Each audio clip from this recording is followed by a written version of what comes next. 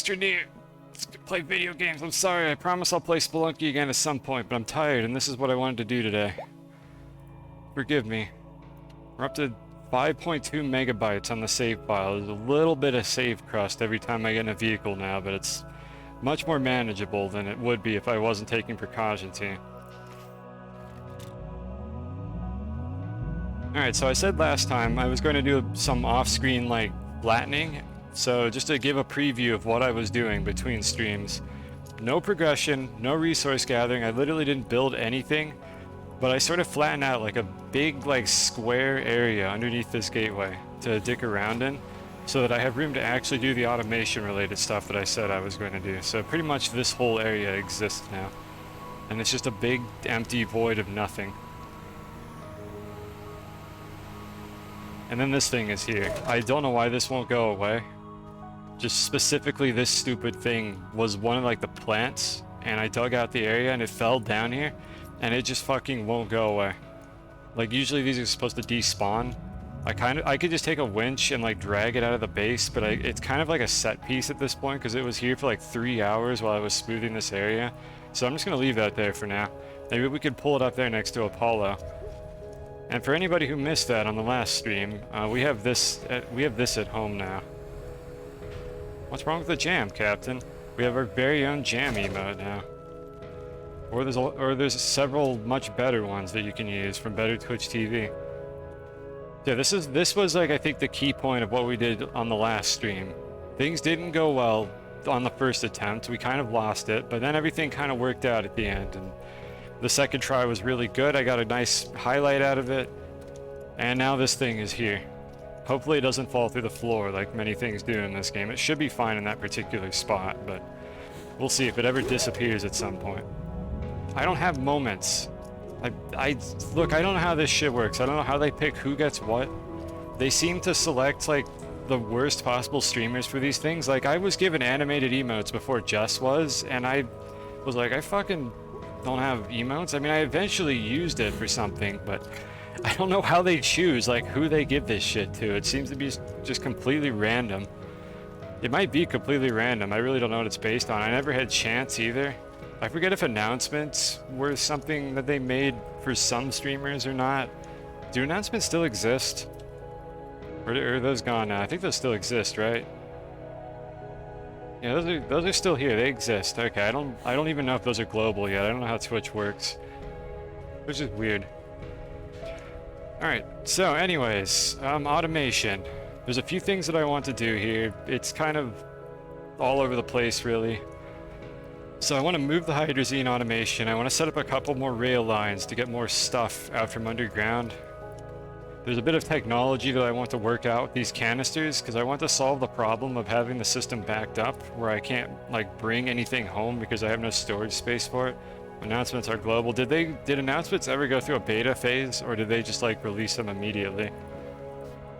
Let's see, what else did I want to do? I wanted to automate the production of dynamite, though I'm not sure why. Maybe we'll come up with something fun to do with that later. And then besides that, it's just whatever comes to mind here.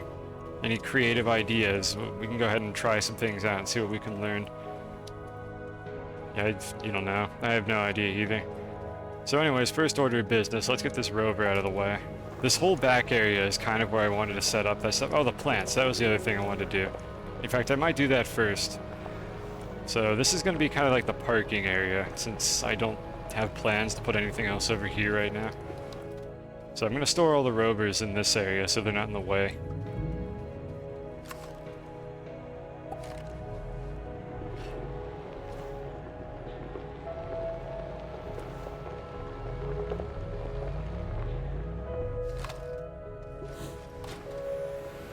I need to move the ammonium miner as well. Oh, that's actually filled again. I guess that was running while I was digging. Yeah, the first order of business I think is going to be the plants. I want to automate the process of gathering all of these nice plants. That means I need a lot of auto arms, however, so that might actually be what I need to do first. What do I need for auto arms? Auto arms are graphite and aluminum. We have tons of aluminum, but barely any graphite. But I was collecting the soil for my digging project here, so we should be able to make a shitload of graphite, even if it's only 2 at a time. I'm gonna go ahead and actually automate this and let this run for a little while. I can't just use this whole canister. We're just gonna make a ton of auto arms here. Something else I should definitely do here is get like an automated printer for stuff like this, where I'm gonna make like 10 things in bulk. So let me go find a small printer. I don't think I have any. Let me go make one.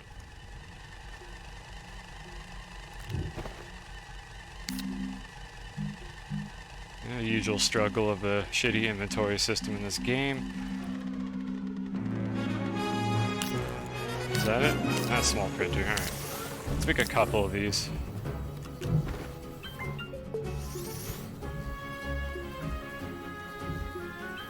Alright, we got our 2 small printers. What platform do I want to put these on? Probably just a B platform. That'd give me plenty of room. I could jam him out. Yep, actual jam situation.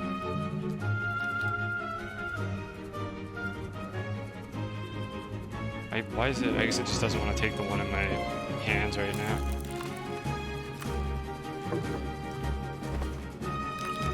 Alright, my inventory is full of small printers.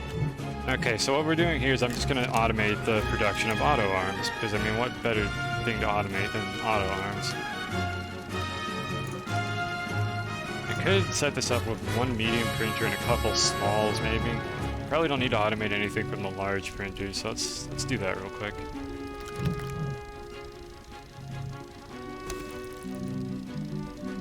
I can't help but notice that my soil centrifuge is in fact not running automatically like it's supposed to be. I don't understand why it gets like this. I need a lot of graphite.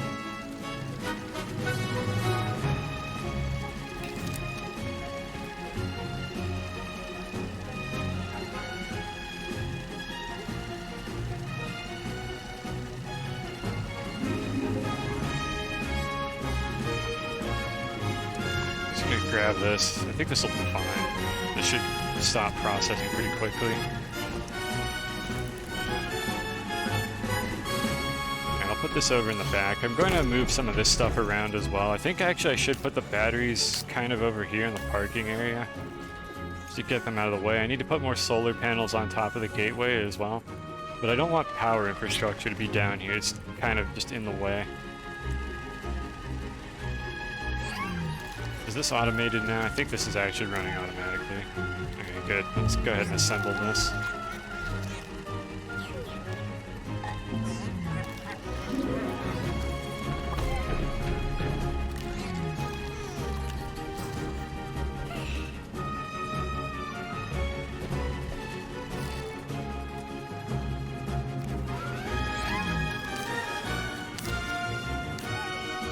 I guess this is fine. I actually don't like how this layout turned out. I should have built the other platform. Oh, that's fine. And as for where to put it, I'm just going to stick it over here somewhere for now. We really don't need these attached to the power grid. They're not doing anything.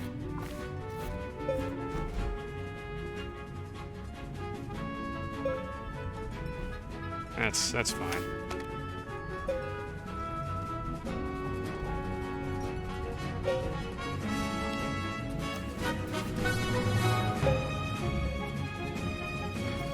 I need to make a large shredder at some point so I can get rid of this thing. The only reason this thing here is sitting around the base is because I want to shred that. That's worth a ton of scrap.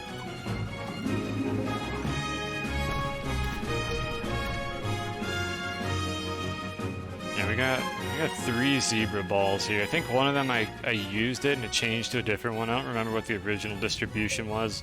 We found a couple balls in that parallel universe where I lost the Apollo lander, but we don't live in that universe anymore, so it's nowhere to be seen.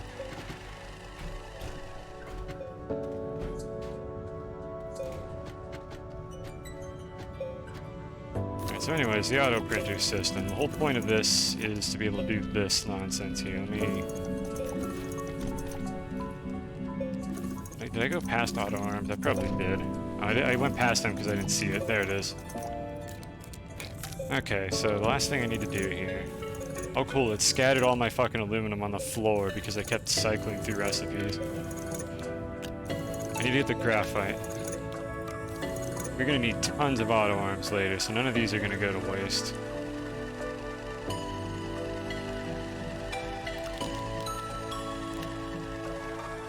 I am out of... How did I run out of carbon?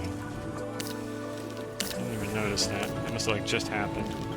I'll pull some of the organic off of this, and then I'll just synthesize the rest.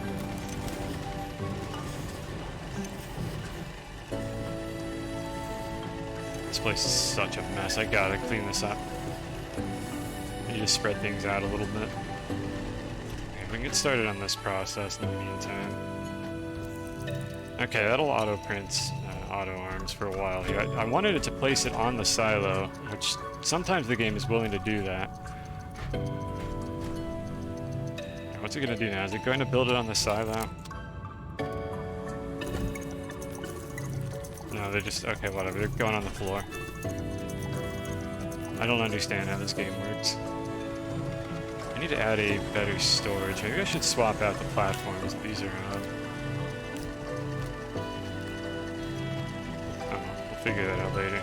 Let's go ahead and get this up and running.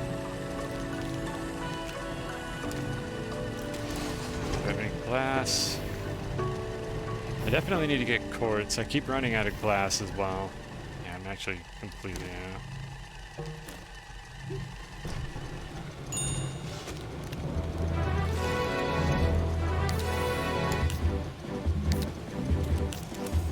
So we've got one batch of that.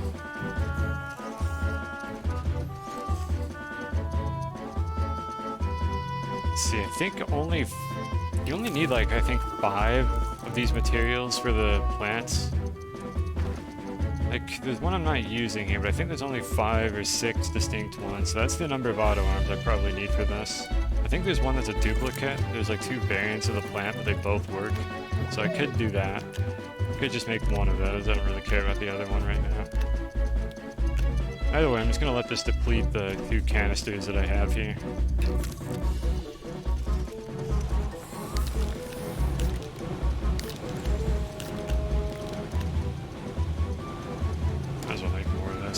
Got tons of dirt. I was actually running out of room in these canisters for all the dirt that I got from digging this out.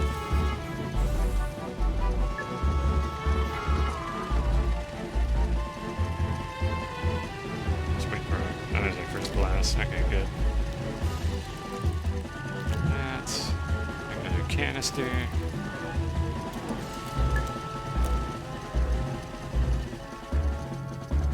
Okay, we're gonna have plenty of these. How we doing? We're about to run out of graphite.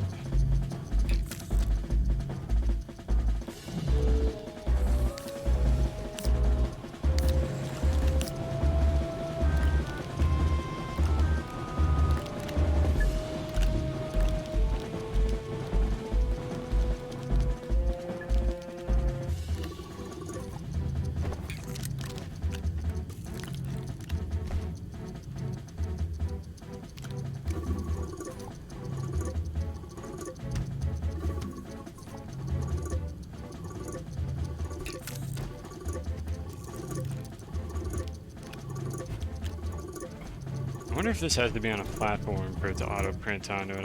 I kind of don't remember how that works. It only ever happens when I don't want it to. It might need a platform. That might be the reason why this isn't doing anything.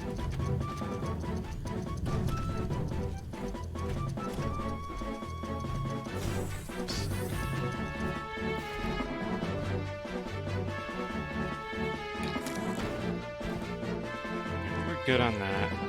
We're gonna need a couple of platforms to put the arms on. I'm gonna do that real quick. Just a couple for now. Probably want to mass produce these as well, but I don't have the resources to do that. I do it with this one.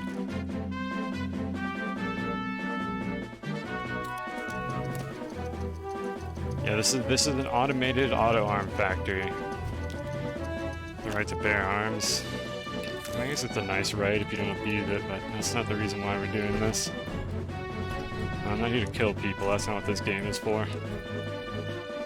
That seems to be the only justification people use for that right.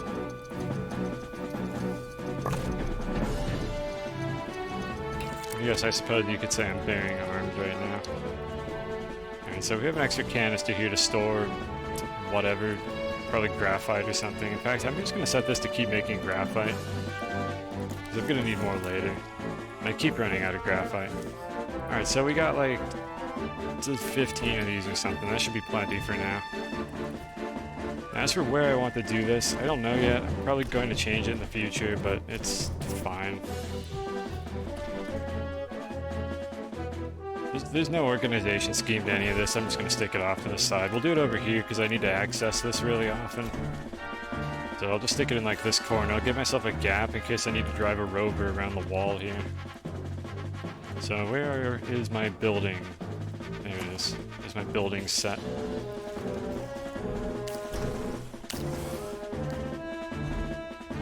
The reason we need a building set is because I need to make a pit for these.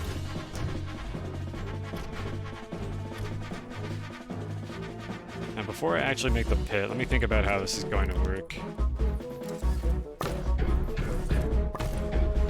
We have a proximity repeater. I'd like to basically be able to press a button, auto-harvest the plants, and then like replant them all, and then the arm will pick up all the loose ones, and it should be kind of self-sustaining, because once the pit is full of seeds, it won't be able to plant new ones. And I don't have to worry about like an insane number of these accumulating. And then the arm is just going to fill up like a medium storage or something, or even just a couple of small slots.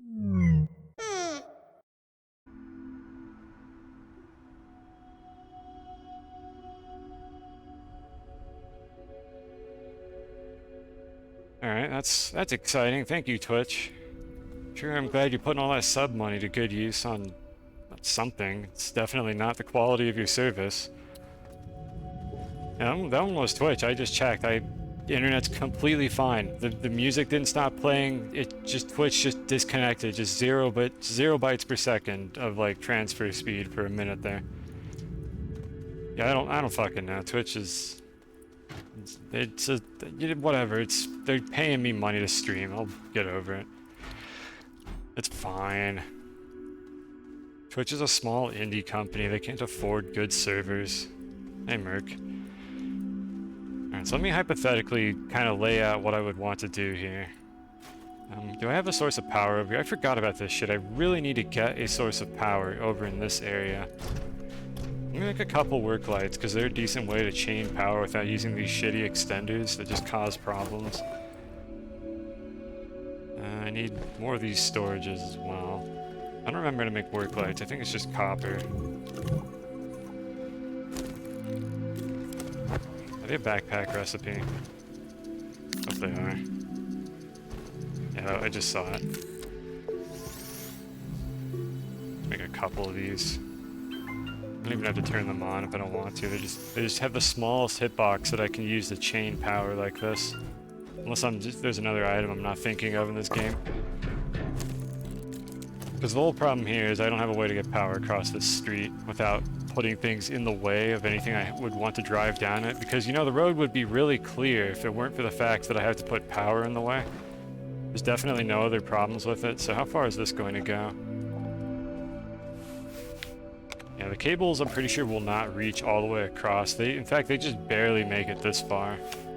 Eventually what I can do is I can bury like platforms in the ground underneath it, and that will work, but I'm not set up to do that right now, so I'm just going to use these instead. Make it easier to see. There we go. Okay, good. I can still drive around that.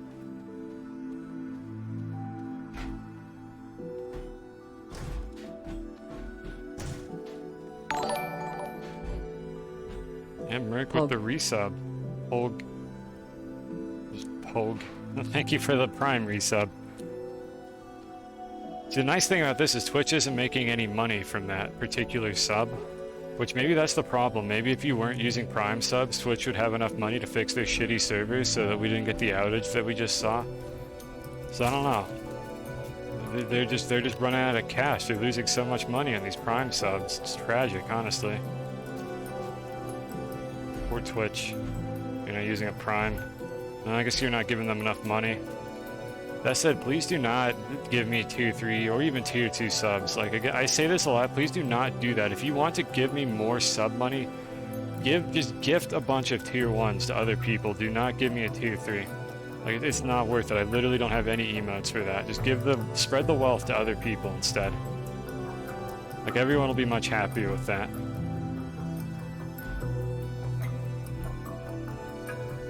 And that's assuming you insist on giving me that much money, which again, you do not have to do. I'm not going to beg for money here. I don't need it. It's just a nice to have. I guess if you want to double your radiant generation, yeah, sure, go ahead. I don't know why that's important to anyone.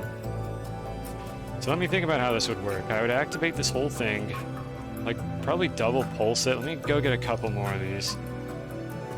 I don't even know how to use their own web services. It feels like that, doesn't it? I mean, I don't honestly know what their service setup looks like for streams. I don't know how convoluted it is. I've been probably very convoluted. All I know is my stream just stopped. Like, it just went to 0 immediately. No packet loss, no issues with my internet. It was just like, nope, you're not streaming. Okay, now you're streaming again. So I need a button repeater and a delay repeater. As usual, I don't remember where these are in the shitty crafting grid. The button repeater is right there, and it's next to the delay repeater. Okay, at least they print fast. This is another thing where once I get enough zinc, I'm definitely going to mass produce like 20 of each of these so I don't have to do this constantly. It'll speed things up a lot. But for now, we're poor, we can't do stuff like that. I gotta automate in order to get the things I need to automate. Is that how it works? Okay, we'll start subbing then, folks. We need higher stream quality. There's only one way. Infernus said it, not me. Infernus knows how to write code. It probably knows what to do. You seem knowledgeable about this kind of stuff. Actually, let me move this away a little bit because this is kind of a shitty spot to test this. I'll put it over here. People enjoy that emote. I'm glad people enjoy that. Like, I'm quite happy with how that calculated emote turned out. I'm glad people are enjoying that. I'm glad there's a reason to actually, like, sub to me and get my emotes. That and the Calm Crust one, I suppose. Let's just screw around with only one of these at a time. Like, this is the one that there's a duplicate, and both of them I'm pretty sure work for the purposes of appeasing the snails.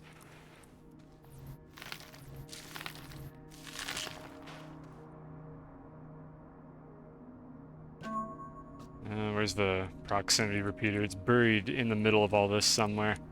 I hate how big these stupid, like, umbrella leaves are, because I can't see shit underneath them. There we go. Come on, pick it up. People liked hard. Yeah, no one cares about carry, but people like using hard just on its own, and you know what? I respect that. Like, I absolutely understand. Hard is definitely the better of the two emotes. It is versatile. Okay, so the whole point of this is I want to harvest these, and then, like, kind of a second later, I want to plant them again. And anyone who hasn't seen me mess with these yet, this is kind of how this automation system works. It's a pulse-based automation system, so if you've dealt with the wiring in Terraria, it's more or less the same concept. You activate something, it sends a pulse, and that typically just either chains the pulse through more of the automation units, or it acts as a toggle for a lot of things that you can attach them to. So if I set up this button repeater, which I just use it, and then it activates the thing that it's attached to, and then I attach it to a delay repeater, after one cycle, however long that is, it's going to send another pulse, like, forward.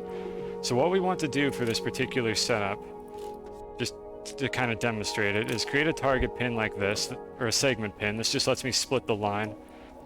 I want to activate this proximity repeater, which is going to kill all the plants.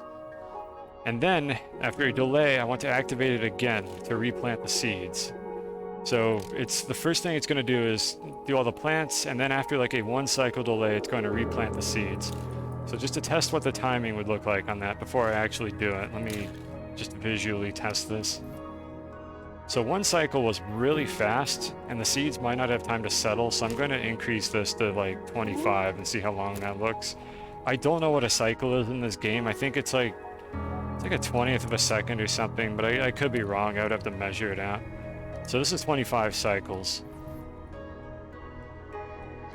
That was about 4 seconds. So it's not quite, okay, it's more than a 20th of a second then. It's like about a fifth of a second, maybe a sixth. Maybe it's like every 10 frames with this game running at 60 FPS. It could be something like that. I'm gonna guess that this is 10 frames per cycle. But again, I don't know why they did it like this. And that results in roughly 4 seconds of delay. That's probably what it is. It's probably 10 frames. So let's just say we wanted to wait 1 second. I'll just pull this back down here. Attach it to this. Doesn't matter how you attach these. Gotta stick them on it. Okay, so this should break all the plants, and then a second later, it'll go ahead and replant them all. Now the way I could do this is I could also have the auto arm only running while there are seeds on the ground, but we'll do that in a second here. Let's try this. Okay, so that did the first thing that I wanted. It popped them all, and then a second later, it replanted the originals. But it left these ones on top, which I think the devs actually probably intended for it to work like this. It's very clever. It's a good way that they did this because it means that you don't have trouble actually harvesting a consistent amount of seeds. And then from there, I would basically have a storage sitting here that could fill up with these. I could even have this system automatically activate when this storage is empty. So there's a few clever ways that I could implement this. And I'm trying to sketch it out here. And once I have something that works, I can do it for multiple different plants. So this is the magic of this game's automation system. It's quite powerful for what it is. And there's a lot of cool things you can do with it if you're willing to figure out how to like ease your way through it and not get confused. And again, I would say it's most comparable to Terraria's wiring automation. It's not really like Minecraft, because Minecraft has like a steady state system. This just sends pulses. I don't know if steady state's the right word, but essentially Minecraft has consistent on and off states, and this game has no concept of on and off states. It just sends pulses to activate things. Everything is mostly either a single pulse or a toggle. I mean, you gotta talk about Minecraft when you're talking about automated systems, right? Okay, so what I'm thinking here is when this storage is empty, we need a storage center. When this storage is empty, I'd like to activate the system, and then when it's full, I'd like to turn off the system. And I should be able to get it filled in 1 cycle every time if I do this correctly. So let me get the necessary energy resources to do this. I need a storage sensor.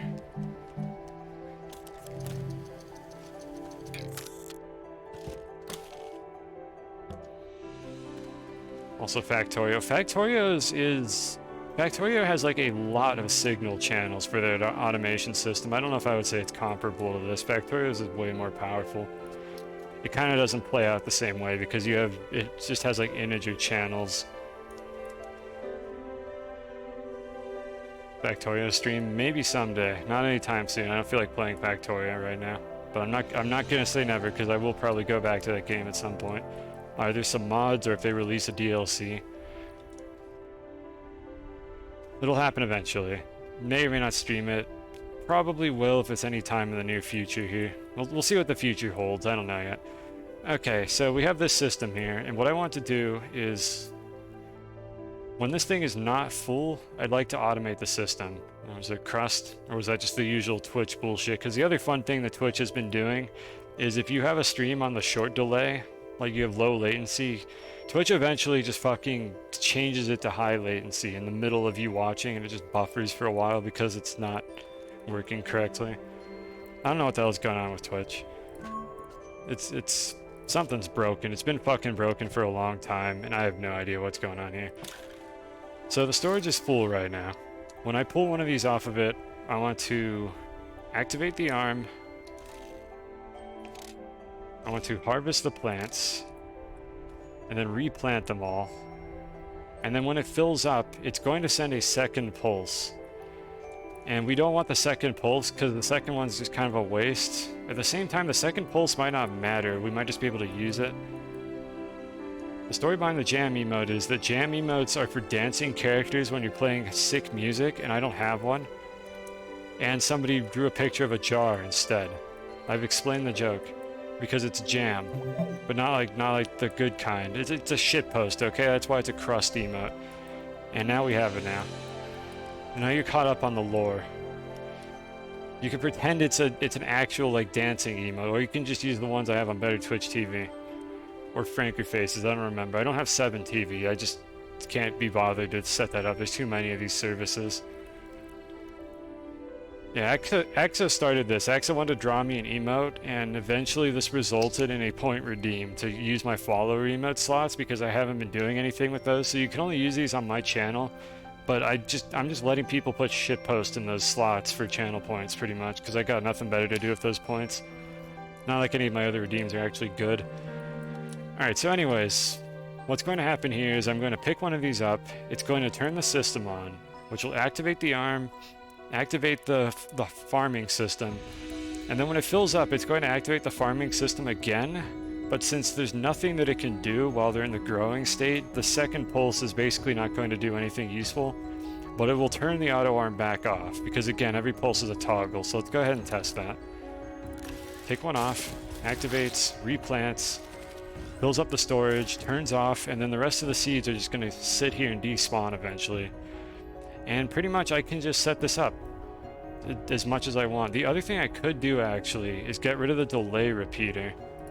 Just pull this over here. And since we know this is a toggle anyways, I can pretty much replant the seeds after the arm is finished. So I think we're going to actually do that.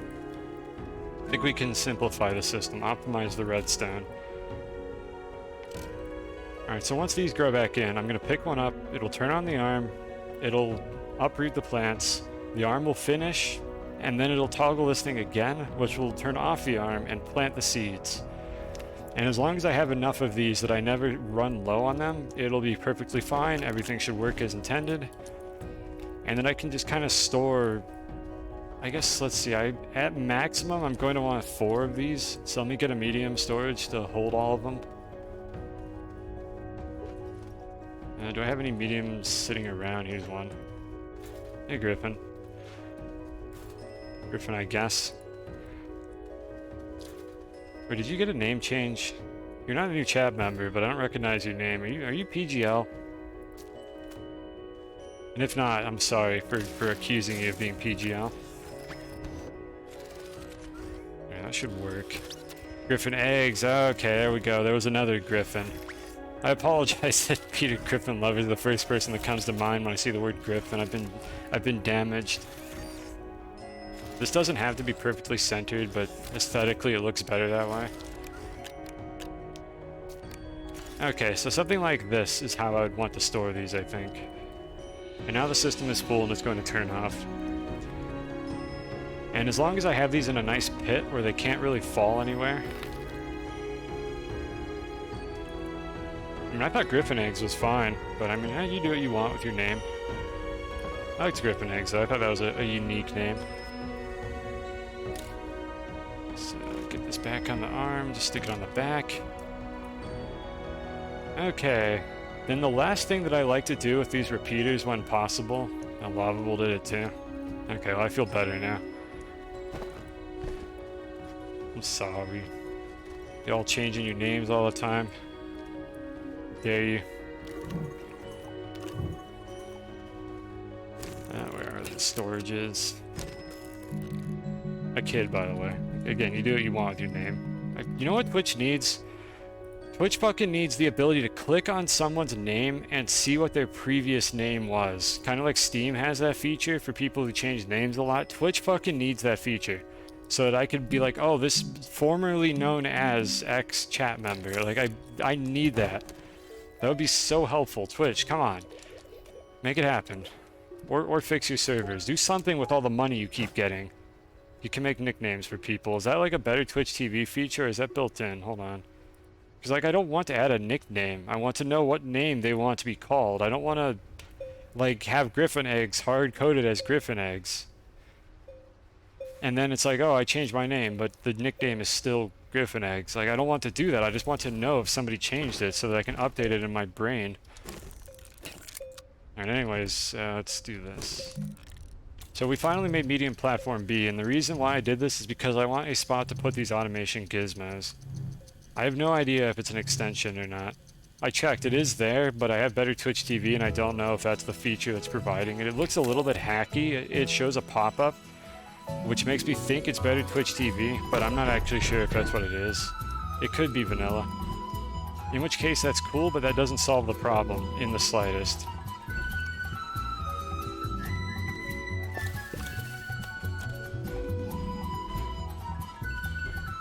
Alright, so the reason why I wanted this was for this right here. I can just kind of slap this thing on the platform.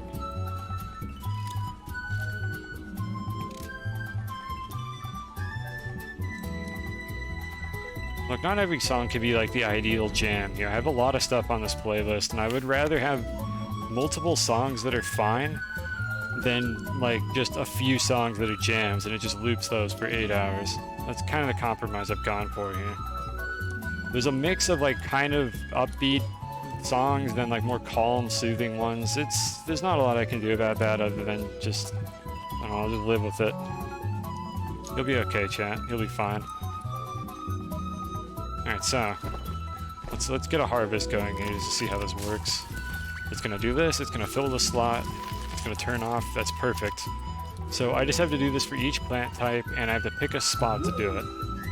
Just activate this again to get a few more of these going. You're gonna die. What, because of the music? What's wrong with this song? It's fine. Okay. Where do I want to put these plants? Probably in a row, like, kind of over here. I think I'm gonna put them in a row along the street, is what I'm going to do, so I can just kind of run along this with the hoverboard and grab them really quickly. I said, well, yeah, you will be fine. Why are you going to die? Is it because I said that? Yeah, I dug out the mountain. I wanted to make more space for industry. The mountain had to go. It was in my way. Let me put this thing somewhere that's less in the way. Over here, that's fine. It's because I said that. Okay, I'm sorry. I won't say that anymore. I didn't know that that specific thing would cause problems for you. Now, how close can I cram these together? I don't have to really worry about these arms interfering with each other if I kind of put them at the very edge. So these auto arms are very aggressive about interacting with things that they're not supposed to. Anything that's in this circle is going to get interacted with by the auto arm. It's just, they just do that. It's irritating. I don't like it. I wish they weren't so finicky. Rotate this. So what I'm going to want to do to set this up is kind of have it like at the very edge so that I can have two of these things right next to each other and not have the adjacent arm be able to unload onto the wrong platform. So it's something like this, and that'll let me get them really close together. Just walk by it so it puts... I don't fucking want that. That feature is dog shit. I'll just accidentally pick up the wrong ones all the time. I literally wish the devs would just remove that feature from the game. It's terrible. That literally should not be a thing that this game does. I never have ever wanted an item placed in my inventory because there's no way to tell the arms whether or not it's the right time to do that. So you walk past an arm and it just fills your inventory with crap that you don't want, like all the time. It's a horrible feature.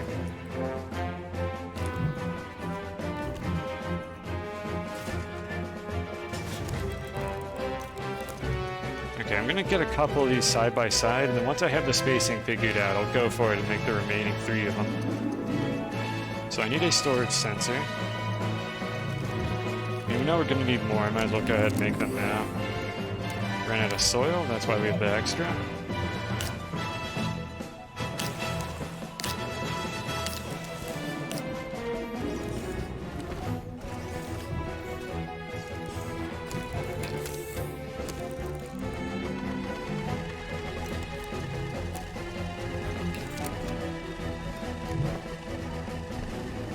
And I'm out of quartz again. Oh, that's why we're making more.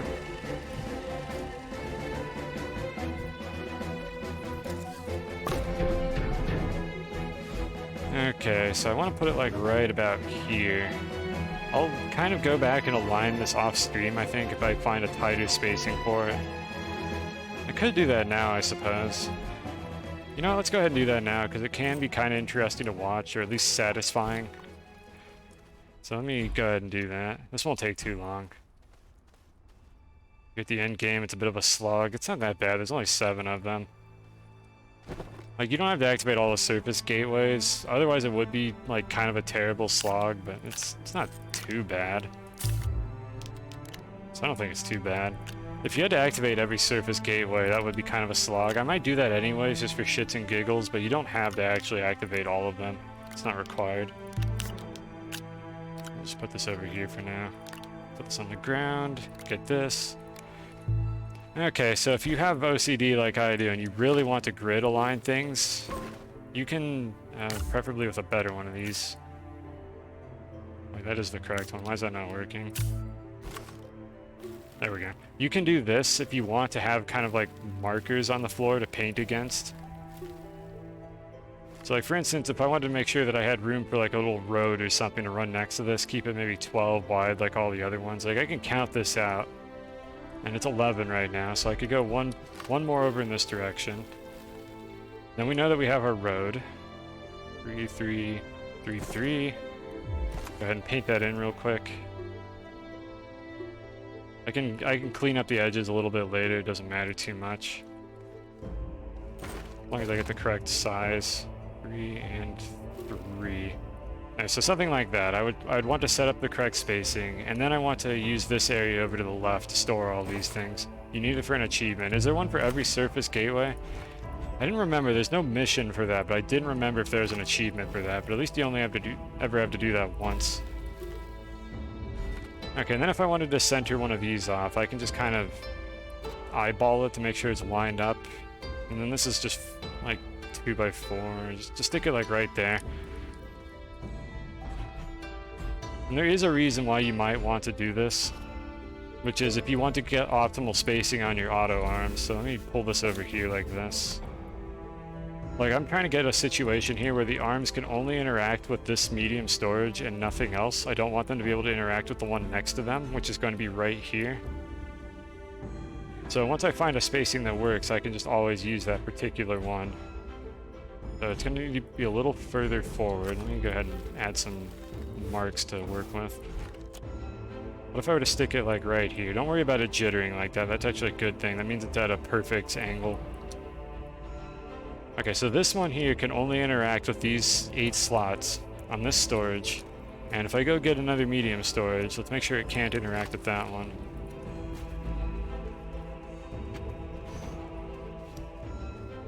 So we get another medium, we some markers that I can always clean up later. And it's gonna be, let's just put it like 4 to the side and see if that's good enough. So that looks like that would work. I could space out all my plants this closely together. Can I go any closer? That will probably also work, and we can always just find out. Why is the arm facing in the wrong direction? Or is it? Okay, there we go. I don't know why it's... Whatever, it's fine. Let's test this out real quick.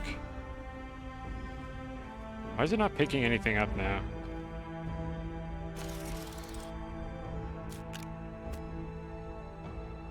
Hold on a sec. It's a hidden achievement. I mean, I took the no spoilers tag off, so I don't care. There's no more spoilers as far as I'm concerned. It's not powered. Every fucking time this happens, it's not powered, and the game doesn't tell you that it's not powered. It doesn't say why it's not operating. So I just don't clue into these things at all. I'm a simpleton. And there we go. Okay, I do need to turn it around. We can go ahead and just move this so it's not activating stuff. Alright, it's turned on. So it looks like it's able to interact with these 2 slots, which is specifically what I did not want it to be able to do. This is what I meant about these arms being stupid. For some reason, these 2 slots are inside of this ambiguous looking radius, even though visually they don't seem to be. So I'm just going to go ahead and move these over 1 more, just like that. And that should be good. I don't think it can interact with those anymore.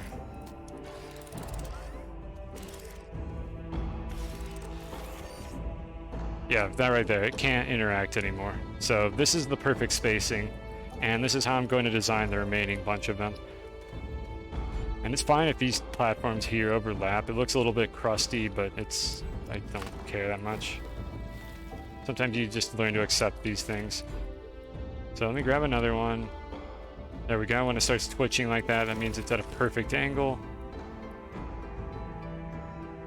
I don't know why the game does this, I just know that this signifies that the angle is perfectly aligned.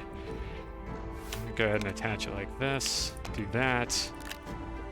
Let me anchor all these before I accidentally mess them up. And we can just have the second one, and so on and so forth.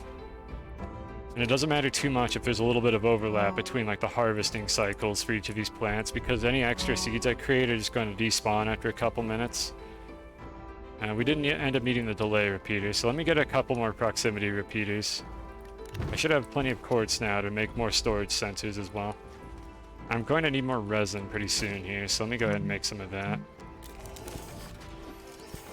And this is kind of what the automation process of this game is going to look like. So like this, maybe this isn't quite your thing if you enjoyed the portions where I did more exploration. I will try to get out of the base from time to time when I'm doing these streams, but this is probably the bulk of what we're going to be doing. So, I mean, if this is interesting to any of you to see like the problem solving process, then I'm happy you enjoy it. But like, there's not as much to explore in the game anymore because I've done most of the stuff. I need to get this quartz out of the hitbox of this centrifuge. So yeah, this is kind of what I was interested in doing here for the end game, is like how many problems can I solve with automation? And I will occasionally go out and do some other stuff, like just, even if it's just for the hell of it, just go on a joyride or something in the flying machine, just keep things fresh, for my own sake as well. There's a couple more things that I did want to go looking for. I want to go on like a marble hunt, for instance, so at some point we'll be doing that. But for now, this is what I'm interested in doing. So we've got like 4, we need 5 storage sensors, maybe 6. I don't remember exactly how many I need. None of these are going to go to waste. We're going to be using tons of storage sensors later, so I'll make 1 more. And then I made a shitload of resin because we need more of these platforms. Alright, enjoy your lurk.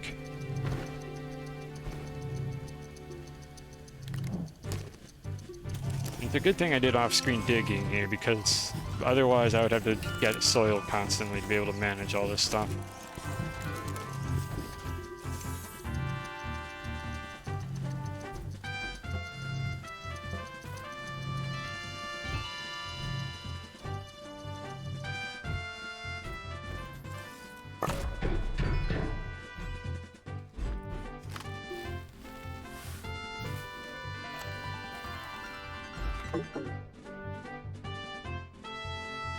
Nice, I'm getting lucky with the angles here.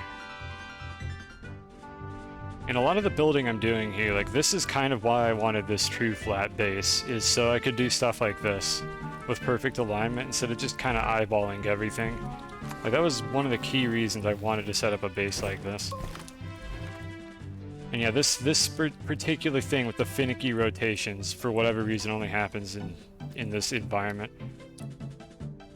And sometimes you can't get it to happen. I'm looking at the feet to see if they're aligned with the texture correctly, and it's still not jittering. I don't know exactly what causes it, but it should be close enough, even if it's not actually doing the jittering thing. Maybe only some buildings can do that. Either way, once it's visually indistinguishable, that's the best you're going to get in this game, because there is no way to like 100% perfectly grid align everything. So you just got to make do with what you got. Yeah, this is actually pretty good. This might be the final location for these. I may move them off stream, but I feel like this is probably how I'm going to do it. Hopefully I have enough space on the side here, otherwise I'll have to shift them all over one, but that's not too difficult to do. Where are the rest of the ones I just printed?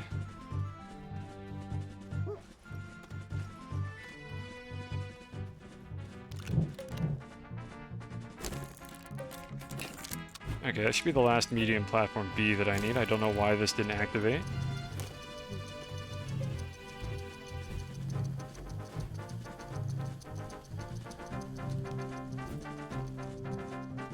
Strictly speaking, I don't actually need this button repeater. This is for manual activation, like I could use this button repeater, but I technically don't need it for this particular thing. I can just directly hook this up. So this ended up being a lot more simple than I thought it was going to be.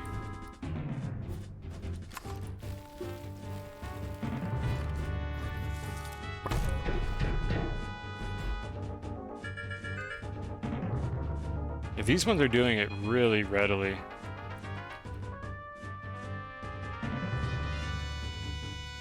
Right right there.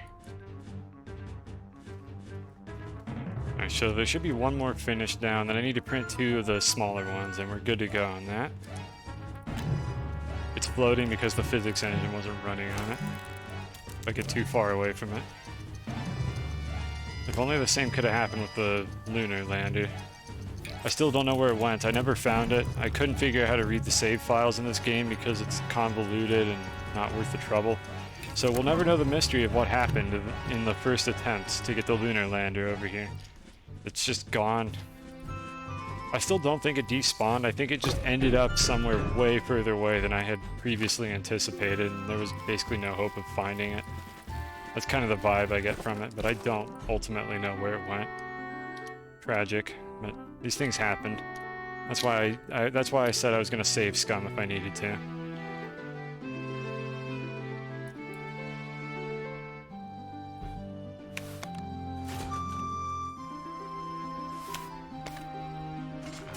Alright, and then just one more.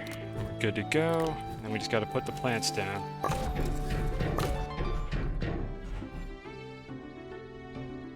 So again, the visual aid I'm using here is I'm looking at the feet of the platform for when they align to this perfect texture that I have on the ground. And that's how I know that it's pretty close to being a nice, like, orthogonal angle. Orthogonal meaning axis aligned.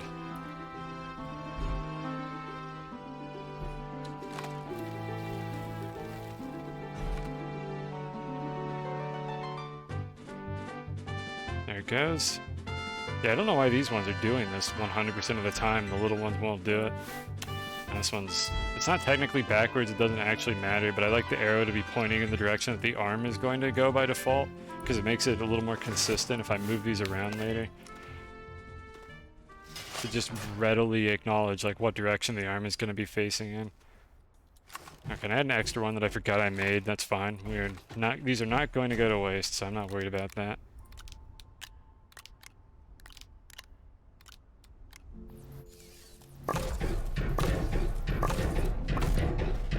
Alright, I'll eventually need to make more medium storages, but for now this is going to be fine.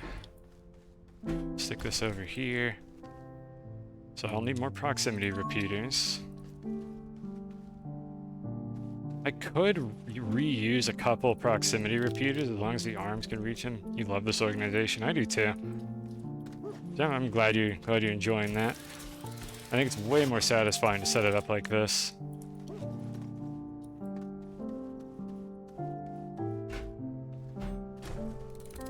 Oops, I don't want to. This is why these auto arms suck. At least they have filter slots.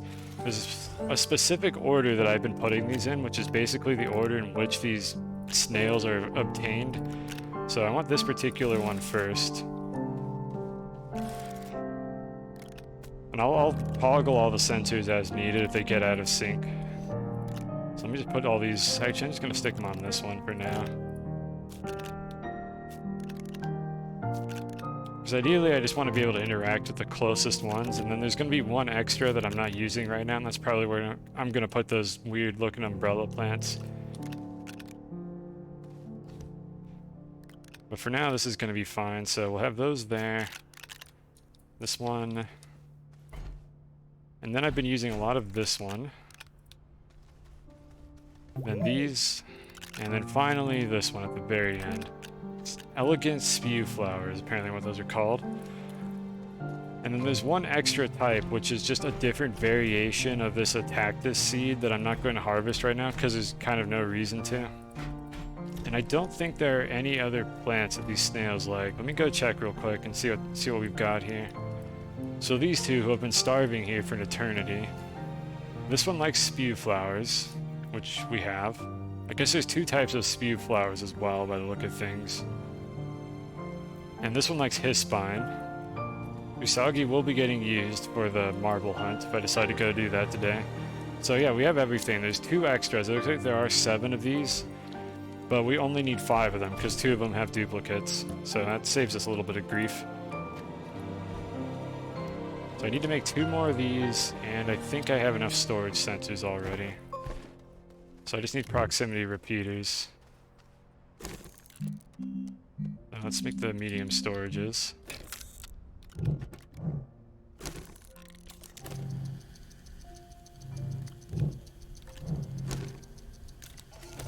Did I get Aatrox? Yeah, I have all of them.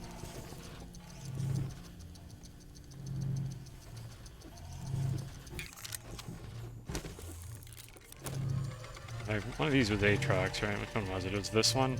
Yeah, this one here. I have all of them. And if you didn't see what that does, it kind of just gives you higher jumps and makes you move faster, which is nice on paper, but the reality is that's not terribly useful when you have the hoverboard. It helps the hoverboard jumps. Maybe I'll take it with me on wacky adventures, but I can't justify just carrying it around all the time because inventory space is so damn precious in this game.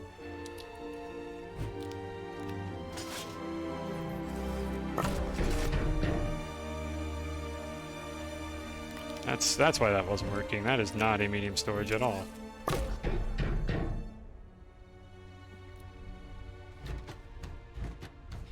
Okay, so we'll go ahead and do this. Want to have these in a more consistent spot. I don't know if they've patched it or not. There used to be a bug where if you place these on the platforms and not the storages themselves, the game would occasionally forget that there are storages and they would trigger when they're not supposed to. So I'm just going to go ahead and consistently put them on the storages themselves, because I don't feel like finding out the hard way that I'm going to have to reset this whole system and then move them anyways. It doesn't matter how you rotate these or where you even put them, but I'm just going to kind of try to make it look consistent, because it looks prettier that way. I might as well make things pretty. Oh my goodness. Jam. Thank you, Kristen, for the resub. You're funding all those fun Twitch servers so that my stream doesn't randomly go out. You're keeping us alive here. Much appreciated. Enjoy your emotes. Even though the jam emote is free, by the way. You can use it on my channel without having to sub. Someday I'll get a good one. When I actually get a good jam emote, that's not going to be free. That's going to be an animated emote, and even if I wanted to, that can't be a follower emote. I do not have like animated follower slots. I don't think that's a thing. I don't think even partners get those. That's what Better Twitch TV is for, I think. Okay, so we got those set up correctly. It turns out I didn't actually need these wide platforms. I'm going to go ahead and leave them just in case I change anything here later. I didn't actually end up needing them, however, so maybe at some point I'll go back and rework them a little bit. So just something like this. Just going for like a sort of aesthetic of consistency here, but these don't have to be terribly precise, and I'm not going to obsess over getting like the correct pixel for every single one. Just kind of stick in the corner there, that's good enough. Okay, and then the last thing we need to do here is make the plants, and I want to put the plants in like a small indentation in the ground. Why is this in my inventory? Probably because I was going to make proximity repeaters. I want to put the plants in a small indentation in the ground so that the seeds are less likely to roll off. Let me just quickly... I'm probably using the wrong one of these. There it is. I keep forgetting, these are so fast.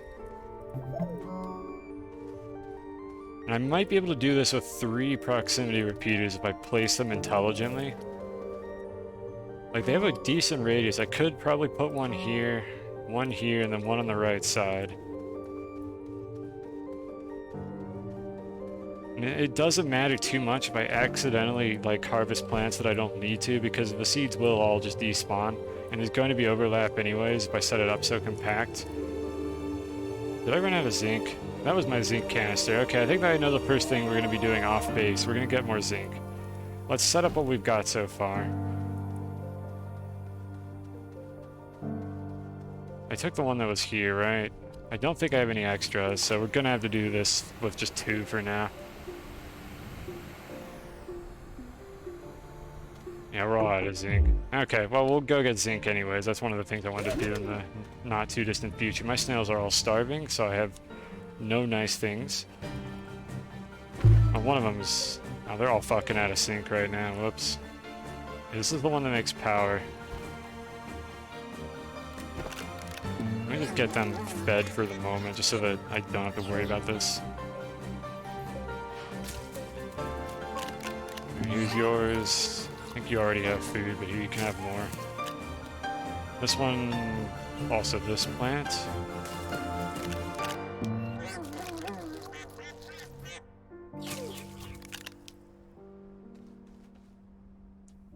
so difficult to grab these. I'm glad this is the first thing I decided to automate, because this is a pain in the ass. Oh my god, game, please, just pick it up. And I left this one on the ground, because I don't want the large radius while I'm trying to paint the terrain. Where did I put it? I stuck it over here. Keep it fed anyways.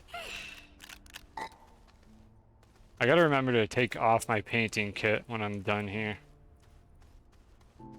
Alright, so let's make a little hole in the ground. A little indentation. This is probably not necessary, but I think it'll help a little bit with the consistency.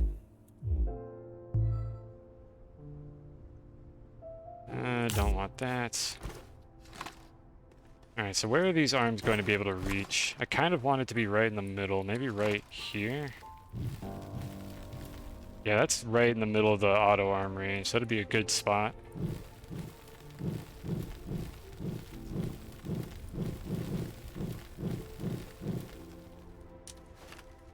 Something like this, maybe 4 wide.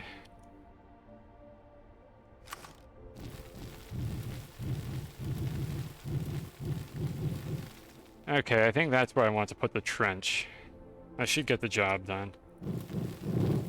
And the way that we're going to do this is I'm going to dig it a little too deep and then use the leveling block to get the correct height. Like that. And how low do they reach? I'll go up one more. There, just like that. And then if I smooth it out from this point here, I should have perfectly flat terrain. And we'll just drag that up over to the edge. Let's see, where's the road going to go? It's going to run right down here. So I have a couple more tiles of leeway. So let's just do this for now.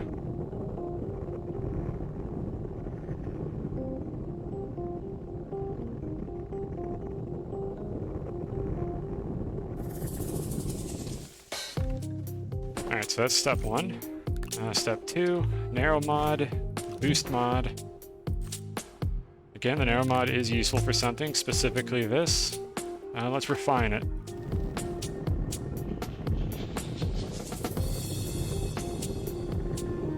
I don't like how it's doing that. I think I know how to clean that up though.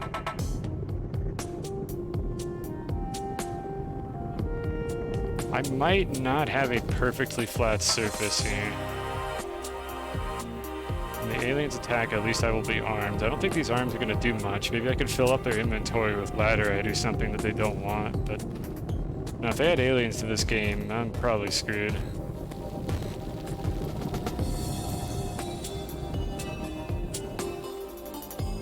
No, they did not cost an arm and a leg. They just cost an arm to manufacture. Why is this not... Just in case I screwed something up with the leveling block, I'm going to go ahead and reset it and get a new sample for my smoothing. Okay, so the middle of this is definitely flat now. Let me quickly do this. There we go, that's what was supposed to happen. I was wondering why the colors were doing that.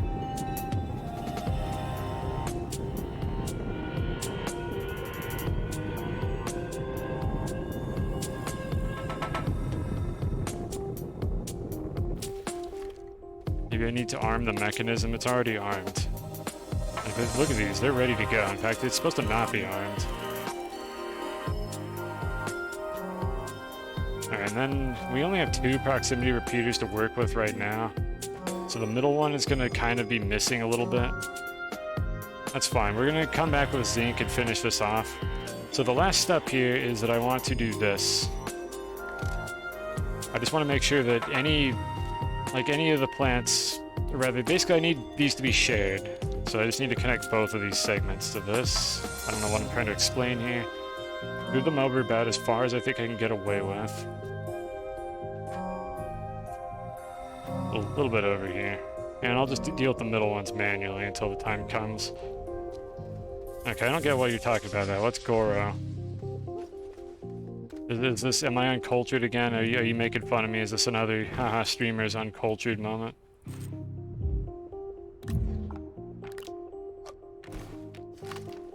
And then I can quickly harvest all these by just smoothing the terrain under them. For some reason that just works, even though the terrain literally doesn't change.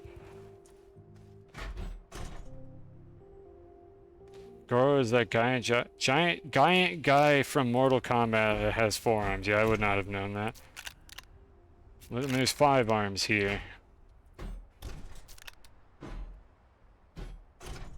And I'm eventually not going to have this silo set up anymore, but for now I just want to get enough seeds that I can go back over here and plant them.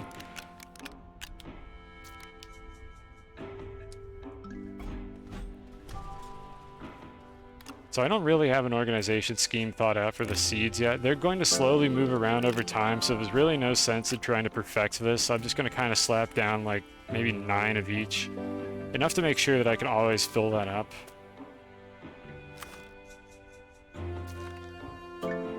There is really just no point in worrying about the grid alignment for the seeds, because it's never going to be consistent, no matter what I do.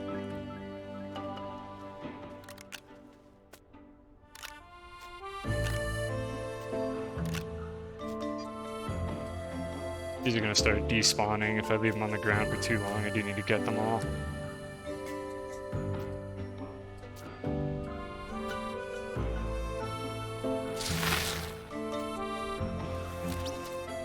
Yeah, that's going to happen, isn't it? Dude, turn off. Stop.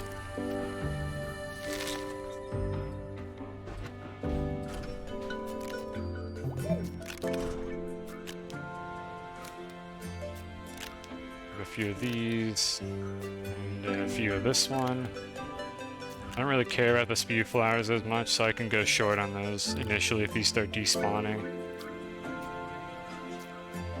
I only have 3 over here, actually. I should probably just go ahead and do this now. Use my imagination for the 5th one. I really didn't want to say anything about that, but I mean, I thought about it. I don't know who else did. I don't know how degenerate my chat is feeling today.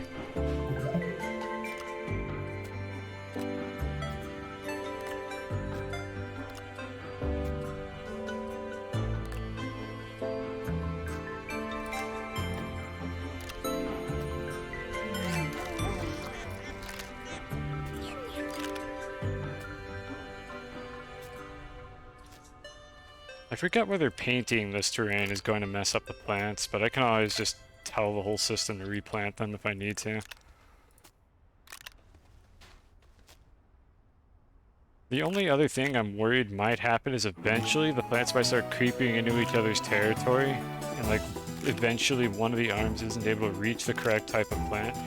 I don't know if that's going to happen, or if this is going to be stable enough that it'll operate for essentially the rest of these streams without any issues. I guess we'll find out now, won't we? I must have picked this one up and placed it again, because this is the only one that did not blow up there. Alright, in case I ever feel like dicking around with the rest of the plants, I'm going to use this silo to just store other plant types that I'm not actively harvesting. Who knows, maybe we'll make a big field of these disgusting tongue plants just for shits and giggles. And I freed up a medium storage. Just put it in the heap with everything else. And we're just going to leave this kind of sitting in the back where the arms can't reach it. I think we're good to go on that. So the only thing left to do here is to kind of sync up all the timers to make sure this is, not the timers, like fix all the toggle states. So in its current state, every single one of these arms should be turned on because the silos, hold on a sec, or the storages aren't full yet, but I need to plant them all first.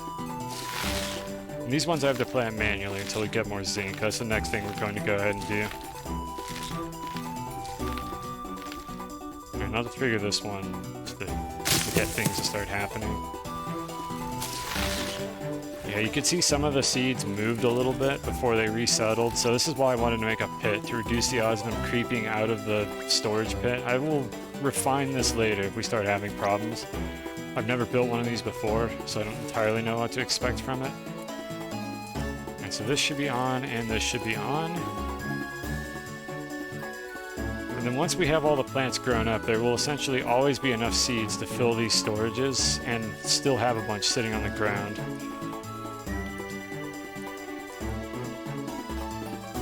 So I'm just waiting for these to grow in, which luckily they do really quickly, but only if I'm near them. That's the other reason why there's no reason to auto-run this system, is because it won't grow if I'm not near it. For whatever reason, the devs specifically decided that these do not work unless the player is near them.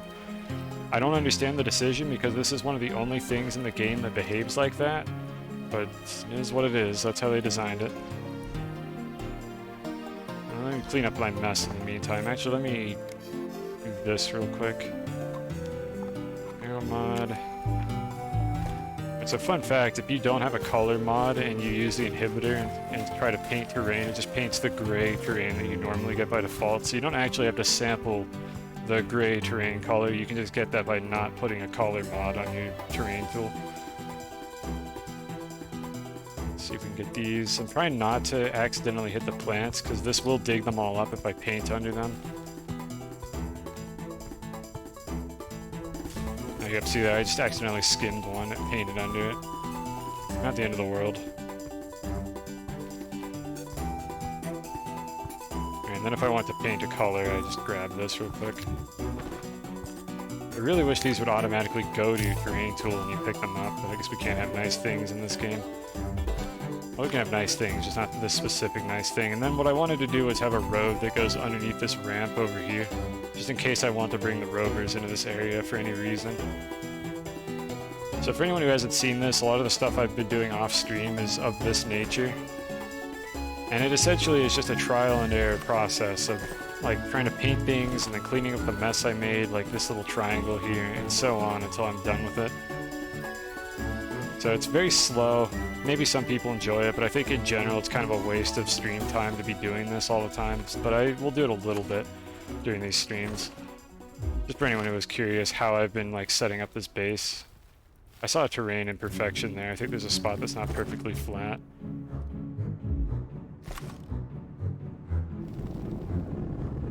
Every now and then the lighting will let me see like a slight like indentation in the ground, which sometimes happens when you paint things, or sometimes I misclick occasionally and mess up the ground a little bit. Okay, I think these are fully grown in, so let me go manually trigger the repeater. Hopefully we don't have to do this very often because it's almost impossible to trigger this manually now. In fact, it might already be impossible to trigger this manually. It's right there. But the game really wants to interact with the plants and not this.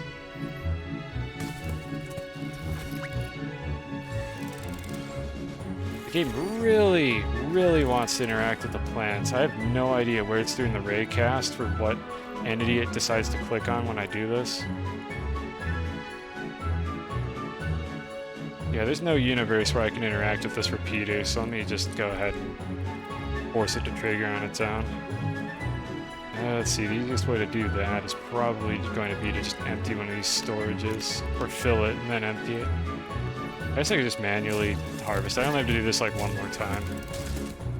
Now we can activate it.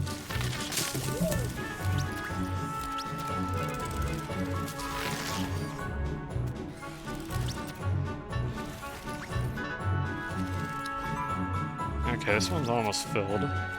It is filled, I think.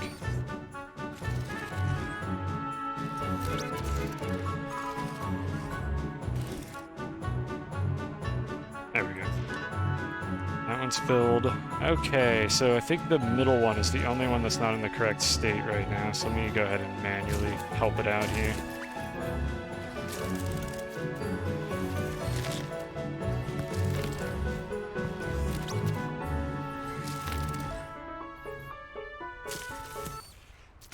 I just have to make sure that I specifically replant these before the arm just keeps grabbing the ones on the ground.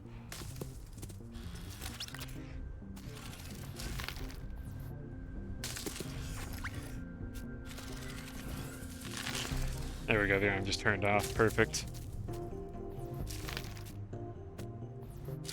Okay, we're not quite done with that project because I need to come back and add the last repeater, but this is the gist of what I wanted to accomplish here, and I'm glad this seems to have worked first try. I can't wait to see what technical issues come up as I do this later. Anyways, let me finish painting out the road real quick. Let's see, I just got through smoothing that. We don't want that on. So it's a very slow process. I kind of wish this game had a better painting system than this. It's very finicky. These little spiky triangles that it creates are often very difficult to remove when you're in a spot where you don't want them. But this is probably fine for now. There we go. And then I can just continue this road off wherever I want to. I'm most likely going to have 2 lanes kind of circle around this thing, but we'll see. I'll figure out the aesthetics of that later. Oh, I forgot this little bit here. There we go. Alright, let's go to the solo and get some more sphalerite. Or silva, actually, might be where I want to mine that. I don't know if I want to do anything on the solo. It's kind of gross there. Okay, so we don't need any of this crap. I need the drill. I need the snail, and I usually just slap one of these on top. Alright, so we wound up with a few extras. These are all automation related, so I'm going to put them here with the arms. So just reduce the odds of them falling through the ground, and eventually I'm going to set up a better power system so that I don't just have to run these work lights across the floor. But for now, this is going to have to do. All our snails are topped off. I think one of them is out of sync with the others. I'll get over it. Let's go get some zinc. So I want to set up an actual miner, even if I don't have rails set up for it. On Silva, we do have rails. They're not very good. I'll probably have to redo a little bit of it. But let's see here. It's time to finally make a decision, and that is, where am I going to harvest my resources? So I'm going to open up a notepad file, as any good streamer would do, so that we can solve this problem together. Or you can at least see my thought process on that, because that's, I assume, what people are interested in here. Or maybe you just like looking at me paint the base. So let me go into OBS real quick.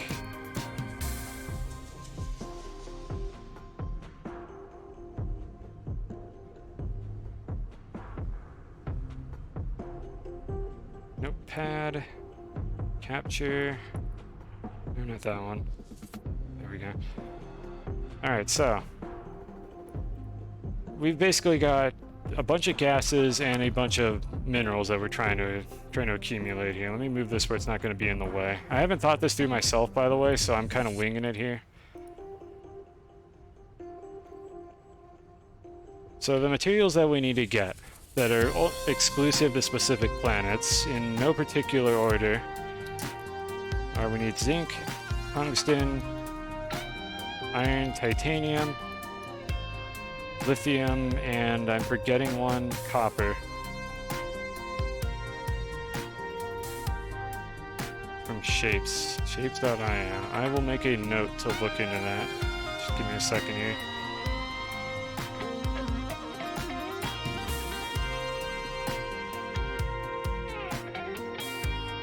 Where are my notes? There it is, okay.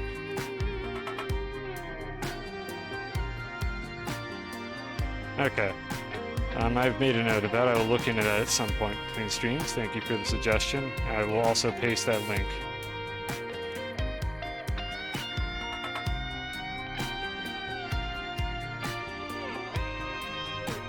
There we go. Alright, thank you. Back to this. Okay, so these are the materials, or these are all the metals. Well, I guess lithium... Yeah, is lithium a metal? Lithium's technically a metal, isn't it? It's just really, really fucking weird. I don't know what I'm gonna call them, all the metals. So those are the things that we need from some of these planets. Am I missing anything? Let me go check this real quick. Okay, so that's aluminum. Aluminum's on every planet. Okay. Yeah, okay, that's all of those. Yeah, here they are refined. So these two are common materials. Glass is a common material, so is aluminum. So yeah, it's just these 5 refined ones, and then lithium. So the other consideration are the gases. And I know this is cut off, don't worry, I'm writing these down. I can see all of them, but I don't have enough monitors to put all this crap. Alright, so argon, hydrogen, nitrogen, nitrogen, sulfur, methane is the one that's cut off by the paint window, and helium. So helium we got to get on Atrox. So that one's kind of off to the side a little bit. And the question is, which planets do I want to go to get all this nonsense? We already have 2 of these taken care of. Copper and tungsten are taken care of by going to Calidor.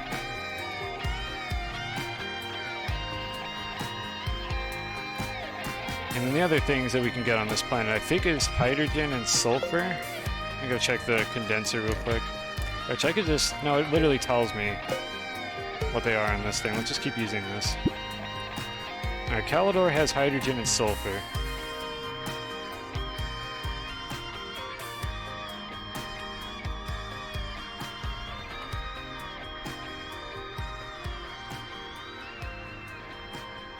And the unfortunate way that they set this up is that I think I need to go to 3 planets to get these 4 materials, one way or the other.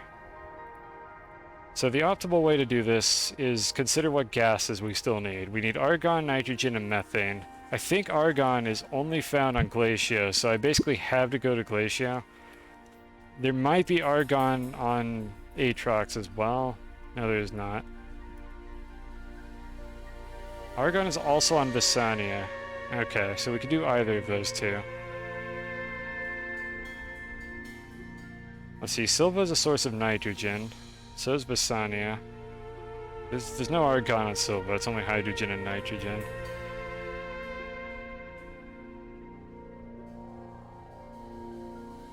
And we need titanium. So pretty much, if I were to go to Glacio, I can get argon, titanium, and iron pretty easily. Let me think about this.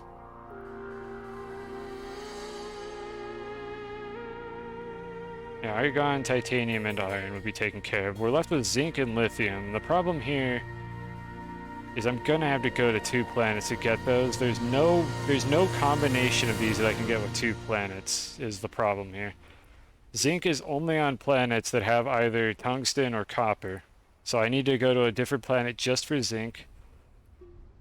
And then I'm left with 2 planets to cover these 3. So let's think about where we're going to go for the zinc first before we do anything else. That might be the best way to narrow this down. And the zinc is on either DeSolo, which has no gases, and tungsten. So I think DeSolo is the worst. Or we can go to Silva, which is a source of nitrogen. So I could get zinc and nitrogen on Silva is kind of what I'm thinking of doing here. Because I think the nitrogen has a really high density, so it's quite efficient to get it. So Silva, I think we're definitely going to get zinc and nitrogen. So I can take these off the list. And then we're left with this. Argon, methane. Where's the methane? That's going to be a limiting factor here. Methane's on Novus.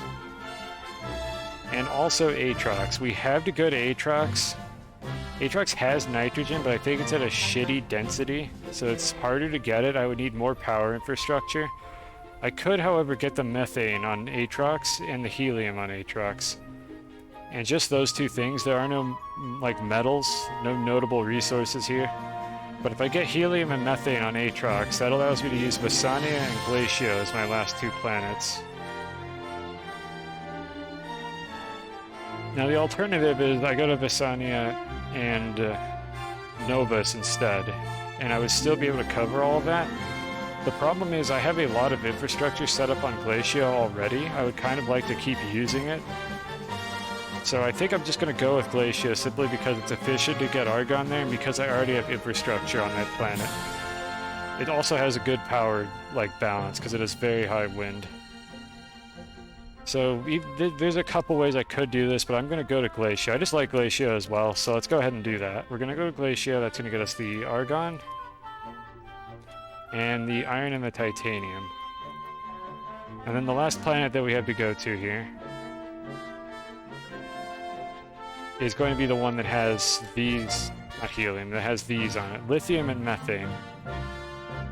I could get that from Visania, or I could... Technically Novus is still on the table, and I don't really like Visania.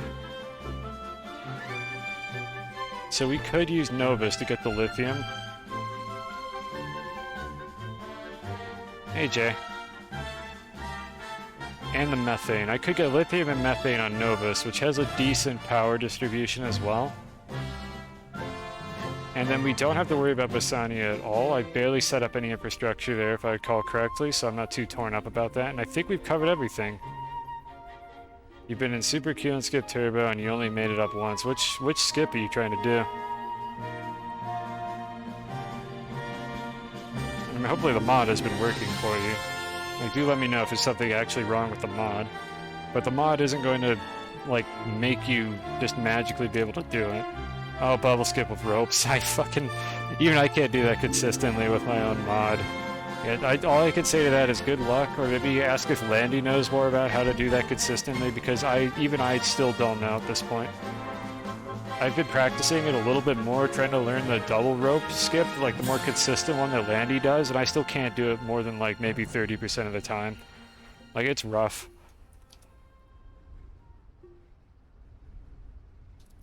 Okay, so I think this is the best you can do, as far as having access to every planet. Level's too high with one bounce, but one too low. Are you doing the single rope skip? Is that what you're trying to practice? Because the single rope skip is bad. The thing you just described literally can just happen sometimes, and there's nothing you can do about it. That's why I'm trying to learn Landy's technique. So, like, sorry folks, anyone who was here for the Astroneer, Spelunky talk for just a second here. The problem with single rope is the distance between the bounces when you have to let it bounce once. Because normally when you're doing the single rope skip, you either let the rope bounce, or you catch it, or you let it bounce twice, or you catch it after the first bounce. And the problem with that is sometimes the double bounce is going to knock the bubble too low, but the single bounce would not knock it low enough. And the reason why Landy's double rope throws are more consistent is because Landy throws the ropes closer together, and if the two ropes bounce in quick succession, they don't bump the bubble down as far. It's kind of halfway between a single and a double bounce when you throw two ropes really close together. That's why Landy's is more consistent. Because what you do for the Landy skip, or at least the one that I'm talking about, is the one where you use two ropes or one rope, depending on like what the setup is that when you throw the two ropes in quick succession, they bounce the bubble down a little bit less than the slow bounce from the single rope. So what you'll normally see done is you do the two ropes unless you think your bubble is extremely low. Like, if you think your bubble is so low that it's going to get clipped by the laser below it, that's when you throw the one rope and let it bounce once. Otherwise, you throw two ropes in quick succession, let them each bounce once, and then catch them both. And that'll give you a better ability to keep the bubble centered between the lasers so that it's on the same cycle each time. That's essentially why Landy's works, and why my strat sucks, and you should absolutely try the double rope. You just have to throw them both really fast.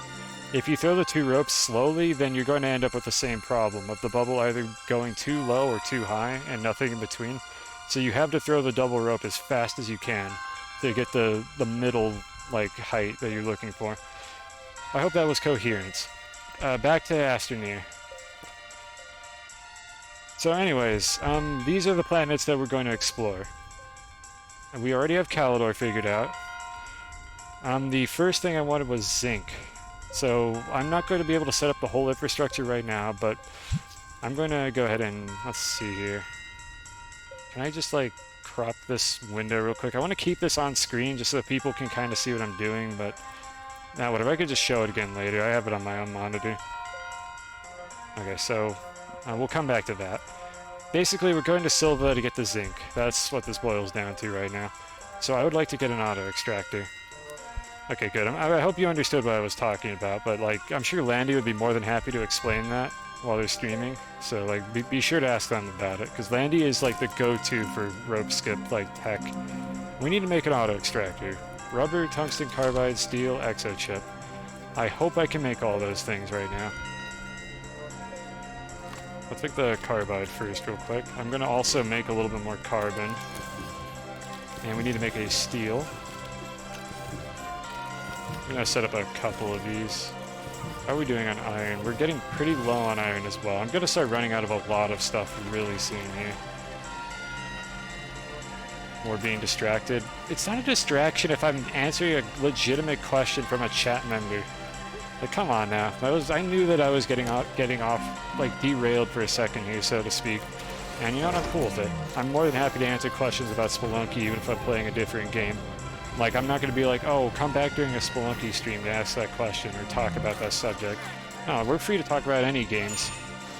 And if I don't know anything about the game, I'll just say I'm uncultured and ignore chat for the next half an hour. And that's how I handle that problem. But like, I'm more than happy to talk about Spelunky if there's nothing like super important going on, and we had just finished deciding what planets to go to in Astroneer, so I'm all good with that. Hey, Penguin Forever. Hello. That's good. Just say hello as you, or say hell as your first message. It's all good. Welcome to the stream. Am I supposed to call out? Is that bad streamer etiquette to call out first-time chat member? I think that's fine, right? That's not taboo. We need to make some rubber. I think that's resin and organic, hopefully. Okay, that's what I figured. I don't usually say first-time chat member, but I do say hello to like someone who's like just had their first message ever, like even if they didn't say hello specifically. And then after that, they become normal chat member. And they have to specifically say hi to me if they want me to say hi in response. That's just our protocol. That's how we handle that around here. And so let's see, legitimate question. Do I have a crush on anyone in chat? Yes, no, or maybe. I'm gonna say no. Sorry anybody who was hopeful, but that's a definite no. I don't want to like break anyone's heart, but like we all know that I get straight to the point here on these streams, so I'm just gonna go ahead and say no to that. Anyone who was hopeful, I'm sorry if I hurt any feelings. I in fact do not have a crush on any of my chat members. Now that could change, of course. No, that doesn't mean you have to give me money. Mini clip of Spelunky HD noise warning. Am I about to click on this? What is this going to be? I'm just going to click on it. Here we go. Well, now Ralph is stuck. Okay, hold on. I know what this is already, I think. Let me go to the part where he makes the noise. Vinny was one of the things that I loved about, like, Spelunky. Watching him play HD, and then Spelunky 2. Some of the fucking noises this man made while playing this game just made it all worth it. Like, Vinesauce isn't for everyone, but I loved watching him play through Spelunky, even if he was dog shit at it most of the time. Slowly put away a wallet. Look, it's fine. Maybe eventually we can get a more stable relationship going here, but you don't have to give me money. I would prefer relationships that have, like, actual, like, substance to them.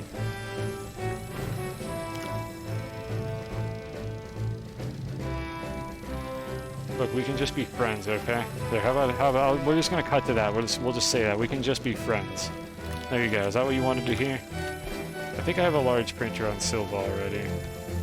I have a condenser. I need to bring a couple canisters.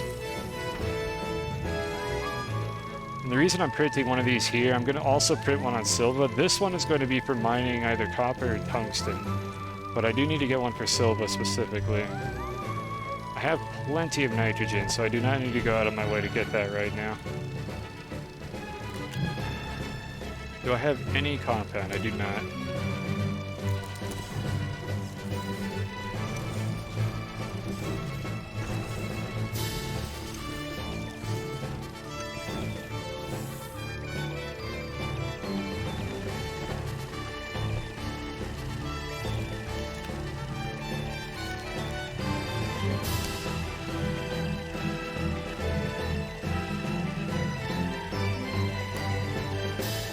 Waiting for the compound. We're gonna make a couple storage canisters and then we should have everything we need. I suppose I could just bring this one on the rocket. I really don't need the space. Yeah, I'll just bring this on the rocket to save us all some time, so we don't have to wait for one to print. So I'll just make another one here. And we can just use this slot. There we go. Wait, okay, apparently that was not attached to the rocket. Oh god, chat, my foot's falling asleep. Help. Ah. Ow! Oh, fuck. Ah, help me! Okay. Okay, it's getting better now. Alright, I'm fine. Crisis averted. Air compound is done. Honestly, I might as well make a bunch more of this while I'm here. Let me get a couple more going. Oh, never mind, it still hurts. being a human sucks. I don't know how you all do it. I can't handle it. Trying to maintain blood flow. Like, if this is such a consistent problem, why don't we just have hardened veins and arteries so that I can't accidentally cut them off? It's stupid. Who designed this?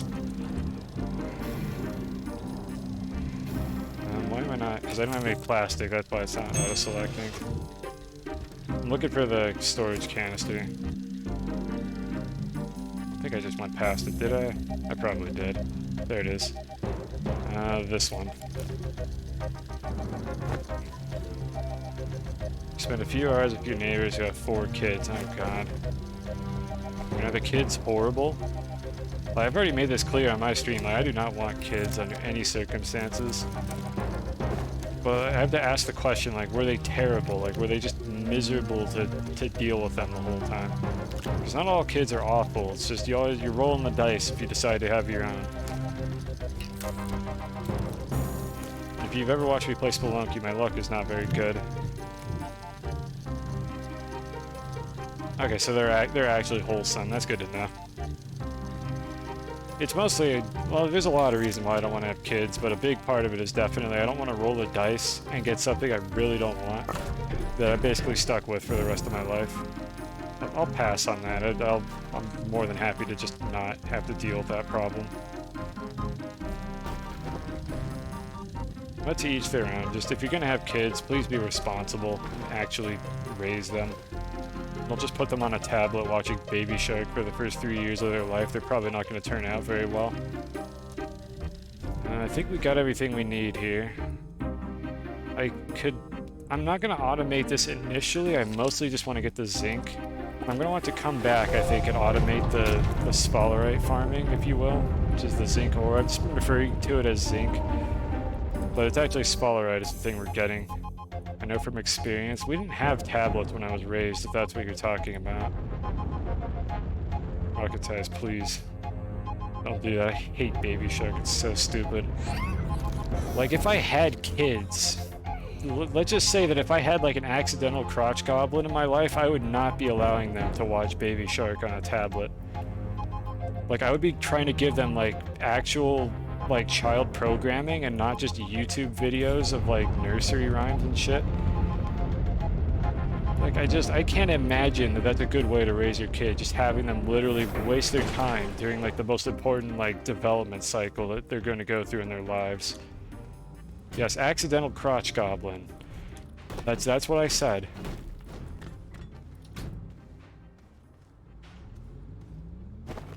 We got our 2 canisters, and I think I have enough power in this base to sort of kind of operate this thing. So we need to find zinc. And we already did this earlier in the stream, so I'm not even opposed to being a cheater here, turning on my Minecraft X-ray hacks. So let's go see if we could find the nearest one to the base. And the easiest way to do that is probably to just clip into the ceiling and look through the walls to find it. Because I think I dug up the one that was right here. I didn't realize I was coming back to this planet to mine this, like, officially. So for anyone who hasn't seen this yet, you decide whether or not this is kosher for your run, but it is kosher for my run. So let's have a look around here. I think changing the graphics settings was useful for this. High quality terrain lets you see further. I'll turn that off if it starts causing frame drops during the stream, and we're just looking for the zinc. There's some over there. We could all be playing Minecraft. I mean, not with me specifically. Oh, hey, look! Look, my fucking rover fell through the ground. Wow. X-ray? Ethical? 2? Wow. 2? Why do you keep giving people, like, channel points? Or why do you keep giving people bits with 2 in it? Do you just like the way the bots say 2? Yeah, my rover fell through the floor. I haven't, like, shown this because it hasn't happened yet in the new base because I took care to make sure it doesn't happen. But this right here is fairly fucking common, and it's part of why I made my base in a very specific way to reduce the odds of this happening, with a perfectly flat floor that is aligned to a specific grid that reduces the odds of it falling through the ground like this. But yeah, this game is dumb. And you know what? If the game is going to cheat and occasionally eat my vehicles, I'm going to cheat. and do that. So, whatever, the game could go suck it. So I'm not seeing any good ones over here. There's one way over there that's a little bit far away for my tastes. I'm going to go over in this direction, towards the rover in the ground, and see if I could find a better one. 2, 2, 2, 2. 2, 2, 2, 2. Fucking hate this game. I don't know when this fell through the ground. I have no idea. Like, I don't know how long this has been down here. I can't even, like, get it out of this spot, really. Maybe I could dig a little bit. It's probably just gonna fall through the ground again. Oh, it's gonna fall for sure. Oh, God. Oh, no. Nope, nope, nope. We're going deeper. We're going down further. Alright, you know what? Whatever. It's staying down here. I don't want to deal with this. It technically has a marker. I could find it later if I really give a shit.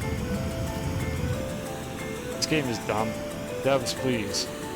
Why do you reduce the collision quality of the terrain before you turn off the collisions for your vehicles? What the fuck are you doing? Set those to the same distance. So anyways... Oh, this thing fell through the ground too! Chat, this thing right here is part of the snails. 2, cheap, 2, cheap. Okay, thank you. This is part of the fucking Galastropod, like, research chamber. This thing also fell through the ground. Like, anyone who's played this game casually and you're wondering, like, where your stuff went, I say that as if I'm not playing this game casually right now, but anyone who has played this game and you're wondering where all your crap went, there's an extremely good chance that this is what happened to it.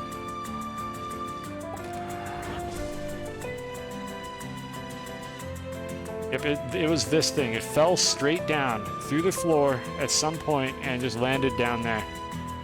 Because it's from this contraption here. I do like dumb things. Okay, so where's the rest of the zinc? There's some over here. I really only mined the good one, didn't I? There was a deposit like right here. Right under the base that I mined, and there are none nearby. Oh, sick, there's a canister embedded in the fucking ceiling. I don't like dumb things. No, I put up with you because you do things as a mod. I put up with Soviet Winter because I like dumb things. Like, let's not get mistaken for what each of my mods are specialized at. He's the one who shit posts, but his shit posts are really good, and that's why he gets to stay. But they're really good shit posts. So I don't know when I lost this canister. This fucking game. But this is not working, so the next thing I'm going to do is I'm going to go down one floor and see if I could find anything down here. And then otherwise we're just going to bite the bullet and go for maybe this deposit, because this right over here might be the closest one. Well, actually, you're not a mod. You can't do that much damage. And I hope not. Hope you're not up to something right now. Hope you're not bribing my mods. Okay, there's one over there. That could be pretty good. The base is there. The deposit is over there. There's another one over there that's further away. I think this one right here is really dense. I probably should go for that one.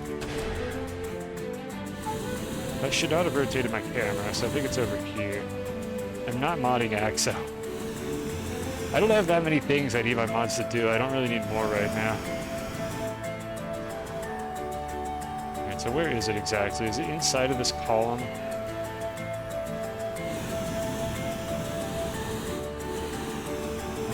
Ledge into the ceiling and see if I can spot it real quick. Oh, this is not a very good angle. Was I looking at that one or... No, I was looking at this... Oh god, what am I doing? Okay, the base... I must have been... Did I overshoot it? I was looking at this, I'm pretty sure.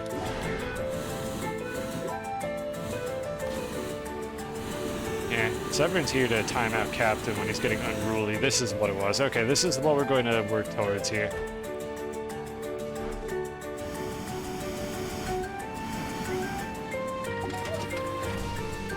Okay, it's actually accessible from this cave layer as well, and the base is just right over there where I'm looking.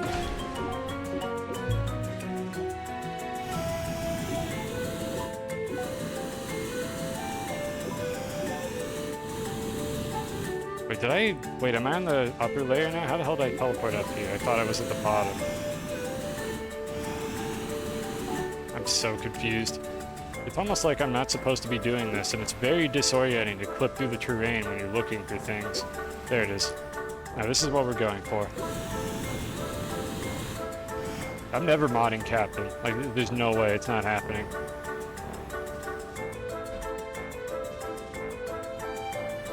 Captain is too much of a loose cannon for that. Did I take the auto extractor off like a moron? Yeah, I did. So I didn't even bring it with me. We need to mark this. I'm just gonna leave the rocket down here so I can find that later. I did say I would never mod AXO, but I don't know how likely that is. Alright, the base is up here. I'd like to actually dig down to this from the base. So I'm gonna go put a beacon on it. Right there. That's where we're headed. Let's get out of this cave.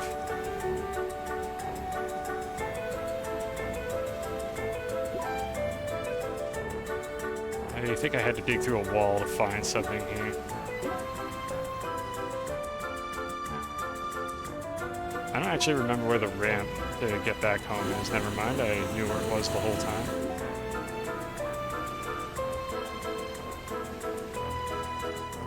The rocket's not going to get lost because the rockets don't fall through the ground. They kind of attach to the floor and they float. So I don't have to worry about this falling through the ground necessarily. It should be fine. I've never seen a rocket fall through the ground before when I just leave it sitting out. There it is. Alright, I was going to use a train. That's what that was all about. But yeah, we're going to do this from the surface, and I'm going to just kind of set up a tunnel. So the beacon that we're heading for, I think, is the one that I placed over here.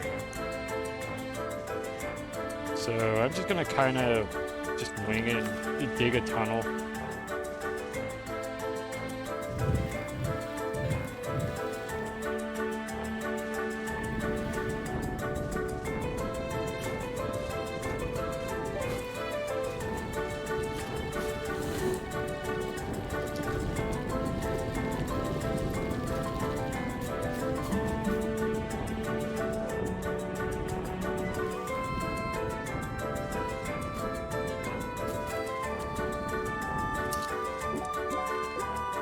There it is.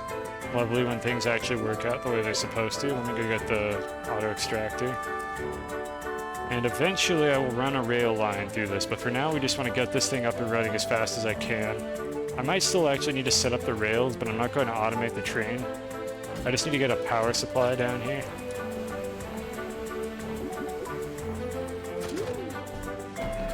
Let's see, the snails are starting to get hungry again. I will have to be mindful of that before I kill myself down here accidentally.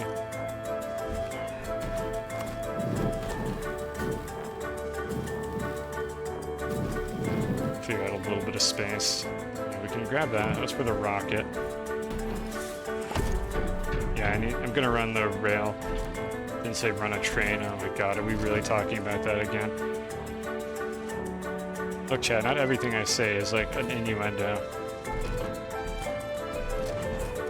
I could probably get more value out of this if I dig in a little bit. Just to give it like a spot that's closer to the center. Okay, we got about half a green bar. I don't remember how many resources that actually constitutes other than a lot.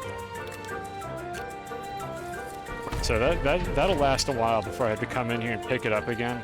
And every time I think I reload the save, I don't have to even pick them up to begin with, so it should be fine. Let's go get the rails.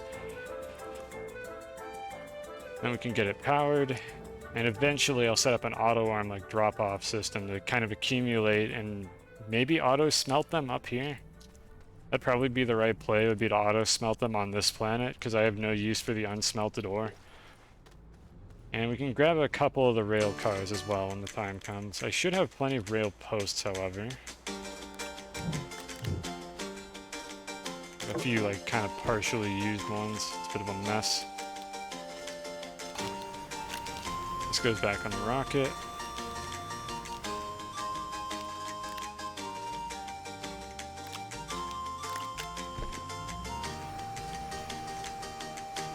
Okay, so all this stuff can move later if it needs to. Oh, rocketized. Only like an hour and a half into the stream. Getting a little carried away there, aren't we? Just something like this is good enough. I can connect this later. Just do that. Run it down this way. Of course, it automatically picks the wrong one. There we go.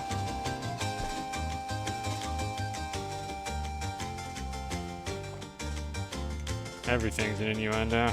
What have I done? I should have just made this a kids stream. Kid-friendly, family-friendly stream. Made a huge mistake in my life.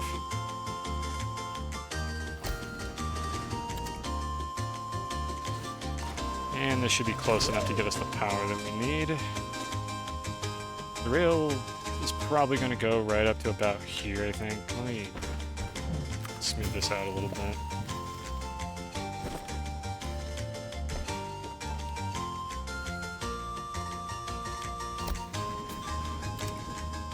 Hook that up. Which is hard to do unless I pull it out of the pit. Come on. There it goes.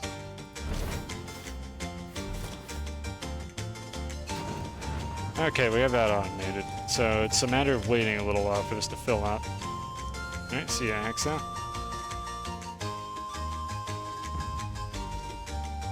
I watch Astral Spiff's YouTube video. I don't know who that is. Is that Astroneer related? I actually didn't need all the rail posts.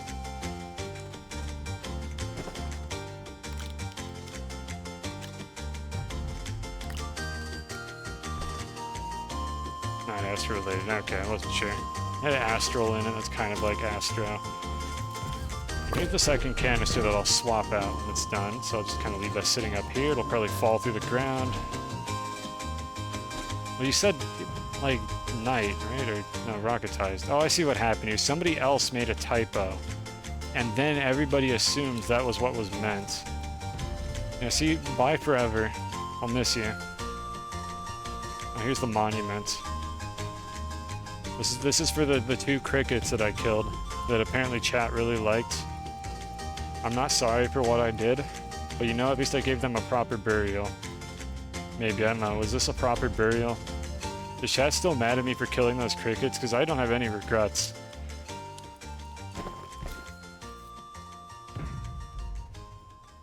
My blood will water the souls of eternity. Is that a threat? Doesn't sound very nice. Okay, so what can I do on this planet while I'm waiting? I activated all the gateways here specifically. I think there's actually not much I could do on this planet while I wait for the zinc, so I'm just gonna grab whatever it's gathered so far. Go back to the home planet, see if we can finish off the plant farm real quick, and then maybe go set up on another planet. Oh, I could go look for marbles. That's what I could do. We can kill some time. Hello, I'm the engineer. Yeah, let's go look for marbles. So this snail is going to finally have a purpose. This one. I'm just going to bring the rocket with me. You like Hispine Seed, which is good because we have that. Can you see my base? Don't look at this one. This is the shitty base. I'm going to go back to the base, but it might be like another 30 minutes before I go back to my real base. But we will eventually get to see the base if you stick around. This is the spaghetti startup base that I think everybody makes in this game.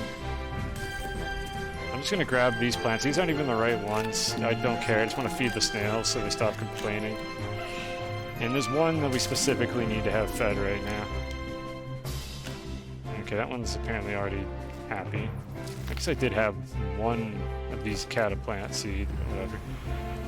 Alright, so supposedly this snail here will find marbles. We've seen it do that a couple times. It failed to find the Apollo 11 lander when I brought it home, but oh well. So the thing it's pointing me over there is a wreckage. The marbles tend to spawn in the mountain biomes and in the caves on this planet, from what I could tell. So while we wait for this thing to gather one canister worth of zinc, I'm just going to randomly roam around and see if I can find anything. See if this ends up being a bad idea. So I'm just keeping an eye on the compass and trying my best to keep the rocket off the camera so that chat here doesn't have to just see it constantly flicking around. Last time you cared a rocket, it got blown up. I could see that being an issue, but I don't think that can happen on this planet. I'm pretty sure nothing can blow up a rocket here, except my own gross negligence. I think the second cave layer is usually more open than the first one, so let me go down a bit. I will be able to see up if I need to. Sorry for anyone who's getting motion sickness from this. I'm not happy about the rocket either, but this is the easiest way to do this. Yeah, I'm looking for balls. I just like big, smooth balls. What can I tell you? There's nothing wrong with that. Don't judge.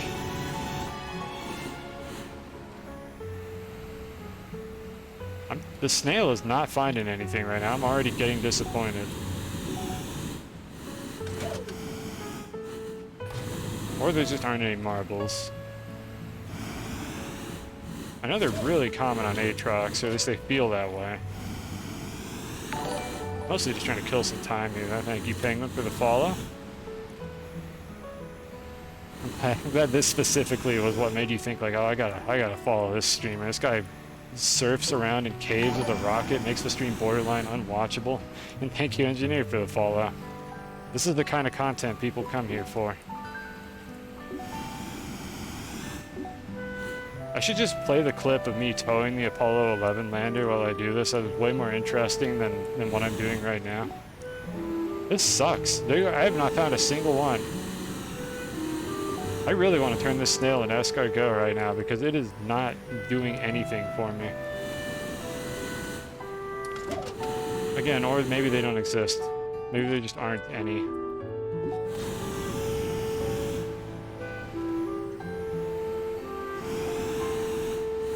I think I might need to go deeper. I know they can generate up here. I've seen it happen. This is, I think, where I found one of my first ones. Actually, I found one on Basania. That was where the first one was. Fuel. Did I bring an extra canister or am I a dumb idiot? Looks like I'm a dumb idiot. So let's start taking them off the rocket. I think we need to go down a layer. I have not found all the chest pieces. That is on the to-do list. I'm gonna kind of just surf around. I think the snail also finds the chest pieces, if I recall correctly. Let's go down one more layer and see if this turns out any better. So far, though, I am immensely disappointed. It does? Okay, that's good enough. Now, is there anything I should know about this snail, like, not working under certain circumstances? Because I feel like I should have seen a marble show up on my compass by now, and it has not happened. Like, there's no way I've been to this area before. And I'm just looking at the compass right now to see if anything shows up. You don't use the snails. I've decided to use them because they're new to me. I've never played this game with the snails in it. I like them. I think they're good. I just wish that there were more inventory slots in this game. Try to find the solar array. Isn't that thing basically visible from orbit, like at all times? Like usually that's how I could find that if I'm looking for it, which that's a good idea actually. I think I know where the one is on Calidor, and that's where my home base is. I should totally tow that over to the home. I'll add that to my to-do list. I don't know why I'm picking these items up. I really don't need them, but if they're shiny and I want them.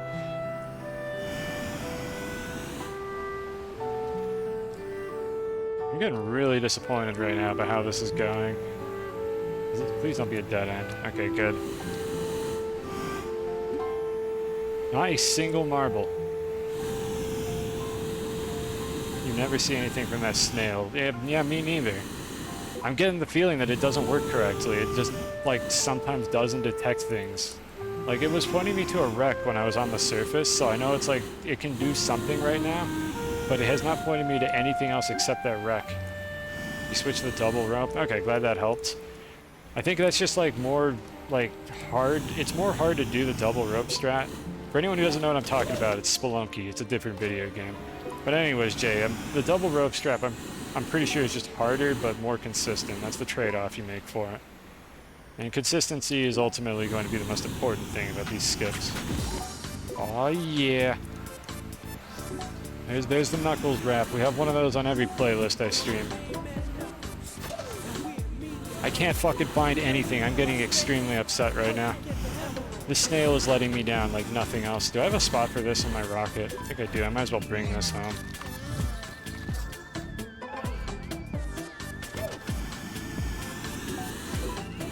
Okay, Okay, that's it. I've had enough of this. We're going back up. I don't know where I am on the planet right now. We're leaving.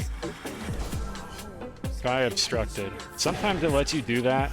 Let me try this from somewhere else. Otherwise, I'll have to get out the hard way. I don't remember how exactly this works and whether they've changed it at all. I saw the backpack on the ground there, by the way. I just don't care.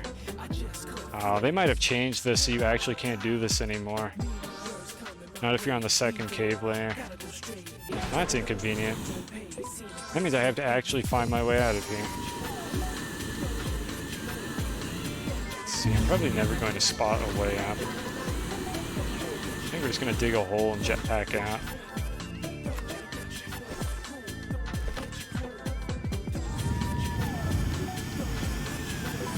It's all right. Can't I just get in the rocket? I just tried to do that and launch it. This used to work, and it's not letting me launch it underground anymore. So let's try it from up here and see if it's less finicky. It might be that they changed how this works. Let's try it from up here. This is, I think, layer 2 for the caves. Let's see, I'm trying to launch and it's not letting me. Now it's possible that I could do it from like over in that direction a little bit. Maybe I need to have just an unobstructed view through the ceiling here, so let's try this. Yeah, this used to be possible to do, and they might have patched this. That's unfortunate. Well, let's keep digging then. Yeah, this was my plan on how I was going to get out of here. This is part of why I brought the rocket with me, but we can't have nice things apparently. So let's go increase our save file size and make our way out of the cave like a peasant.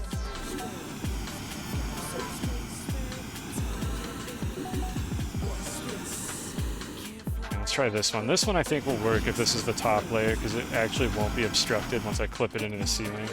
And this one's still obstructed. Oh, because this wasn't the top cave layer.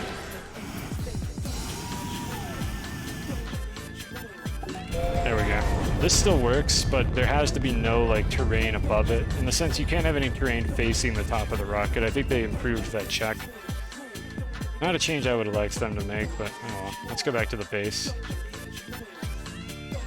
Yeah, I've been using this to get out of the first cave layer in a couple of these planets, but apparently it used to be you could do this from the core of the planet, and I think they might have just made it so that's not possible to do anymore. It's either that or there's like the raycasts they do might only go up a certain distance, so maybe you can do it from the core of the planet. I don't know, I don't want to bring the rocket down there and find out that I can't, so I'm not going to do that right now. I'm just going to assume that they probably patched it. Who knows, maybe I'll dick around with that later. I could always bring the small rocket and just package it if I can't do that. But anyways, the whole point of this nonsense was to get some zinc. And I think I sufficiently wasted enough time here. I did not find a single marble, and I think the canister that I placed on the ground here fell through the floor, as they do. Or I put it on the rocket, one of those two things. I think I actually put it on the rocket, so never mind. That one did not fall through the ground like all the other stuff. And for anyone who just got here, I found like 2 or 3 items that fell through the floor when I came back to this base, because this video game is definitely a video game. And it has video game problems, like bad collision. And there's a tractor under the ground right now that I can't get back out. It like fell into the second or third cave layer, and it's probably just going to be there forever. Such is the way with these things. Alright, so we got what I came here for.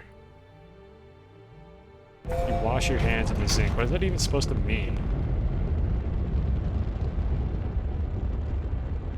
Oh god, I just figured it out. God damn it. See, this is why I can't ban this guy.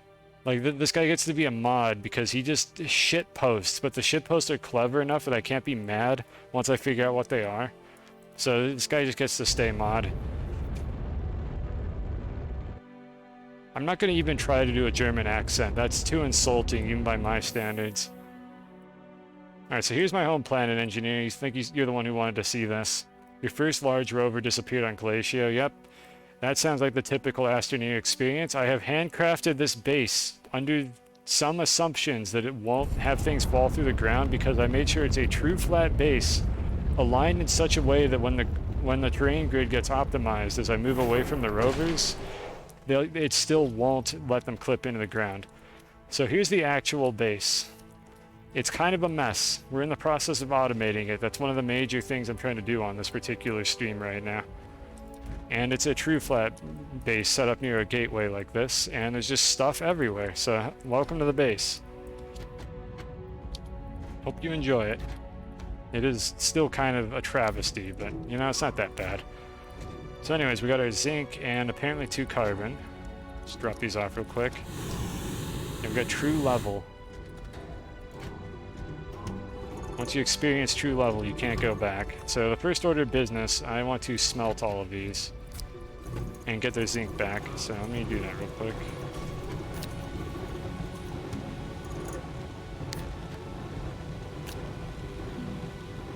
There we go. Give that a second to create the first one, and we should be good to go. Why is it making that sound? I don't know why it was making that noise. That was weird. It's back on the rocket.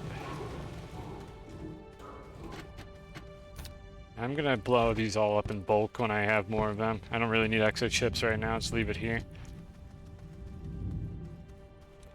Yeah, none of these rovers have fallen through the floor in the space. I've had these 3 sitting around in various different locations.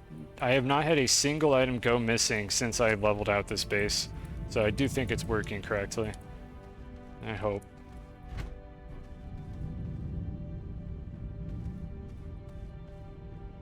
Let's get the extra junk off of this real quick. This snail has once again been a fucking disappointment. It doesn't work correctly, it doesn't do anything, it never finds anything I want when I want it to. I do not know why people are defending Usagi. It is by far the worst snail. Don't at me. You know what? I'm taking away its food. It doesn't even get to have more food. I'm taking away its other food. Because this snail has been such a disappointment.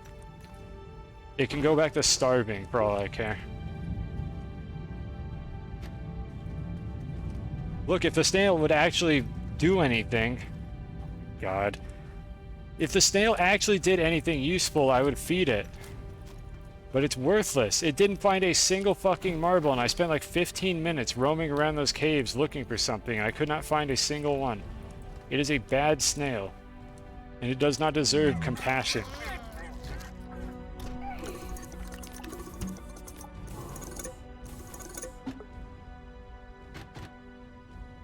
Please don't ever have children. Exactly. I would probably neglect them. There's a good reason why I don't want kids, and that's one of them. If you're going to neglect your kids, don't have kids. And then you don't have to worry about it. Not a problem for me. I ain't having any. Alright, so we can finally make the last one of these and finish off our plant farm. And then I'll go get minerals from somewhere else maybe. Is this done yet? No, it's not, but we do have 1 zinc. Now, this is all I needed. The whole point of this trip was to get a single one of these to make a damn proximity repeater. What did I use to get the true flat? I used a lot of tools to do this. And I can... Let's see here. Well, I mean, I used the leveling block to get the true flat part. It's hard to explain this without actually building anything. I can kind of try to, like, explain it briefly, but... If you have not been messing with the leveling block, it's this thing. It's a backpack crafted item. And I can just use it over here real quick, because I can smooth this out in a moment. But pretty much you just slap it on the terrain somewhere and use it, and then the surface that it creates like this, these are true flat surfaces, and then you just smooth out from there, and you can basically make a base that's perfectly flat if you're very careful about making sure that it is in fact actual true flat. Like these triangles here are true flat, but these ones around the edges are not, and if you keep smoothing from those, you'll have a perfect clean looking base like this. As far as the painting is concerned, it's hard to explain that. I might go into that later, but for now, this is how you get the true flat. Let me get rid of that real quick. It helps to have a boost mod or the snail that makes your terrain tool faster if you're going to set this up. Let me make sure I really get this smoothed out. There we go. Yeah, that's the gist of it. And as far as the painting is concerned, it's a pain in the ass is what this is. You basically use the narrow mod, the inhibitor mod, and a terrain analyzer, and you just very, very carefully try to paint terrain and it sometimes just doesn't work for no reason, and it sucks, and I hate it. But eventually I can get it to work if I fight with it long enough. I've been doing a lot of that off stream because it's kind of terrible. Alright, so the whole point of this nonsense was I was trying to get the last one of these so that I can automate all of these plants. And let's see here, there's some overlaps. I think this is the only one that I need to attach to the middle one. I can place it like this. Okay, I think we're good to go here. And so we can actually see it in action right now because I'm about to use it. So if I wanted to feed this snail here, I could grab one of these. That's going to auto-trigger a harvest. It's going to pick up as many as it can until the storage is filled, and then turn the arms off again and replant the seeds. And then the ones that are not planted on the floor, like the ones that are floating, are just going to despawn after a few minutes. And it's kind of just a self-sustaining plant farm. So I can grab a couple of these.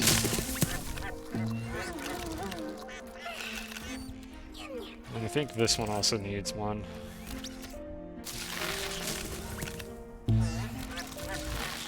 Oops, I didn't mean to pick that up.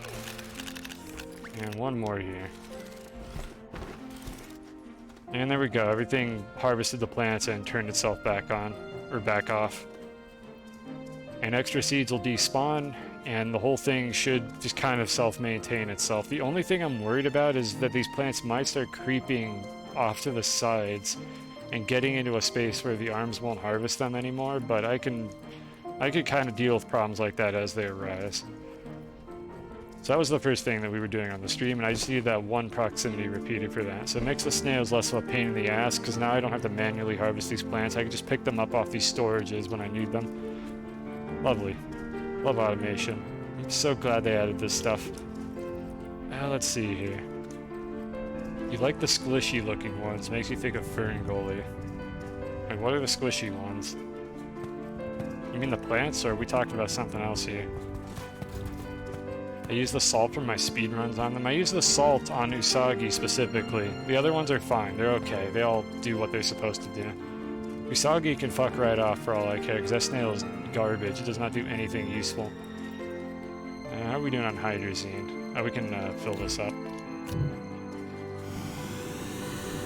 So there is something else that I want to do here that I forgot about. I think they have like a resource gathering incentive. I'm gonna run out of fuel. Yep. I think they have a resource gathering incentive in progress right now, so you can unlock some cosmetics. I definitely want to do that.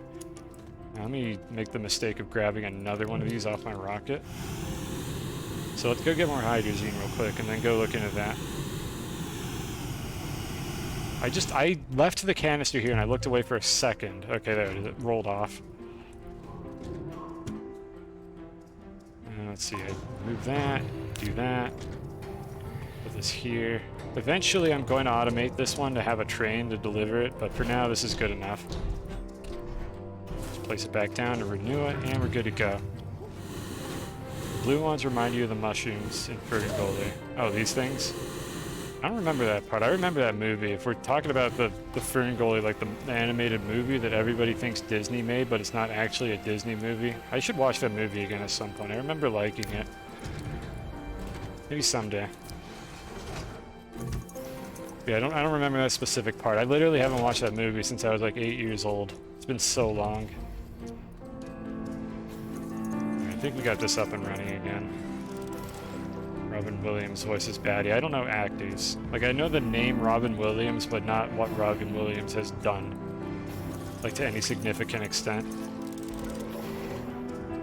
And you're probably going to tell me, it's like, maybe that's the guy who did the genie or something in Aladdin, but I just don't remember. My brain is just incapable of remembering this stuff consistently. Why is this one doing that? There we go. I don't know why it wasn't letting me put that back on. Okay, there we go.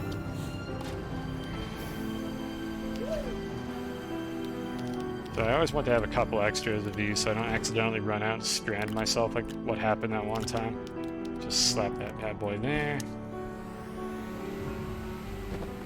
And the leveling block I forgot to take off. I was demonstrating something that goes there. Okay. So, there is... I forget if you have to unlock this thing. Let me check for it real quick. Well, you don't like how many times I say rocket? Well, there's rockets in this game. I don't know what you want from me. I specifically call you Rocketize, so it's less confusing. But there's only so much I can do. Where is the exo? There it is, okay. Yeah, okay, it's this one. I need 2 resin and a ceramic for this. You're being quite behaved. I'm proud of you. You've said a few weird things. Only a couple weird things, though. Something about train loads. It's the request platform. This is the one. Okay, we need this thing, and I need to see what the current event is. I think it's another, like, just gathering lots of resources event. Just gotta wait for that to print, and most likely the first one is gonna be compound. Is that a proximity? God damn it, I had a proximity repeater the whole time, and I knew it too, but I didn't realize I had put it on top of this tall storage. So it was there the whole time. I didn't even have to do all this nonsense to get the zinc. Ah, whatever. Alright, we're waiting for this thing to finish printing. Let's see, how's this going to go? It's probably going to ask me for compound. I could just go into the caves, get any old compound deposit, and just have it sent away. There's one over there, actually, that I could go for, along with ammonium. Why the fuck am I gathering that ammonium? There's a deposit right here. Way closer to my industry. I should just be gathering this ammonium. I might move it later. Whatever, for now, let's do it like this. So here's the trade platform. What do they want? What's our main goal? Automate the first step of the current, like, exo request thing. This is basically just the devs occasionally making events where you need to gather crap automatically. Well, this UI looks a little different. So I need to see what they're asking for this time, but our main goal is probably gathering compound. So I gotta wait for this rocket to show up. Yes, I said rocket again, sue me. There it is. Very aerodynamic. That's compound.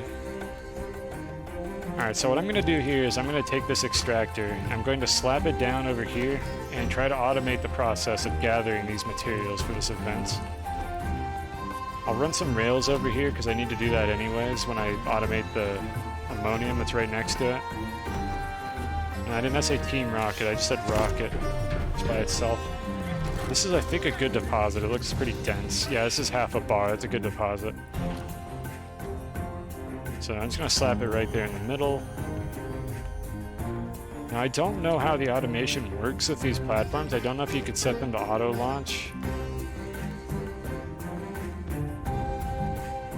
It's not even letting me interact with the button right now. We got to do some testing here.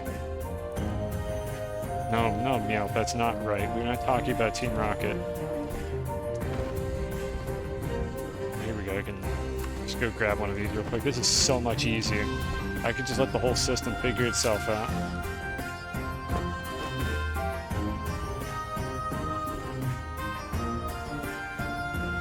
You haven't blasted off in quite some time. Yeah, you're making it weird again. This is why I don't feel bad about just saying your name randomly. We're gonna need an auto arm. We're gonna probably need at least one platform. Where's the little one that I had earlier? Let me just grab this whole thing.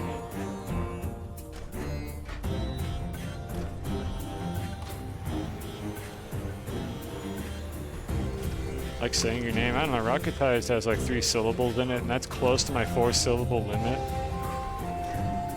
It's getting there. I think 2 syllables is optimal. 3 is okay. 4 is too much, and 5 is right out as far as syllables are concerned. We'll get the power here in a moment. Let me just get this shit to stop rolling around for a second so I can actually grab an auto arm off of it.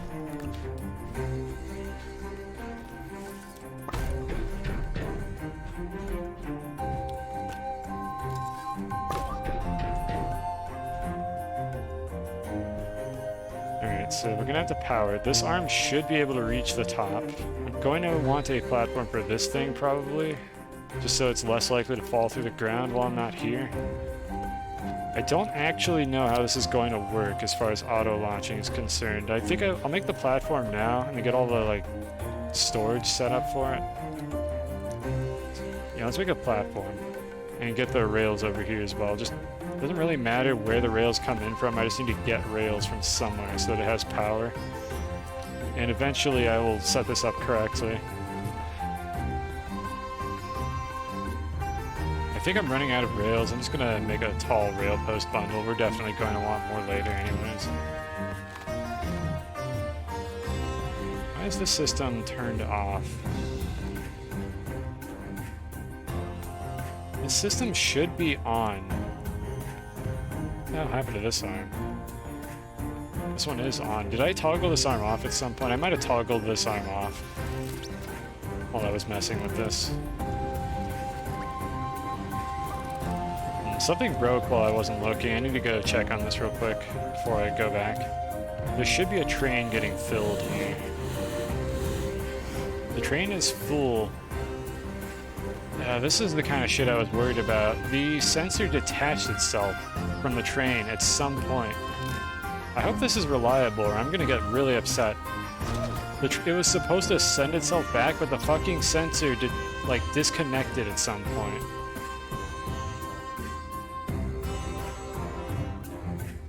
So that should fill up, it should detect that it's full, and then it should send itself back home. Why is this so slow? Am I running out of power?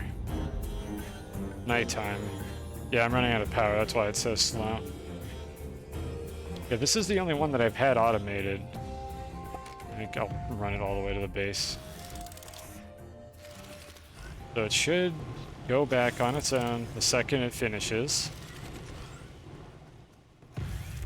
One more. Don't worry about the one sitting here that got accidentally placed here. Roller Coaster Tycoon 5 looks sick. Oh, there it goes.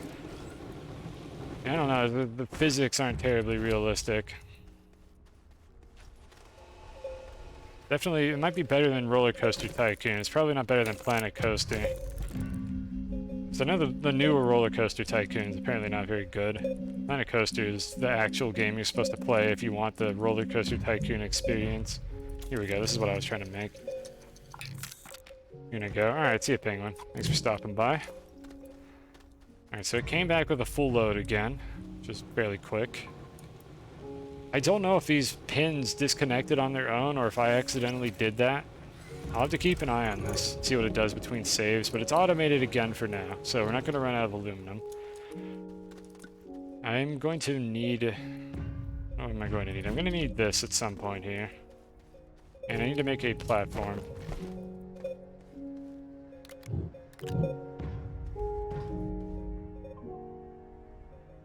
I get the feeling something stupid is about to happen with the way the game is going to handle this, but for now, let's just see what happens.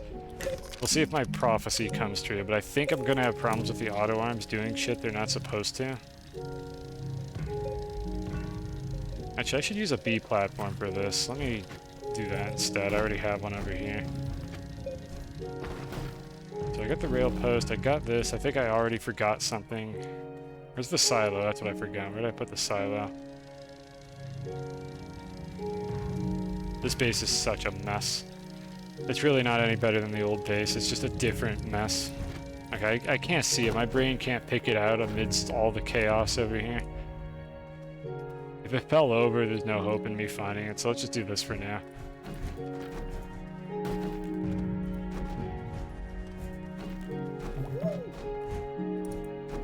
I didn't mean this silo, I meant there's another one that I picked up, I placed it, I immediately forgot where it is. Alright, so what's supposed to happen here is I want the arm to fill up the rocket. So I'll give it access to the rocket itself and these two storage slots on the side. I know it's not powered yet, that's why nothing is going to happen. And then I want the rocket to offload onto like a silo or something, because it's going to bring back rewards occasionally. And I need it to be able to offload onto a silo. And I'm going to just have to see how that works out. Hydrate. I don't think anyone's redeemed that yet. No, Adrian redeemed it twice and I fucking ignored it because I'm a terrible streamer. I'm going to have to set up like alerts for the hydrates. I need to make it like play a sound because I don't notice it a lot. I'm gonna do it twice. 2 more for Adrian.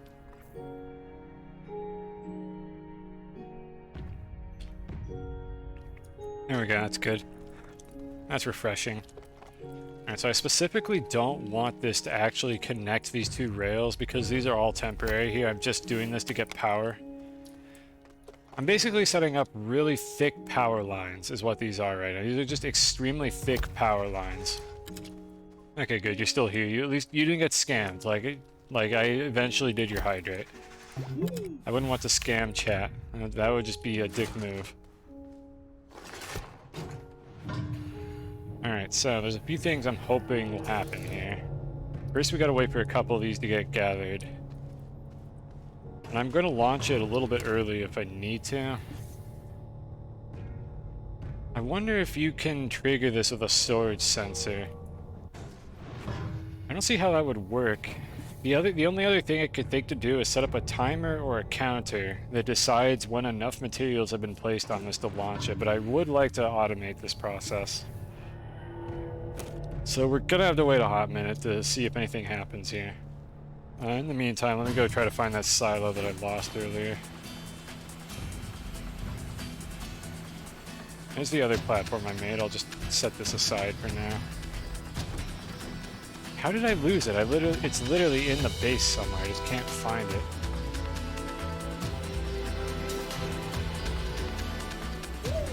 What is wrong with me? Not there.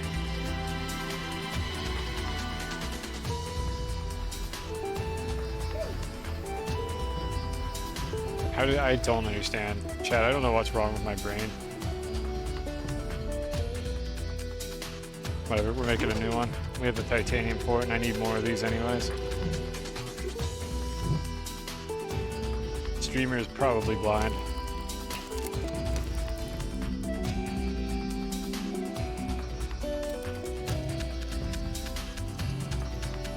Brian is on vacation. What, text-to-speech? Oh, you mean Brain is on vacation. Like, I associate Brian with the, like, the Australian text-to-speech voice.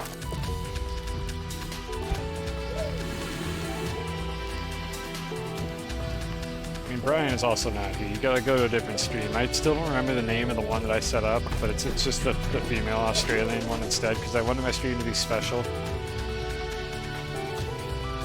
Okay, so this is going to launch once, I think. What are my options here for this? Let me go see if I could set up button repeaters to launch this automatically. Like, we gotta automate this. This is the whole point. I should have a button repeater sitting around. Actually, it's on that silo. Let me go back. It's on this thing. There it is.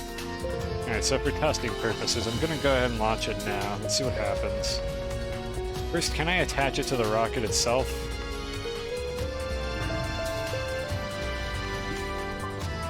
That does not do anything. How about this? Okay, devs, I'm getting disappointed here. Does it have to be full?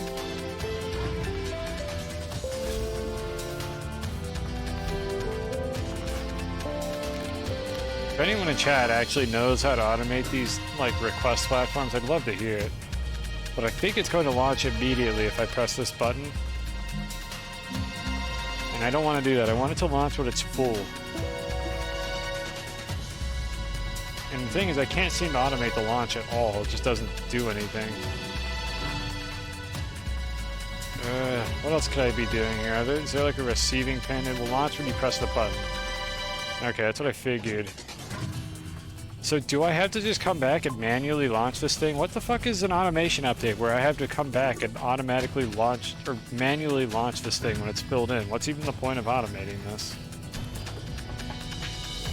The only thing I'm holding out for here is maybe it'll launch if it's full and then I power it. Like maybe there's a system they set up for that, which is kind of weird. Because we know it's not doing anything right now. I guess we can wait on this for a little while. You have a bad headache? Yeah, alright. Sorry to hear that. Go rest. Go do what you gotta do. Thanks for stopping by. I never checked over here. What is this? It's just some crap. Honestly, I could dig this up and bring it home for more scrap.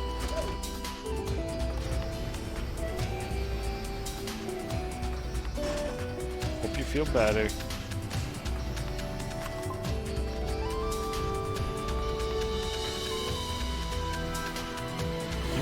large shredder. I need to kill some time here, so let's reorganize a couple things while we wait. First of all, I want to shred some of this junk. And for that I need the large shredder. We're kind of gonna start running out of power pretty soon here. I think these batteries are not keeping up at night anymore because I have too much going on at once.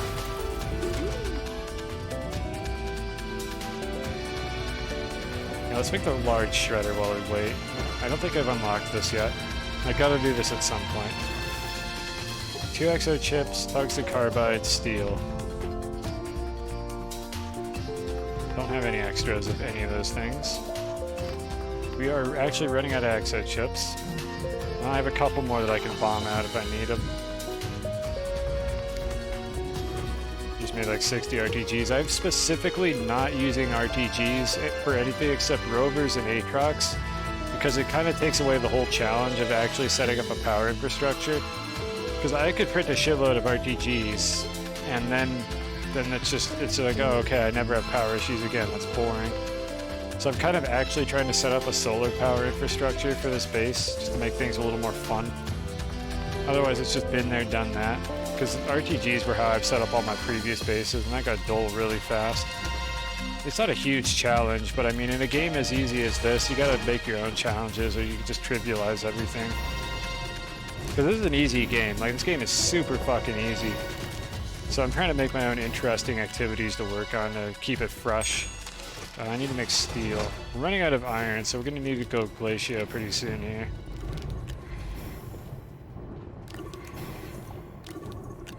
Refuse to use a portable oxygenator. I mean, I basically have a snail that's doing that. I actually don't use the portable oxygenator because I hate it. I just think it's a bad item because it uses so much fucking power and it's running all the time, even when you don't need oxygen. So I'm just using the snail because the snail doesn't drain any power and it takes up one slot that I would have normally had an oxygen canister in. So there's basically no downside to the snail except you have to feed it. Because the thing about the oxygen supply is that feels tedious more than a challenge. It's kind of like I don't know, everyone has their own preferences and I'm not going to judge what you think is difficult versus what I think like adds difficulty versus tedium, but having to stay near the tethers all the time is a pain in the ass, and I just was like, you know, I always carry around like a rocket anyways, I might as well just use the damn snail. You know, carry an oxygen tank. And honestly, that's a challenge to say the least, because otherwise it's really hard to suffocate in this game. Well, I respect it. But I didn't want to deal with oxygen in this playthrough. I don't feel like it's one of the redeeming qualities of the game. You know, place tethers. Do you just like roam around in the vehicle? Because honestly, the tethers here are not for oxygen supply. These tethers are here because they're actually marking out the grid for the border of the base. I'm not even using them for oxygen. The trains are also basically tether lines, that is true. Just put this here. But yeah, it's usually either a vehicle or now you could have trains. Why is this? How the fuck did that aluminum get there? I don't understand these auto arms. Trains are kind of tethers now. And power lines. Honestly, I love the fact that the trains do that because it helps you get power to the basement so much easier. Because extenders fucking suck. I hate these things. These are such a bad item because they're directional for some reason. If the devs just made these extenders not be directional, they would actually be a good item. Now tethers, I'm again literally using these tethers to mark out a grid. They don't serve any purpose beyond like the first like maybe half an hour of the game before you get the trains. And like many things, they lower your frame rate and increase your save file size. But I think mostly it's just your frame rate gets lowered if you have tethers everywhere. And so anyways, our power situation is not looking good here. We need more batteries or more solar panels. And again, I have 2 RTGs sitting on the floor. I am not going to connect them to the base. We're only using the mini RTGs that I'm storing here. And then solar power, which is on top of the gateway right now. And what I'm wondering is, are these actually filling up over the course of the day? You gotta go? Alright, see ya. Thanks for stopping by. Nice to have you here. Anyways, what I'm wondering is, are these batteries filling up over the course of the day? Because if not, I gotta add more solar panels to the roof. I also want to move this solar panel to the roof at some point as well. I might do that in a moment here. I could just do that now, actually, while I wait. The power is about to come back. Actually, I don't need to disconnect this. Here's what I'm going to do. I'm going to put it on this storage platform here. So if I get a second one for any reason, I could put another one on that spot as well. In the meantime, that gives us room to do whatever I want with these two. Yeah. Okay, so I'm going to take all this up to the roof in a moment here. And that frees up a spot for me to place these printers instead. And then this battery silo here, I'm going to move it over to this spot. Gotta get my black line so perfect. It's not trivial to explain that. I could show that since a couple people have asked about that now. Let's just really quickly show that since I need to extend this one anyways. It'll take a minute. Okay, here's the deal. So first of all, this base is on the true flat grid, which essentially means I used a leveling block on a gateway to smooth out the base and make sure that this is perfectly aligned to the voxel grid that this game uses. Does that make any sense? That I'm on the true flat grid? Because if you don't know what that is, you're not going to know how to make perfect straight lines, because it won't work. So, well, while I wait for your Twitch delay, let me go get the loadout for painting. And we don't need this. So I have the correct color, I need the narrow mod, which I'll turn off initially. Alright, so assuming you know what the true flat grid is. Let's see, I actually need a canister. Where'd my canister go? I took it off for some reason. Alright, so how I usually go about doing this is I have this loadout, inhibitor mod, narrow mod, which is turned off right now, and the color that I want to paint.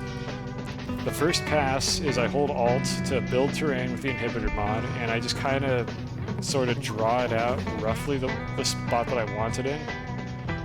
I usually try to paint outside the lines if I can't get it to line up initially, so something like this.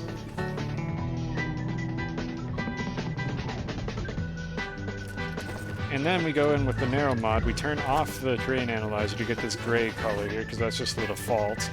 And we do the same thing from the other side, and if you just kind of ease yourself in, it's going to do 2 triangles at a time. For some reason, it won't do 1. It'll always do 2. So for instance, if you try to come in like this, it's going to do 2. And then this is going to do 2, which is going to cut here. And essentially, it's a pain in the ass and I hate it, but you kind of have to do it 2 triangles at a time to get it to paint correctly. I don't know why it's like that. Devs, please fix. But you can get a perfect line like this as long as you're working with even numbers of like jagged triangles on the edges. And I can just build this all the way up to the edge. And how many do we have here? We have 10, so I should be able to touch it up like this. And that's basically how you make perfectly straight lines. Now, a word of warning, if you have a junction that has 3 colors, it just doesn't fucking work correctly, and I don't know why. So over here, for instance, I've been struggling with this spot, but if I try to paint in these 2 triangles like this, other way around, it just will not cooperate. I paint like this, and it paints 2 on the outside. So I turn this off, I paint them in, it cuts the corner again. I don't know why that's happening. I have no idea. If I learn how, I could probably show it in the future, but having only 2 colors intersecting each other in these corners is fine. The second you're messing with 3 colors, or even 2 colors with like weird terrain around it, like this slope here seems to be fucking it up. I don't know exactly what's going wrong here. Maybe if I built a flat wall, this would start working properly. But it's strange. I don't understand it. But you make do with what you got. This one worked out correctly, and I was able to demonstrate it. So back to our daily broadcast here. Let's take all this nonsense off. Put this back here. Snail, and this thing. And unfortunately, for some reason, this snail here, despite boosting your terrain tool's drilling ability, is not the same as the drill mod 3. So I still can't dig certain terrain, so I unfortunately have to carry the drill mod 3 around no matter what. Okay, the aluminum is cool by the look of things. Okay, so the aluminum system turned off like it was supposed to. And the train is back down there. The train is supposed to be here right now. Did it just finish? What's going on down here? Okay, I think it just finished, so what we're going to see happen in a second here is this is going to fill up, and then it's going to send the train back over. Okay, I don't need to watch that happen. I think I know it works. I'm just making sure that it's not broken. Let me bring this up while I'm doing this.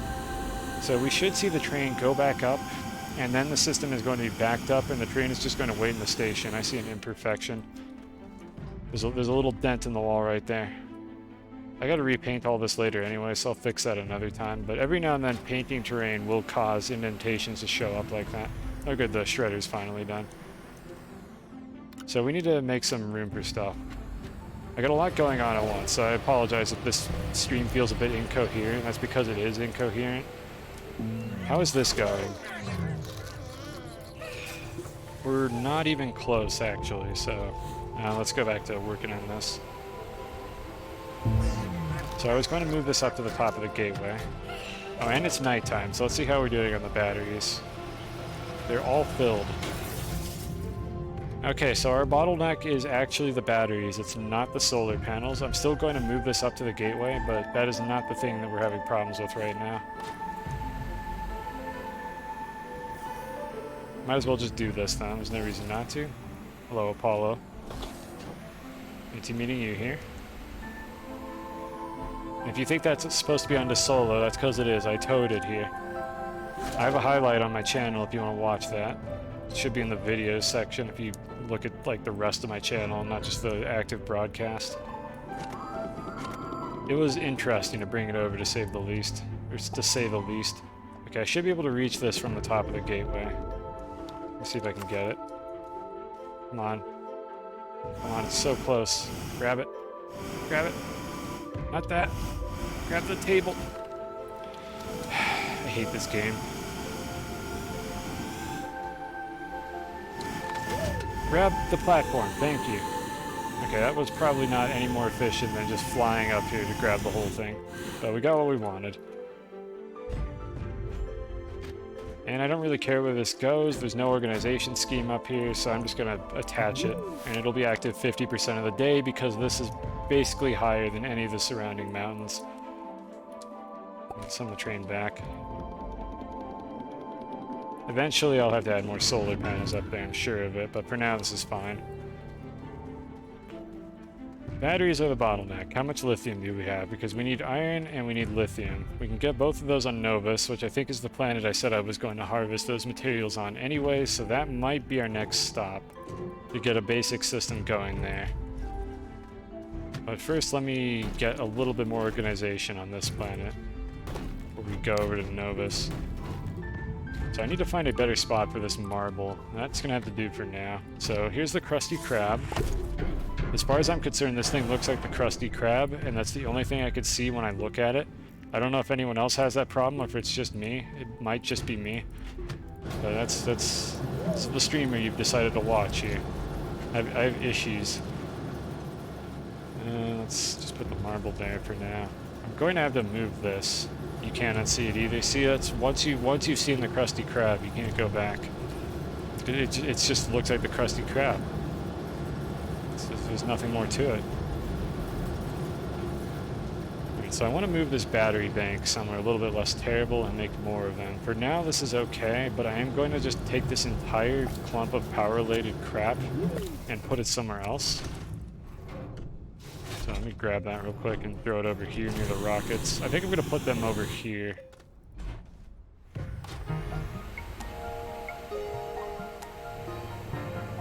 Doesn't matter where this is, I just want it to not be in the way.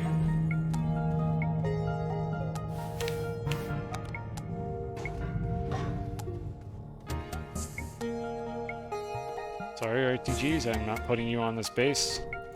You will trivialize my power issues. Alright, so now that we've gone and done that, I have a proper shredder set up here. This is not going to be the final location for it, I just kind of want to compact it a little bit better. Is this going to reach? Nice.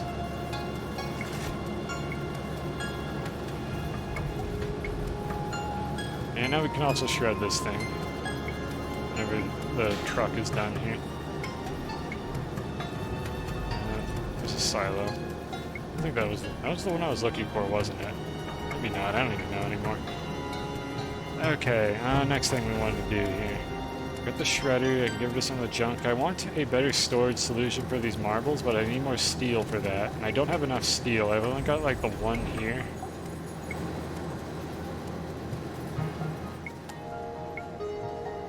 And then I have exactly one more iron, so we can't even make the storage silo that I wanted to. I have one of these sitting around, however, so I can postpone the issue for a little bit longer. Put that there. Do that. Okay, that's good enough. We'll put these two together. Put the zebra marbles on these ones. I'm never gonna package that buggy, I'm pretty sure. Terrible vehicle. So I've kind of done that. I'm just gonna leave this pile of crap on the ground. I'll move the canister over here. And I think we're gonna go to Novus in a moment here, because I kind of need materials from that planet. So how do you power things on that planet? I think either power source works, so I could just bring a mix. Yeah, both of them are high. Wind power is generally superior because it runs at night, so you don't need as much of a battery storage to compensate for the lack of sunlight. So I think I'm going to try to make a large wind turbine for Novus, because again, I'm only going to use the RTGs for Aatrox. Aluminum alloy, graphene, ceramic, iron. We have just enough iron to make this. And I don't need to make it on site. In fact, I shouldn't make it on site, because I'd have to tow the whole thing over. I mean, I guess I could make it on site. I have an extra slot. Yeah, we'll just make it here. Get it started earlier so we don't have to wait as long. Alloy, graphene, ceramic. I should have enough stuff for graphene just sitting here waiting. Take the alloy. Luckily, we're never going to run out of aluminum again. It's very satisfying getting the automation set up. Why not shred the buggy? Because what if I do need it? Look, I'm a hoarder, okay? I gotta hoard things. Like, what if I need it later? I could just make another one, but still. Also, I actually don't think you can shred the buggy because you can't pick it up. I think I have to literally blow it up with dynamite to get rid of it. But yeah, that's actually the reason, and not because I have a problem. I think I literally, like, you know how you can't pick up rovers? Well, if you don't know that, you can't. I can't pick this up with my cursor at all. So I can't put it in the shredder. So I think the only way to get rid of the buggy is to blow it up with dynamite. I need exo chips. You know, let's blow up the buggy. I don't have a designated spot for detonating things. I'm going to... Where do I want to do this? Probably under the base where I'm going to be doing a lot of digging anyways. I don't want to have just a crater. I have the hoverboard. Yeah, I know. Let's be real. We all know I'm never going to use this again. I'm trying to think of where do I want to blow things up every now and then. What would be a good spot for that? Probably down in the cave somewhere under the base. You can't place the package on the shredder unless they change that. No, it won't do anything. It won't attach. So I need to blow it up to get rid of it. And I have 2 of these exo caches here, and I could just go down into the caves and make a mess. And I think that's what I'm going to do, because this is probably where I'm going to be sourcing a lot of my dirt anyways, is down in these caves. So let's go ahead and do that. That might be fun. While we wait for this to print. So let me go get the wind turbine finished off here real quick. I need graphene. I think I made it already. There it is. Okay, while that's happening, let's go have some fun. Are there any more exo caches on the map? There's one in the caves over there, and I think there's one on the hillside, so let's get as many as we can.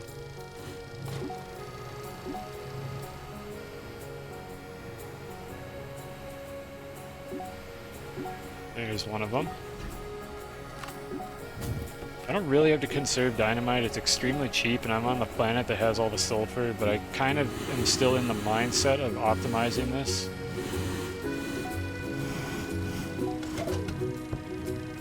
Alright, so there's one in the caves. I think I saw another one pop up over here. Yeah, there it is. There is ammonium everywhere. I did not realize how much of this stuff was here.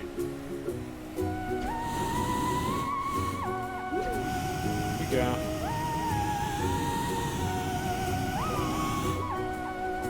Fortunately, I have to dig them out ever so slightly to pick them up, even if they look like they're on the surface. And graphite. That'd be worth getting some. There's tungsten over here anyways. Maybe that'll be where I get that from. Because it's right next to the graphite. I still don't know how to double up a rail line with the automation, but maybe we'll figure it out at some point. Okay, so I'm just using the train to get these things down here. There's a more efficient way to do this. And we need 1 dynamite to blow all this crap up.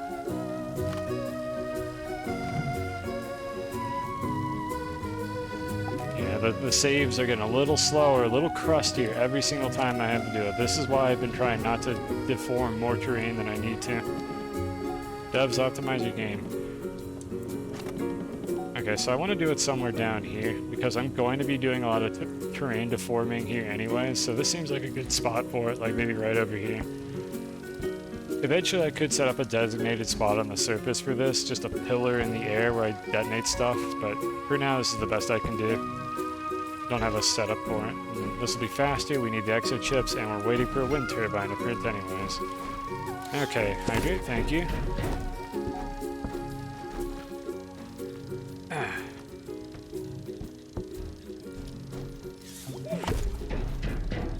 So I gotta drive the buggy like right in the middle of this. I should have unpacked the buggy on top of these in retrospect. Actually, do I have a winch? Why don't I have a winch on this train? I really should. Yeah, it's not gonna damage anything. I can just blow them up over here. Let me just get them to stop moving. Alright, let's see if this works. Stop. Don't fall. Oh my god. Stop. Stay. Stay. Okay, good. Alright, hopefully nothing terrible is going to happen here.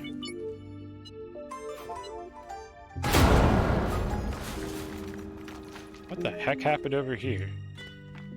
How did a piece of rubble just like show up all the way over here? That wasn't... Yeah, I didn't break anything on the rails. That was weird. I don't know why that happened. Maybe the game just like teleported one of them for some reason. Oh, well, we'll worry about that later. We collect all the debris. It's worth shredding these.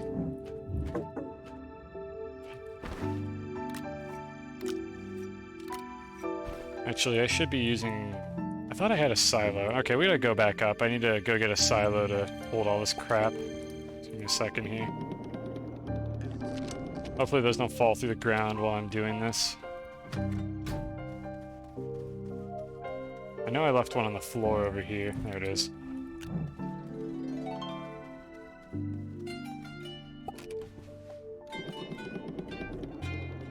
So anyways, now we know how to get rid of the buggy. That's exciting. You just blow it up. My hoarding problem is slightly diminished now, because I have destroyed something that I thought I was never going to need, but refused to throw away. If you have a problem with hoarding things, just blow it up. Like, I love blowing things up and also hoarding, and you just kind of have to pick which one of those things you love more.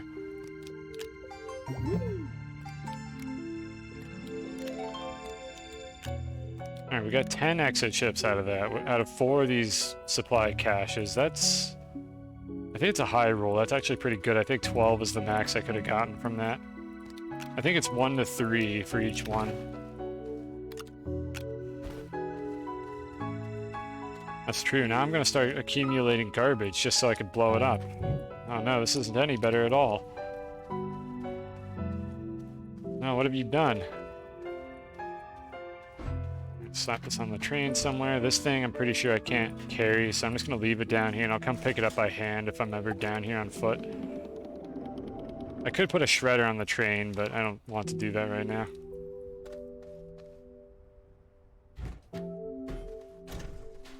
It does introduce explosions. Maybe it's worth it. Hey, Lemon.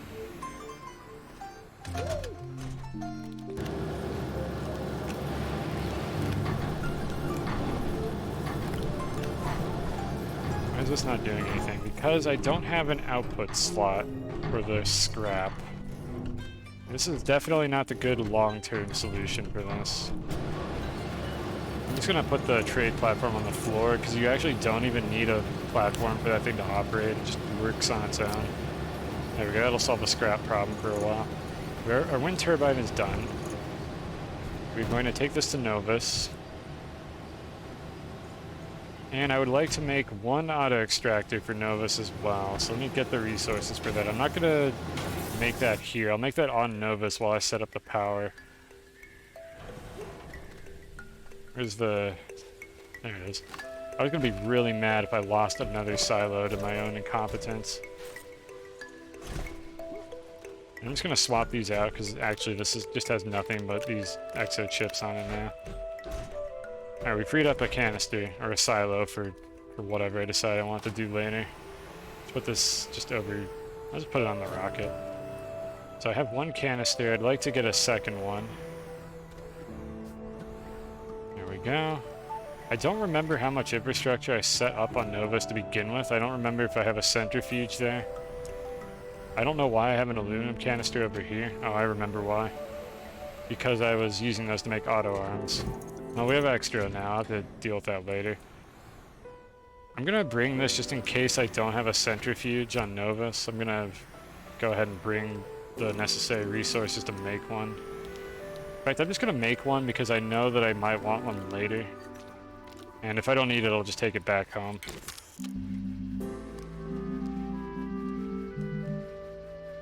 That's too compound, not resin. Silly me. Nice to see someone building a true flat. Is this not common? Like, do most streamers just kind of wing it? Once I found true flat, I could never go back. It's too good. Like, look at this shit. Look how organized everything looks when you can just build things in a straight line. And they're all beautiful. Like, I could never not build in true flat after I learned how to do this. It's the only way to play this video game. There we go. Let me double check that this is still working. Okay, this seems to be stable. Like, I haven't seen this getting a snarl at all. It fills up the supplies and then it drops them off again. True flat was the peak of early access building. How long was it before it was possible to do this in creative mode? Or was that possible from the get-go? I think there was like some collision jank, right, that allowed you to do it in early access, and then they took it out. But the thing is, there was a way to do it before they added the leveling block to survival mode, and I did figure out how to do it in one of my previous saves before that update came out. But I don't know if there was like an interim of time where it was just impossible to do it all together, and I feel sorry for anybody who had to live during that era. I only played this game after early access, so I didn't get to experience the true crust of interacting with the game back in that day. I should actually bring a canister with dirt in it now that I think about it. Just in case I don't have a centrifuge on Novus, because I still don't think I do. In any case, I'm glad they added the leveling block, because it was a pain in the ass to set up true flat without the leveling block. So let's see, we're going to mostly use wind turbines on Novus. I'll just do this anyways. Yeah, you don't know. No, that's fine. I was just curious if you had any insight into the realm of early access in this game. I'm going to use my last lithiums to make batteries because I'm going to use those on Novus anyways to store power. I think it's zinc is the other ingredient. Where's all my zinc? There it is.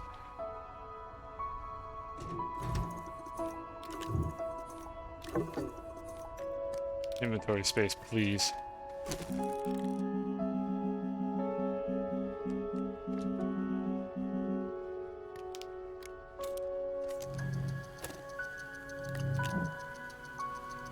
You have vast insight, but not creative mode. I'm not sure. I'm just mentioning creative mode because they added the leveling block to creative mode before they added it to survival mode.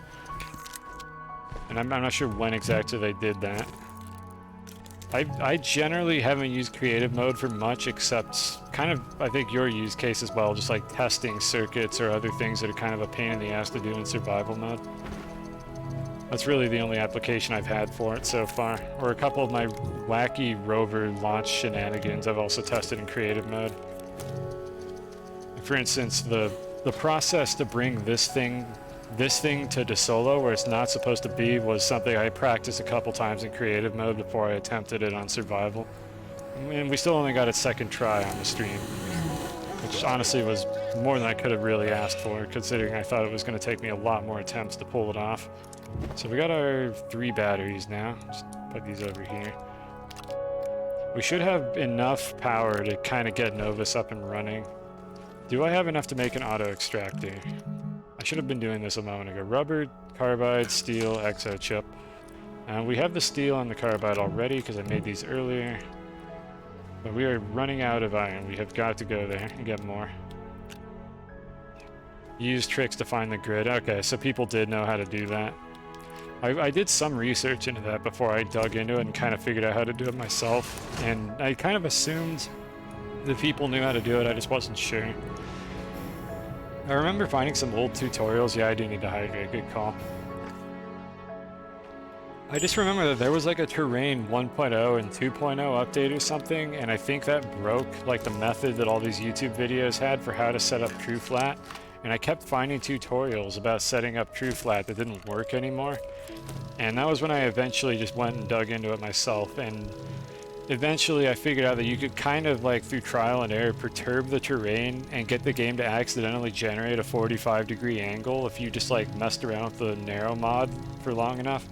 And from that 45-degree angle you could eventually get TrueFlat. And it was a pain in the ass, and you had to do that every time you wanted to get TrueFlat in a different location, or you had to like sample it from a different part of your base and drag it over, and it was kind of horrible. So thank you, Debs, for adding the leveling block. Alright, so while that's printing, let's see what else we want to bring.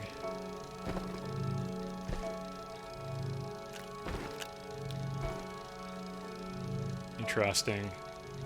Okay, this is a contingency I hadn't considered. So what happened here was none of these have grown in yet, and I activated the system. The arm is supposed to fill this up and turn off, but I think it's actually stuck now.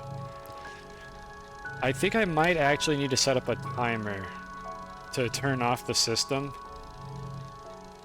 because otherwise it's going to stay like this. I don't think this is ever going to deactivate. Yeah, that's something I'm going to have to solve. So we're not quite done with this. Yeah, I would do this. Okay, and then it went and did that. Yeah, it got desynchronized. Let me go ahead and make sure these are planted. Okay, so we're not quite done with this. I'm gonna have to finagle with this. I hadn't considered that.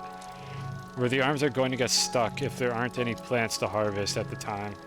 So I'm gonna need to put some timers on that. I'll think about that and decide what I want to do. I might not touch that on stream.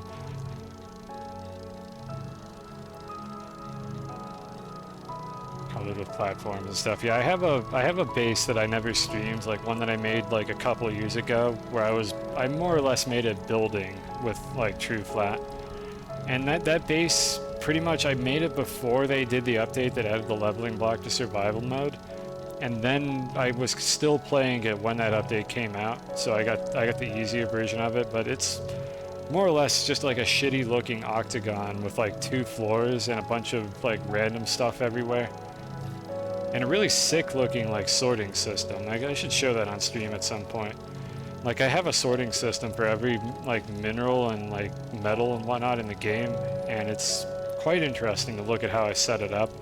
It's probably a lot easier to do with the trains now. I'll definitely show that on stream at some point. But for now, we got something to do here. Like, forget that we can't make the auto extractor here because there's already something big on the rocket. So we're gonna have to do this in 2 trips. I think we're just gonna go to Novus now.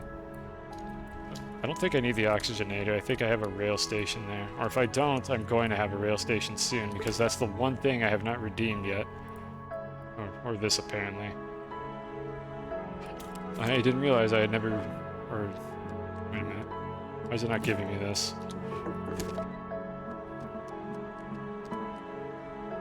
Redeem? I clicked on it twice and it didn't give it to me the first time. Oh, I'll just bring this with me. I always use the mini RTGs for bases, I'm just not using the big ones. I'm getting distracted. I'm gonna have to come back for this auto extractor. And anyways, I might show off the other base I made at some point. The one that I made long before this stream. But not right now. Maybe at the end of the stream if I remember to, or if somebody asks about it. Let's go set up a base on Novus to get some materials.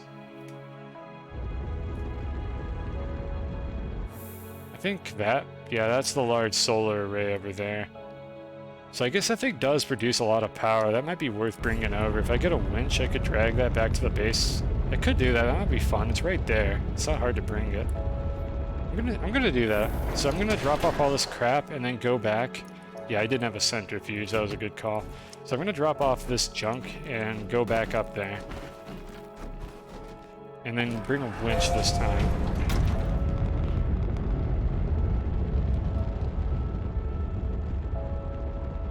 Yeah, you use trading. That's one of the other policies I've decided for this playthrough. Like, I've set up a few rules to keep things a little more interesting. And one of them is I'm not allowed to automate the trade platform. Like, I've just decided I'm not going to do that because I feel like that trivializes way too much of the resource gathering process. So basically I'm not automating scrap and trade platform. I'm going to set up auto extractors on all the materials that I need so that I have something interesting to do on the stream. Slightly different problems to solve on each planet depending on where the minerals are, how many of each I need. That's just a decision that I've made for this particular playthrough. So I use the trade platforms, but only manually. I need to grab a winch so I can drag that thing over. I think I left the winch over here. There we go. I should just leave a winch on the rocket, honestly, like at all times. So just slap that bad boy there. Take off.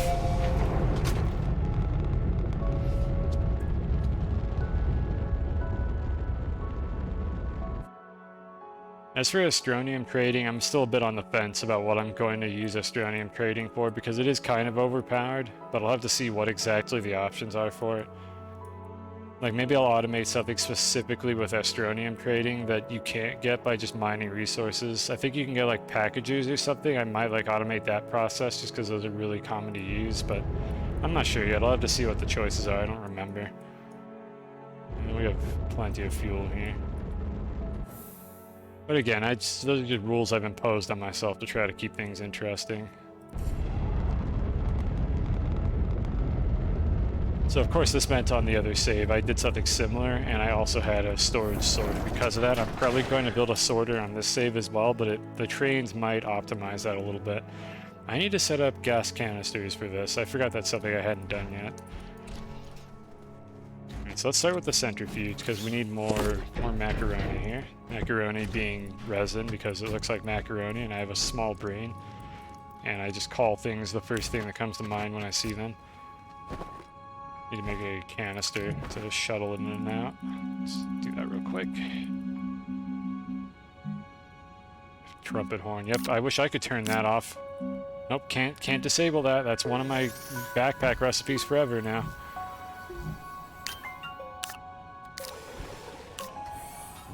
Let's get this printed real quick. Yeah, so this particular base is very underdeveloped. There's no rails or anything on it, so let's get it going on that. Let's make it nice and beautiful. Get a power supply going. Alright, the wind turbine, I'm gonna slap the power over here, I think. Maybe just over here somewhere. I don't like putting the wind turbine on its side, even though I know you can. I am going for aesthetics like a little bit while I'm doing this. Just a little bit of aesthetics. I should have brought the materials to set up rails, but I guess for now it's not super important. I could still manually shuttle things up and down. Like, this was a planet I put tethers on. I know, hideous, disgusting, but I did it. Actually, I have enough for one rail post bundle, so let's go ahead and do that. Regular rail posts. We can get rid of these nasty tethers and not have to worry about them anymore. And the extra RTG that I grabbed, I'm just going to leave that on the rocket. I don't actually think I need it here. Grab our wind turbines. We're doing good on all this. Let's get the batteries. Let's get everything I was going to leave on this planet. Storage canister. I could leave a silo just in case I find more stuff here, but we'll see. Oops, aesthetics are important. Yeah, you are right. That's kind of what I'm going for here. Like, a lot of the weird limitations I've placed on this are specifically because I didn't want things to get stale really quickly. I was like, I'm going to do things that aren't necessary because it's more fun. It gives me more to do. It keeps things interesting. And aesthetics are, I think, one of those things that are probably important enough to justify doing it. Alright, so this is where we'll get the iron from. down in that cave. I know there's some sort of nearby. And the lithium, I don't remember where the nearest one is. I'll have to go looking for it. Let's start with this for now.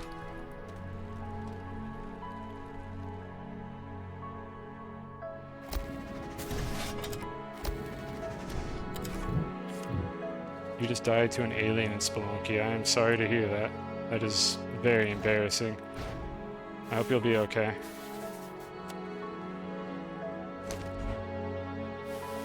Just inch this a little closer.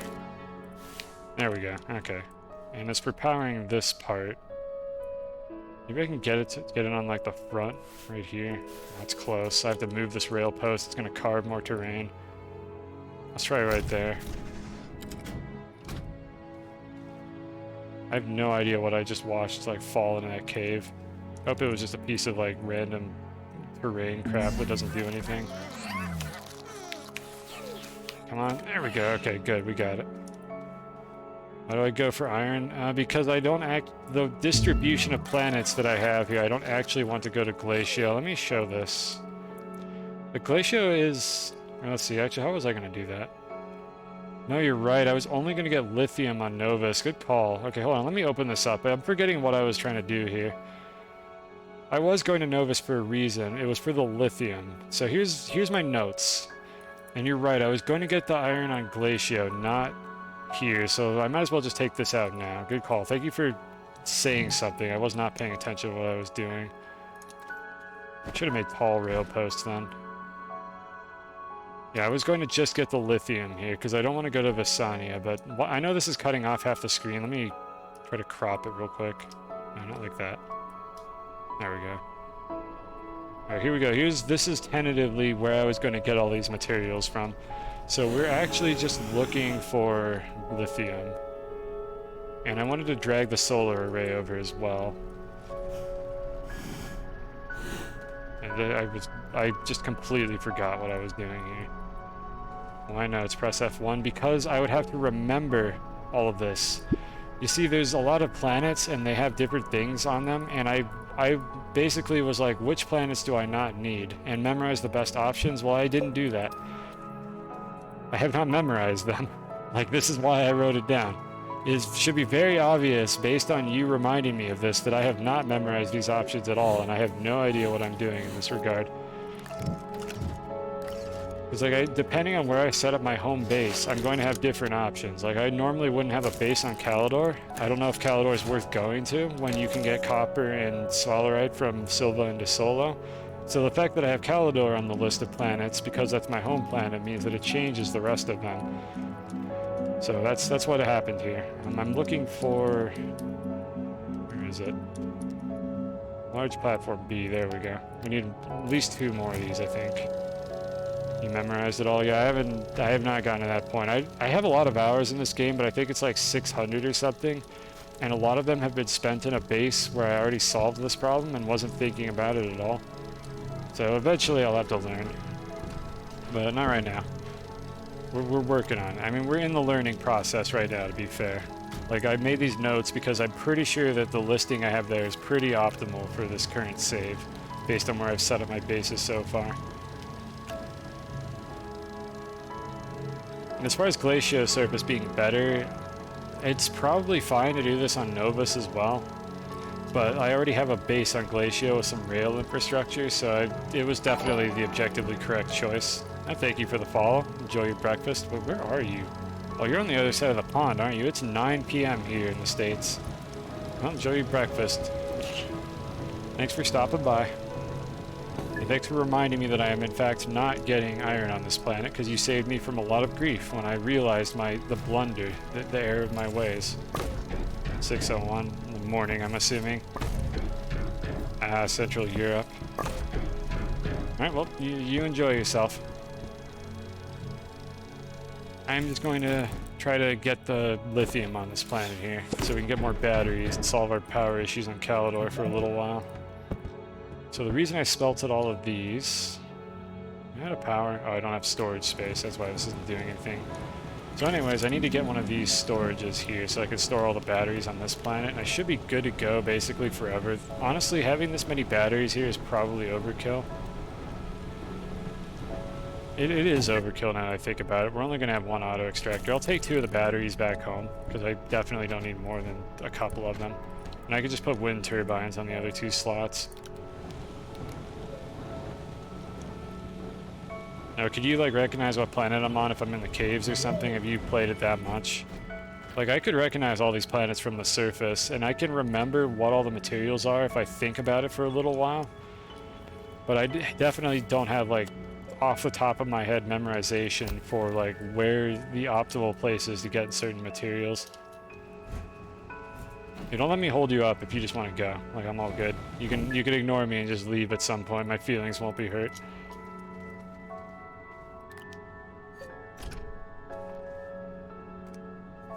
Come on, get on there. Alright, so this is my usual setup for this oxygenator, and I'm going to put these 4 in those slots, and then whatever this clusterfuck of power sources I'll just put here, I guess.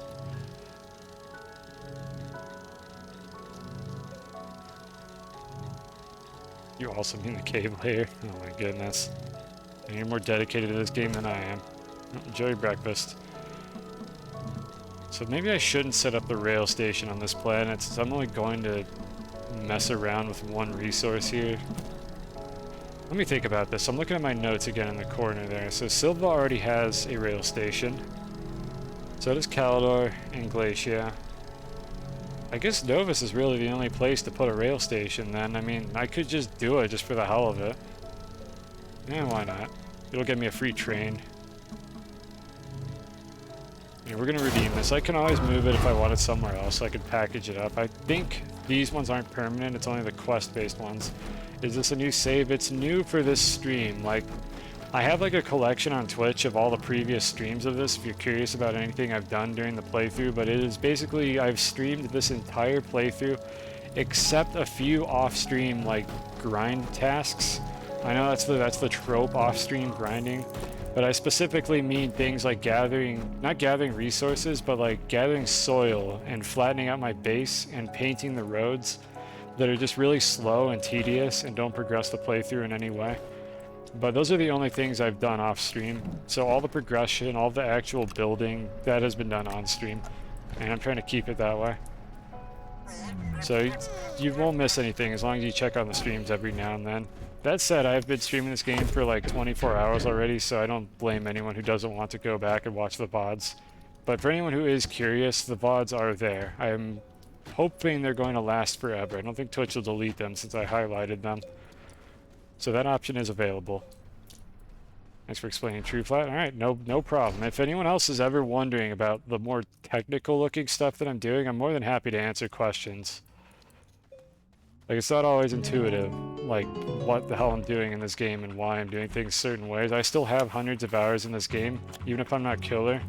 I've got a lot of experience with this game, so there's a lot of weird things I'm doing that might not be particularly intuitive. I'm more than happy to answer questions about them.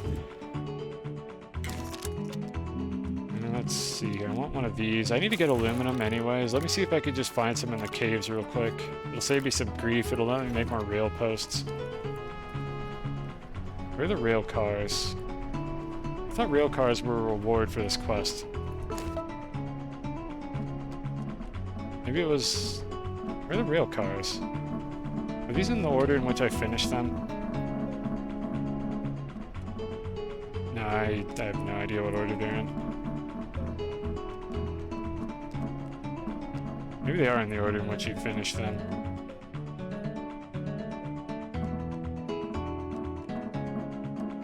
It must have been the recipe. We got the rail station. I thought it said... Oh, never mind. I'm a dumbass. They're right here. I have small brain. Alright, so I don't want to unpackage this because I'm not sure if this thing is going to deform terrain like the big quest stations do. It looks like it won't. It looks like it functions as a platform, but I'm going to put it in the final spot that I want it first before I do anything. Alright, so we actually don't care about this little cave. I'm going to move this a little bit so it's more aesthetically pleasing. Or I could just flip it sideways, because that's what the game really wants to do here. Good enough. It's fine. It don't matter. None of this matters. Anyways, I was going to go into the caves and try to get just a few aluminum. Don't need tethers, I think. Are my snails dying? No, they're fine. The ones that matter are fine. Okay, I think I had to do this earlier, and I was able to find the aluminum on the second layer through a little bit of looking around. Should be like right over here somewhere. And you see what the devs should have done was taken the shitty DeSolo snail, whatever it's called, and they should have made it detect resource deposits in the walls instead. Like, show where those are on my compass. That would have been way more useful than what it does now, which is absolutely nothing. Because I would just be like able to look at my compass and be like, oh, that's where the aluminum is.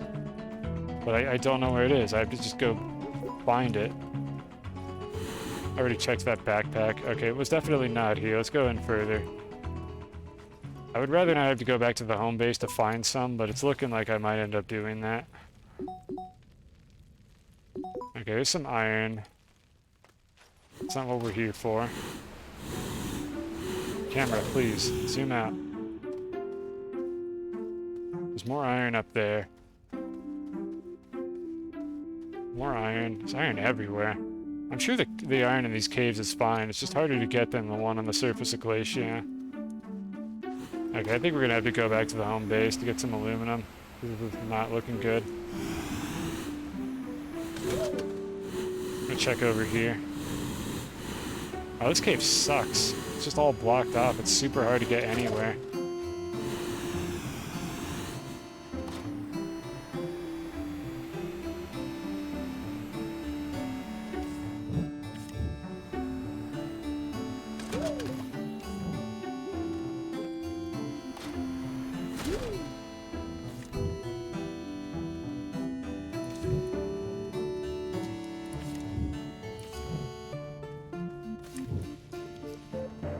I didn't really look around here because it was kind of blocked off. Let me see if I can spot any laterite. There's some. Okay. I was about to go back home.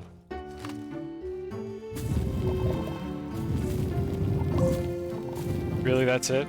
No, it's in the ceiling. Okay, I was about to be really upset if that was literally all of it. Alright, 3 is all I said I needed. Let's go back.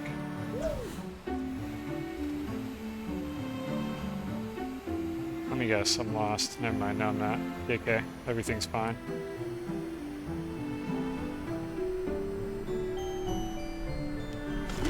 Let's smelt these bad boys, and that'll let me make the platform that I was interested in.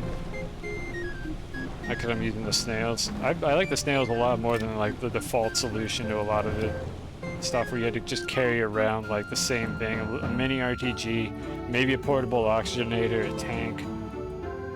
The snails are fresh to me because I haven't played the game since they came out. The only 2 that I'm not using right now are this snail, which is garbage. The snail's useless. And then the Aatrox one that I guess gives you movement buffs, but I'm not moving around enough to justify taking up a precious inventory slot. Honestly, Princess is the one that I would not carry if I needed to free up space. I feel like these other ones are kind of essential.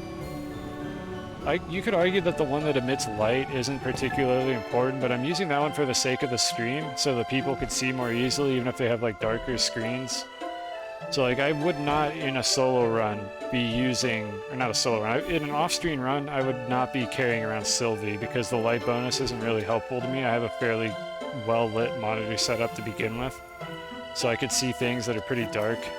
But for the sake of the stream, I am running that particular snail. And it is nice to have. Now let's see here. So I got the aluminum I wanted. And the reason why we needed this was I wanted to print the T platform. Because T platform is superior to B platform. There we go. And let's see, I'm going to end up moving this power supply over to the left a little bit further. And the reason why the T platform is superior is because I can put a second large like storage on it if I need it later. Which I don't immediately need it at this moment, but eventually that might come up.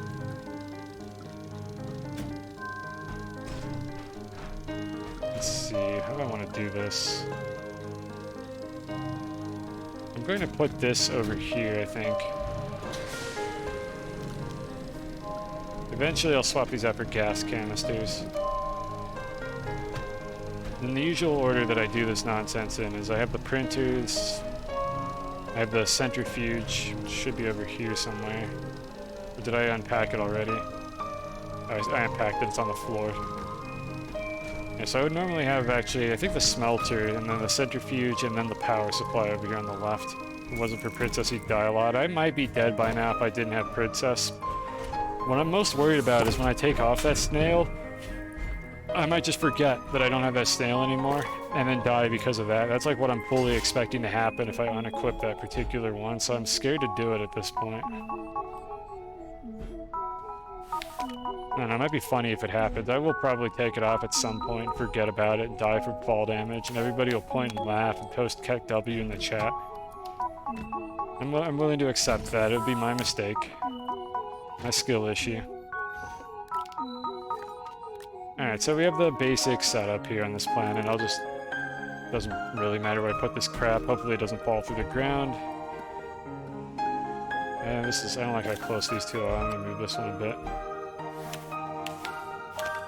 Okay, there we go. And then this can go right here. We have a million tethers that I should probably just shred at some point here. Let me consolidate these ones real quick. There we go. Okay, we're beyond the age of tethers here. Now, the thing I actually came here to do is the auto extractor, so I need to find the closest lithium deposit that doesn't look like dog shit, and we're going to use that. We're also going to tow the solar array, so let me do that first, actually.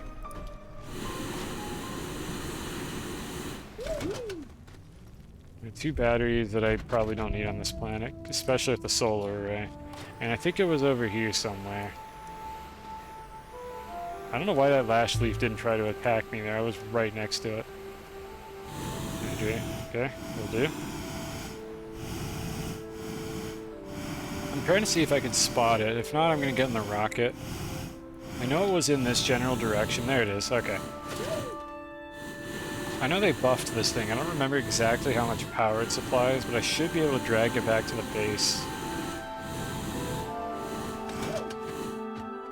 Got one of these research items. These are usually worth a lot of points, but I'm gonna have to come back for it. I don't have room for it. And I didn't bring packages. So anyone who's not familiar with these things, this thing actually does produce solar power. I don't know exactly how it works. I've never used one of these before, but I should be able to just bring it back home with the winch. As far as I'm aware, this is literally the only way to bring this thing back home. So I can just do this. Can I actually grab this with my cursor? No, I'm gonna drop the winch if I grab this. But yeah, winches are silly, so you could just do this. Just take it home with me. I'm about to run out of hydrazine. Can I get it back before I run out? No, we're close. Okay, we're gonna make it.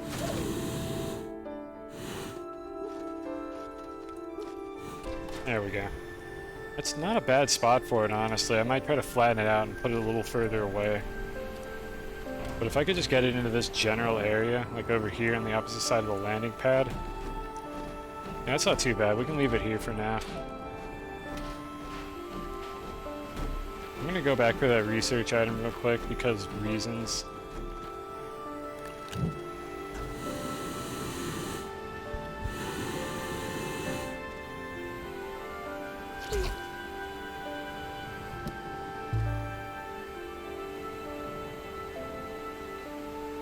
Didn't spot any lithium along the way. There could be lithium in these mountains here, but it wouldn't be very close. Distance doesn't matter too much with the rails, but I think the less of the level I have loaded at a time, the better my game will perform. We got what we wanted here. Step back. I hate the fact that it's double tap to activate the surfboard. Devs, please, I have like fucking 80 buttons on my keyboard. Let me bind one to activate the hoverboard. I don't need it to be double jump. Yeah, let's bring this back down. I thought I was going to want to bring the rocket with me. I decided against it. I'm going to put this here. Okay, where are we with this? And we're going to need the auto extractor. I have not found where I want to do this yet. That'll determine where the rail station goes, so let's go look around again. There's a specific biome that the lithium generates in on this planet.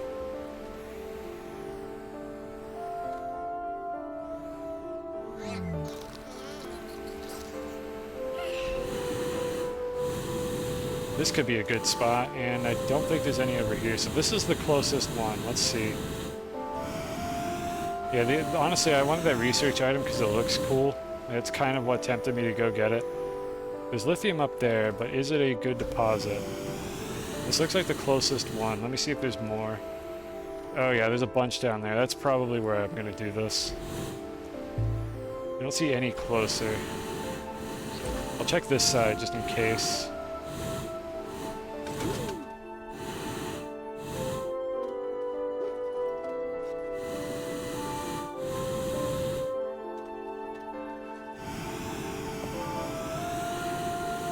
Yeah, it doesn't look like there's any here. It could be buried. I could check for it with the rocket, but I kind of just want to go for the one on the surface and call it good, because really the distance doesn't matter that much with the rails. So yeah, let's go back. I think we got what we came here for.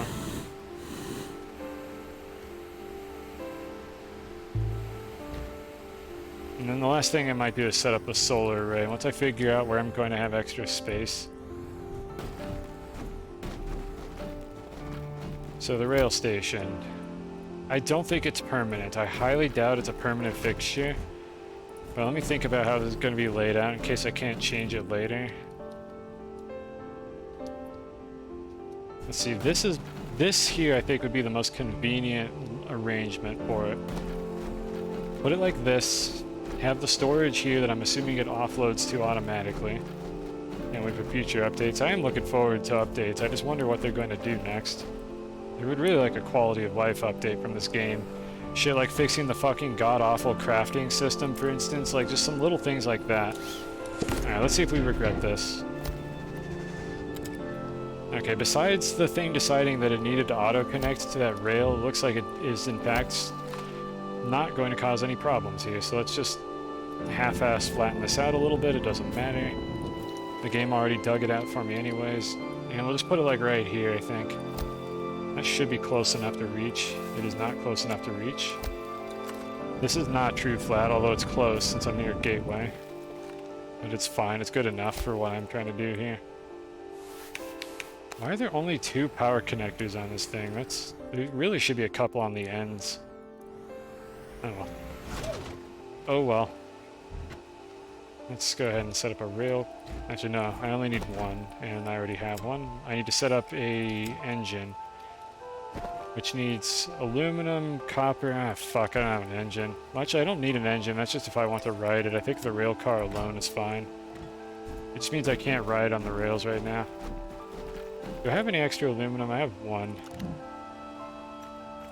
I need to make tall rail posts. And the reason why I make tall rail posts when I'm not in a cave is because I don't want them to carve terrain. Because carving terrain makes your save take longer. And every time you get in a vehicle, this game saves. So in the spirit of the hypothetical quality of life update, I would really like it if this game did not fucking save every time you got in a vehicle, because it's just, your game just lags every time you get in a vehicle, and it kind of sucks, and I hate it. Devs, please. The tall rails are also very aesthetically pleasing.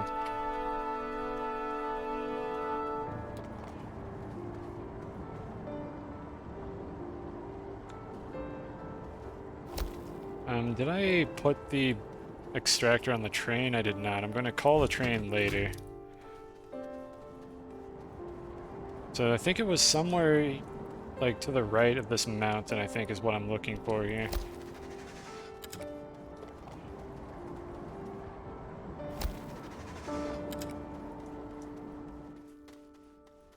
I mean, you say this game is beautiful. It's just the fucking, look at the smog. This is not the time to make that comment. Let me go back to Calidor first before you say this game is beautiful, because this is revolting looking in my opinion. I hate this planet. Like, it's such a disgusting looking planet. The other ones are so much better.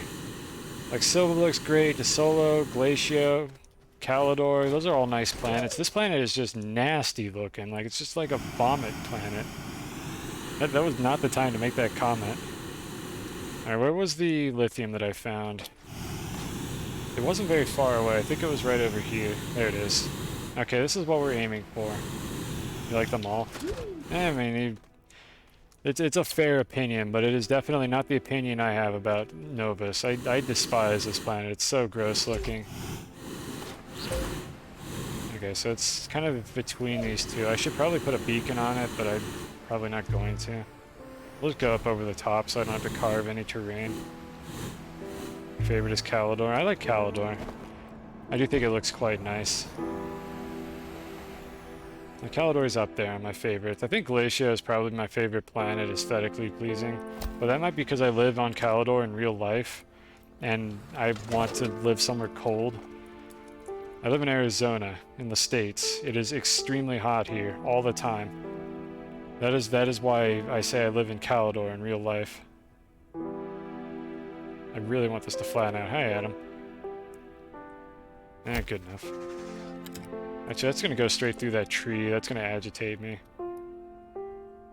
Again, like, for anyone who's not aware of why I refuse to just smooth the terrain out for these rails, every time you smooth the terrain or modify it in any way, your save file gets bigger and it takes longer to save when you get in a vehicle. I think that constant wind sound actually doesn't play when you're in, like, the red, like, low elevation sections. I'm not 100% certain about that. But I made a base on Calidor at one point, or not Calidor, on Glacia, and yeah, the wind was irritating, but I didn't have to listen to it in one of those pits. The problem was, I don't think those pits ever generate near a gateway, so you pretty much can't get true flat while you're in one of those pits. But I didn't know about true flat when I was playing that save, so I was uninitiated in that regard. Also, that plant was just going to be an asshole every time I came over here, so I'm going to definitely dig that terrain out. Yeah, one of the other gripes I have with setting up bases in this game, and part of the reason why I'm playing a custom soundtrack right now, is because if you live near a gateway, you only hear the gateway music, and nothing else. The game just only fucking plays the gateway music. And if you're going to make a true flat base, you're probably going to be near a gateway. Unless you live on one of the moons, which I didn't want to do.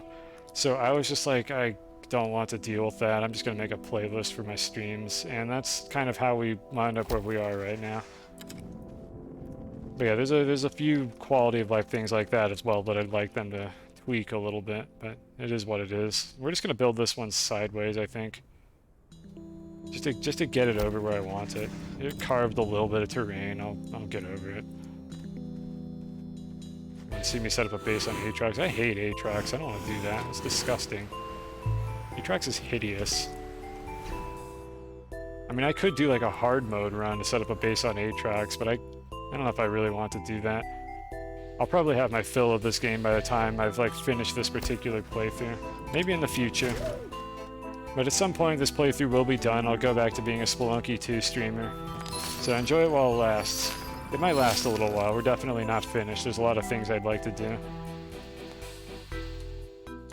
Alright, let's call the train. Okay, that has to go. That agitates me. We can't do that. And no wind or sun. You basically just gotta deal with, like, organic power. Hopefully this thing despawns and doesn't just sit around like these things sometimes do. The problem with organic fuel is you can't automate it. Like, ultimately, I think that's my biggest gripe with that. There's no way to automate getting organic. Like, you need a starting point for your resources. Can you even trade for organic? I guess maybe technically you could trade for organic with scrap. Maybe there's like a positive feedback loop that you can get for that, but that sounds like a pain in the ass, and for the first half of the playthrough, I would not be able to do any of that.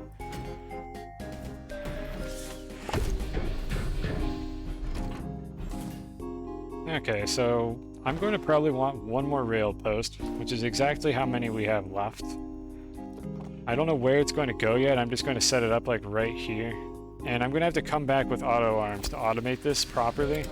For now, I'm going to manually move the lithium back and forth, and we're going to come back for this nonsense later. So I didn't bring a canister. I don't have a way to get into this thing, so unfortunately I have to drive home. Could trade scrap. Okay, so you could technically automate it. It'd be an interesting challenge playthrough. Just not something I care to do right now. I really want a rail car just so I can ride this on my own. Maybe I should just automate this now. It's not a terrible idea. Like, I would have to set more reasonable objectives for the playthrough before it became a slog, though. Like, that's one of the things I want to avoid anytime I play games like this, is I don't want the playthrough to just suck. Like, I want to have some fun. There's people who are able to do those challenge runs where they just, like, do some ridiculous challenge, like the no jump button challenge for Astroneer or some shit, but, like, I'm like, I don't want to play the game not being able to press jump. That just doesn't sound like fun. That's definitely better suited for a YouTube video where I could just chip away at it over time, and I don't make YouTube videos because I, A, don't know how, and B, don't know if I want to, because it sounds kind of, I don't know, unrewarding. You kind of gotta get lucky with YouTube. I've never used these train stations, by the way. Rimrolled, no weapons or armor or clothes or tech, super hard mode challenge. And I'm blindfolded while I play it. But yeah, maybe I'll do stuff like that in the future. I'm actually going to write that one down. That's not a bad idea, but most likely I'm never going to do it. A cool visual glitch. I'm pretty sure I have oxygen here and it's just not showing it for some reason. Astroneer no oxygen challenge. I mean, you could do like a no tethers challenge, but like a no oxygen challenge in this game honestly doesn't make a lot of sense. I'm not sure how that would really work. Like, what would the challenge entail? Or are you just trolling and want me to die? Because I understand that.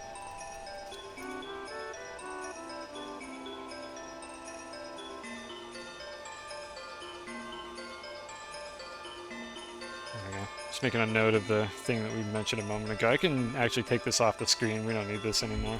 I'll turn that on later. No horn challenge. Well, we're not getting the snails, I guess. We can't use horns. Alright, so let's see here. What do I need over there? I need an auto arm. How does the unloading system work? I think I kind of want to just finish this off now. So yeah, let's go ahead and do that. We're gonna bring a rail car, we're gonna bring some arms, and see if I can automate this process. So right before I do that, let me just get it started. Just so it starts gathering while I set this up, but we're gonna come back immediately and try to get this properly automated. Be nice to the snail challenge. Like, in parentheses, impossible for cosine. It's not happening. I'm not respecting the Usagi. Usagi's a terrible snail. No power. Speaking of snails, they're I'm out of snail power because I'm not feeding them. It really is impossible, isn't it? It's just a challenge where if your snails don't have food, you lose the challenge. I would fail. Like, I can't do it. It's too hard. Come on, give me power. I know this whole thing is plugged in. Alright, so I'm bringing the rocket, by the way, because I'm about to take off, like right after I get off of this place.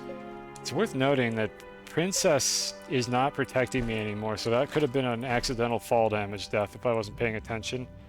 So, glad that did not happen. That would have been embarrassing. Alright, let me just get the power hooked up real quick. And where's the canister? It's on the other side, isn't it? This game's camera is terrible. Quality of life update. Please make the camera not dog shit. Got it. Disable output. Activate.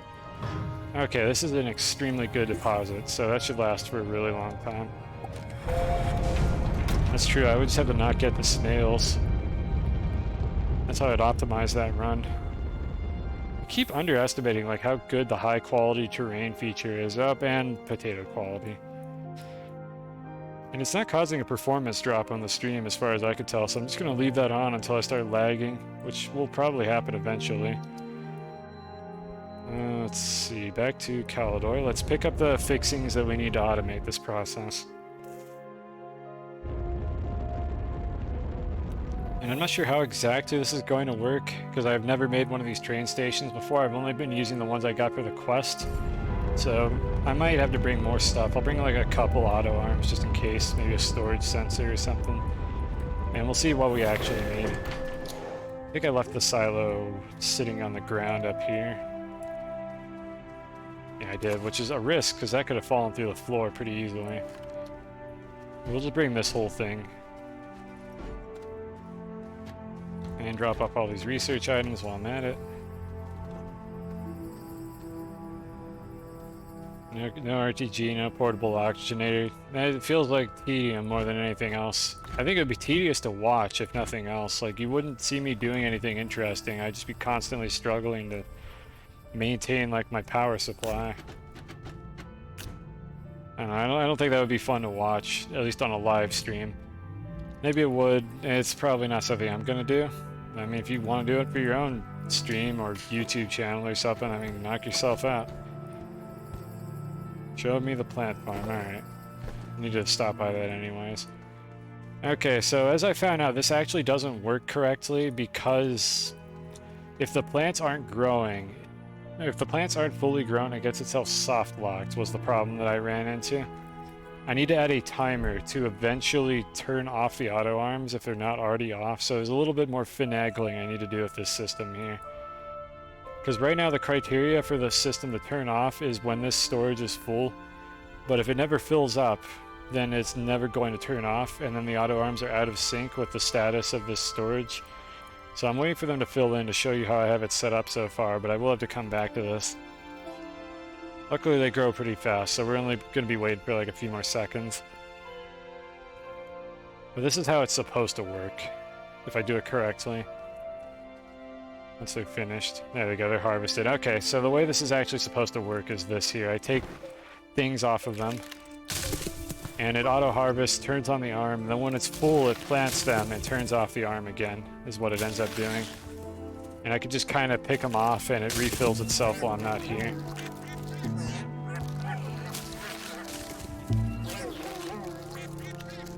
It's like, it's smart, but it's not that good.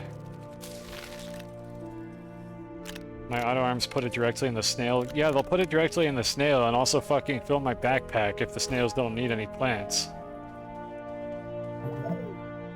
So like if I don't want an extra one and I do this and stand under it, it's just gonna fucking fill my backpack with extra hispine seeds that I don't want. If the auto arms weren't stupid and actually knew when I wanted things in my inventory, this wouldn't be such an issue, but unfortunately the auto arms are stupid. And I don't want them to do that. It seems like a good idea on paper until you realize how badly this game was implemented. And these auto arms are just dumb, and they fill every slot without hesitation, regardless of whether or not you actually want them to. But 2 at a time, I don't know what you mean. Like, what, 2 arms at a time? That would just fill my inventory with crap I don't want twice as fast. Like, sometimes I come back and I only want 1, because the snail, like, still has one in its inventory. Speaking of 2 at a time, I need to grab 1 more of these.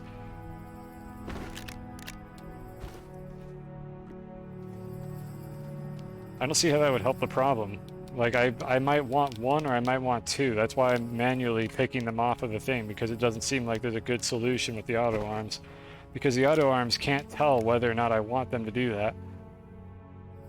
It's just, they just, maybe I'm overlooking something here, but I can't think of a way to prevent them from filling my backpack with the extras if I come in and I only need 1 and I have them set up to give me 2. So there's not a whole lot I could think of to do in that department.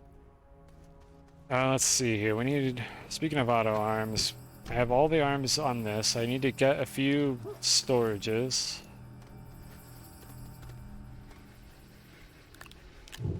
Two for Princess. This isn't, how does that solve the problem I'm having though? I need 2 of these. Here we go. This is what we need. Like, I'm not sure how that solves the problem I'm having. Use the sensor gate. For, well, for what? What can I detect with the sensor gate? Doesn't the sensor gate just activate if I walk through it? Like, this doesn't change the problem of... Let's imagine that I come in with this situation. I have 1 snail that needs a seed. I walk up to the thing, and the auto arm places 2 items in my backpack. 1 goes here, and then the second one is going to just fill a slot like that. And then I'm going to be upset because now I have extra ones in my inventory that I need to throw out, and I essentially might as well have just grabbed them manually to begin with. Like, that's the problem that I'm talking about here. Do a new farm. Okay. To do what? I mean, I guess I could have a dedicated spot for either 1 or 2 at a time. But I mean, at this point, how much space is that going to take up? I think I have everything I want. Let's go. And I've got a finite amount of space on this super flat before it becomes extremely sloped, and I'd have to make multiple floors, and yeah, maybe sometime, maybe not. I'm just thinking, like, this is a lot of work to automate something that doesn't automate very well to begin with, because ultimately I would still have to walk over there to each one individually to top it off. And it could be done, but I just fucking wish the auto arms were smart and knew to only place the seeds on the snails. But they're not, they're dumb. And they'll just fill my backpack with crap that I don't want if I walk over there. I don't like the fact that this just goes through the gateway, but you know, what am I gonna do about it? Okay, anyways, I forgot to bring the copper. Oh, up we go. I got distracted. How dare you? You distracted me. It's not my fault. It's not the streamer's fault. It's chat's fault. I need to get the copper so I can make a rail car, so that I can actually ride this thing around. The rail car is not essential for the automated system, but I really want to have it.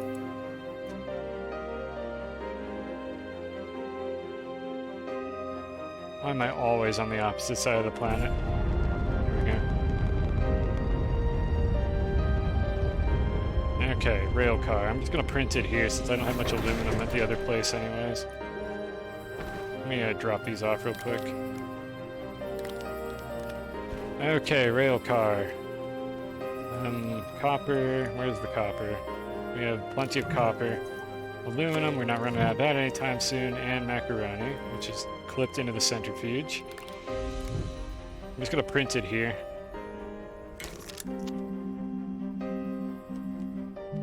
Real engine, there we go.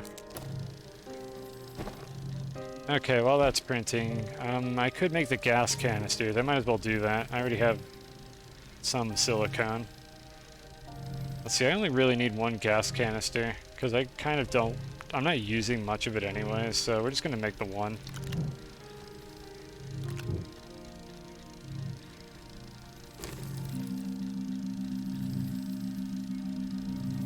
Devs, please. This crafting system sucks. I have too many items. Why are there so many things in your game? Look at what Don't Starve did. Their crafting system sucked, and then they made a grid, and then everyone was happy. You have 2 dimensions to work for on the screen. It doesn't have to be this. You could have up and down buttons and have a nice grid, and I could just see what they all are. Or heaven forbid, a search feature. Okay, this is almost done here. Like, Don't Starve's crafting system fucking sucked until they just realized it was terrible, and then they made it better.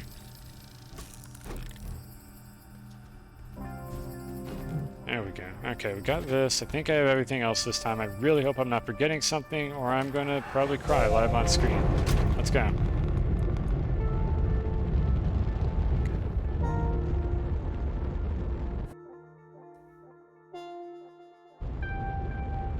You know what I also want for future updates? I want an update where they can automate rocket launches. Like, if somebody else mentioned that in chat, somebody usually brings this up at least once, but like, there needs to be a way to automate rocket launches to send resources between planets without the player having to do it. Like, that's the final step, is the ability to do that. And then you could fully automate everything and just have everything you want in the game brought to you. That would be really sick if they would do that. I'm gonna want to back this into the station, I think. So maybe someday they're going to do that. Why am I unable to place this? There we go. Okay, and this is another rail car, not an engine, so I don't need this here. Grab this. And I'm just gonna put this on the storage for a little while until I figure out what I'm doing here. Okay, there's 2 steps to this process. One of them is load up the train. The second is unload it here. For now, I'm just going to use the 4 raw slots on the side of the train to do this. I'm not going to put a storage on it, because I think the bottleneck is going to be the speed of the auto extractor. So let me just do this. And we want the car to just send itself back when it's full.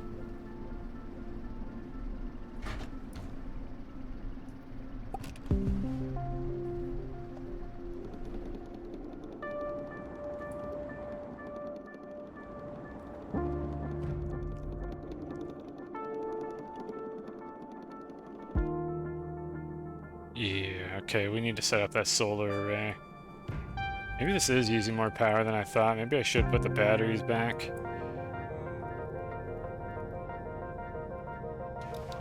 Alright. Now the unfortunate struggle here is figuring out how to get this set up. Let me move the train a little further away.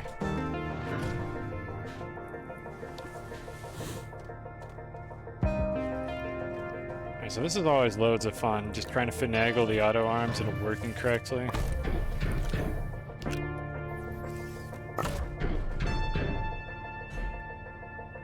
Where is the train going to wind up when it's parked? I want to get it kind of over here-ish.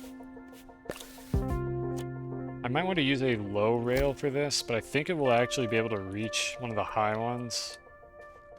And I think a low one will make this easier to do, so I'm going to get a couple low rail posts so I can clean this up a little bit.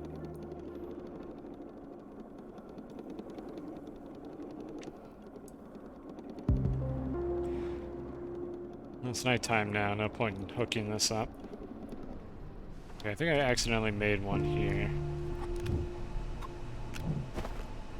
I can quickly combine these two. There we go. Alright, so we got the small ones as well.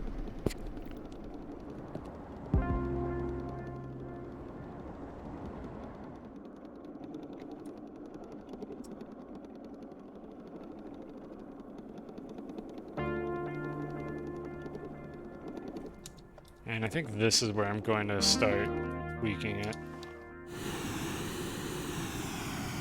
Do I have room for these? Yeah, I do. So these are the short ones. I'm going to set one up all the way down here. It's going to carve some terrain, which is fine.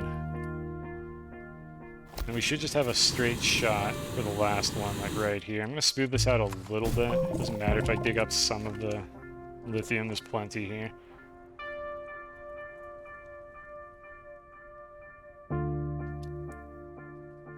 Right there. Okay, that should be pretty good. And then it's just a matter of getting the train filled. So if I send the train over, the auto arm should be able to reach all the slots that it needs to. Just these ones on the back of the train. And also the top of the miner.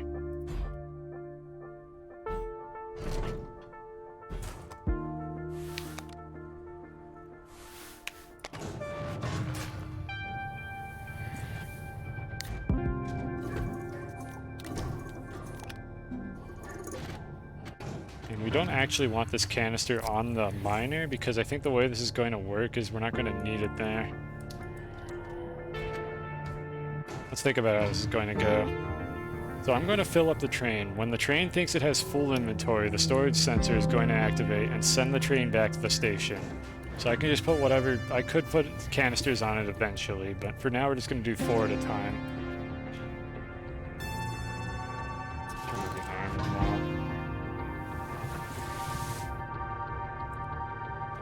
This is a really good deposit. I just want to make sure that the auto arm can grab it. That's what I'm waiting for here. I want to see the auto arm actually put something on the train. Yeah, there it goes. Okay, that's definitely going to work.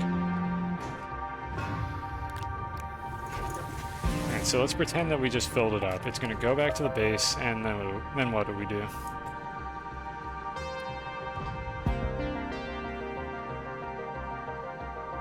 Oh, it's so slow.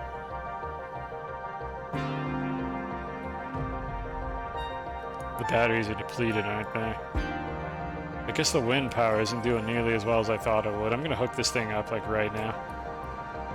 I don't know if the side of this thing that I have up is important or not. Oh, the winch is still here. I almost forgot I even had this. I'll attach it to the other end in a moment. I don't know if which side is up actually matters. I'm assuming this is the one that produces power. I can always flip it over if it's not.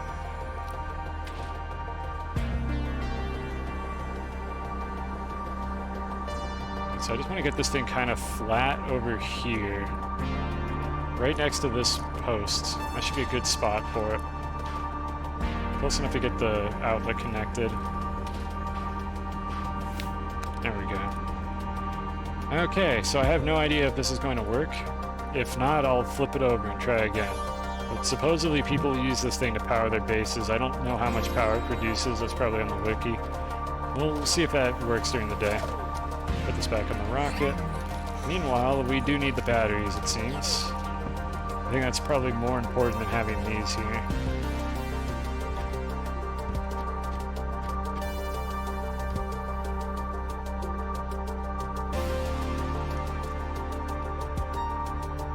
Do I have a slot for these? I'm going to have a slot over here, I think. I think I know what I want to do, actually. Let me move all of this into the canister I made earlier to start with.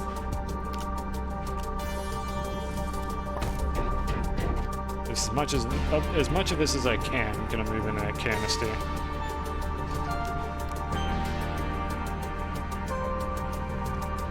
I think this is a little louder than it needs to be. Tweak the soundtrack volume a little bit. Okay, we're going to bring a bunch of that home. I think I'm going to bring this back, because this thing is barely producing any power anyways. I'll just keep things organized and do that. We'll see if this becomes a recurring issue or not. I don't think I'm going to need that much lithium, so I might not even notice if this is running under capacity.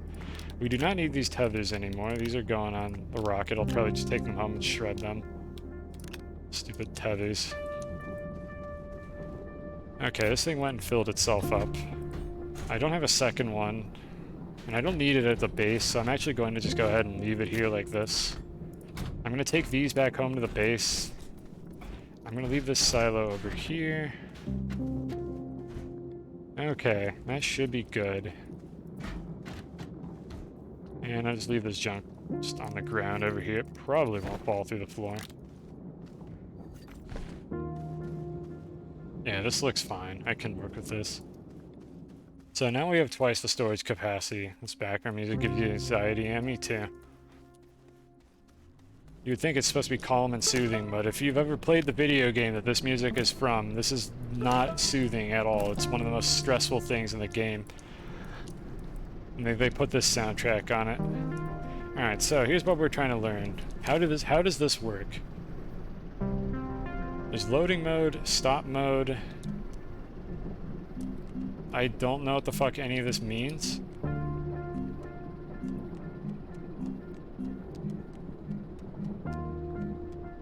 Stop all cars.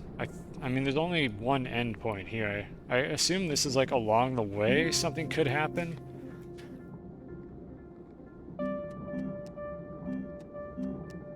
So it has a call system that we're never going to use. Stops all cars, stop disabled.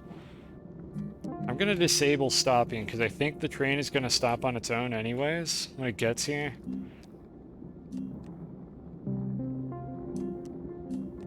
We want this, I think, and we want to unload anything that is stopped at this station. And it should unload the lithium if I don't use a canister. I think the problem with the canister is I can't set the canister to output mode because otherwise the thing over there won't fill it. So let's just pretend that I had this filled up. It's gonna take all the materials off, and then when it takes the fourth one, it would send the train back. Because it's empty now. The train would send itself back. So what should happen here is this train should get filled up in a second. I don't think it actually stopped. Yeah, it's just doing a super low res like movement. And it would unload onto this here, which is where I could have a canister, and this I think is where I would stop the system. And level of detail, level of animation. So I would have a canister sitting on the platform like this, basically waiting to load materials from the train, and then I would come by every now and then and swap out the canisters and take home the filled one. I don't think I need an auto arm here because I could just slap a canister here. I could slap a large one as well. There appear to be more automation features on this that I'm not familiar with. I wish they would label these things a little better. I guess this, I mean, that's a beacon, presumably. That's what the symbol is. Yeah, these should work while I'm off planet. And then I think if I press this button, I'm going to call a car, which I don't ever want to do with this system that I have right now. How's this going? Is this producing power? It looks like it is. Yeah, I think this thing is producing power. I don't know how to tell how much it's producing. I don't have a splitter. But it's presumably doing its thing. Doesn't look like there's any way to lock this. Oh god, what did I do? Hold on. Oh, that's a problem. Yeah, these things will carve terrain when you place them because they're attached to rails. Let me elevate it just a little bit to make that less of a problem. Yeah, you can't lock these things. That's not good. I'm not too stoked about that. Okay, that should be fine. Okay, I need to not accidentally pick these up. They really should make it possible to lock them, but for some reason they insisted on only having one button to interact with things. So the train was supposed to come back by now. I feel like it should be filled. Let me go over there and check on it.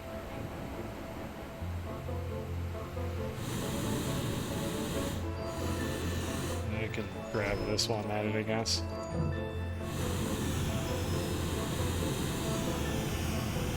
Is it still filling up, or is just nothing happening for some reason? Nothing is happening. Why not? Everything here has power, am I correct? Or did I disconnect something and not notice? No, it has power. Why are you not loading? Okay, it's putting it in my backpack.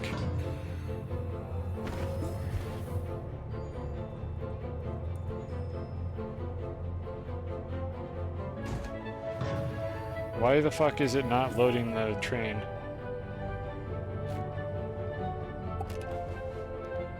Game? Dubs? What is this? Why is this not working? I might want to set up a station here. I'm starting to think maybe the way to do this is to set up a station on both ends so I don't need these fucking auto arms to load the train directly. It just won't interact with the train. It'll take things off the train. It won't load the train. I'm inclined to say that this is just broken and it's not working. So Devin chat, wherever you might be, would you fix this, please?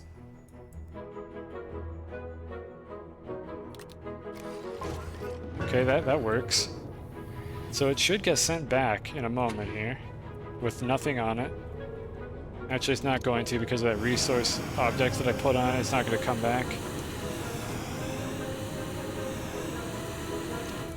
I have nothing. I don't know why it's not doing anything. Maybe I should set up another rail station on the other end because I know that I can load the trains at these stations instead of just putting it directly on the cars, and I'm thinking maybe that is how you're supposed to do this. Okay, so hypothetically, we unloaded a train, we're sending it back. Hey, space game. Hey, cue ball. Space game's not working correctly, but it is a space game. It will not fucking load the train for some reason. It'll load my inventory. It has no problem putting crap in my inventory. It will not load the train.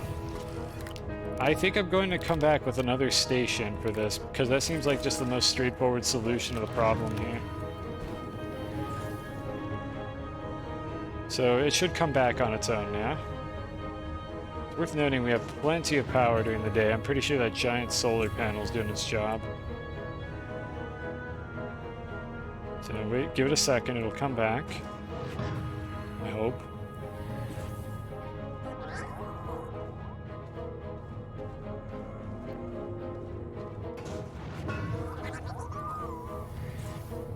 Any second now. There it is. And just one last trial, but I'm pretty sure this is not going to work. Yep, the auto arm is too stupid to do this. Okay, so we're gonna try that. Get into bed. Alright, thank you for the good luck. Maybe your wishes will make the game actually work correctly when I go get the train station here. We'll see. This game is finicky to say the least. I don't know why this particular one's not working, but thank you for stopping by. You should probably go to bed. Be a responsible human being instead of what I do, where I just stay up late like a dumb idiot and regret my decisions in the morning. So the storage sensor is fine. This is fine. Yeah, it's only 10 p.m. here, so I'm not committing nearly as many sins as far as my schedule is concerned. I'm gonna leave these rail posts on this planet for now, along with all this junk, because we're coming back in a second. I just want to make a rail station. Honestly, I consider 1 a.m. to not be that late, all things considered. Like 1 a.m., you can stay up till at least 3 a.m. before you have to start wondering if you're making bad choices in life.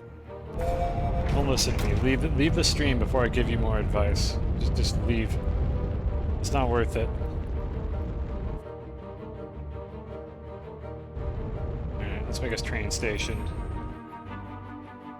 Honestly, if these train stations can auto-load the trains the way I want them to, I might just use these for all of my, like, train depots, because they seem a lot more elegant than just trying to finagle an auto-arm into loading a train.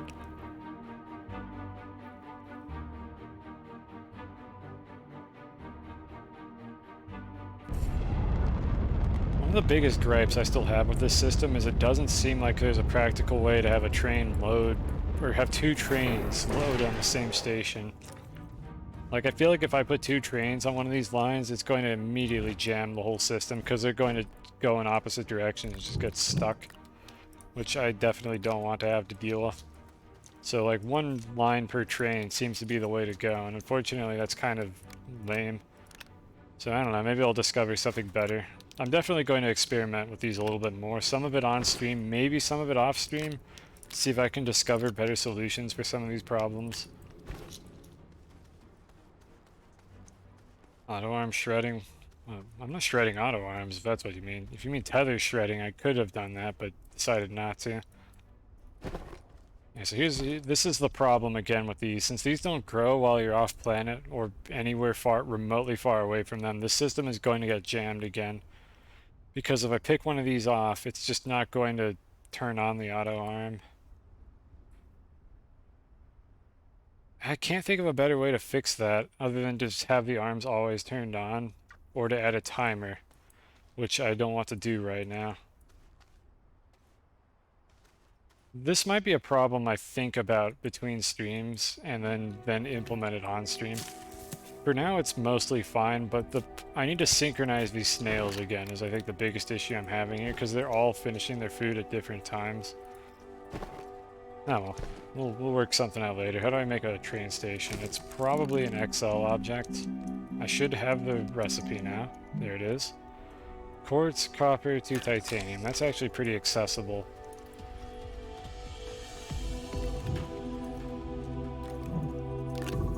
I have 1 quartz.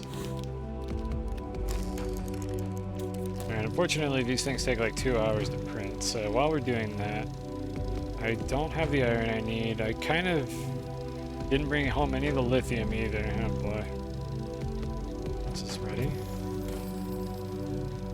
Enjoy the song. This is the only Final Fantasy song I put on the track, but I mean, if you have suggestions for songs that you think would fit the mood of these streams, which I'm sure there's plenty, I can add more. I'm not opposed to it. I just don't know any others that I thought would be appropriate for this off the top of my head, because I've only heard a few songs from that game. Most of these songs you've sent, not you, Soviet sent me a few. I forget if you've sent me any, but this was the only one I knew about that I thought was fitting. One specifically, I don't know, go DM it to me or put it in the suggestions or something on my Discord. I'll look into it. Alright, I have a shitload of extra methane right now, which is good because I also apparently didn't fill this canister completely.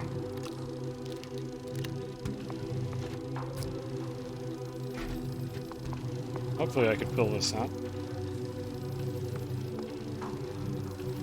What are we running out of? Not very much argon. You can get that on Glacio. I'm going to Glacio next anyways to get iron. Doing fine on helium. Looks like that perfectly... Oh, that was perfect. It completely filled it up and not a bit extra. So now we have an extra silo. Let's leave it over here for now. This hideous contraption, I'm just gonna put it over here with the other ones. It produces so little power, it's not even worth attaching it to my base. Like really the bottleneck with the base, I think, is the lack of batteries. I need iron to get more storage space for the batteries. So I'm just waiting for this to finish printing. It's a quarter left.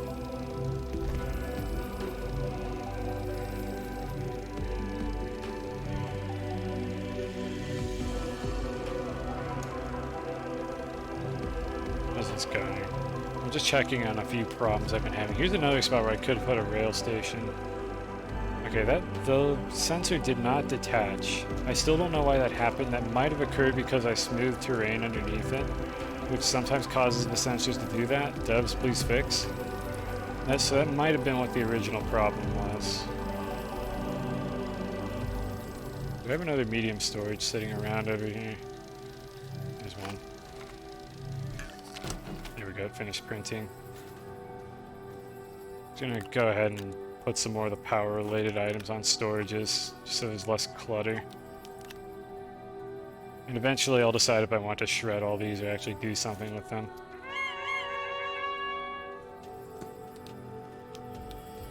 One of those, like, thrusters is partially used, and I don't remember which one. Probably the one I just placed on it, so that's good. I'm just gonna make a mess out of that real quick. Come on, here we go. Am I forgetting anything else? We have a rail station, an auto arm. I could automate, like, detecting. Let me get another. No, I have storage sensors. I left them on the planet. So I think I could turn off the auto arm when there's nothing for it to do. I don't really need the beacons. I mean, I guess the beacons are nice to have. I might as well use beacons. It'll make things look cooler. Let's go. I'm assuming that these train stations don't show up on the map unless you put a beacon on them. I can find out in just a second here. A weird frame drop there while I was circling around. Oh, yep, right through the center of the planet. Perfect. Oh, is that another solar panel wreck? I don't know if that one works. There's a big solar panel on that wreck. I don't know if that actually does anything or if it's just the one that I have at the base. I've never really messed around with those because I usually just used RTGs. That's part of why I'm not using RTGs anymore. You get to learn new things. Okay, yeah, I see.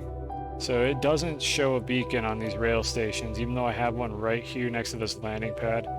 So I'm going to beacon the one that has the lithium on it, just so I can kind of see where it is. Just because it'll look nice, make things look pretty. There, we got our thing. And the train is conveniently sitting at the station. Why did the train not go back?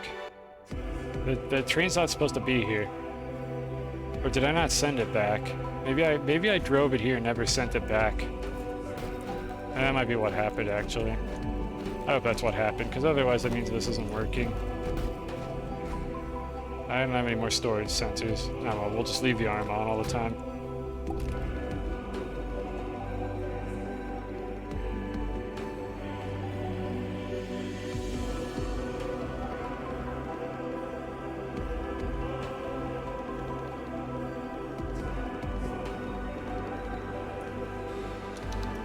Okay, now let me move the train forward a bit so it's not touching that. There we go.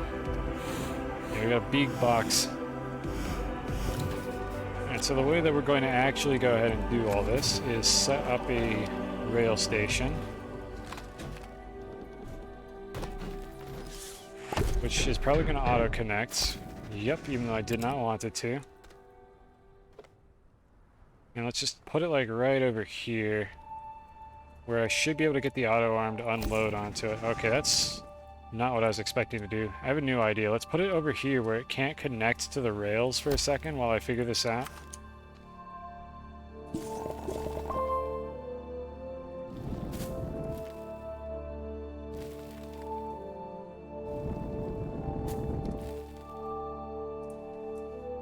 That could work. I think we can work with this. Not too much terrain deformation, so that should be okay. Just slap it like right there.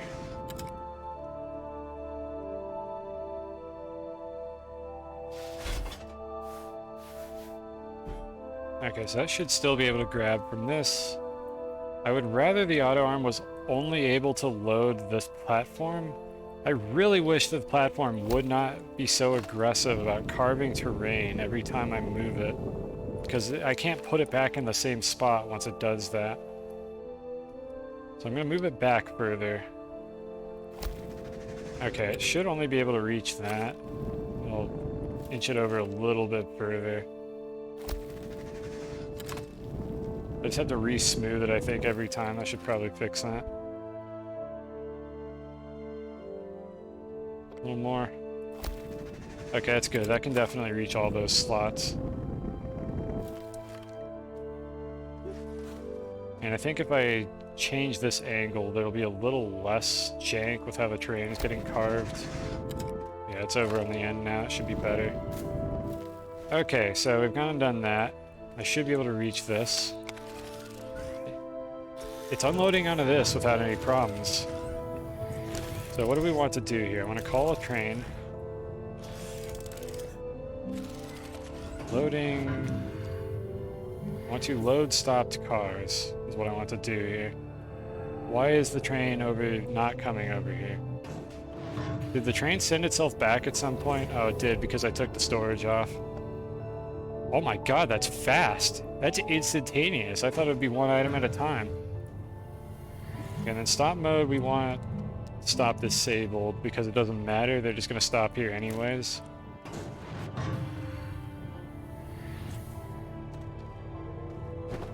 Alright, so here's where we find out whether or not this works.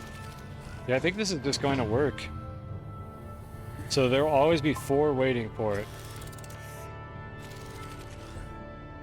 The train was supposed to come back. There it is. Okay, good. I think you could have a train on multiple stations. I fail to see the need to do that because I could just set up a second auto extractor on the other side of this deposit and shuttle all the resources into the same station. I guess I could see that being practical. The problem is I don't know how I would be able to tell whether or not the train was full. Like, the train would come to this station, the station would load it. I think these signal pins just signify a train arriving. I'm not really sure, actually, if I have the tools to detect that, to do that efficiently. I would have to have the train just do rounds. It would have to stop, wait a fixed amount of time, then go to another station, stop again, and so on. I have an interesting thought, actually. Can this thing load storage items, or research items, like medium research items? No, it cannot. It's only small items that it seems to be willing to load. And that's disappointing. But yeah, as for doing that... Oh, I just fucked that up. I should have gotten on it. But yeah, as for having multiple stations, I'm not sure how well that could be implemented. I might try that on a planet with multiple resources. Maybe I'll try to have a train that does rounds, but I suspect I'm going to wind up with, like, just deadlocks where the train is full of the wrong resource and you can't get rid of it, and then just nothing happens and it just doesn't work. So I think I'm probably going to do just one station per resource and multiple auto extractors if I want multiple, like, sources for that resource, but they'll all shuttle over to the same station. I don't know, we'll see. I don't know if I need to go all Factorio on this and scale it up because the demand just isn't there. I'm not going to use any of those resources if I do that anyways. In any case, we got it down to 1 auto arm, which I think is unavoidable. And then for the output here, I could just sit here and pretty much just swap out these canisters when I'm good and ready. I assume that these stations don't provide oxygen. They do not. Okay, that's what I thought.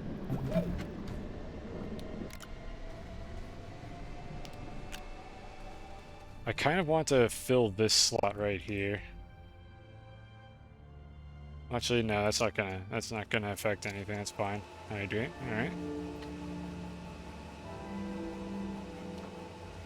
Now, as far as the power situation is concerned, the atmospheric condenser is not running right now. And that thing is the biggest power draw in the space. This produces like 17 per second. We have 4 batteries, a couple more wind turbines. I think we're completely fine on power as far as this base is concerned. Especially with this thing sitting here. These batteries are going to top off in like an instant during the day.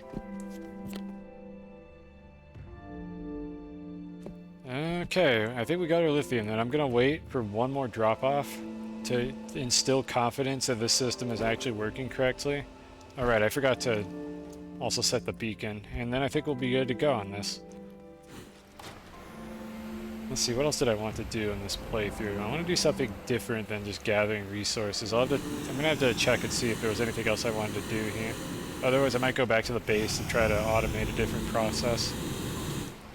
So how's this going? Yes, everything is working as intended. Let me go add the beacon.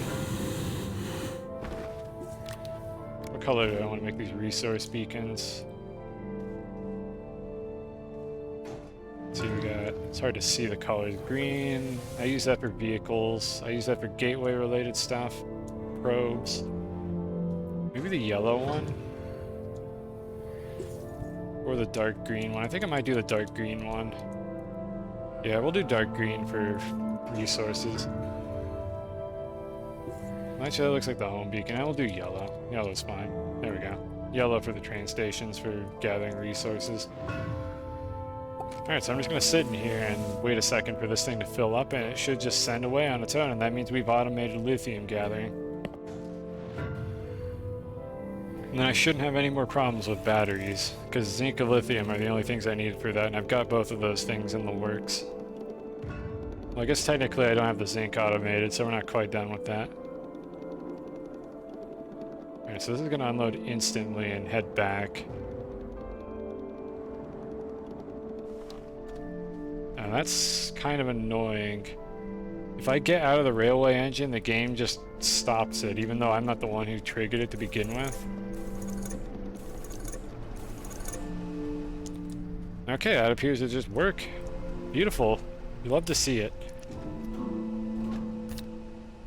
And there we go. I just wait for this one to get filled up, and when I come back over here again, assuming the whole thing didn't jam, we'll be perfectly good to go on that. Absolutely beautiful. This is so cool, having these trains. Like, I can't stress enough how awful it was to do this before they added these trains. Like, you had to just daisy chain auto arms, and it was terrible, and the auto arms got stuck for no reason. Kind of like the one that got stuck earlier. Like, this is so much better.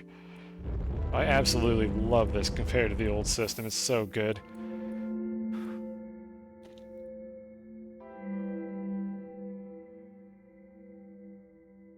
Just rotate this around. I wonder then if I should just finish off the zinc. Just get that done real quick. Because that one's going to have a smelter as well, so there's a little more complexity to it than the one I just did. Which I kind of like about this. I like having a little bit of additional complexity to the process, but I think I'm going to smelt them on site. So there'll be like one additional thing I have to do while I'm there. Let me quickly check my missions to see if there was anything else I wanted to do. Okay, so what the game is waiting for me to do here is the quote-unquote ending of the game. That's what this mission is. Activate the unidentified satellite. It doesn't matter if I do that now. I get 3 RTGs and a bunch of bytes I don't need. I think I've done literally every other mission in the game. There's nothing left in the chain. Finishing all the missions was one of the goals of this playthrough, but we're not necessarily done yet. I want to activate all the gateways, I want to collect a bunch of marbles, and I want to automate everything. Or within reason, automate everything. So it looks like we're done mission-wise. I could go looking for marbles, maybe on Aatrox or something. Just a few different things to keep things fresh. But what I think I want to do right now is get my infrastructure under control, and for that I need to get a bigger supply of zinc. We have a bunch of zinc here, and a bunch of lithium, but I need more than this to make more batteries, and just in general I kind of want to finish off the zinc. So let me get this going real quick here. I'm going to make a ton of batteries real quick.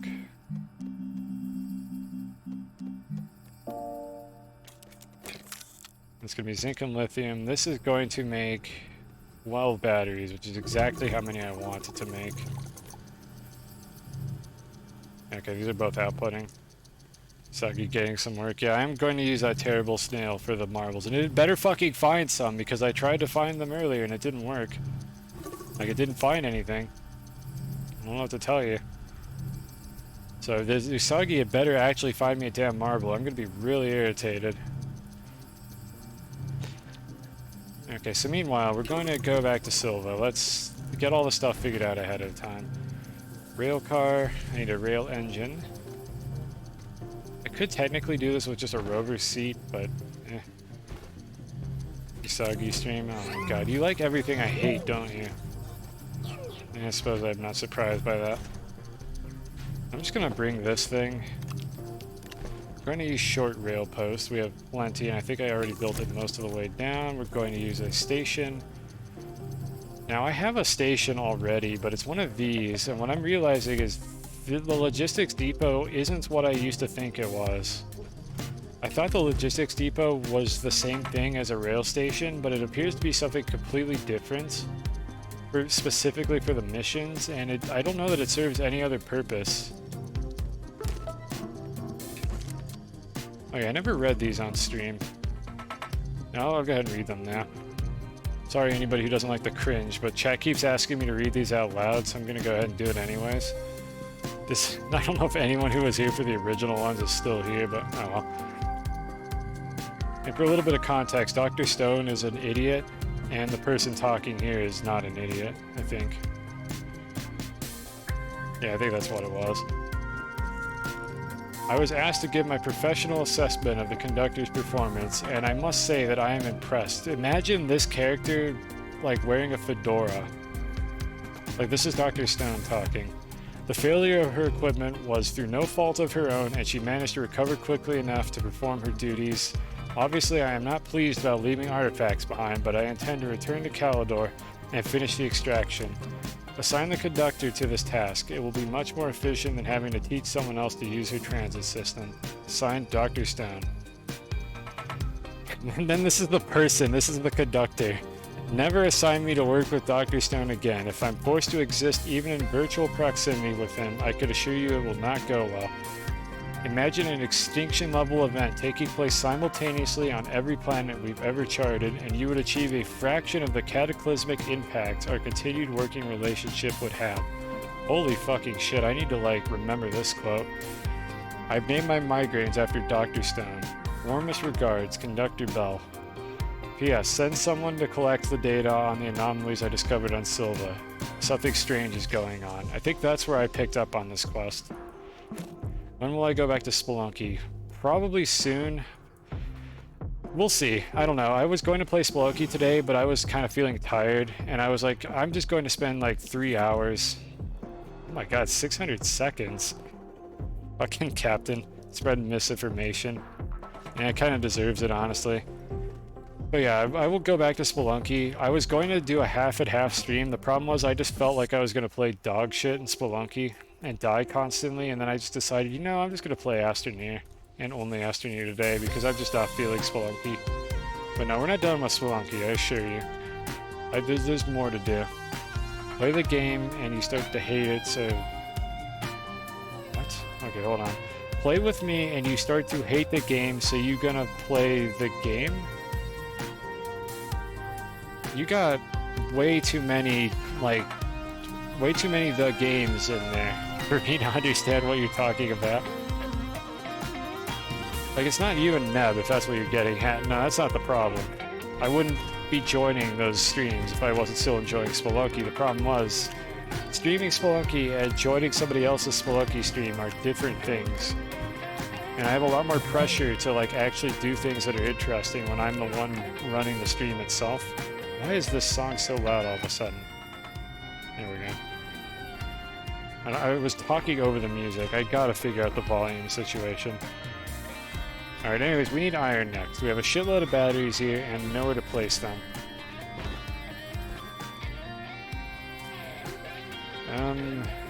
I could go for the iron first. I really want to go to Silva. No, we gotta get the iron first. We really gotta do the iron. The iron is going to come from Glacia, because I already have infrastructure there. But I think I might just want to start... Oh god, what have I done? Lost interest. If you mean in Spelunky, I'm not gonna lie, I'm not gonna pretend I'm not losing interest. There's only so much you can get out of a game when you have How many hours do I have in Spelunky now? Let me check. It's like 2,000 and something, I think. I'm checking my Steam library. I'm curious. Like, Spelunky is not gonna last forever. I'm not going for like world record runs here. I'm not gonna be able to grind it because like my career depends on doing it. Like eventually, I'll just kind of like be eh. And then maybe I won't play Spelunky for a couple months until the fucking PlayStation patch comes out. I have 2,380 hours in this game. So basically almost 100 real-life days of having Spelunky 2 running. Compared to Astroneer, which has... let me reopen the thing and check. So like, I've played the shit out of Spelunky 2. Astroneer is 650 hours, for comparison to Spelunky 2.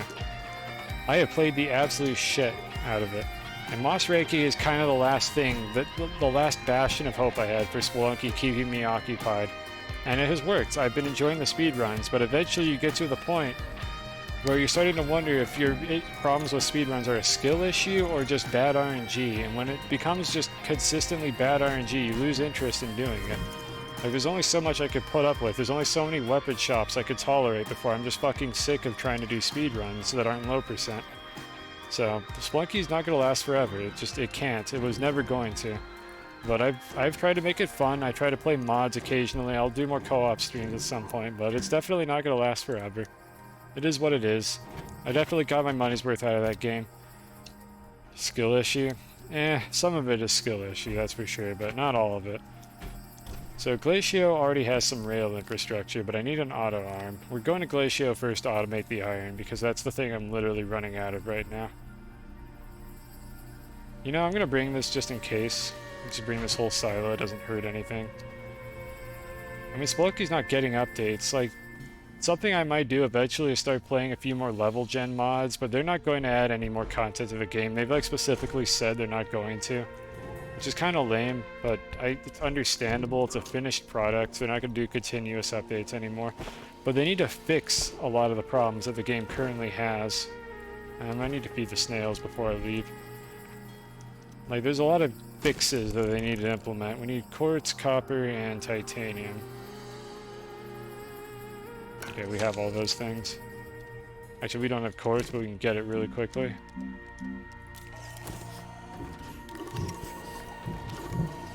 Yeah, I'm not holding out for new content. I'm expecting the modding community to slowly churn out content. It's the fixes for like the online that I really need them to do. I mean, it'd be cool if they would update the game, don't get me wrong, but I don't think they're going to.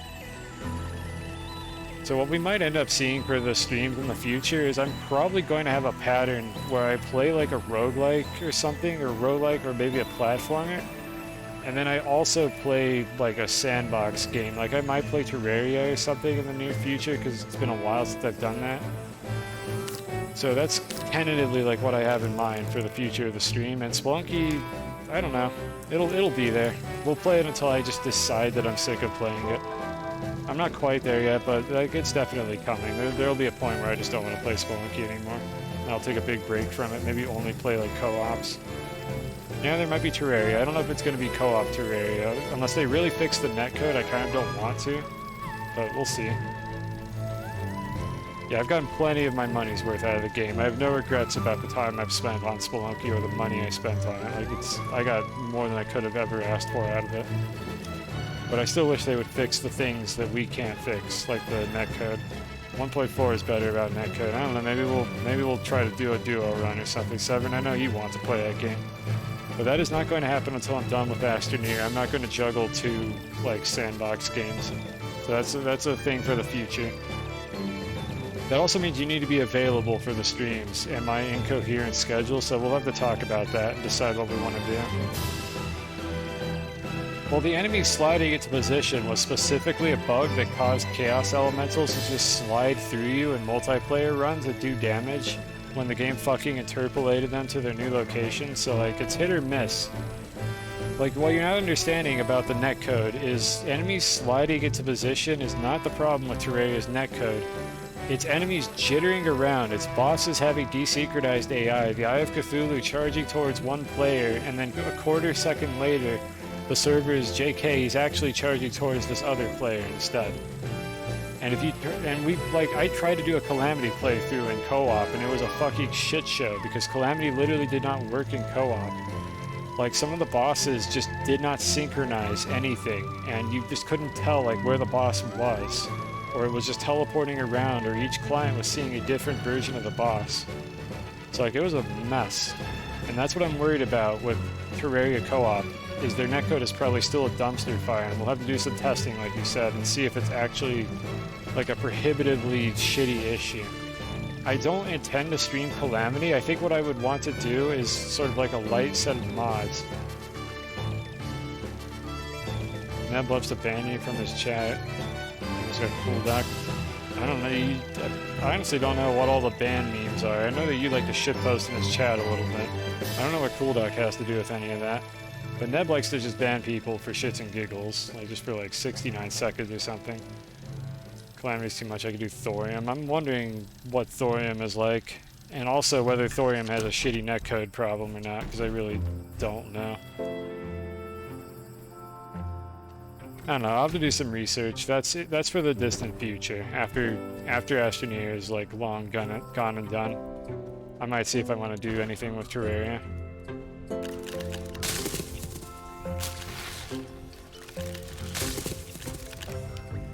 So this system works fine as long as the crops are done growing before I try to harvest them. Otherwise it jams.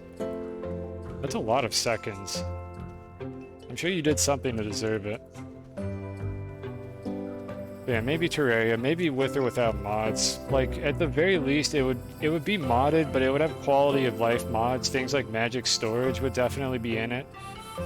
Beyond that, I'd have to go look and see what other quality of life mods exist, and then maybe one of the overhaul mods, like just one of them, like Calamity or Thorium, or there may be another one out there I'm not aware of, but I would have to do some research in advance before I get into something that I'm not going to have much fun with. So let's see, we're going to Glacio. I don't remember if I have storage canisters on Glacio or not, or gas canisters. I think we'll just bring this and hope that we have everything. Content mods? What do you mean? What, is Calamity a content mod? Is my terminology incorrect here? Let's see, I already have cars on Glacio. I'm just going to repurpose the one that I have. I kind of need 2 stations, unless I could figure out how to get them in that fight. I'll do a little bit of testing, I suppose. Terraria overhauls in it. Oh, right. Yeah, there's that. I don't know if I want to use that mod. I'll have to see what that mod actually does. It does not play well with most mods. I'm not surprised. Isn't that the one that adds dodge rolls or something? I can see that being an issue. Let's just go to Glacio and wing it. It's not really a big investment to go to these planets. I mean, I suppose I could do the overhaul mod and then nothing else, but I'd have to see if it actually adds anything I like, is the question. Is it an overhaul mod that's good or just different? Because it might suffer from the same problem that, like, Minecraft mods have, where you get into this, like, situation where you have a million, like, mutually incompatible mods that do a bunch of weird shit that the mod developer thought would be really cool, but actually isn't all that cool to anybody else. And I gotta, like, vet these mods before I install any of them and figure out if they're actually, like, well designed or not, or if they're just kind of a mess of, like, haha, funny inside joke meme bosses. Alright, so I want iron. I might actually not even need rails for iron, so this might just be for the titanium. Because the iron is right here. I don't know how much is there. I'm going to use the rocket to check real quick if I can. I accidentally brought a research item. I can just go ahead and unload this. Changes how the game plays with maneuvering and attack. It sounds like they turned the game into Starbound, which might not be a bad thing. Like, Starbound's movement and combat was definitely better than Terraria's. I don't know, we'll see. Again, I'll have to do some research. Figure out what I actually want to do with that. Now let's go ahead and get all this stuff sorted.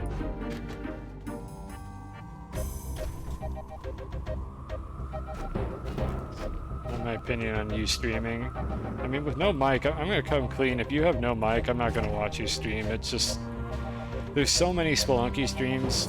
I'm assuming you're talking about Spelunky, and like, if you have no mic, like, what's going to be interesting about you stream? It's just gonna be somebody playing the game, which you can literally get from any of the zero viewer, like Xbox Live streams. Like, you gotta at least have something to make your stream interesting, or I would not watch that.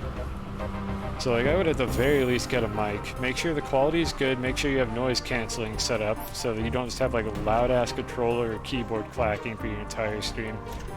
And then see if you can make it interesting from there. But like, I feel like having a mic is kind of mandatory for streaming, because otherwise it's just super boring. Nothing interesting is happening. I need an auto extractor. I don't have one on this planet, do I? That's what I forgot to do. Do I have any iron sitting around? No, I do not. Let's see, I think I have one steel back in the base. I need to start printing an auto extractor. Like, you could just show up on Nebgold's stream and just hijack it every time he streams. You don't need a mic there to do that. Maybe we'll just mess with the titanium in a moment here. Alright, before I do anything, how about this? I'm going to go check underground with the rocket. And I'm going to go ahead and see just how much iron is in that deposit. So I just need to clip my head into the ceiling and look in this general direction.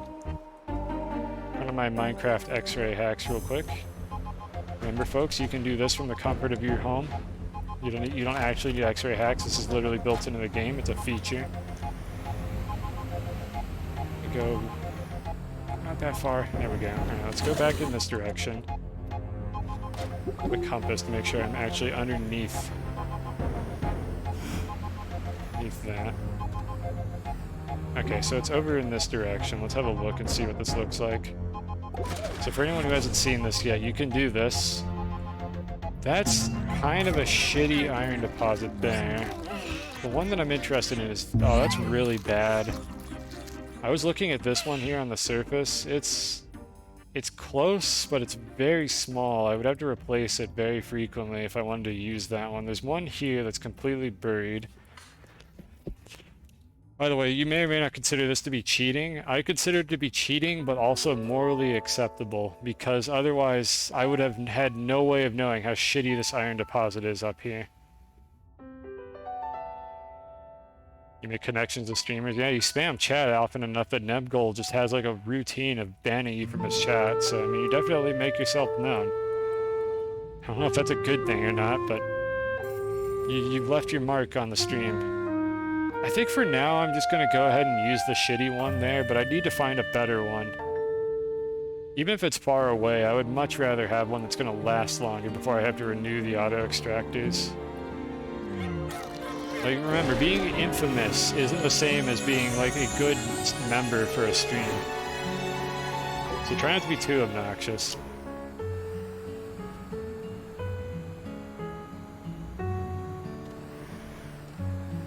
Come on, go up!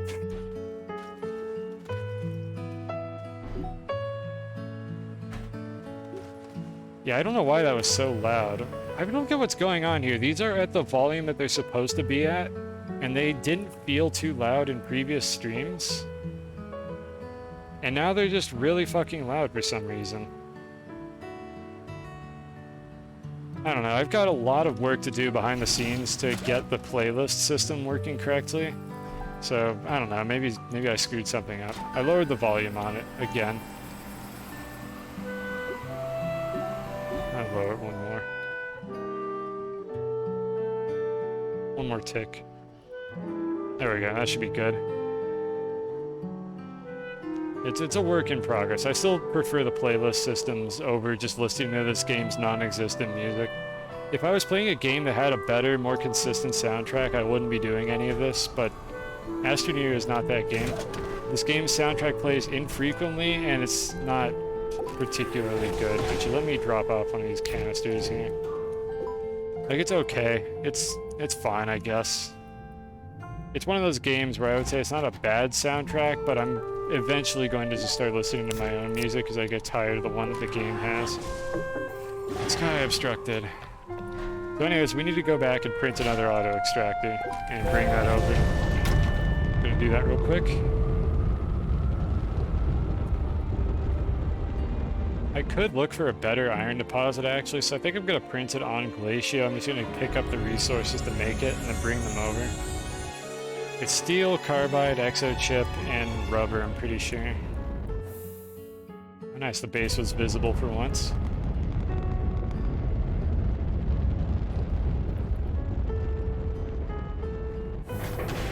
I still don't know why the rocket rotates like that when you land. This game is weird.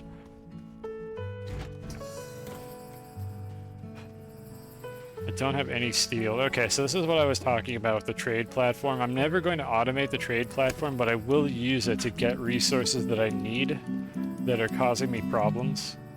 And I didn't want to mine the hematite that I had over there in Glacio, because that's the one I'm going to use for the auto extractor. But I'm not going to automate the scrap trade, because I feel like that just trivializes the resource gathering aspect of the game.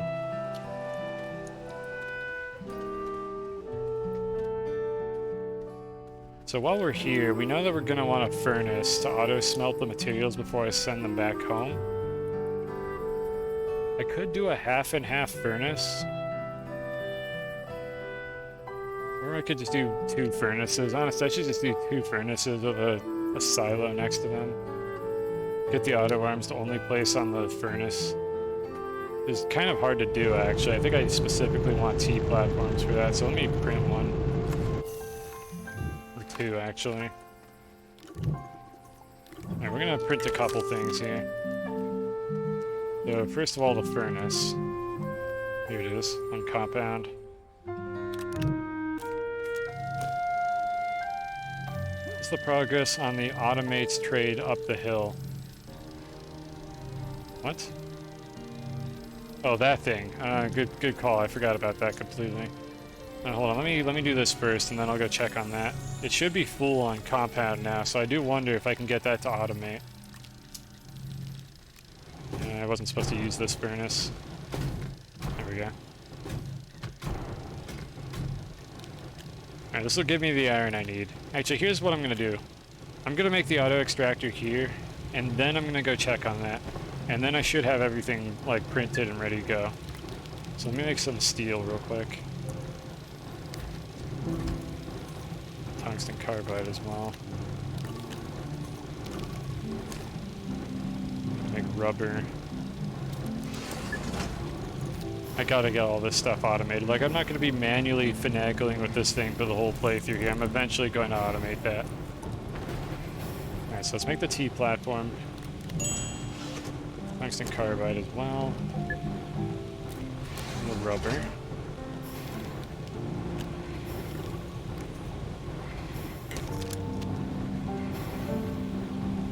I think I scrolled past the thing I was trying to make. Here it is. Okay, I specifically need this platform for what I'm going to be doing. Make the rubber. Exo chip. And that'll get us the auto extractor, which is the thing I need to be making like right now, because it's going to take forever to print.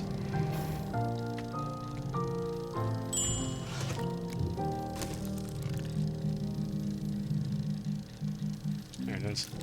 Okay, so we got that set up. We're fine on time now. I'm gonna bring this just in case I find out I need it. But I think I just need the T platform. Well, let's go check on that while we wait. Okay. It looks like it didn't fill every slot. Maybe it wasn't able to reach them all. A little closer. It said, actually, it's unpowered. Okay, what happened to you? When did this disconnect? Or am I out of power in my whole base? Oh, you know what happened? I disconnected this, I think, a little while ago. When I moved the shredder, I disconnected all this. Oh, shoot. Well, let's see how close it got. Yeah, I disconnected it halfway through. It'll be a while before this is done. I didn't even notice that I had this set up like that. It's because this whole, like, just this whole setup is a fucking mess. Let me do a little bit of redundancy here, just to reduce the odds of this happening in the future. Put that there. Can this connect? It cannot. Yeah, let me add a little redundancy to reduce the odds of that happening in the future. Let's just put that there. Okay, it's got like a couple sources of power now, so that should be less likely to happen. That's unfortunate. That should still be done by the time I get back from Glacia, but we'll see how that goes. I'm bringing the T platform, the smelter, wait for this to finish, which it's close. What else can I bring? I know I'm forgetting something. I'm always forgetting something.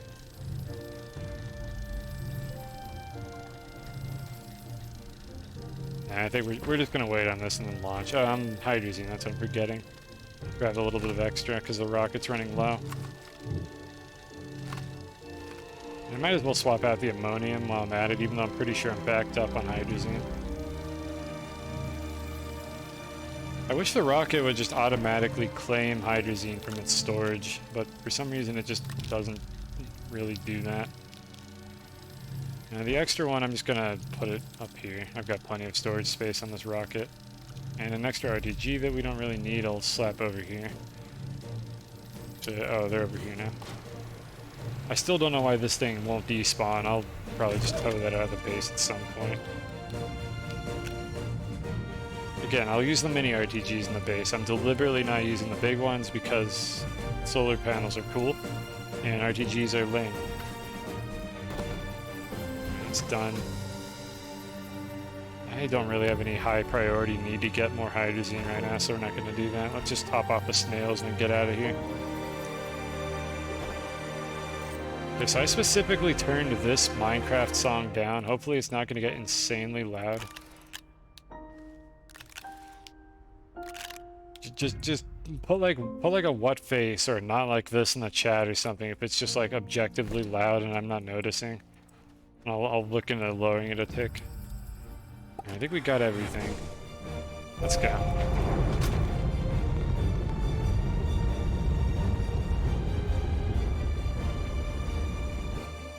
Like, any aspiring composers out there, please, if you're gonna make, like, sick music, just make the volume consistent throughout the song. Like, just for the sake of people who just want to, like, listen to it in the background of something else they're doing or talk over it. Don't have a section of the song that's just way louder than the rest of it for no reason.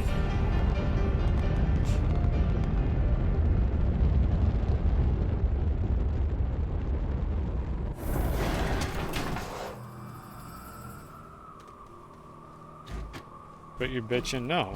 No, I'm going to complain because that's what we do on this stream. How about you quit complaining about my complaining? Alright, so as we discovered, this is actually a really shitty iron deposit. I think that the best value I'm going to get from it is just to slap the thing in the middle. Yeah, the bar is really low. I will eventually want to come back and make this not be terrible, but for now this is the best we can do. However, it is so close that I don't actually need to set up a rail system for it. I can just immediately pick it up from the base. So all we're going to need for that is one auto arm, one of these things, the smelting setup, and then a canister to hold all of it.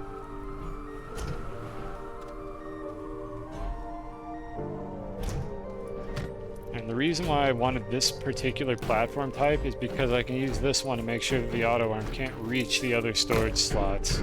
Because the only way to tell these fuckers not to interact with something is to just put it out of range. So we would have something like this set up. Put the arm right next to this. That can definitely reach the top.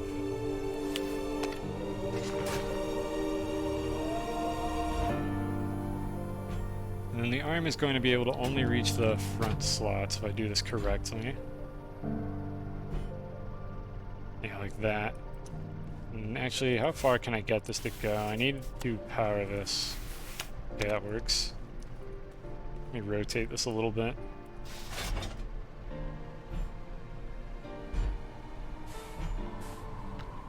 And I know there is an XL platform I could use for this, but I didn't want to make one. It would have taken up more space on the rocket, so this is fine. This achieves the same goal.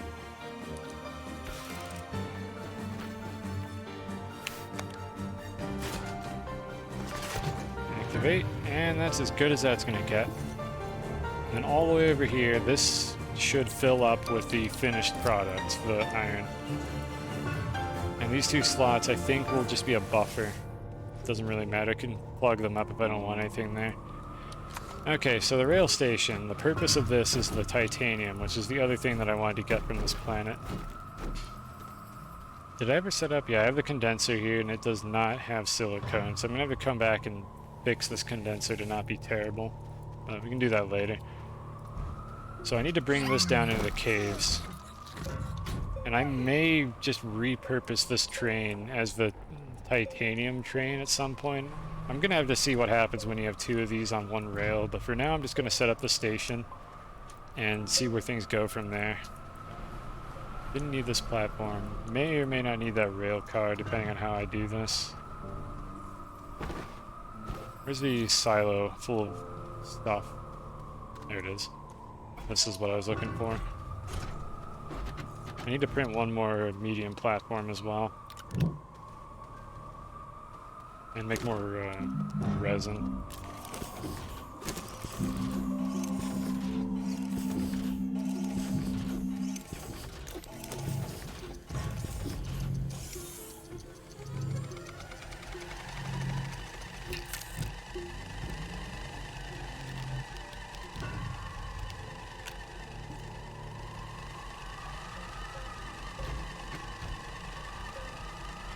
Okay, where is the nearest titanium that I have not already dug up?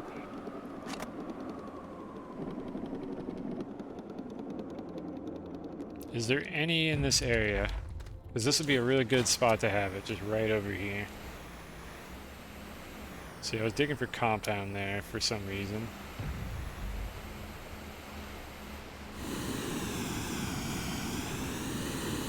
Like, honestly, if it's really far away, but there's already a rail going to it, I'm not going to be opposed to just using that. It's all the way over there. I could do it, I suppose. I mean, we know where it is. Let me see if there's a closer one, just in case. I might be able to do a little bit less work, have a little less stuff loaded in at a time. Let me check around here. Otherwise, we'll go for the one that I see over there, because that looks like a pretty fat deposit. But there might be some like behind a wall over here. I'm still trying to snipe these research items. I basically have very little active research going on right now. So I don't want to actually run out of bytes at a really bad time when I'm just trying to do something. So I'm going to research those as I come across them. I don't see any titanium anywhere nearby.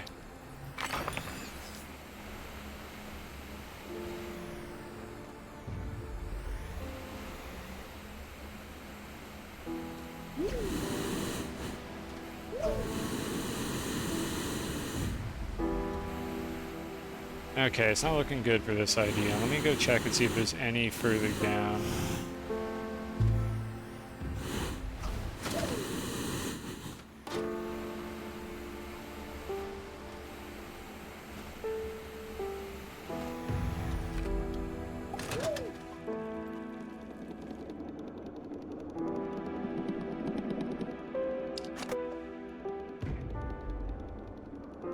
This is our second chance. Is there anything here? Yeah, we'll just get some frame drops here. I think eventually I'm gonna have to start worrying about CPU usage for these streams. So I mined this one out. This was a titanium deposit. It's now a giant crater in the floor. If I had to go much further than this, then it's really not any better than just using the one upstairs. See any.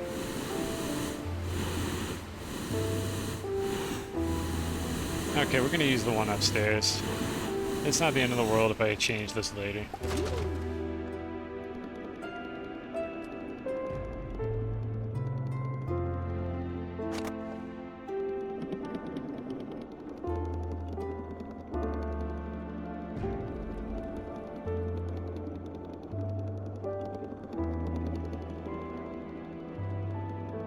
Could use the rocket to look for a closer one, but whatever. It don't matter. None of this matters. Let's just do it this way. So I need to get the train off of this thing. I'm not going to use this. I just need to get this thing out of the way. A nice meat cube here.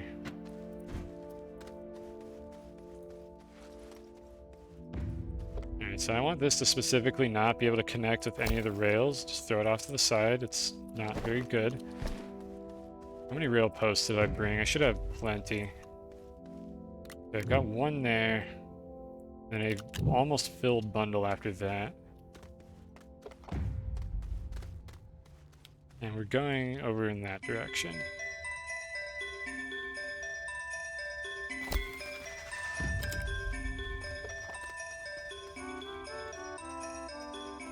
The playlist is definitely looped once by now. Again, like I'll look into adding new music to it occasionally, or if I get suggestions. But like, if you're going to suggest music, keep in mind there's a very good chance I'm going to turn it down if it doesn't fit the mood I'm going for. Let me flatten this area out and get all this crap out of the floor. This is where we're going to do our collection. Put these out as well. I don't want these. Okay, we only accidentally mined some of the titanium. That should be completely fine.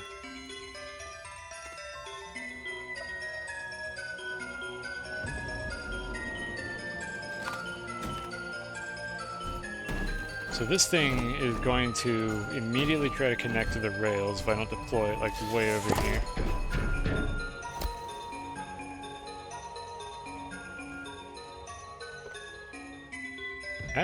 That's pretty good. Like right there, that might actually just work. Before I attach it, let me make sure it can't connect. How would I have set up the auto extractor over here? Did I leave without the auto extractor? No, I never made a second one. So hypothetically, if we had an auto extractor here, how would this be set up?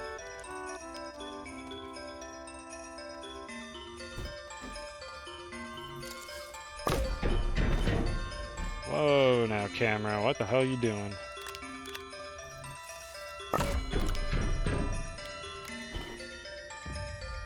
I would stick it, I think, like right here in the middle of the deposit. I think this is a floor deposit, which is good. It probably runs pretty deep. So the extractor would be there. I would want to pick up off the top of it with an arm like right here. Maybe a little further back. Yeah, like that. And then I want the arm to be able to load the station in this area, but not be able to interact with the train. So it would be something like this, I think, is how I would set this up. Yeah, that should do it. Maybe I'll rotate it just a little. That's too far. Too close. That's perfect. Okay, so something like that should be able to interact with this thing, but not the train. I can always tweak it a little bit if I need to.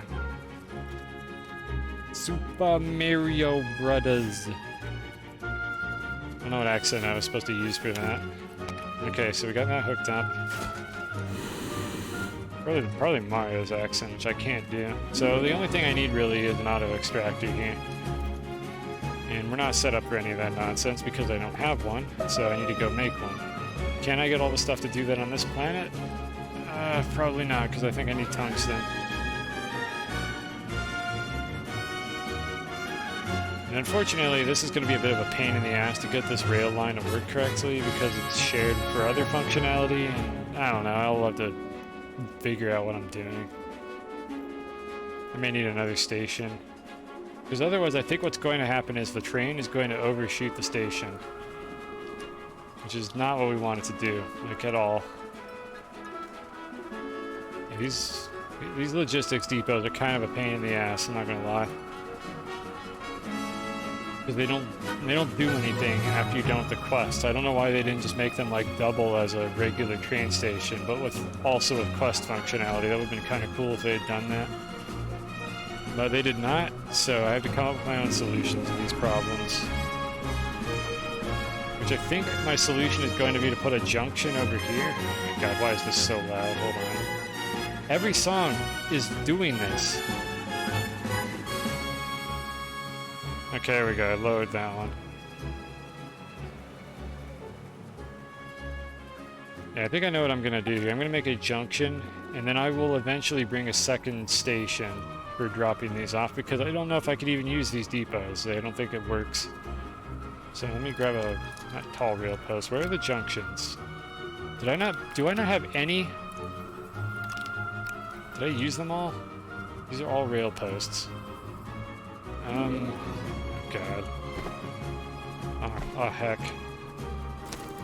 How do I make them? Please tell me I have what I need. Rail junction, just 2 aluminum. We have that, right? We have 1 aluminum. We have 2 aluminum. We're saved.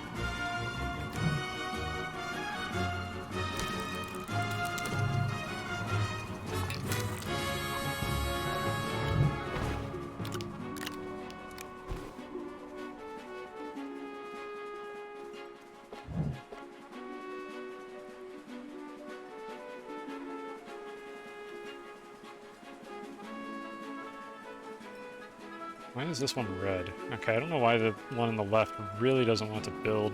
Maybe it's too far. Okay, whatever, good enough. So there's our junction, and then over here on this side, near this suspicious looking crater is where I would actually set up the station. Or maybe I'll have a second line running over here. I could put the junction over here, I suppose.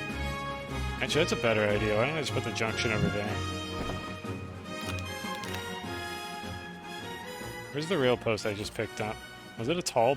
There's no way it was a tall. Yeah, it was a regular one. Okay, let's put this back real quick. I'll use the other side of the station.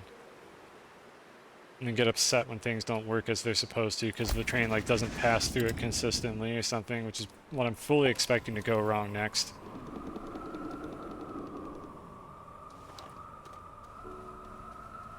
Soundtrack really likes the Minecraft music today. And eventually I might get the iron from over in this direction as well, and we'll have to see if I can figure out how to get a double unloading station. But we'll see. For now this could be fine. I did not turn on the smelter. This has not been doing anything this whole time. Why are those not on by default?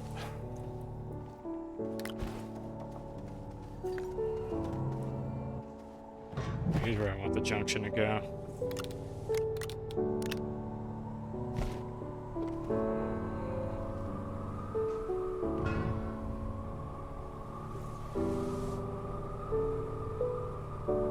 Right next to the rocket pad would be convenient. Let's see how far over I can put it. All the way over here, maybe? Okay, that works.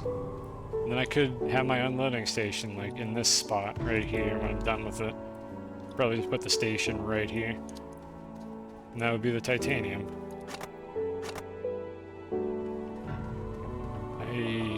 Let's see, I put the car over on the wrong side. And I think using these stations also means I don't have to worry about whether or not the car is like facing in a specific direction, because I think the whole thing can be interacted with. So let me just run this through real quick. Okay, it'll be something like that.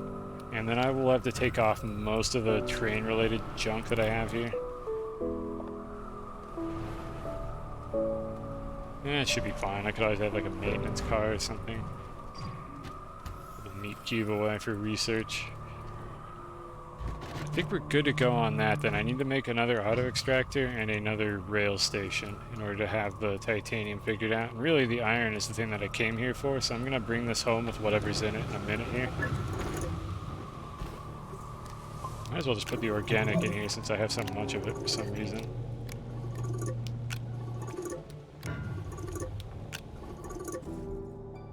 Okay, I don't see anything else of interest on this planet.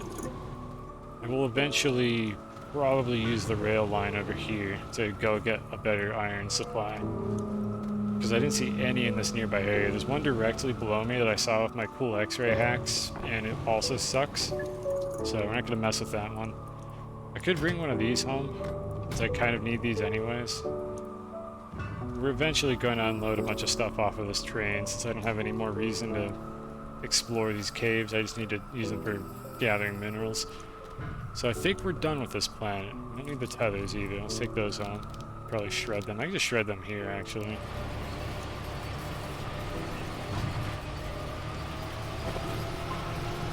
That's for all the rail-related crap. I'm going to go ahead and just consolidate all these in my inventory. And I'll take home any of the ones that are full.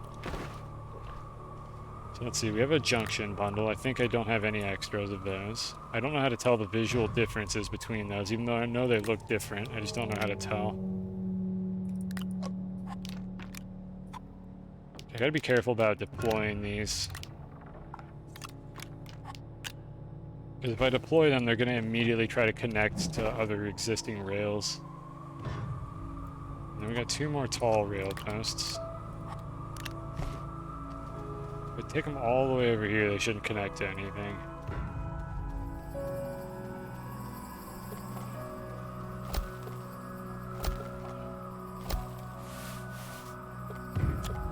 Alright, that one's all cleaned up. We got a few of these.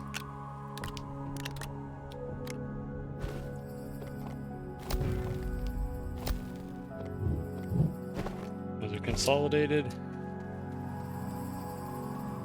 Honestly, I should just carry these around on the rocket, since I basically have the rocket on any planet where I'm going to be digging around with the rails anyways. And we got 1 extra rail post here, which will fit perfectly. I don't know how I ended up with these convenient numbers. Alright, let's put these on the rocket. I got nothing better to put on this silo. We're never going to run out of space on this thing. It has so much storage space.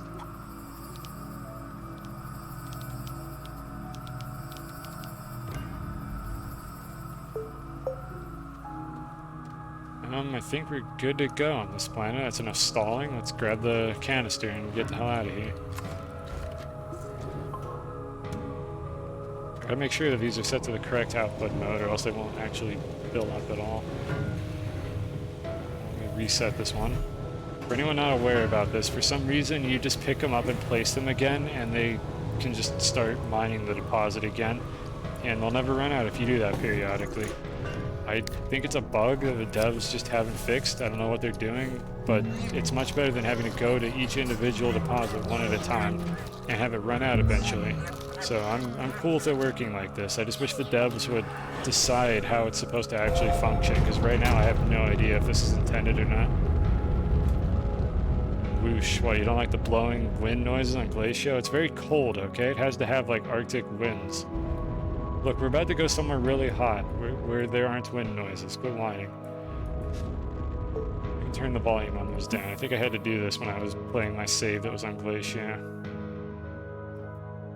Where's the volume? There it is. It's probably ambient effects here. We'll turn this down. This doesn't honestly contribute much to the game experience anyways.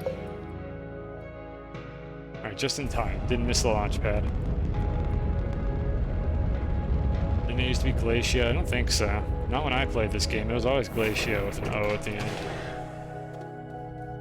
And I don't know that they didn't change the name at some point during development, but it was definitely Glacio when I played it. This ain't no Mandela effect nonsense going on.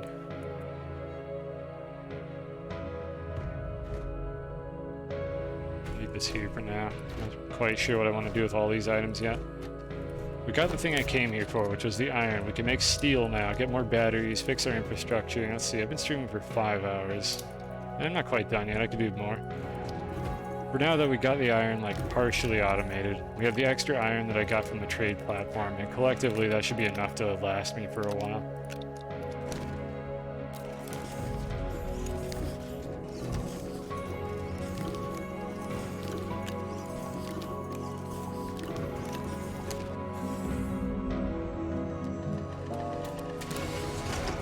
Okay, I have 3... Okay, I got 4 steel in the works. I kind of want more than that.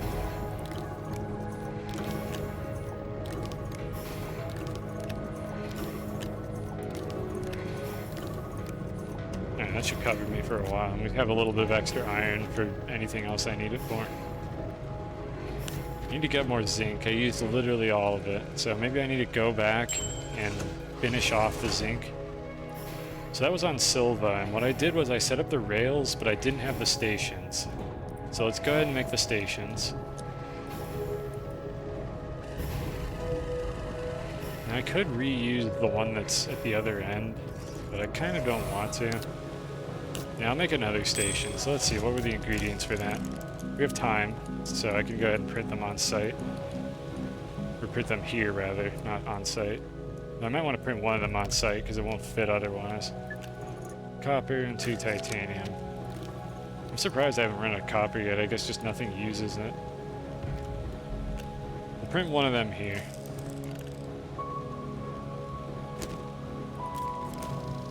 And I'll bring the ingredients for the next one. Okay, we'll take this over to Silva when we get the sphalerite that we're looking for. I'll just put it on this thing.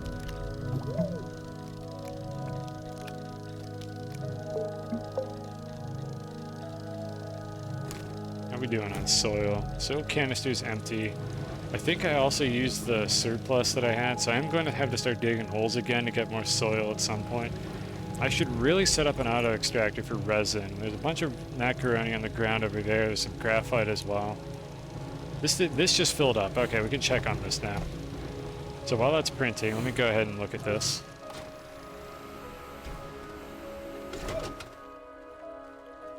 Alright, so this thing is completely filled. Payload value 40, that's the maximum. The canister and the slots on the side are all filled. Can I not automate this? Does anyone know if I can automate this? I don't know if I have any lurkers in chat that want to distill some knowledge upon me. Is there any fucking way to automate the request platform, or do I have to come over here and launch it myself every time it's filled? Or will it auto-launch on its own if it fills and I activate it? Well, I might as well try it. Can't see anything else to do here.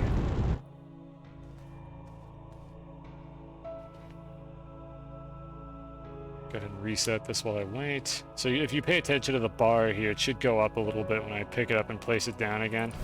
It's back up to half. It was at like 2/5. That's just how these things work for some reason. I kind of don't know why. Alright, so it should be coming back in a second. I haven't touched anything else, so this just might not be possible to automate, which means I need to just come over here and do it myself every now and then, which is kind of lame.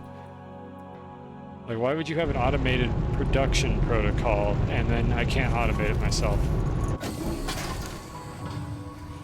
It's looking like I just have to launch it again on my own. I don't know, I'm gonna have to look into this after the stream to see if there's something I'm missing here, because I don't understand why they would make everything automatable except that specific thing. Okay, this is almost done printing, so we can get going in a moment. I need to make a rail engine.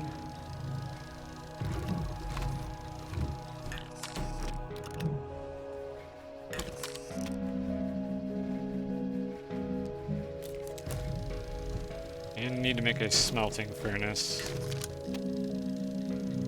And a T platform, actually. Let's make that first. And resin to aluminum.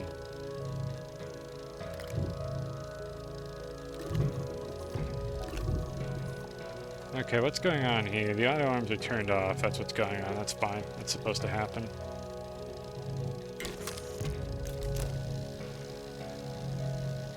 And that's for the resin problem. I think we have one more load that we can make here. And I said load.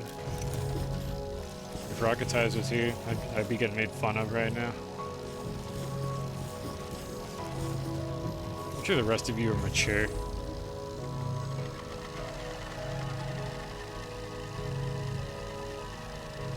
Still haven't used that large canister. I don't know what I want to put in that large canister, to be completely honest. Probably aluminum would be a good idea, considering how much of the stuff I have. Maybe I'll use it for that.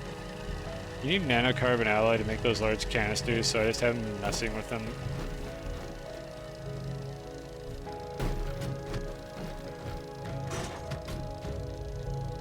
Alright, so the other thing I did that I want to set up while I leave is I want to get more of these storage silos, like the really big ones. Why did that stop running? I thought I told it to make more steel. I'm out of argon. Anyways, I need to get one more steel here, and then I need to make one of those big, tall, like, storage canisters. Or not canisters, one of those storage silos, so I can put 12 more batteries on it.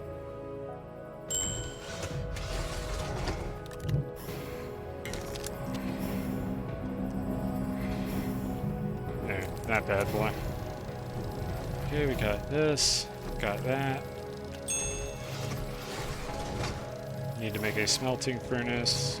I don't have any compound available except like one, but I have tons of compound over here, so let me just mooch off of this for a second.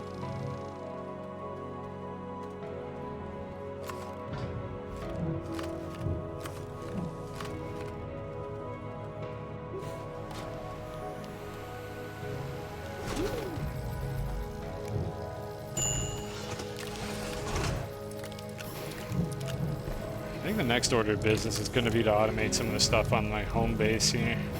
Like, I'm dealing with getting materials from other planets, but the current base is already a mess.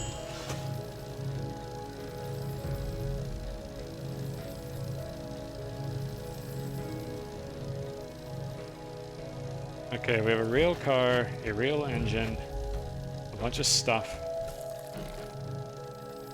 A storage silo that I'm going to use for these batteries in just a second here. And then the smelting furnace is the last thing we need.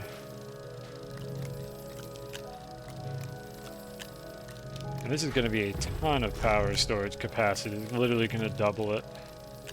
Not literally, I think I have a couple extras sitting around somewhere else. It's mostly going to double it. I think you can use the proximity repeater to unpack all these at once, but it'll take longer than just doing it manually.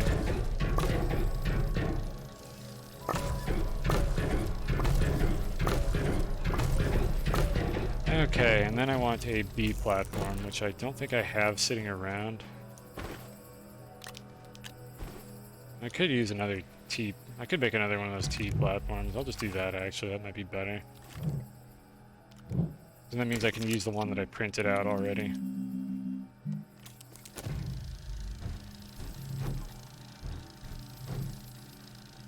Yeah, that's an A platform. I don't want to use that.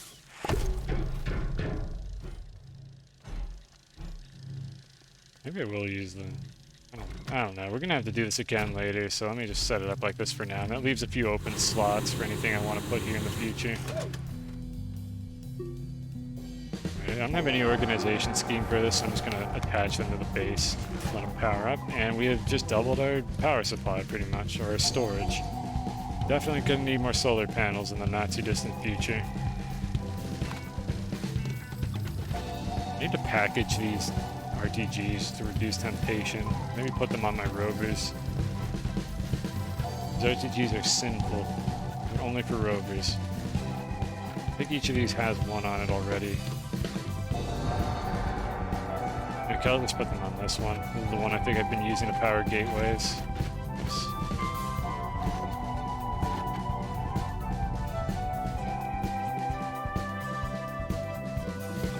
I've got to use the flying machine at least once during this stream. Maybe we'll do that next after we set this up. Try to keep things fresh for anybody who's just stopping by and doesn't want to see me just set up auto extractors for the whole stream.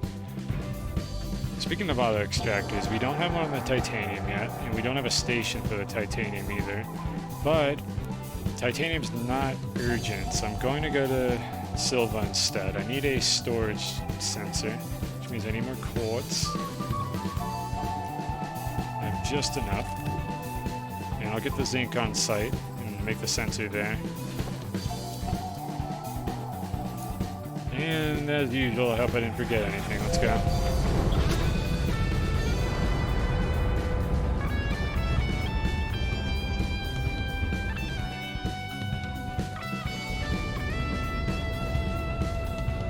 Right through the planet.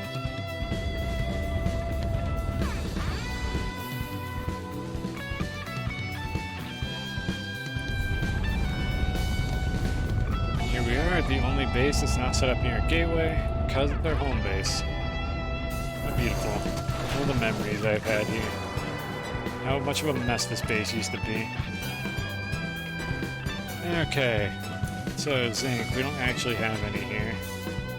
I think the auto extractor has been running for a while, so there should be some just sitting at the base, or at the bottom of the base. Get our rail cars set up.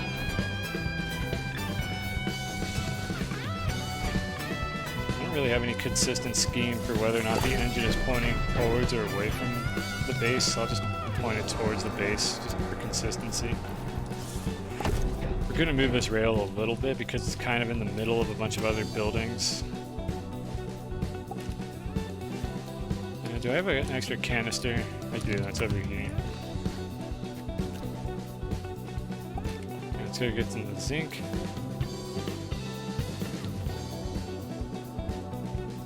Perfect, it's completely filled, that's what I wanted. Where's the little resource nugget? There it is. I want to make sure this is visible so that I can grab this when I unload it here. Or else it'll just automatically go up to that top slot and I'll basically drop the canister because this game is really finicky about stuff like that.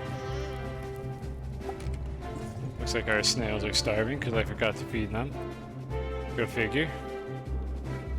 Oh, that should be fine. I don't need to run out of the base to do anything right now.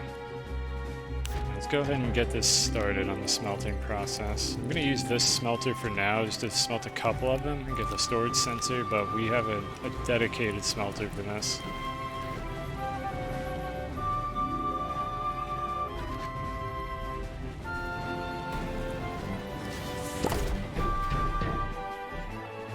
I'm going to get the train a little further away so I can move this.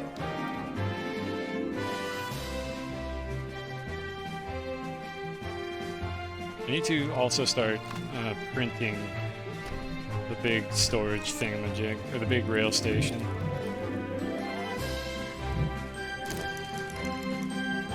There it is. So we brought one and then we have an extra one for the top, so that should set up the whole circuit.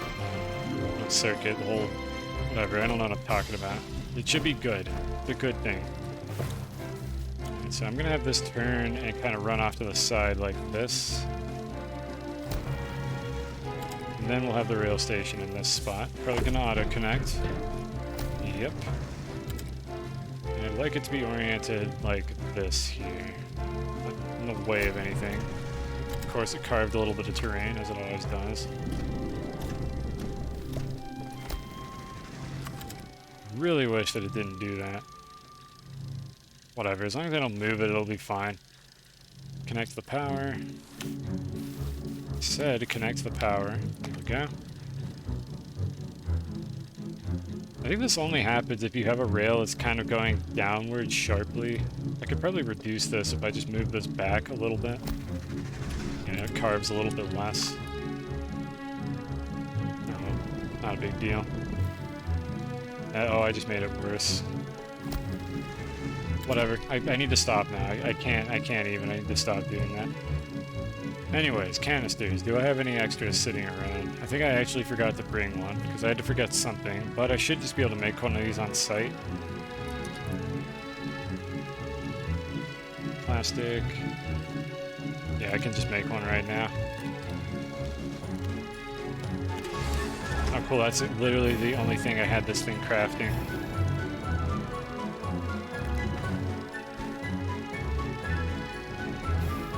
And we should have the zinc. With storage sensor.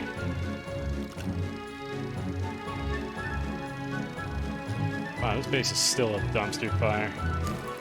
There's stuff everywhere.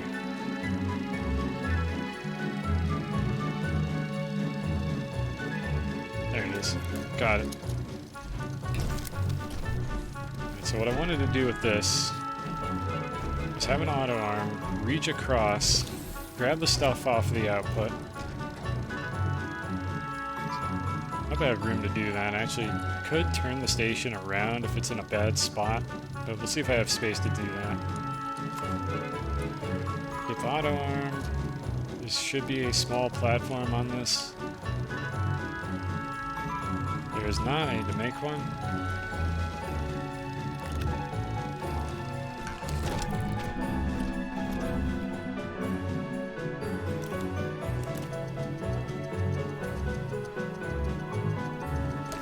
Okay, so the station stop mode disabled because it'll stop anyways, and we want to unload stopped cars. And the storage sensor, just slap that on the side, do something like this.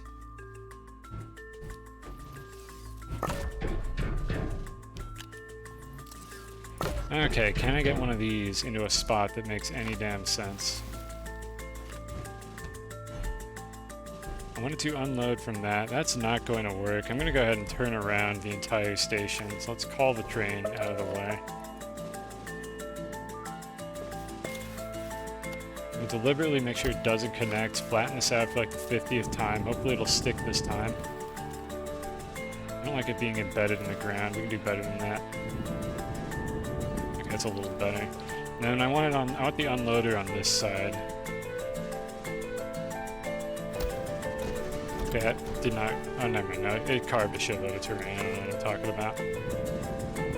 Devs, please. You don't need to carve that. It's below the rails. Okay, so I can move any of this stuff around if needed. This is just a generic ass centrifuge. I can just put this over here.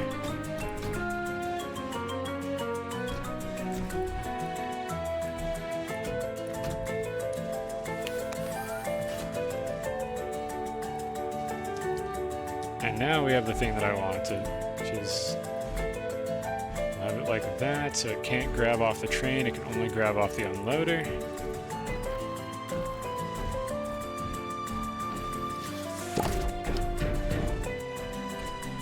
And it can only place on the furnace. A little further. Perfect. Turn on, connect.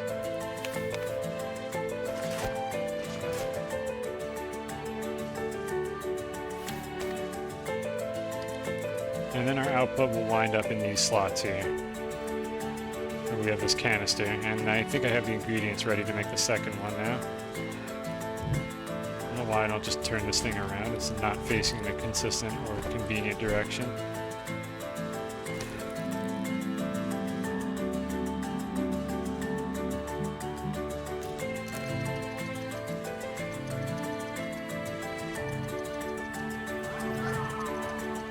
To print here. Okay, I think this will remember its settings since I only picked it up. I didn't package it. So just call the train.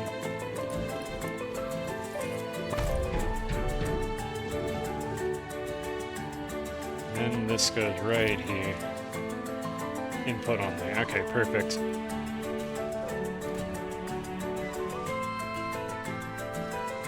I'm gonna go ahead and do this now just to get the smelting process started. Normally there wouldn't be a canister here.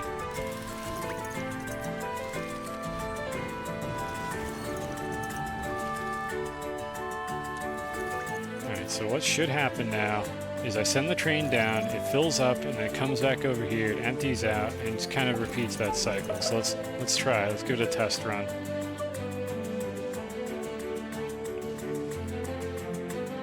I never built an auto arm down here. Not quite done yet. I forgot. There's a second station. We have more to do here. Need to feed my damn snails. At least this one. The other ones haven't started starving yet. We're gonna check and actually see things again now. It's not super dark.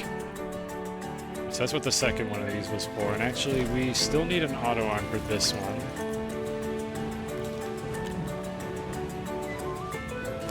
Means we also need one of these.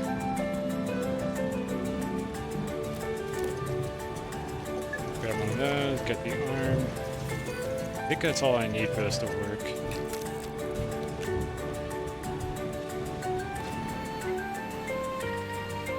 Hammer, please.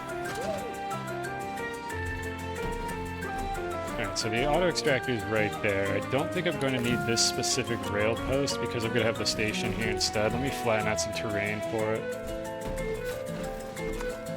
This one might be a bit cramped because of the place I put the ramp. Cramped ramp. You can leave, by the way, chat. Like, I don't deserve any viewers for making that joke.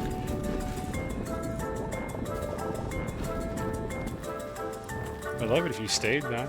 You like my terrible commentary. Smile.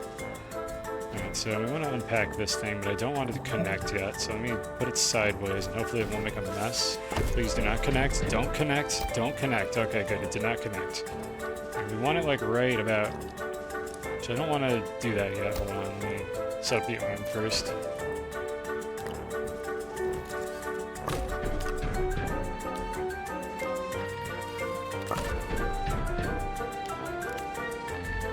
Alright, so how's this going to work? Assuming that I keep this thing roughly in the middle of this pit here, like so. That arm will be able to grab it without any issues. Can I connect it? There we go. I'm surprised it actually let me do that. Usually these are very finicky.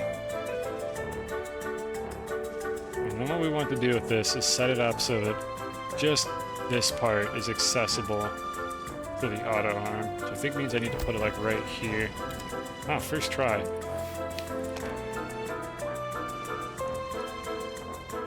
And then for the settings, stop disabled, load stopped cars. Call the train and activate everything. I think we're good to go here. We don't need this canister.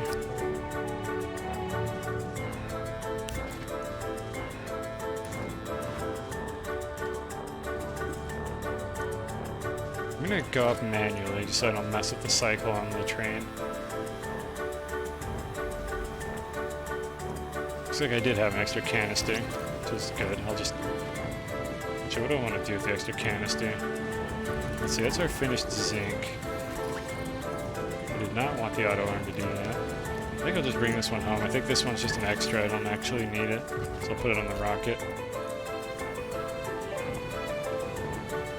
Remember when I said we're going to need a lot of auto arms? Well, we're down to 4 already, and I made like 15 of them earlier. So these are going to be very important for everything I'm doing here. Like, they're going to come up all over the place. Can't have enough of them. Alright, so I think the last thing to do down here is to check whether or not I'm actually going to get the train to come back when it's filled. Not close to that. It's getting there. I can wait another minute. Actually, I can just put this on the train to fill a slot. Then I'm just going to get in and wait for the last one, and it should just take off on its own when the arm drops off the last resources.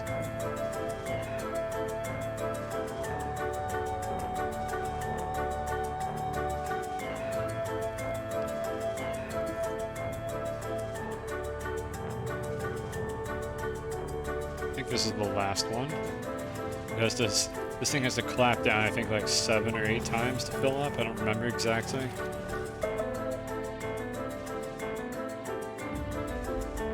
Alright, so it comes over here. And it would have unloaded if it had room to do so, which it did not, but pretending that it does have room to unload. Yep, okay, it takes off again like it's supposed to. And the problem here is we just have a bit of excess sphalerite that hasn't smelted yet. I'm gonna put this just like on top of the platform. The arm can still reach it here, but it won't actually occupy a spot. And that should get it to empty out while I'm waiting here. And as for this train, I think we'll just leave this here, I guess. I don't know if I'm going to do anything with this particular train anymore, since that sphalerite is the only thing I really need from this planet other than the nitrogen. And we do not need to bring any nitrogen home at the moment, so I'm just kind of leaving it turned off.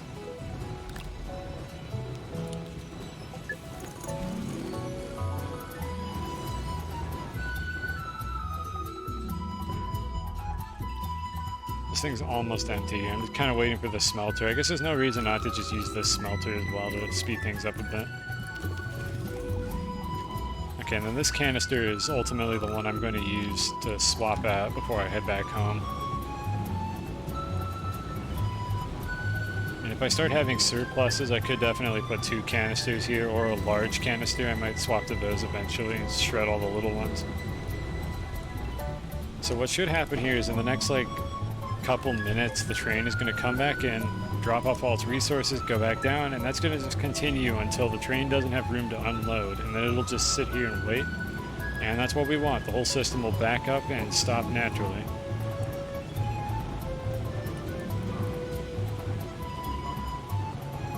And then we'll have a full canister of zinc as well, which will let me make tons of storage sensors and other fun things, and we're also going to need plenty of those, I'm pretty sure. And it's just this self-sustaining cycle of me needing things and then getting more resources to make the things I need to make more resources. I mean, who said video games have a purpose?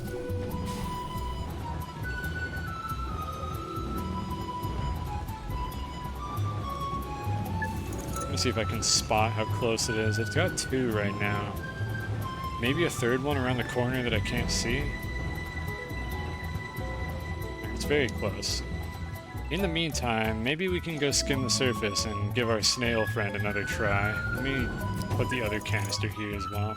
I think we're gonna give our snail friend another go. Actually, no, I don't have any food. Now we can do that on Calidor. I don't have to do that on this planet. So never mind. I'm gonna wait for the train to arrive, and then I'm going to fill up this canister and head back home. In fact, I think this canister's already filled. Yeah, with this extra zinc here, it's already filled. Just organize these in case I need them later. Good enough. Alright, so this canister is actually full already, so we'll put the empty one here, and I think this planet is good to go. I just want to see the train come back on its own one more time. It literally should be just about to do that. Any second now. I wonder if they could add like a telescope or something to this game. Or binoculars. We need for stuff like this. There it goes. Alright, let's see it. Is everything working? Oh, it's beautiful. Automation. Gotta love it. Alright, I think we're ready to go home now. I'm gonna top off the snails and maybe go on a marble hunt. Or just do it for something a little bit different. A marble hunt with the hope of actually finding some marbles. And not getting scammed like last time. Because Usagi is the shittiest snail in this game, apparently. It just never finds anything.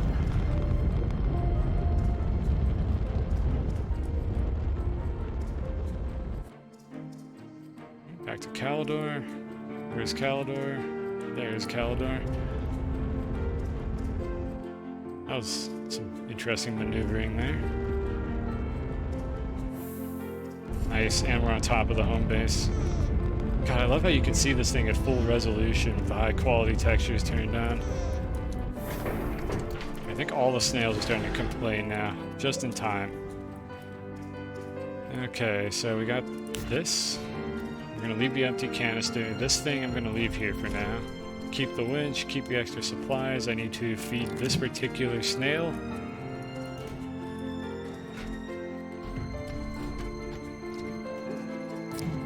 And eventually I need to set up a proper storage rack for all these. The problem is I can't use the large storage, the one with the weird slope on it, because if there's any empty slots, these canisters are just going to start emptying out into them. Devs, please add an option to just put a nugget on the output without dropping it on platforms. I would love you forever. Thank you. I'm sure the devs are just feverishly writing down all of my requests, making sure it gets into the next update. How are we doing on other materials? Tungsten is fine. Copper is not fine. That's going to be the next thing we run out of. Aluminum, I don't know what to do with it. It got too much of it. I think we can go on a snail hunt now, so let's go feed them so they stop whining. And maybe we'll go on the snail hunt with the flying machine. That'll keep things fresh. Why are these all turned on? Is there... I guess they didn't... Yeah, I gotta work on this. I gotta figure out what's causing all the lockups for this. Oh, well, I can get them unstuck if I manually trigger all these. So first let me top this off. This one likes hispine seeds. Usagi, you've been nothing but a disappointment so far. Could you please do something useful with your existence? Just justify the fact that I have not turned you into food or salted you yet. Because you have done nothing but... Well, you've done nothing, exactly. You've done nothing but find nothing for me. You are useless. You don't identify any shinies. You had better find me at least one orb. Alright, so let's see if that unclogs the system or not. Doesn't look like it did. I'll just activate these a few times. I should unclog my plant system. I thought this was so cool too. It was working so well, and then it turned out it actually doesn't work at all. And I need to do more work on it. So I'll figure out what's wrong with it between streams and add the timers. So I think I just need to add timers. Okay, well in any case, it should be kind of up and running now. Got all our snails fed. So for anyone who hasn't seen this yet, we're about to go to another planet. And we're not going to do it with the rocket, because we have a better way to do that. We're going to do it with a rover. So I like to do this at least once a stream because it's a lot of fun. And maybe we'll go on a snail hunt with the flying machine. That'll keep things fresh. I think we can go on a snail hunt with the flying machine. So first let me top this off. This one likes hispine seeds. and I get to show it off to people. Where do we want to go? If I want to find marbles, maybe chess pieces, we could go to the solo and just look for chess pieces and marbles. That's 2 opportunities for Usagi to not be a failure. Let me go ahead and bring this storage here just in case I haven't activated all the DeSolo gateways because I don't remember. I could take the hydrazine rocket, but I kind of want to take this one instead because this one's more ridiculous looking. Like the hydrazine thruster rover is normal by comparison. Like it works as you would expect. You fly to other planets. This one here has a winch and a research chamber on the front, and we can go to other planets by using that as well. Isn't that exciting? So let's make sure I have plenty of space. We have room for, let's see, 6, 9, we have room for 10 marbles on this, and then storage space for a bunch of chess pieces. I think that'll be good. So this is what I'll bring over. Let me pause the soundtrack. We're about to do something a lot more intense than this music would suggest.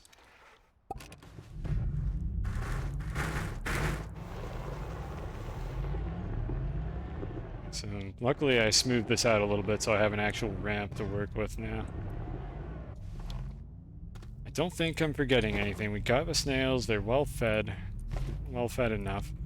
So I need to flip over the rover and then go get some music that I'm gonna play here. Just for the flight, because we're gonna be doing something ridiculous looking here. Let me see, what did I have on my playlist?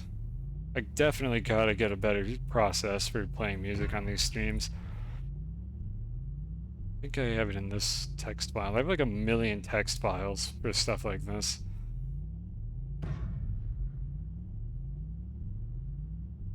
I think we can do the Sonic R music again.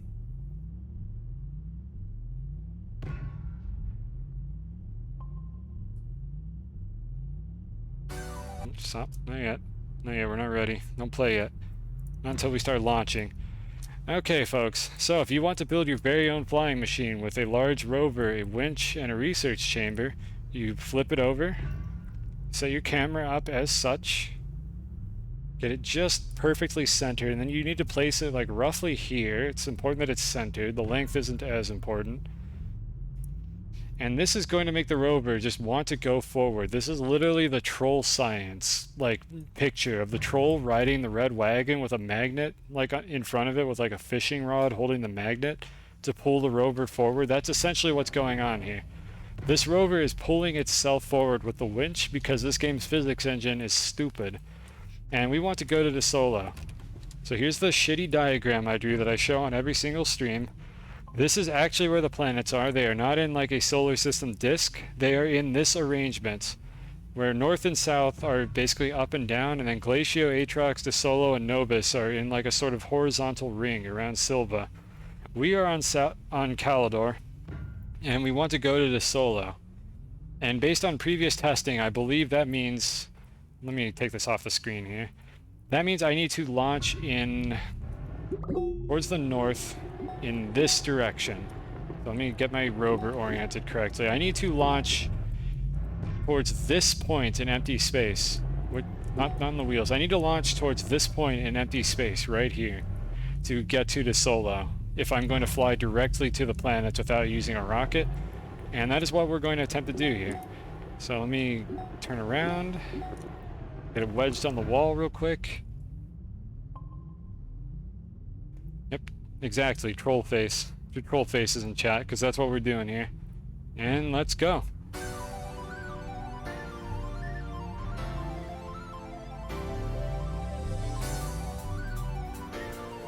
I'm gonna have to go up, turn around, and go that way. Can you see the sun is shining on me? It makes me feel so free. Oh, that thing over there, that's the gateway. Like, not the one that's rendered over the sun when you're looking at the solar system. That's the actual physical model of the gateway. You can go there too with these flying machines. But that's not what we're interested in right now. Also, this thing is extremely hard to control. I cannot stress enough how difficult it is to control these things. I've just been doing it for a really long time. Silva is over there. And I believe I might be going too close to Silva. I'm trying to go up a little further. This should take me to De Solo if I didn't screw this up. And I can always recover and go back to a planet if I get lost in the void of space. This looks about right. Yep, there it is. That's the Solo. So that's how you go between planets if you don't want to use rockets. It's not that difficult to set up. The problem is controlling this thing without getting lost in the void of space. Because if you do get lost in the void of space, the space kraken will eventually kill you. The floating point precision will get out of hand. I overshot a little bit. I need to reverse. But the floating point precision will eventually just lose its shit and your rover will get deleted from the game. And at that point, you're kind of out of luck. So don't go too far away from the planets or you will regret it. But this is a different way to get to De Solo. Is this faster than taking a rocket? No, not really. Does it have any advantages at all? Well, if anyone was paying attention earlier, I towed the Apollo 11 lunar lander from De Solo to Calidor using a rover like this. So you can't do that with a rocket. It'll detach while the rocket is launching. But if you do it correctly, you can do it with a flying machine like this one, though I used hydrazine thrusters for it. But there you go. I hope that was interesting for anyone who had never seen that before. And now it's time for Usagi to prove that it's actually worth keeping around. I see an indicator. This had better be something useful. And we'll just let the song play out and then go back to the regular soundtrack. And Usagi is pointing me towards a wreck that probably has nothing in it, so that's one strike already. Also, yeah, the rover is... Did I mention, chat, that this is extremely hard to control, this thing? Honestly, I should probably take the winch off since we're not flying anymore. It just becomes a normal rover once you take this off. Got to detach it. There we go.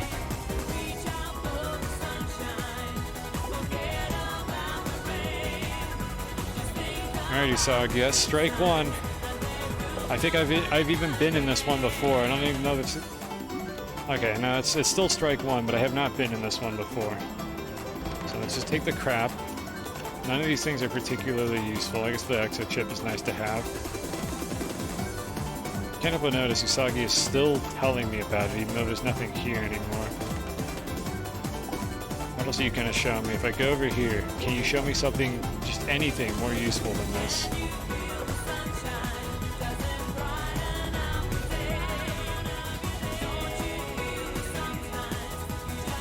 Like, I'm looking for chess pieces, among other things, because I did say I want to fill out the chessboards, just as something fun to do every now and then. Just scour the surface of the planet, increase my save file size.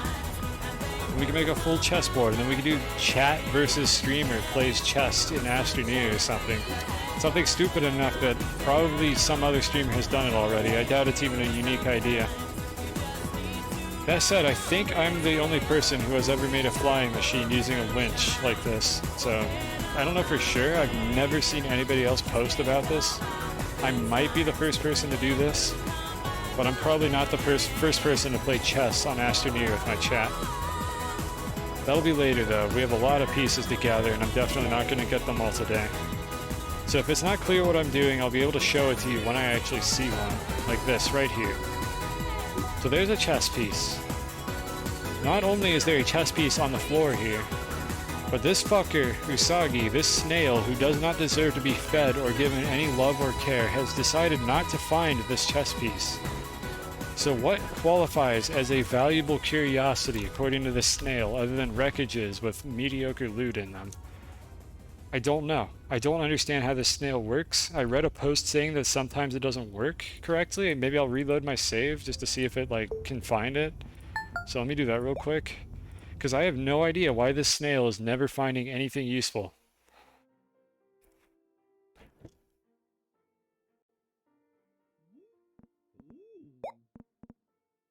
.6 megabytes. Not too bad. Could be worse. Could be slower.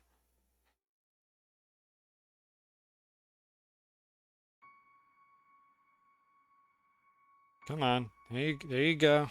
Come on, we're on an SSD. My CPU's not that bad. Snail is still not finding this. So, Usagi cannot find chess pieces. That's 2 strikes. Can I at least find a marble? Please? Like, believe me, I want the snail to be useful, but I don't understand what the purpose of this one is. The other 6 snails are actually good. They all serve a purpose except for this one that finds fucking nothing. I don't understand it. Does it not work correctly? Is it bugged? Does it sometimes find marbles? How far away does it find them? Nobody knows. So I'm just gonna skim the surface for a little while and see if I can spot anything. Those chess pieces for DeSolo spawn in these craters, and I think in the first cave layer are the places where you find those on this planet. It's more or less random which ones you get, so I'm not going to waste your time for too long doing this. I'm just going to kind of skim for a little while and then take off again. But I just thought I'd do this every now and then. Just something kind of fun, interesting for me to do. If anybody has any questions or things to talk about, I'm more than happy to humor your conversation. That said, I'd like to warn you, I am uncultured, and I will probably not know what you're talking about half the time. This is the kind of stream that you signed up for here by clicking on my channel. There's another chest piece, looks like a rook. Just take these out. Yep, we got 2 rooks. I think like the distribution of chess pieces is the same as like how they would appear on a chessboard. So I think pawns are four times more common than rooks, which are twice as common as like the king or queen, I think is how it would work. And all the brown ones are on this planet. There's a different planet that has the other ones. And I'm just kind of skimming around trying to spot them. It'll probably be very hard for you to see this at 720p when everything is dark and horrible, but I should be able to spot them. The biggest problem here is I might be accidentally going back over terrain I've explored already. But I should ideally stay out of these craters when they're not very big, because I can spot them from up here. So Usagi is showing me that wreckage. I think Usagi literally finds marbles sometimes, and then finds these wreckages, and like nothing else. That's really not very good. I might as well take the stuff while it's being presented to me on a silver platter. I think there's some on the ceiling in this one. Yeah, there we go. Okay, this one's not very good. Usagi is continuing to be largely a disappointment in this playthrough. Like, this snail desperately needs a buff to be worth carrying around. I didn't see any chest pieces in this crater. It's possible that I'm missing some. I'm not sure if it can generate embedded, like, completely in the ground. So really, I'm just stuck with whatever I can see visually. So we'll do a little bit more of that, and then we'll take off with the flying machine. Maybe go to the gateway just for funsies.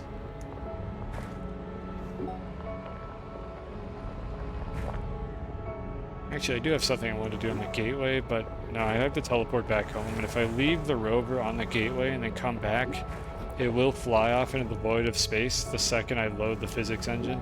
So I kind of can't do that. I can't leave the rover on the gateway. I have to fly away from the gateway. I don't know why it's like that. I keep saying gateway. I mean the satellite. With the unidentified satellite. Or mysterious satellite. Whatever they called it. I have no idea. Here we go. Pawn. I don't want to use the research chamber.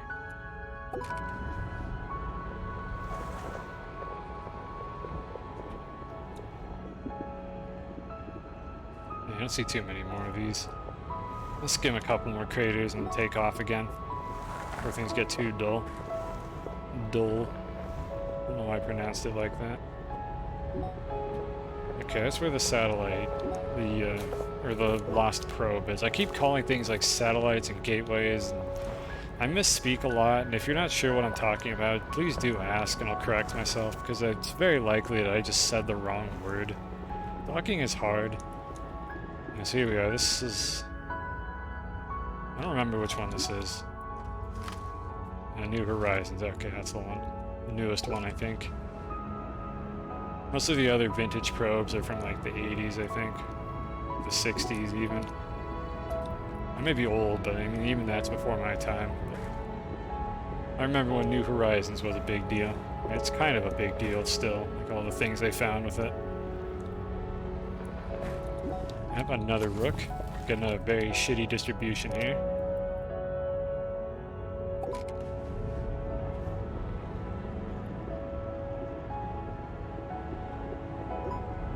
Okay, this is the gateway that I didn't set up a base on, if I recall correctly, so I might be able to check around here. This crater might have something in it. Not this crater, though, one near the gateway. Because each of these gateways on this solo, as far as I'm aware, is guaranteed to spawn in like a kind of dark yellow crater like this. Yeah, and see there's some chest pieces sitting around in here. That one's a knight. I don't know what the rules are for these spawning. I've like never seen two of them right next to each other, so they may be programmed to kind of spawn far apart. There's one. It's not too far apart. I don't know, maybe it's just completely random and just by chance I've never found two right next to each other. Kind of tough to say. I'm getting out on the right side of my rocket every time. Brain blast. What if I move the rover seat to the right side of the rocket so I can see it more easily? Those are the 5-head plays right there. There's another pond.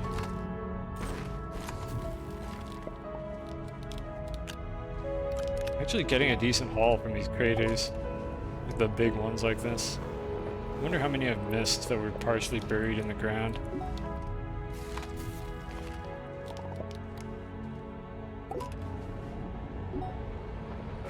Okay, never mind that thing about them not being close to each other. I just found like a million ponds right next to each other. I wonder if you could free these with the inhibitor mod. It's probably a bad idea because they would just fall through the ground if I released them without digging them out first.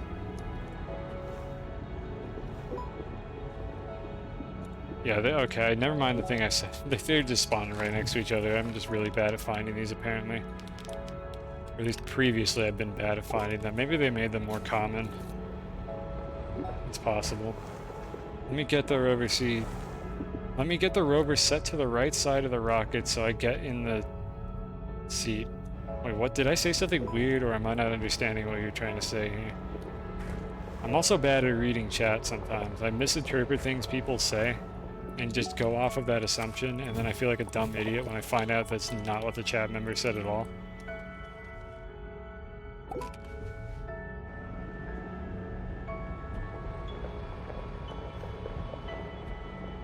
I think we have enough pawns actually. I just found like 8 pawns all back to back like that. I changed the name of the rover 2 times. I probably did. Yeah, it's fine. Make fun of me.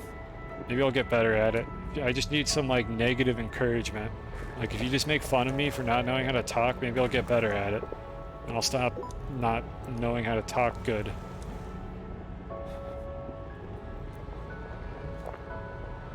I think I got most of the chest pieces that are in this crater. There might be like a couple buried pawns or something, but I probably got the majority of them. Oh, this is the one where I set up the base. Never mind, I just didn't see it. It was completely obscured. So let's go to the other side of the planet and see if we can find any more.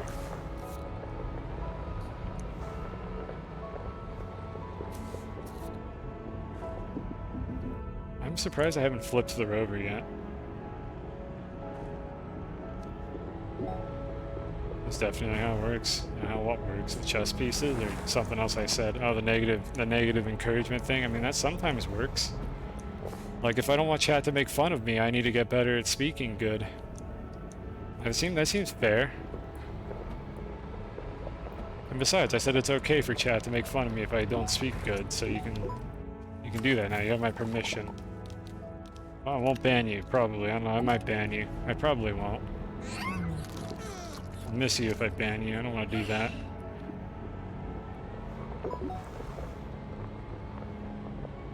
Interesting. I didn't know they could generate this high up. Like, negative encouragement is a thing. It's just kind of toxic, but I don't know of a positive encouragement way to make me stop saying the wrong words. I'm sure there's something. Some linguist, some psychologist, some elementary school teacher could teach a grown-ass man how to talk properly. Or the problem is I think I just talk too fast. It's still a habit that I need to break out of, but it carries over from Spelunky, a video game where things are happening so fast that if I am not speaking twice my normal speaking rate, then the thing that I'm talking about has passed and a new novel scenario has arisen in the amount of time it took me to say the previous statement, because Spelunky is just such a fast-paced game. Oh hey, a wrecked base. So I gotta slow down for these like sandbox games where I'm not like actively being killed by enemies and I have time to reflect on life and actually think about the things I'm saying. There's lessons to be learned. I don't even have a justifiable reason to take this crap out of this base, honestly. I'm just gonna leave it. Like, I don't need any of this stuff. I really don't.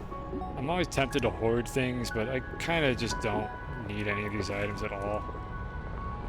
You feel that? Do you have that problem when you're doing commentary? I haven't seen very many of your streams. I think you stream a lot earlier than I'm usually awake. But I don't know if you have that problem. Do you misspeak, though, or do you actually talk correctly when you're doing that? Because I just fuck things up constantly and say the wrong words. I'm not good at it.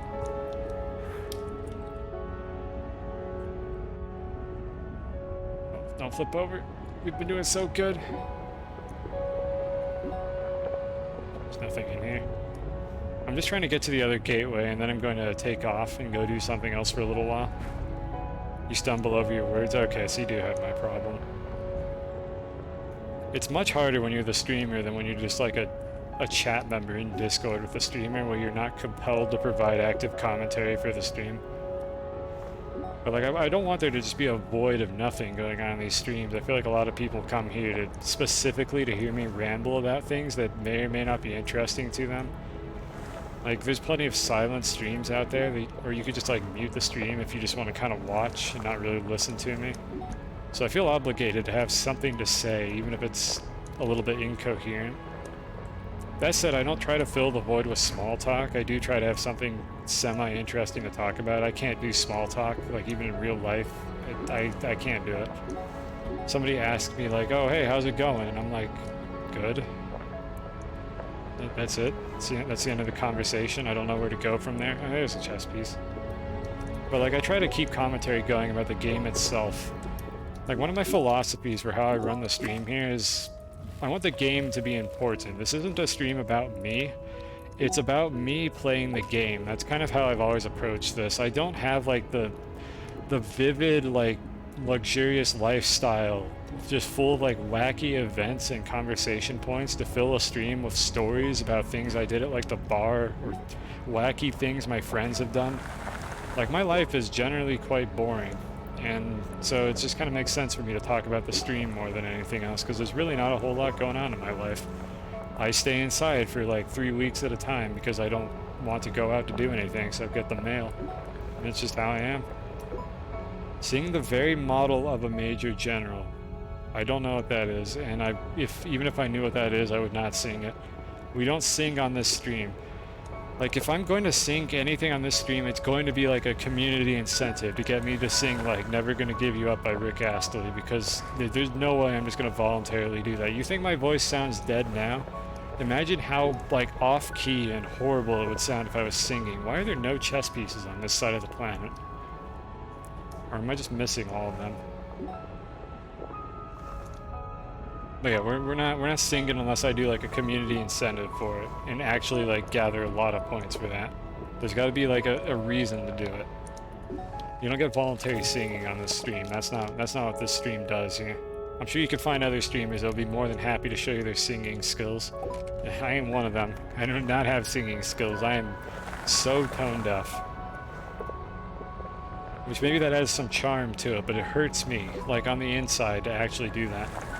When I'm not in stream, look it up. I'm gonna forget. Can you just... You know what? Never mind. I'm not gonna ask you to DM it to me. I'm just gonna copy paste your chat messages. Okay, there we go. Yeah, I'll put it right next to the note about talking to Jess about Power Wash Simulator.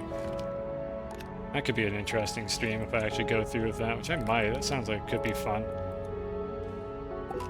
A good song to bite your tongue out. Why do you specifically want me to sing this song? At least I know the lyrics to Never Gonna Give You Up by Rick Astley. Mostly. I know most of the lyrics. I unironically like that song. Like, I'm not even upset when I get rickrolled, honestly. It's just like, oh, cool. And I get an excuse to listen to this song again, because it's actually good.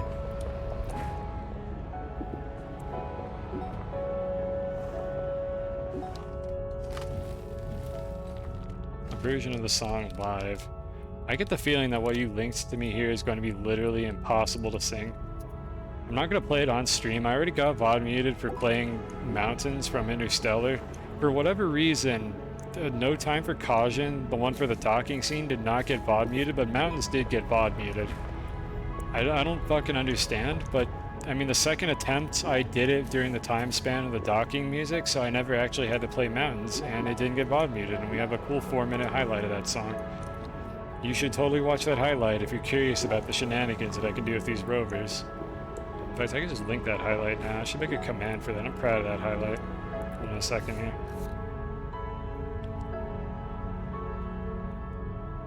Let me get a link to this real quick. For anyone who's curious what the hell I'm talking about here.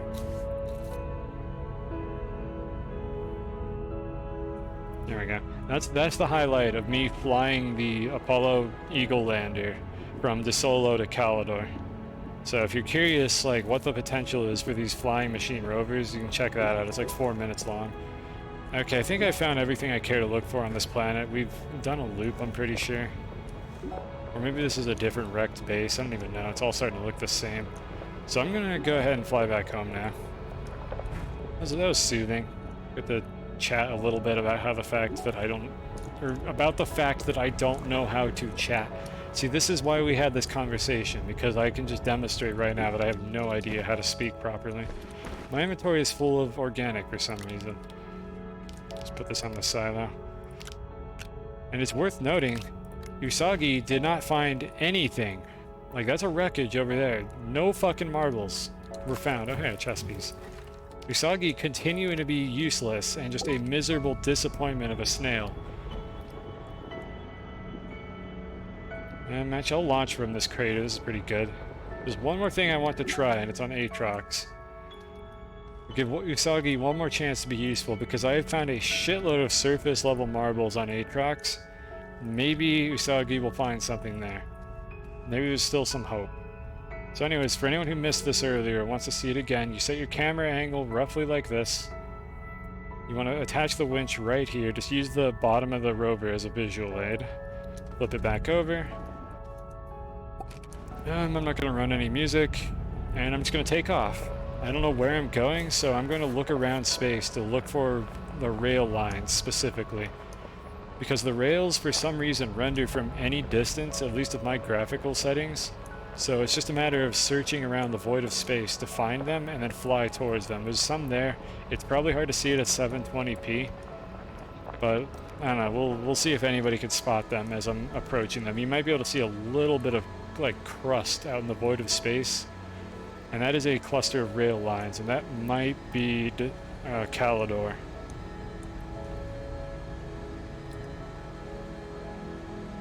I'm just gonna fly towards it and we'll see what planet it is. There's a lot of them there. I suspect that's Calidor.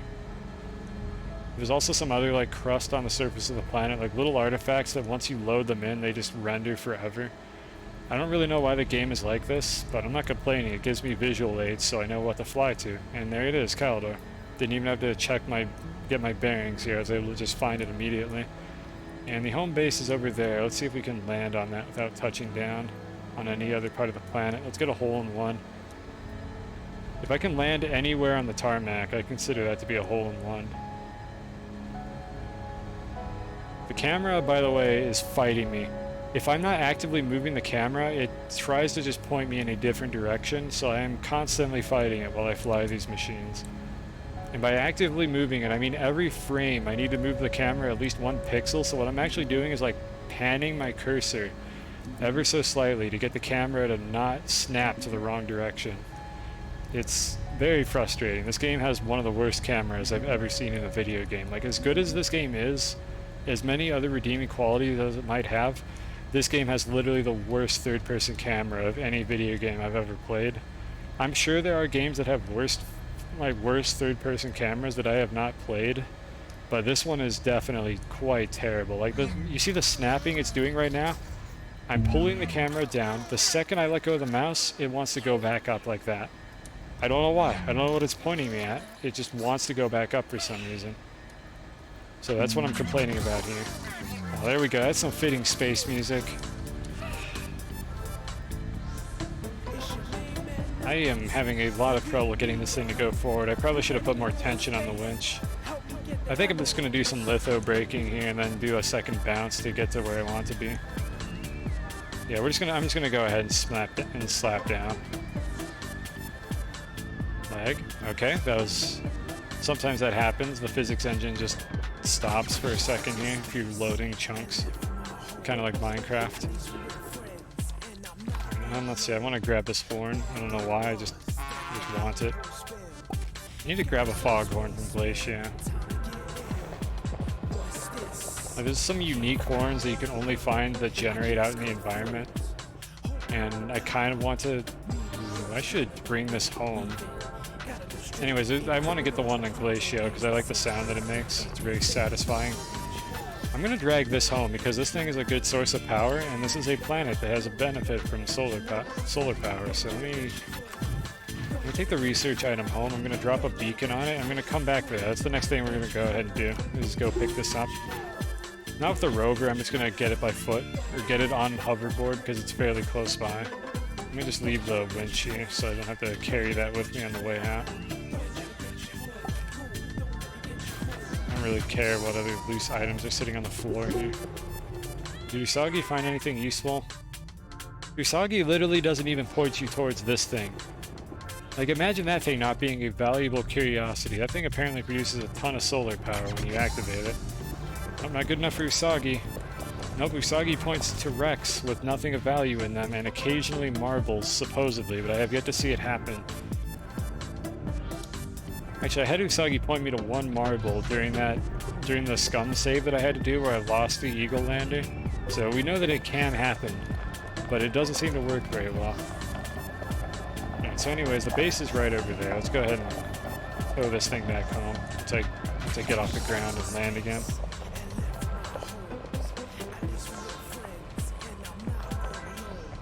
Okay, this should be a good landing. I think I'm going to land on the hill right next to the base.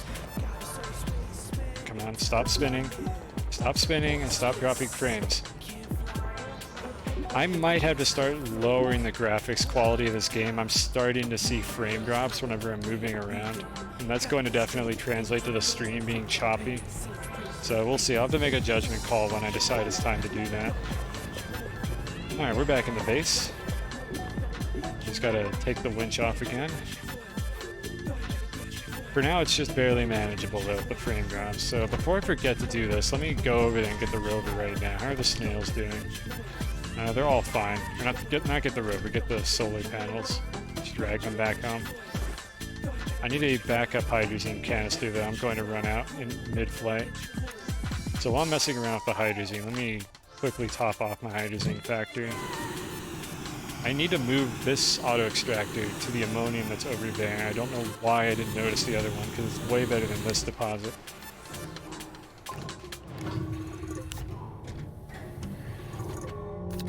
There we go. Is this set? Yeah, this is set to not have output. It will not work if they're set to output mode.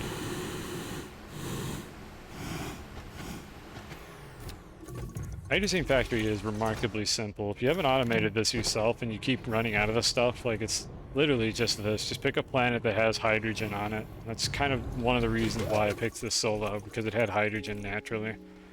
And then you just set up a basic arrangement like that. And you can just automate the whole thing. You don't even need to stockpile the hydrogen. So I'll go ahead and top off all the snails now. Are these done growing? Yeah, see, that's the problem. These aren't done growing. So the system's gonna deadlock again. I'll top them off later. Let's quickly go knock this out. Keep an eye on the compass to see if Usagi finds anything. Actually, I saw something. Now, I'm assuming that it can't find these marbles.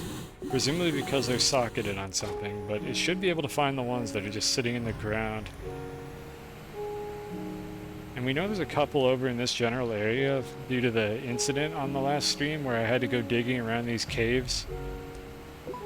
It could be that Usagi's range just sucks. Like, it's just terrible range, and that's why I'm not finding anything. Because I know there's like a dragon marble under the ground below me somewhere. I just don't know exactly where it is, and it's not being shown to me from the surface at all. So I don't know. I'm not sure what the deal is. Maybe I'm not understanding something about how to use this snail. I think it's over here. Maybe I'm on the wrong direction. Either way, I know that there are marbles in this general area. There's like plenty of them in these caves. I just don't know why I can't seem to find any with the snail. We'll go to Atrax and see if I can spot any on the surface there. Then we might wrap up the stream pretty soon here. So first of all, let's get the solar panels. I don't know why I'm worried about taking fall damage. I have the invincibility snail. And the longer I use that snail, the more likely I am to forget that I don't have it at some point, and then die of fall damage because of it.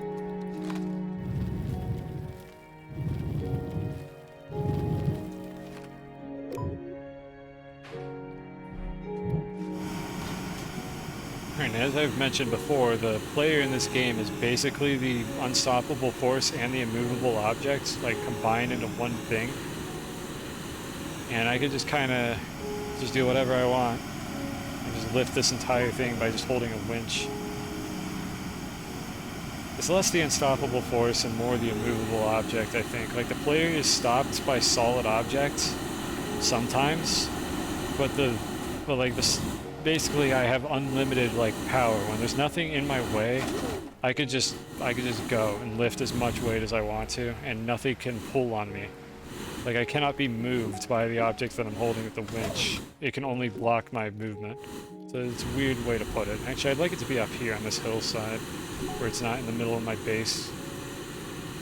Let's drag it over here. I might actually be able to attach it to this right here, if I aim this correctly. So let's see, I think I have it upside down. Let me flip it over.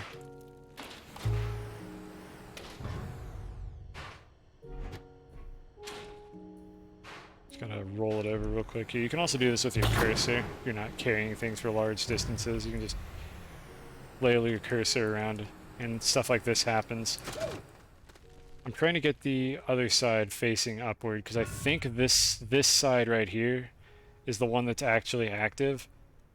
Unfortunately, the physics engine doesn't... There we go. Didn't want to cooperate. Now let's carefully drag it over. I want to get to this power outlet right here. Closer. Okay, don't fall in. Don't fall in. Don't fall in. You're in a really good spot right now. It's not close enough though. Nope, that's going in. Yep, that's going in. Okay, I'm gonna need to set up an extension. Let me just do it over here. I'm going to move this infrastructure later, so I didn't want to do it over here, but I think I have no choice.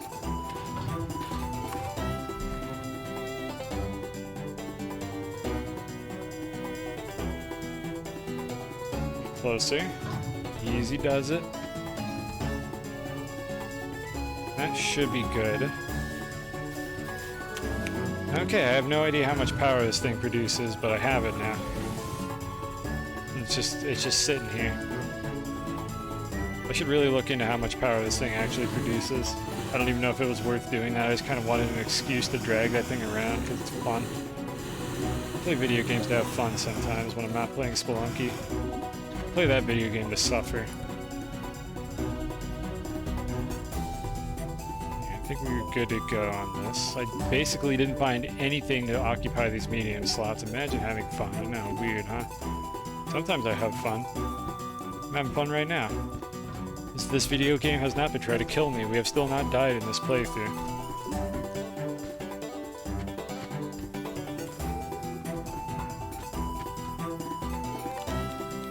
Alright, so let's unload all the chess pieces. That's the next thing I want to do here.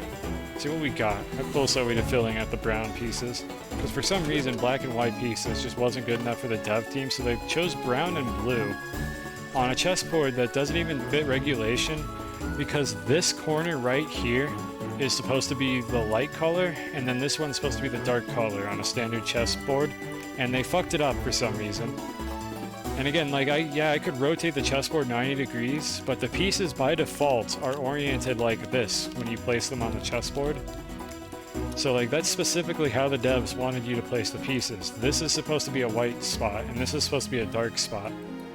And the other thing is, I have no idea, like, which color is light and which one is dark because they're both roughly the same albedo. I've kind of assumed that these are the white pieces and the blue ones are the black pieces. But yeah, it's all over the place. I don't know what they were doing. Devs, please. Literally unplayable game. So what have we got here? The knights. Shit, I don't remember. Yeah, the bishops are near the middle. I haven't played chess in so goddamn long. I think this is how you lay them out there. We don't have a queen. We have a couple extra rooks.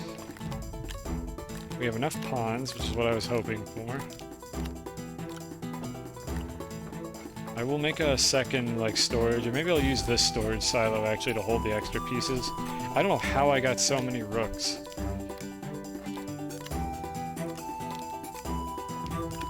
It's probably just randomized, so I don't know. The pawns are more common, but beyond that, there's probably just random chance which pieces I happen to stumble across. So the only piece we're missing here is the queen. See, queen goes on her own color though, right? So I think this is how you're supposed to do this, because this would have been a light corner normally. So I think the kings are on the right side and the queens are on the left side when you look at the board from this angle. That seems right. That feels right. I don't know for sure. If any like chess fans, any chess enthusiasts in the chat, feel free to correct me before I commit the sin of putting the king and the queen in the wrong spot. Like, don't let me be that person. Don't let me be the uninformed, like, just moron who doesn't understand how to play proper chess. Because I don't. It's so long. But hey, I know about en passant. I got that going for me. Or en passant, or however the Frenchies would say it. En passant. And this is supposed to go over here, I think.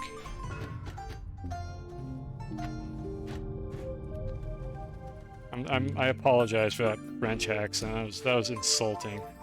I don't want to be like this, honest. That seems right considering the weird color flip. Okay, that's what I thought. I don't know, y'all take your word for it. Who of us think it's right and no one else is speaking up? How do I know the board is rotated the right way? Because the pieces automatically flip to that orientation when you place them on the board. Like, I briefly glossed over that, but I probably mumbled the whole thing. Let me clean the rest of this up first. Okay. So here's the deal. When you take a piece that you found in the dirt and put it on the board, notice how it rotates to this horizontal alignment, specifically the knight, which has a front-facing sprite like this. The pieces want to be oriented like this by default, facing towards this center line of the board. You can see it happening here with the knight. That means they thought this was the correct orientation for the board, with the dark spot on the bottom right corner, even though this is supposed to be a light spot. So the whole chessboard is fucked up because of this, because the devs didn't do their homework when they researched how to design a chessboard. And the game is basically unplayable because of that, and honestly I don't know why I haven't uninstalled it by now. Like, it's just literally unplayable game because of that. This is like a critical bug that needs to be fixed as soon as possible, because I cannot play a proper game of chess under these conditions. Absolutely outrageous.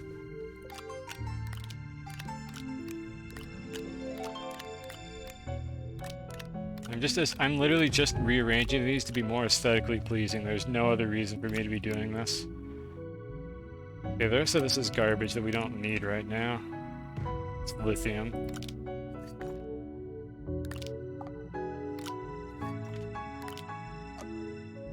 Seriously though, devs, please fix.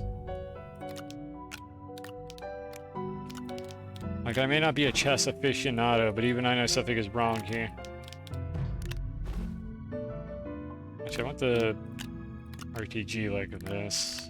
I don't know why I can't swap items with the snails. There we go, that's good. Alright, so I have an extra one of these that I forgot what I was using it for. Oh, the marbles, that's what I was going to use this for. Can I not rotate the board? Well, I can, but then the pieces are going to fight with me the whole time. This is what I'm talking about. Like, say I wanted the pieces to go here instead. I would have to manually rotate every piece to face in this direction. And then they wouldn't flip automatically if I pulled them to the other side of the board or anything like that. And it's just a fucking mess. Actually, also, when So I rotated it like this, but when I pulled it across the center line, the game actually, I think, corrected it for me there. Or tried to. Maybe it didn't. I don't know. Either way, devs fix. Please fix. Your game is literally unplayable because of this bug.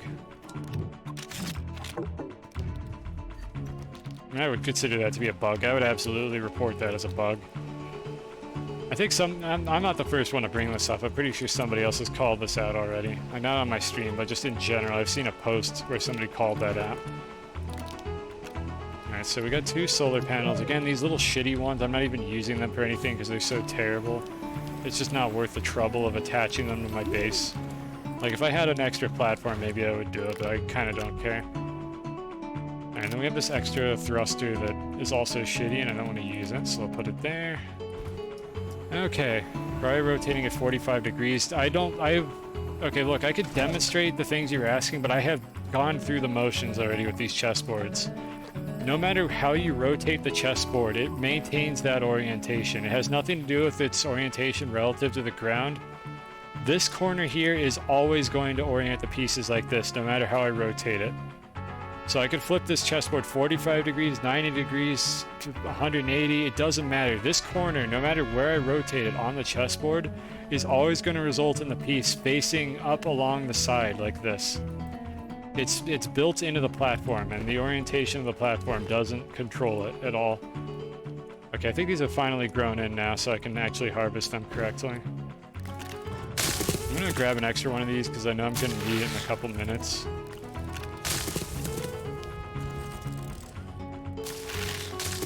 Alright, Usagi, you have still been a fucking failure so far. I would really like it if you could find me something shiny. We're gonna go to Aatrox, and we're gonna try to find something shiny. I'm just gonna go there, I think. I could use the flying machine, actually. I might do that, because that's easier. Because then I have a rover on the planet instead of a rocket, which I don't really want. Let's see, I'm looking at my diagram again. I'll pop this up on the stream so everyone can see my thought process here. So again, this is where the planets are. Okay, so Aatrox, if I was going to go up to DeSolo from where I am on Calidor, I would go north off of this gateway. Because you can't see my cursor, but I'm basically on the side of Calidor that is facing DeSolo along the equator. That's where I'm located right now. So if I wanted to get to Aatrox, I would need to take off to the west. I would need to go 90 degrees to the west and then take off to the north. And that would get me to Aatrox. And I think that's what I want to do here. So we're going to go ahead and do that real quick. So let's go ahead and rig the machine again. I could power some gateways, I suppose. That'd be a good way to diligently explore the planet, except I don't have enough RTGs to power it consistently. And I could do that another time. We'll do another trip over there. For now, I just want to find some marbles. I want to know whether or not this piece of shit snail is actually capable of doing anything useful for me. So let me go rig up the winch again. And we'll go on another little joyride.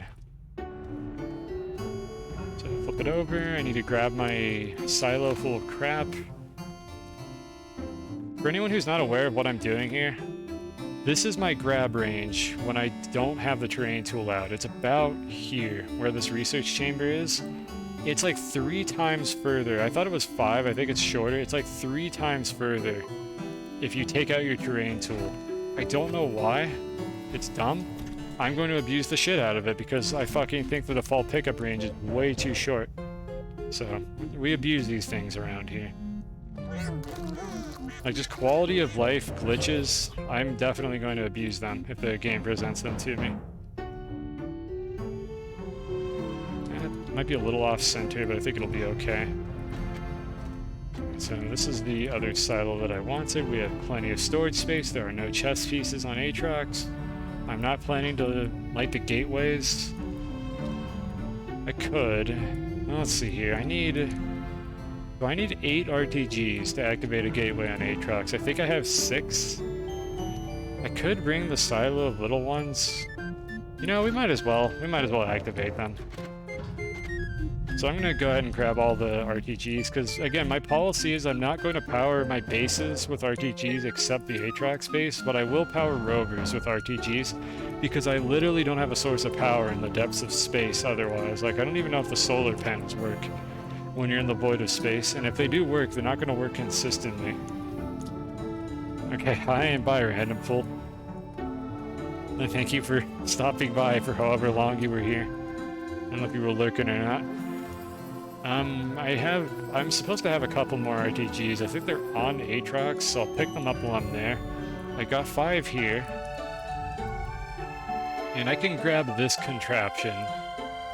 Let's see here, I need a platform B. I can grab this contraption right here to get 2 more RTGs worth of power, and that collectively should be enough to power the gateway. And I'll put them all on this. Alright, let's power up the Atrax gateways, just for shits and giggles. I eventually want to do all of them. I already have the achievement for doing that, but I kind of just want to do it anyways. I want to like really 100% this save, if at all possible. And then this is what I wanted these for. I wanted a silo to put the marbles on, so I could store 12 of them. Hydrate, thank you. You're Zion. Okay, you got a name change. I brought this up earlier in this stream. I wish Twitch would show when someone had a name change, so I know who they are. I kind of honestly was just embarrassed to ask who you were, because I did not recognize your name. So that's good to know. Thank you for the update.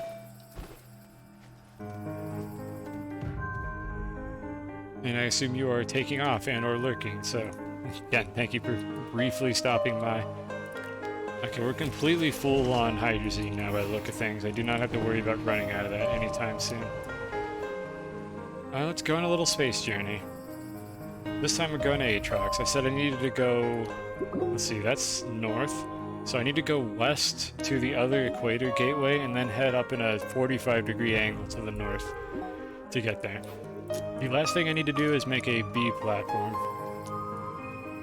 Do I need a B platform? No, I don't. I don't know why I thought I needed a B platform. I can fit everything on this one. Okay, let's go. I'm just gonna let the space music play. We don't have to play Sonic music every single time I do this. Hopefully I'm not forgetting anything. If I am, I can always use the satellites to pick it up and bring it over.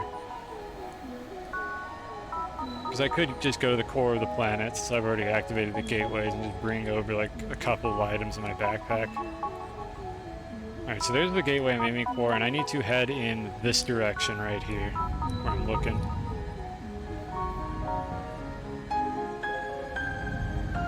Yeah, roughly that way. If I'm off by one, or if I'm on the wrong side of the system, I can always correct for it. But I believe I'm aiming for this spot in the void of space here.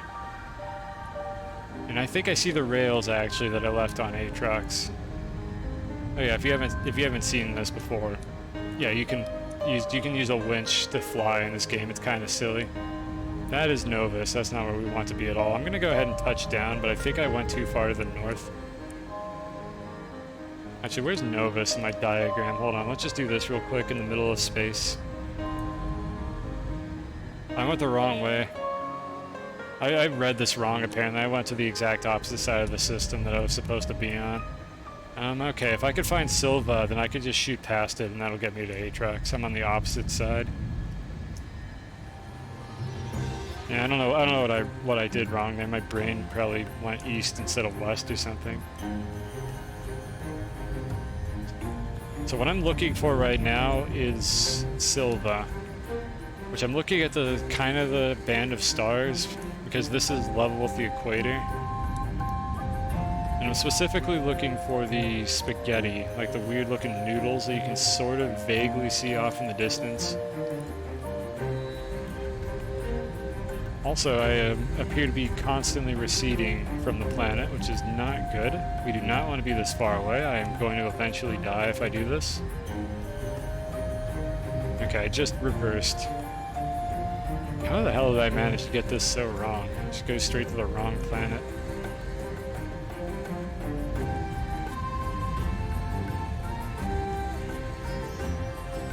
Okay, I think I see where I'm going now. Silva is right there. I highly doubt this is visible on 720p. But Silva is right there. That is the starting satellite that you start the game on. I think it's the one that's on the main menu. So this will get us to Silva if I head straight towards that. That renders from anywhere in the star system, for some reason. I keep calling it a solar system, but I don't know what the name of the star is in this game. I mean, everyone knows what I'm talking about, but I still like to be correct about these things. So that's probably the bottom of Silva, like the ground. Yep. And then the satellite is sort of orbiting Silva, and we just need to shoot past it, straight in the opposite direction, and that will hopefully get us to Aatrox. As I've said before, I am fighting the camera constantly. That's why you see it jittering. Whenever it's jittering, that is because I'm not fighting it hard enough. And there's Aatrox. That's what we were aiming for.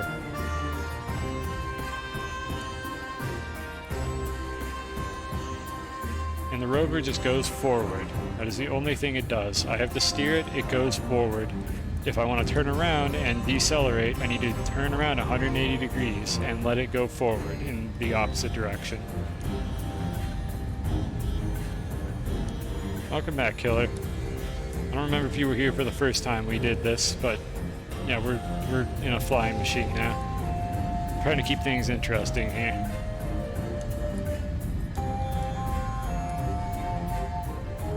Just taking a joyride to Aatrox to see if this snail can actually find anything. So I have a research chamber with a winch attached to the rover, and the way I've been describing this to everyone is if you know about that troll science picture of the troll riding like a metal wagon with a magnet on a fishing rod pulling the wagon forwards, that is literally what I'm doing right now, but with winches instead. This is just a thing that I learned how to do in this game through trial and error like a couple of years ago, and as far as I'm aware, I've never seen anybody else do this. You can do it with thrusters, but you can also just do it with winches. It's a low budget like thruster rover. Loads of fun. Alright, so we're here to do two things. Activate all the surface gateways with this ridiculous thing on the back of my rover, and see if we can get Usagi to find a single fucking marble while I'm on this planet. Like just one marble to redeem this snail and make me not want to kill it and turn it into dinner. I don't even know if I would like escargot. I've never had it in real life. And you know what? I can't think of a better time to learn whether or not I like escargot than to eat this particular snail for being the least useful one of the whole bunch. For being nothing but a disappointment every time I try to do something with it. Why are we saying marvel? What happened? Did I say something that sounded like marvel? Or marble. Oh, I said marble, but you heard marvel. Accent's not that bad. I don't even have an accent. What the heck is an Arizona accent even? Like, I don't even know what my accent is. It's just generic American accent. There's nothing special about it. I've never seen a streamer overclocking extractors. I have heard about that. Like, I know about overclocking extractors, I just don't care enough to do it because generally the speed of the extractors and the power usage hasn't been a huge bottleneck. And I feel like it would kind of trivialize the whole process. Like, again, I want the power infrastructure to matter in this playthrough. That's one of the reasons why I'm not using RTGs on my bases. So in that spirit, I kind of don't want to overclock the extractors either. Okay, we've done 2 equator nodes. We need to go to either the north or the south poles now. But yeah, I do know about overclocking extractors. I don't know exactly how to do it. I'd have to look it up again, but I am aware of that technology. I think I saw it on the Reddit. I do occasionally look at the Astroneer Reddit. Where'd my... Oh, there it is. I picked it up. I didn't even notice. The problem with the Astroneer Reddit is, like, you have to sift through the thousands of pictures of marbles of people showing their first zebra marble to actually find any technical details about things that are actually interesting. I don't know if it's just me, but that Reddit is kind of just full of, like, 12-year-olds. Or, like, 8-year-olds who just play this game and are fascinated by the small, shiny things and not, like, what I honestly think is a neglected, like, technical community that could exist for this game. I know there are a few technical players for this game, but it feels like it's just doesn't get any attention. I think I've seen the computerized base, I believe, as well. Like, again, I know there is a technical community for this game, but it's, like, compared to, like, Minecraft, it's hidden somewhere. I don't know where it is. I don't know where the people are that play the game to make computers other than an occasional random post I see. Like maybe somebody has made a flying machine like this already. That's you. Oh, did you make the post about it specifically? You can link it if you want in the chat so I can look at it again. I'm not sure if I've seen it or not. Like, I know I've seen a post about, like, a computer that somebody made in this game. If that was you, then, like, congratulations. Because that's awesome.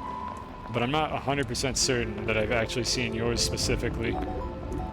Most of the time, I just kind of don't bother. Because I get tired of looking at the Reddit. I'm like, yep, I've seen this picture before. This is somebody lost their rover in space because they attached a crane and a winch to it.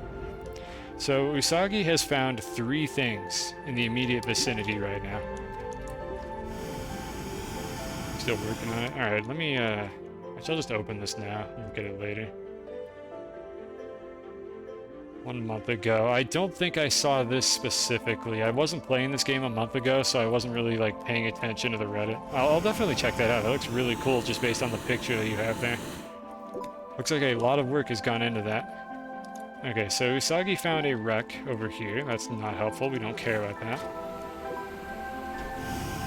I saw a marble over here, and it's fading away.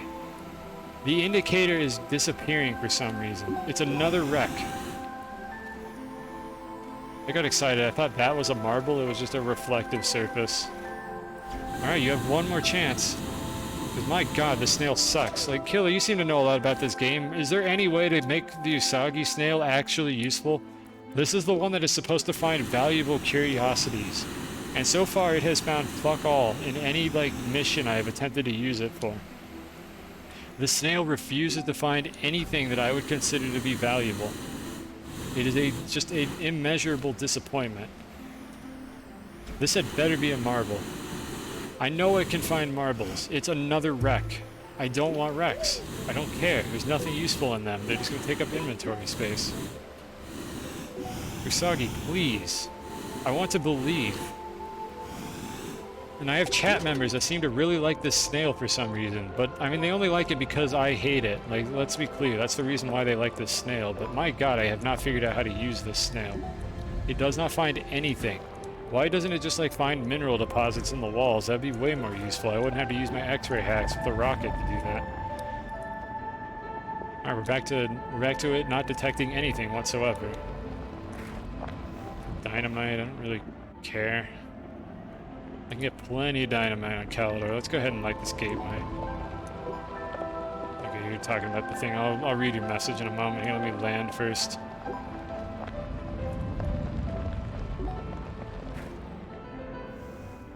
And large processors convert the 8-bit binary numbers from the memory circuits into a 3-bit decimal for the display.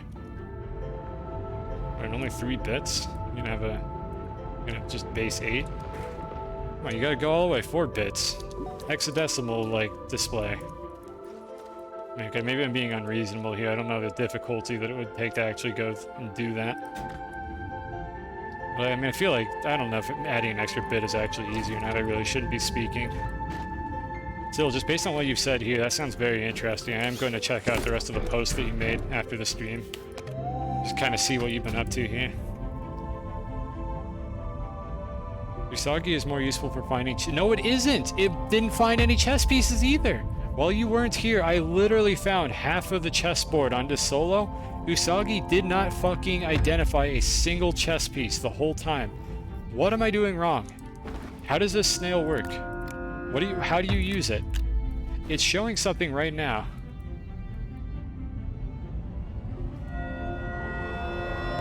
Like, how the fuck?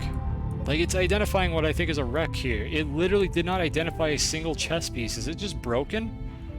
No, I found the chess pieces. I literally walked up to a chess piece on the surface of this solo with Usagi in my inventory with the compass open, and Usagi did not see it. It did not show up on the compass. I don't understand what the fuck is wrong with this snail. It is not worth, like, having. 8-bit binary goes up to 511. That doesn't sound right. Doesn't it go up to 256? Or am I just a dumb idiot and I'm not understanding what you're saying here?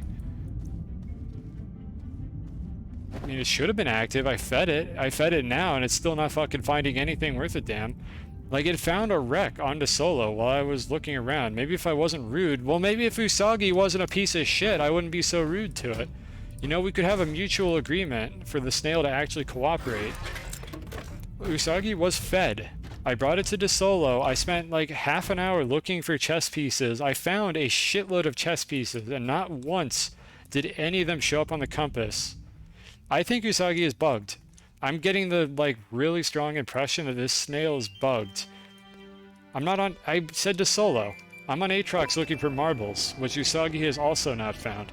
I was on DeSolo. I found half a chessboard.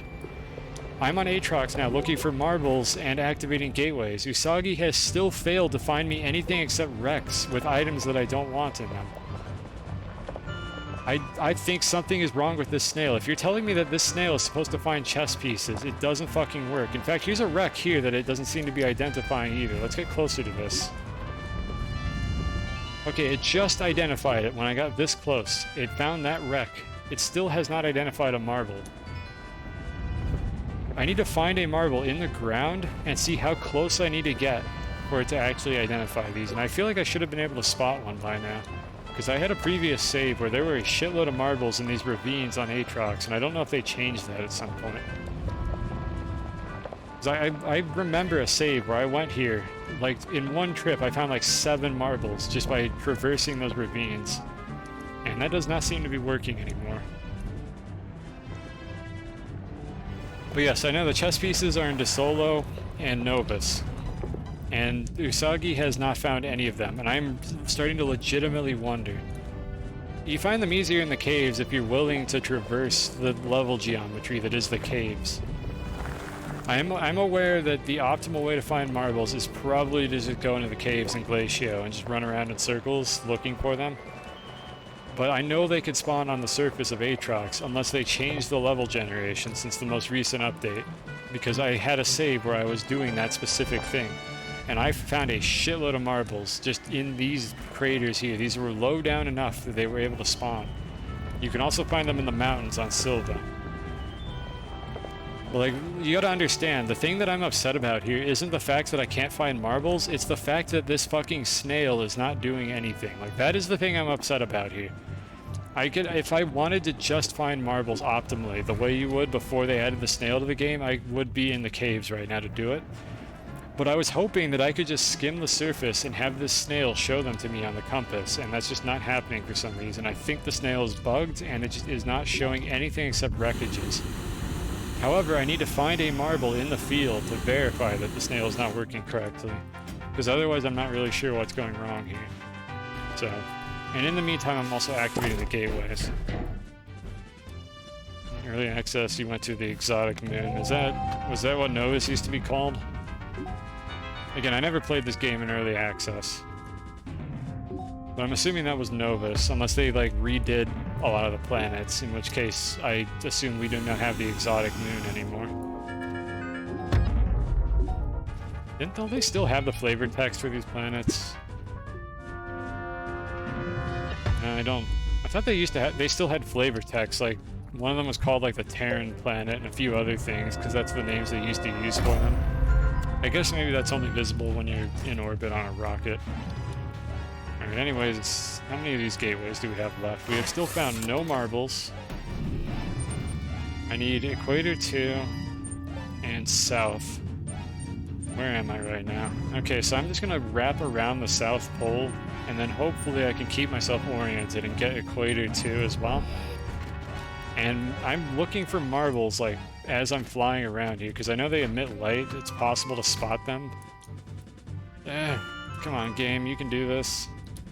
Alright, so what direction is south? It's that way. I'm surprised I haven't had to retension the winch. It's been fairly well behaved here. Like, normally it seems like floating point errors eventually cause the winch to start pulling to the side, but the rover has been fairly well behaved this whole time. I'm kind of impressed. Like, the change they made that put all the planets in a small group definitely helped a lot with, like, the weird, like, floating point rounding issues that you get when you're further away from the center. Need to be going this way. Oh, Visani. Okay, so you said moon. Did it used to be a moon at some point? Or did you mean planet? I guess that makes sense. Did Novus not exist then? Like, what even is Novus? Like, what was the flavor text for that? Did that not exist in early access? Is that a new planet? Because I gotta say, Novus is my least favorite planet in this game, so I don't know how I feel about the fact that that was the last one they added. I just know that they didn't have names for the planets, they just had descriptors. Yeah, Terran, Barren. Honestly, Terran is almost a name of its own, but. And then I guess exotic was Basania, radiated, arid. Yeah, it kind of makes sense. Tundra, I don't know, I think glacier would have been a better description for that, but. Yeah, whatever, I'm not going to critique the names of the planets in the beta. The point is, I'm assuming that Novus didn't exist originally. Gateway. Come on, marbles. Come on, Usagi, I've given you so many chances to not be useless, and you've done nothing but let me down.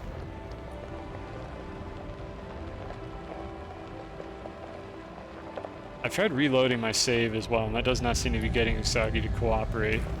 There we go, that's a pretty good second landing there.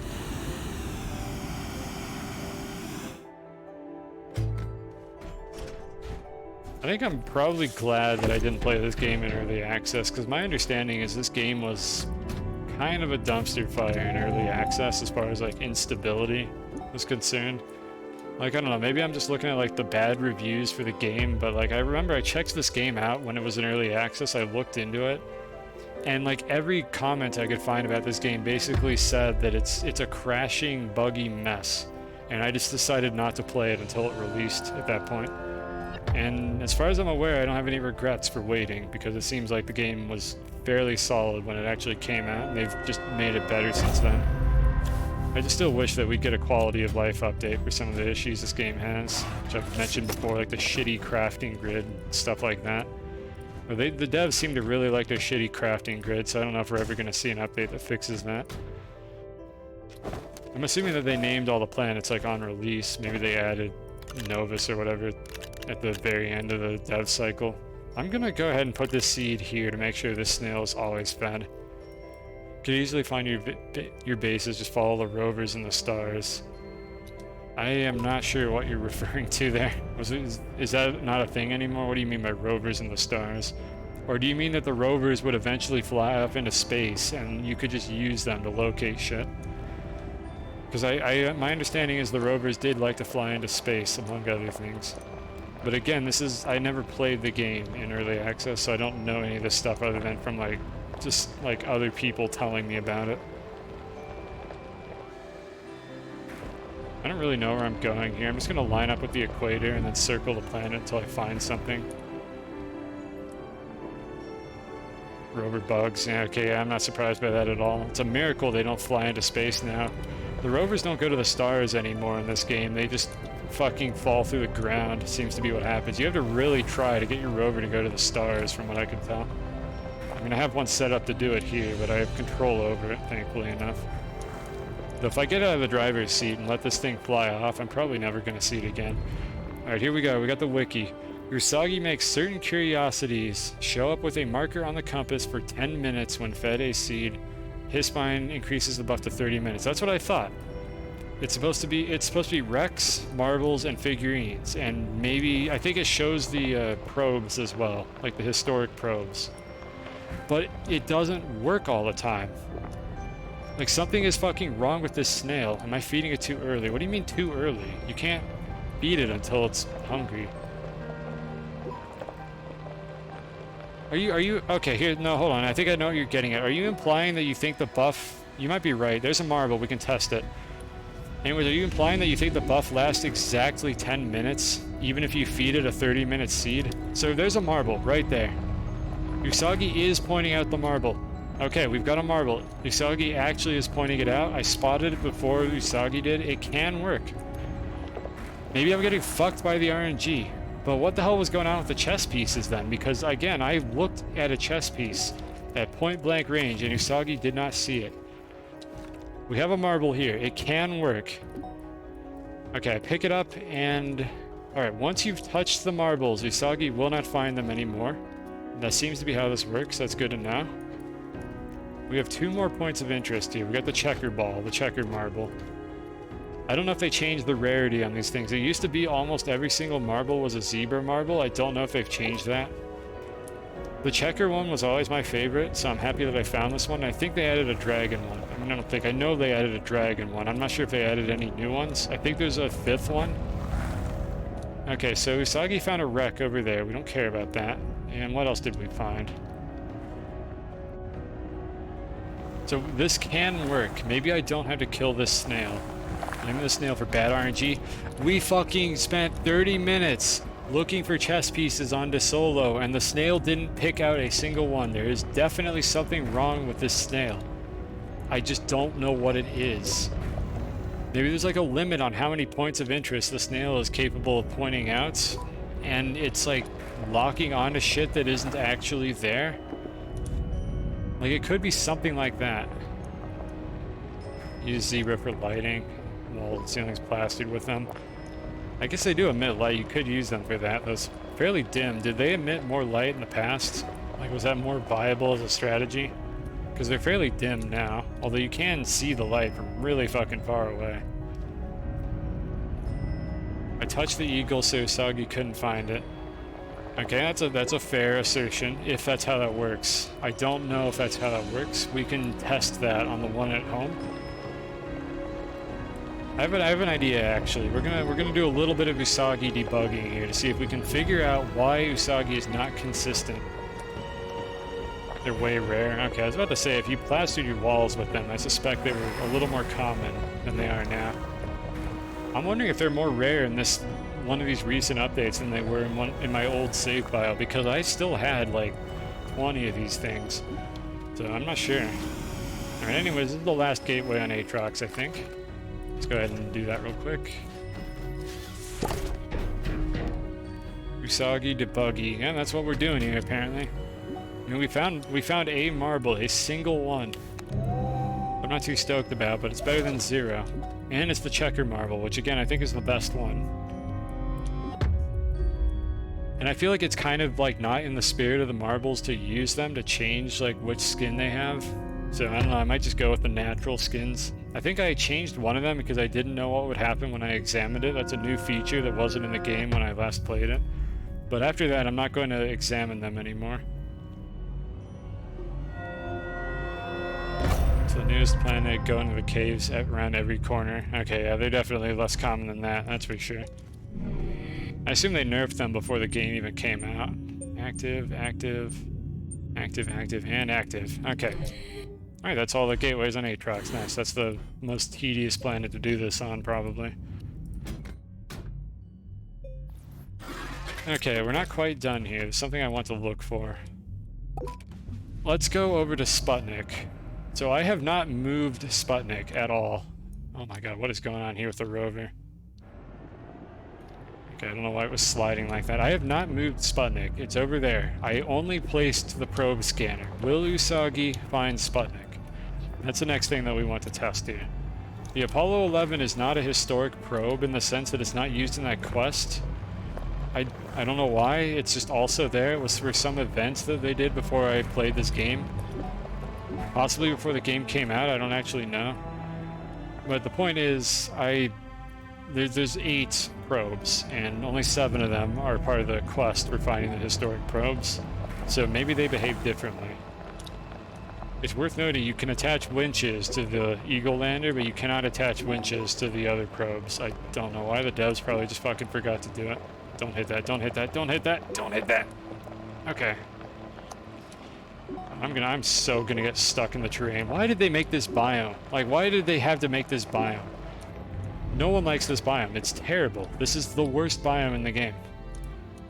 Why does it exist? It's so tedious to traverse, and this is always where this particular probe spawns. Alright, Usagi. What do you got for me?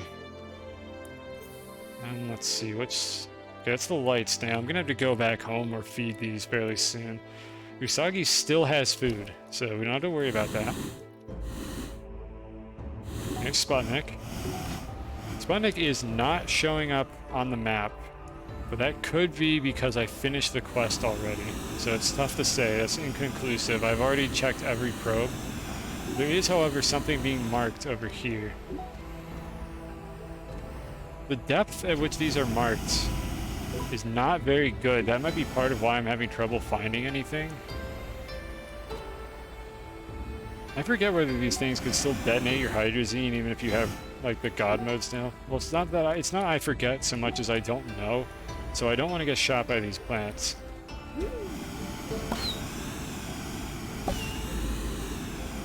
What is being marked here? I might just dig a hole in the wall because it's fairly close.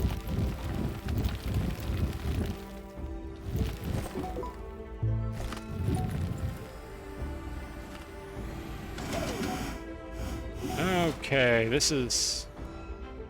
Usagi wasn't finding this either. Also, what the fuck? Is my solar array just in this biome too? I mean, I'm never going to use it on this planet, but...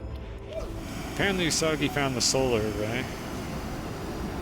Does anyone know offhand how much power these produce? I'm quite curious. I'm about to run out of fuel, and I need to get back to my rover before my snails starve to death. Oh boy.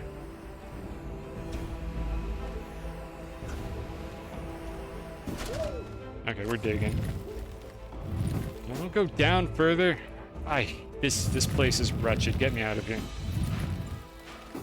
Oh, well, I wasn't aiming to specifically come up underneath the probe. That was just luck.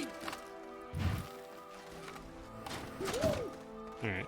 Anyways, I'm gonna hydrate in a moment here. We got something to do. Okay, we're back. I'm just gonna dig up some random plants to feed the snails in a moment because we're not done here. However, I want to get out of this wretched biome before I do anything else. Like, I'll hydrate now.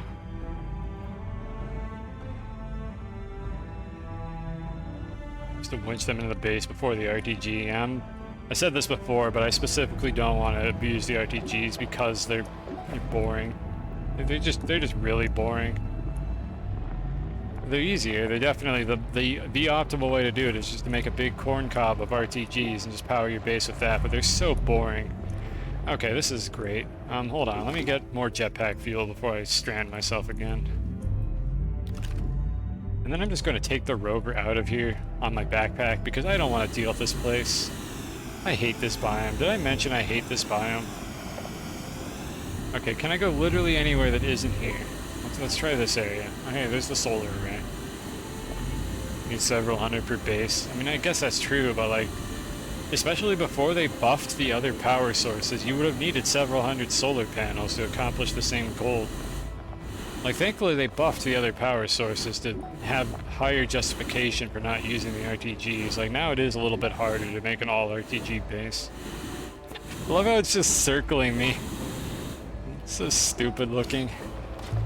Because the winch is still attached, so it's still just trying to fly away from me as it circles. Oh, winches are so dumb. Devs never change the winches. They're perfectly fine the way they are. Okay, Usagi has found something.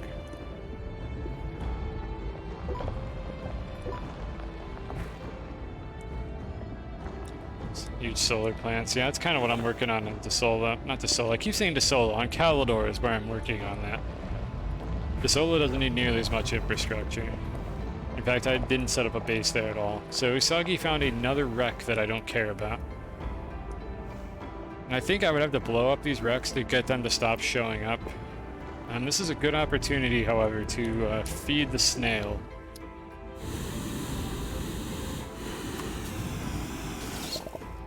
So I think one of them actually likes this particular food. I think it's this one right here. I'll keep an extra. Might as well bring this research item, and then we'll just... Oh, there's another one hiding right there. We'll just use these for the rest of them.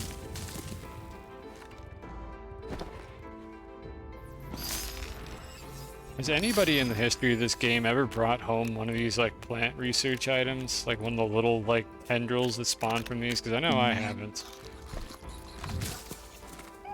Okay, just don't spawn any seeds from that one, sure. Okay, you're nice and fed.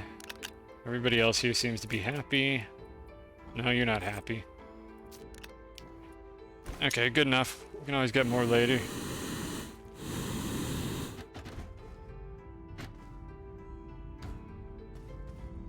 Alright, Usagi, you found one marble. I guess I'm not going to kill you, but you are still a disappointment. I just want you to know, you are still a wretched disappointment. We're gonna check like a couple more ravines and then fly back home, I think. I think this activity has run its course. It's probably not very interesting anymore. But let's look around a little bit more and see if I can spot an extra one.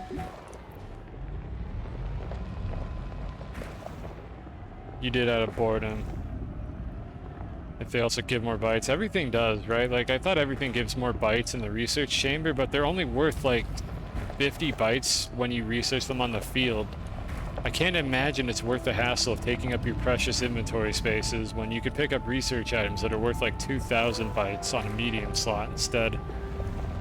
Like, it would be such a pain in the ass to research those. Like, I think you can research like seeds from plants as well. They're just such a terrible source of bytes in a game where bytes are so trivially easy to get. Like, I literally have not set up automated bytes at all. I think I saw something over there. I have not set up automated bytes at all.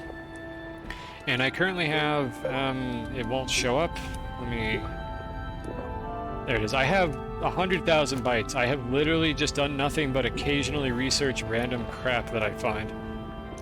Put them in the backpack. Yeah, you can only hold like 3 of them if you have my problem and your backpack's just constantly full of snails or whatever the snail equivalents were in older versions of the game. I'm waiting for the rover to either flip upright or let me flip it upright myself, and also I did not see a marble. I mistook one of these white plants as a marble. This is probably not the planet to be on for this in retrospect. This seemed like a much better idea, but I think they nerfed this and it's not nearly as effective as it used to be. Because I should be able to see the marbles from here. Oh, never mind, there's a marble. I lied. Alright, so Usagi, are you going to find this? Yeah, Usagi finds the marbles, but not from very... Oh, it's a dragon marble. Yeah, not from very far away. It's not terribly useful. Actually, let's get a... Is this a large... This is a foghorn, right? Or the starship horn. Yeah, we definitely want this. I thought only Glacio had these. You always set up auto bites. I'm going to probably do it at some point anyways, just for the hell of it, but I just haven't had a reason to. Yeah, so here's the new marble that they added semi-recently. I don't know when exactly they put this in. There's the dragon one. I think there's a different one as well. I don't remember what the pattern is on it. But I believe there's another one. Alright, so Usagi found something over there as well. But again, I spotted this marble before the snail did, so it really has not been very helpful so far because it doesn't seem to have a very good detection range. It found something over there, but that's most likely a wreck. We'll go check anyways. Zebra, Checker, Leo. Oh, Hypno, that's what it was. I've seen Hypno, I think. I don't remember what it looks like. I'm pretty sure I've seen it. I don't remember what the shape was. I'm sure we'll spot one at some point, or I could cycle one of these marbles to get it. I'm assuming that you can roll any marble by, like, just holding E to cycle them. You just have to find them after they teleport. Yep, and Usagi found a wreck over here. So I regret to say that Usagi was not helpful during this trip because I found both of these marbles just by my own sight before the snail found them. Maybe in the caves Usagi is more useful. We'd go running around in the caves or something at some point here. But I'm very disappointed in this snail so far. Like, there's a wreck right there that's not close enough for it to find, apparently. I really don't understand. I think it just showed up at the very end and then faded out, but I don't understand, like, why they couldn't buff the snail a little bit, considering how good the other ones are. There's a marble. Right there. That white pixel that I was circling with my cursor. Like, there's no universe where the Usagi's gonna be useful for finding them if I could just spot them from sight. From that far away. So I need to keep my orientation and go get it. Alright, it's over in this direction. I should be able to spot it if I do another flyover. Okay, Usagi has marked a wreck. That right there. It seems like the wreck detection radius is longer, which is the opposite of what I want, because I don't care about these wrecks at all. They're not valuable to me. I think it was in here somewhere. Come on. Come on, get unstuck. My tires are slightly buried in the ground. There we go.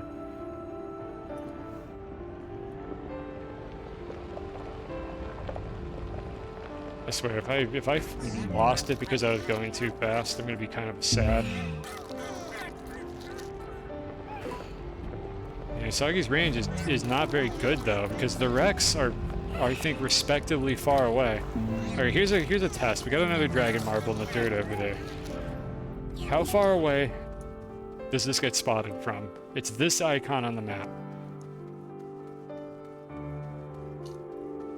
And is there a height limit? I'm wondering if it's a height limit. Because this is pretty far away. This is a pretty good distance for this to be detected from. Is it also a height limit? Okay, just faded. How much fuel do I have? Enough fuel. Okay, so this is the horizontal limit. That's a wreck over there, but it disappears like almost immediately if I start flying upward. How did you manage to land in a stream to this time? What? Nobody's raided me if you're talking about that. You mean I just happen to be streaming at weird hours? Because this is par for the course for my inconsistent, shitty schedule. But hello, welcome. So it's right there. It's that I think it's the height. It's not a ball. Look how little height differential I'm allowed to have before this fades out. And it's gone. Let's go right up to it. We're gonna go directly up to it. I don't think it's a sphere. I think it's like a cylinder, which is fucking awful if that's how they implemented this. Let's go right up to it and fly above it and see how far away this detects from. Maybe this is why I can't find these damn things.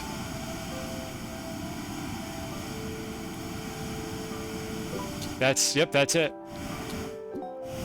That is horrendous. So it will literally only find marbles basically in the same cave layer. It's not a sphere. Look at this. Tell me that this height is the top of a sphere that ends over there. There is no way this is a sphere. What are you talking about? You're insane. It's a cylinder. Look at how little height I needed to have for it to fade out the compass indicator, whereas I could be on the other side of this canyon and it faded out over there, or when I was this high up. A tall sphere, a shallow sphere, maybe it's an ellipsoid. It is absolutely not a sphere. There's no universe where this is a sphere. Like, all I think I need to do is, like, go over here a little bit. And it should keep going. It's still here. The second I start going up this ramp, it's going to disappear. And it's gone. And then if I maintain this height and go back to it, it doesn't come back. It comes back, it doesn't. It's a cylinder. Like, that's how it's fading in and out. Certainly not. You think it's not an ellipse? You think it's not a cylinder? I'm pretty sure it's a cylinder. Or not, it's... Okay, I don't know what the name of this shape is. Basically, like, the equivalent of a cylinder in spherical coordinates is what I think the shape is. So pretty much it picks an altitude for the object that it's detecting, and it picks a distance, like a great circle distance along the surface of the sphere. And those are the two things it's checking. I think it's checking relative altitude and then like the distance along the surface of the sphere. I don't know what that shape is. Again, it's like the spherical coordinate equivalent of a cylinder. But I don't know what it is. Basically one axis of height and then two axes of distance. That's my guess. It's a rheumatoid. I don't know what that is. Is that a disease? Do you have to like take shots for that? But yeah, there's no universe where it's a sphere. So this is why I'm not detecting them. It's because I'm too high above them. It is not going to detect them in caves. It seems to have a different detection range for the wrecks, and I don't know about the chess pieces. So here's what we're going to do. We are going to leave the planet. I'm checking to see if I spot any on the way out. Okay, we're going to leave the planet and go to one of the planets that has chess pieces. Trapezoid? Probably not. I could almost guarantee there's a name for this shape, I just don't know what the name is. Okay, De Solo is over there near the satellite. Specifically, I have time to open this image real quick. So you can see where the satellite is. De Solo, I think, is going to be... If I can turn this thing around... De Solo should be over here in this approximate direction where I'm kind of circling my cursors. So let's go back to De Solo and see if we can find another chess piece. Let me get this off the screen real quick. camera go? That's Glacia. I hate how this changes your camera angle. Worst case scenario, I go back to Silva and get my bearings there. I just need to not fly off into the void of space. Okay, we're going back to Silva. I'll just go ahead and touch down and get my bearings real quick. Unless I can spot the satellite again before I land. Not seeing it. For anyone who doesn't know what the hell I'm talking about, that is not DeSolo. That's fake. That has no collision. It's just a render of DeSolo floating in space. DeSolo is, in fact, in a different spot, and I'm having trouble finding it right now. So I'm just going to go ahead and touch down and get my bearings and then take off again to find it. I would really rather not overshoot this entire planet game. Please hit the mountain, hit the mountain, hit the mountain! Okay, good. Nice, and we're not stuck. Perfect. Oblate spheroid, is that the name for that? I don't know if that's what it is. I still think it's a cylinder. I still think that it's a height check and then a like surface distance check along a sphere. Again, I do not know what the name is for that shape. And there's a couple interpretations of what I just described here because distance will vary depending on height. It might be like an angular distance or it could be like a Euclidean distance. It could be along the surface of the sphere, or it could be straight Euclidean distance, like just in a straight line between me and the thingamajig. I really don't know. There's a lot of shapes that it could be. It could be like a sphere with the top and bottom cropped off depending on my altitude relative to it. Anyways, where am I? North is over there. We are pretty much on the equator of the planet. Okay, so I just want to circle the equator until I can find the satellite again. Well, that's the thing. I keep saying cylinder, but I don't know the name of the shape that is a cylinder on a spherical surface. That's what I'm trying to like explain here. I don't know the name for that shape.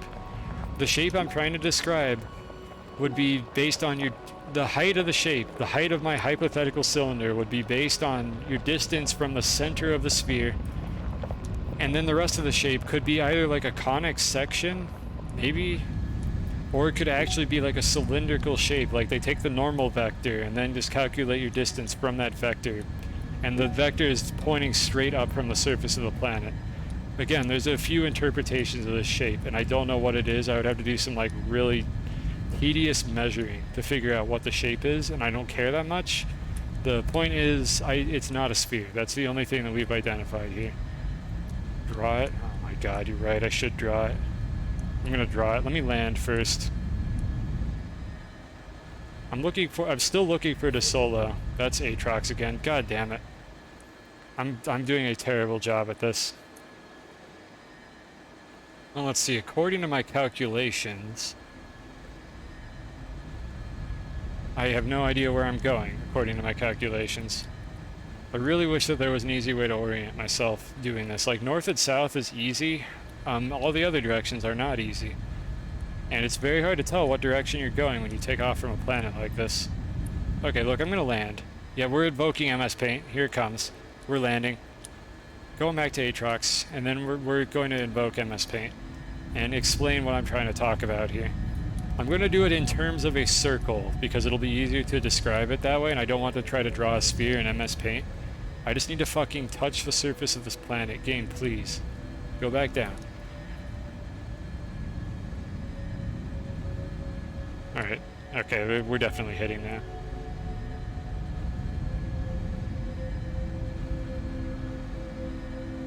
This would be my third diagram I've had to draw for chat doing these Astroneer streams, though this one chat provoked me into drawing it.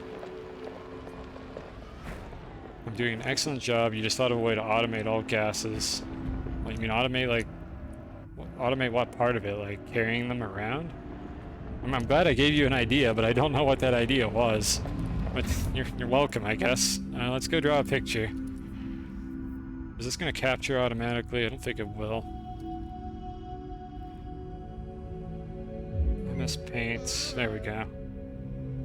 Okay, here we go, chat. You seem to enjoy these. Let me make sure that I'm not flying away. Okay, I'm definitely not flying away. We're good. So I don't know if there's any mathemagicians in my chat who would know what this shape is described as. I'm going to describe two shapes, or like a couple shapes here. I could draw 2D sections, but we're going to start with a circle. Okay, so here's a circle. Polar coordinates. The equivalent of this shape of a cylinder in this dimension in 2D would probably be a rectangular prism. And the thing that I'm trying to describe here is basically this shape here. So let me draw a couple guidelines. There's two interpretations for this. You could have a system like this. I'm going to draw a couple concentric rings. That's not very good. I can center this better. Good enough. And let's get one more. No. Good enough. Okay.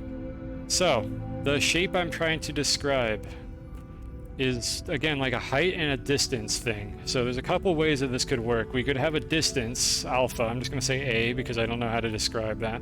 So we have an angle A, and I'm describing this shape right here.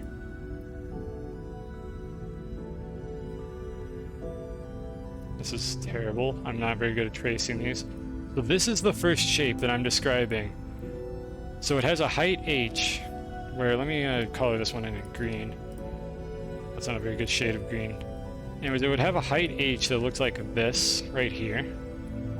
And then an angle A to define it. And if you can imagine the spherical equivalent of this, the top and the bottom would basically be like sort of circular sections on the surface of the sphere. Like they would still be an arced surface, like a dome of sorts.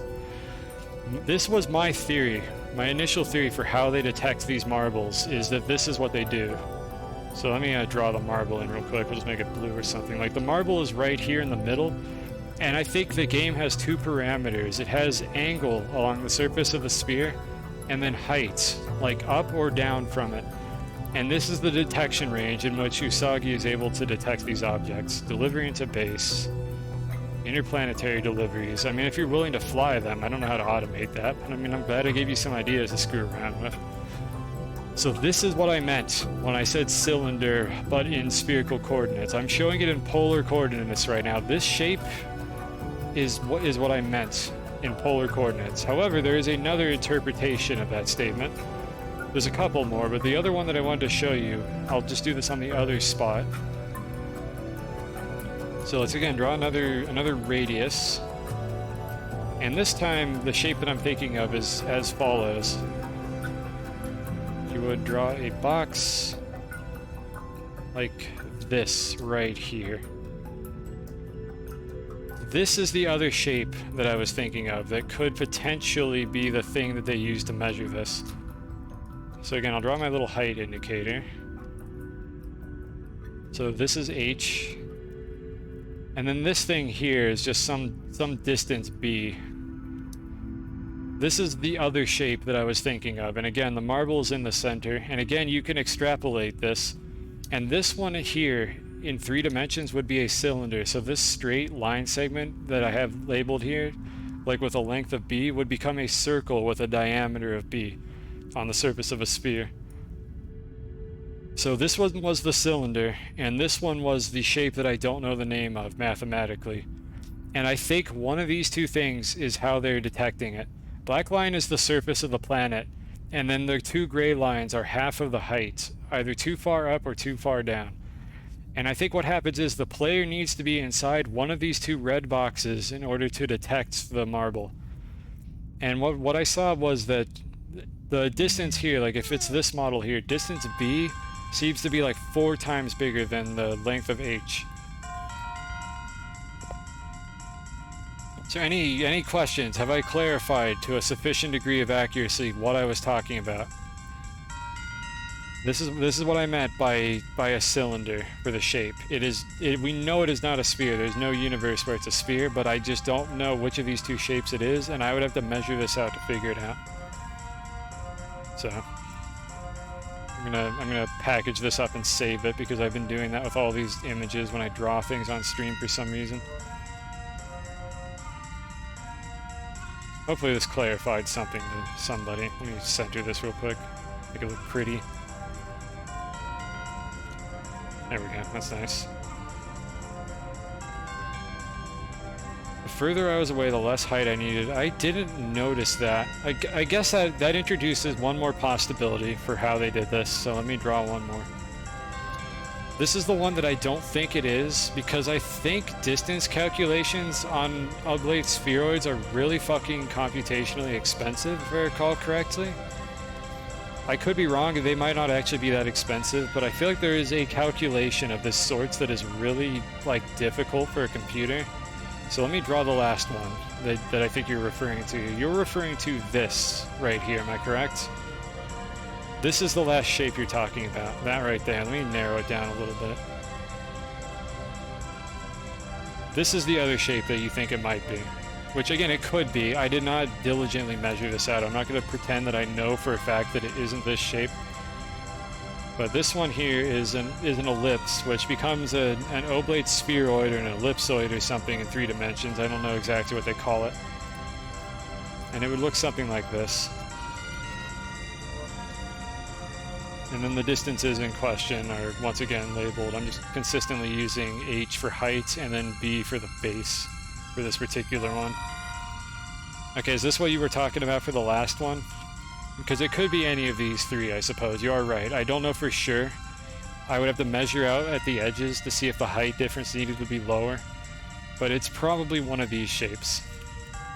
So, any other thoughts before I close down paint here? Am I dead yet? No, I'm still fine. We're on the surface.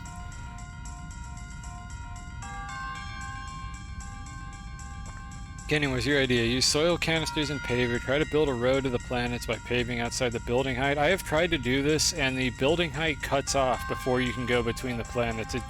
It doesn't go far enough. Like, I don't know what the proportions are for it, but it doesn't go far enough. That's really all I know about that.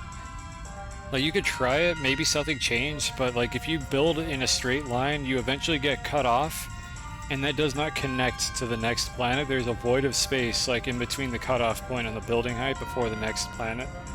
So I can't think of any way to do that. Like, I want to make rails going between planets. That is on my to-do list, but I don't know if that's actually possible to do. Yes, that was the thing you were talking about. Okay, good.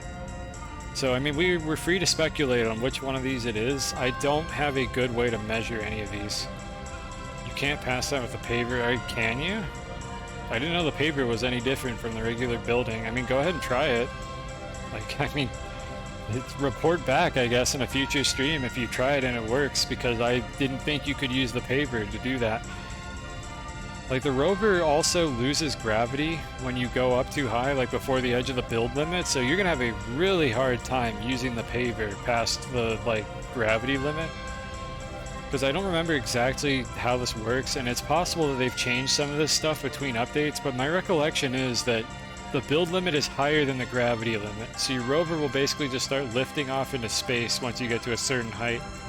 At which point it becomes incredibly hard to control it, and you would need like some thrusters pushing you down into the ramp that you're creating. Which, now that I've said those words out loud, that sounds fascinating. Just put some thrusters on the back and push it into the ramp as you're paving it and see how far you can go. This is not your type of game? Nope, all good. Thank you for stopping by. This is very different from Spelunky. This is a calm, soothing sandbox game where the only things that are exciting that have happened are dumb shit that I've tried to do myself. You think the paver can do it? Alright, well, go for it. Again, I'd love to find out that it could do that, if there's a way to build past the build limit. I just kind of assumed that the game literally did not allow, like, terrain to exist there. But I'm more than happy to be proven wrong, because I want to be wrong. I want there to be a way to build between planets. That would be absolutely awesome if you could do that in this game. Why is that still rendering? I turned that off. Okay, it's just I just have a huge fucking stream delay, I think. Oh my god, my stream was like 2 minutes behind. Yeah, try the down push thing. I mean, in creative mode, you could just run them forever, so you could totally dick around with that and see if it's possible to do that. That'd be awesome if that is possible to do. I would absolutely do that in this playthrough in vanilla. Like, I would come up with a way to make it happen. Or not vanilla, but like in survival mode. Alright, anyways, hey Pro Man, thank you for the follow. Hope you're enjoying the our arguments about mathematics and then like switching to idiotic ideas about how to build roads between planets and then go back to more mathematics. If anybody's able to tell me what that shape is called, by the way, like the sphere version or the circle version, I'd love to know. I'm actually quite curious.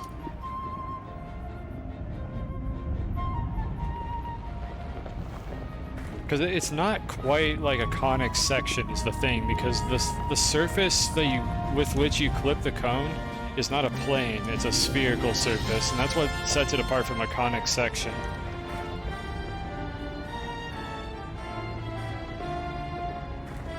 You got that delay. Mine, I don't know, some people have this issue, some people don't. And I don't know what the fuck is going on with Twitch, but I have been having an issue with a lot of channels, including my own, where the stream will play for a few seconds, maybe a couple minutes, and then it'll buffer. And then it'll resume from the spot where it buffered, and my stream delay is bigger. And then it'll buffer again a couple minutes later, and my stream delay will get larger. And it'll just keep doing this.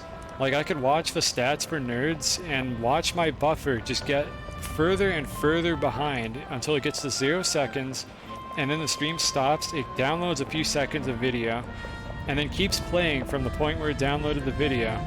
And that just continues forever until I'm like literally 2, 3, 4 minutes behind the stream that I was watching. And I basically have to pause and replay to get back like the delay to something reasonable, like a few seconds. I've looked at this in Chrome, I've looked at the packets it's sending. Packets are not getting lost, like nothing is getting dropped. Every payload packet that Twitch is sending me, which occurs about every 2 minutes, is getting sent consistently.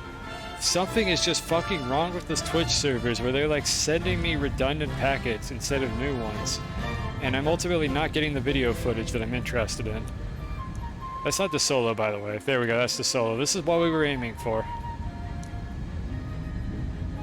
When you build a limit, try to place a train post. Yeah, that's what I wanted to do.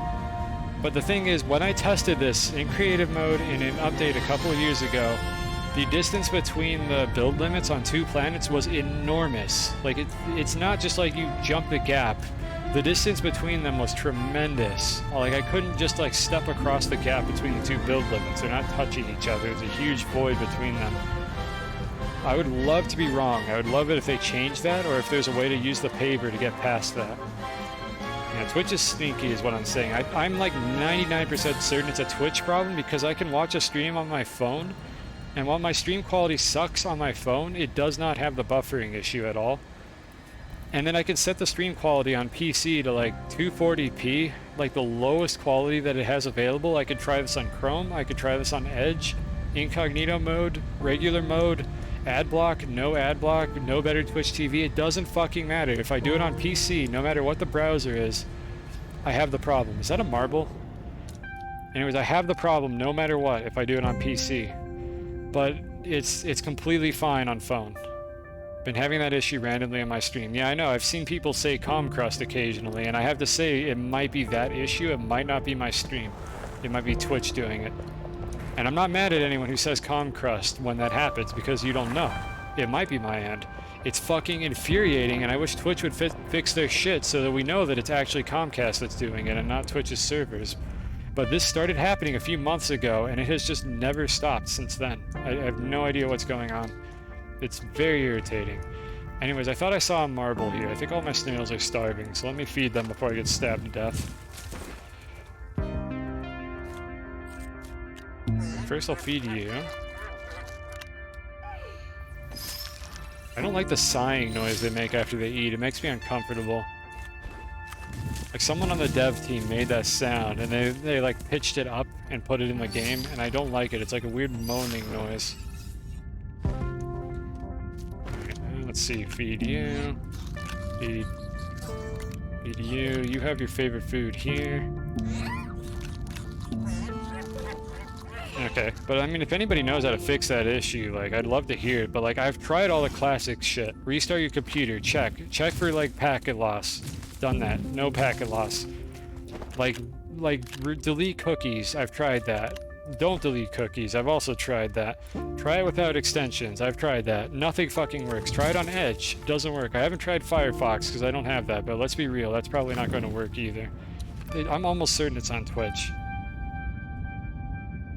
Also post it on Reddit. I mean, you can. Okay, hold on. I think I'm just cosine 256 on Reddit, actually. Gotta check. Yeah, I'm just cosine 256, same exact name as Twitch. So you feel free to ping me, like if you find anything out, or if you use any of this technology. Like, I'm very curious. Where's the marble that I, like, 99% certain I saw? It's harder to see these during the day, unfortunately. You have Firefox and you have... That's what I thought. I think it's Twitch delivering the wrong packets, is my theory. I think Twitch is, like, sending a duplicate packet for the stream instead of, like, the latest one. So essentially your buffer falls behind by 2 seconds because you got a packet that isn't actually new stream data. But I don't know. I don't know how to read the data packets they send for their streams. That's beyond me. I don't understand, like, what the format is for it. All I know is that this weird fucking issue is something to do with Twitch, like, fucking up the protocol between the client and their servers and just occasionally not sending you a video packet. It also causes desync. Every time the buffering happens, you desync a little bit, in my experience, like just by a like 100 milliseconds. It desyncs when you switch tabs. Is that what it is? If you switch tabs when it happens? Why the hell did the lighting just do that? That was weird. Is that an eclipse? Where's the sun? Oh, that was interesting. I think that was an eclipse. Desync and buffering got so bad. Yep, it's not happening to everyone, but again, I've done diligence. I'm not a fucking scrub, if you will. I am a software developer. I have dealt with this kind of shit on networking before. I have tested everything I could think of, and I cannot, like, I've ruled out everything I could imagine other than Twitch's servers just not, like, sending the correct packets to my browser. I don't know what it is. I don't know what's wrong with them. All the packets are the same size. I get sent them every 2 seconds. I know which ones are the stream packets. They're not working. Sometimes the stream just buffers anyways, and I have no fucking idea what's going on, and that also causes audio desync.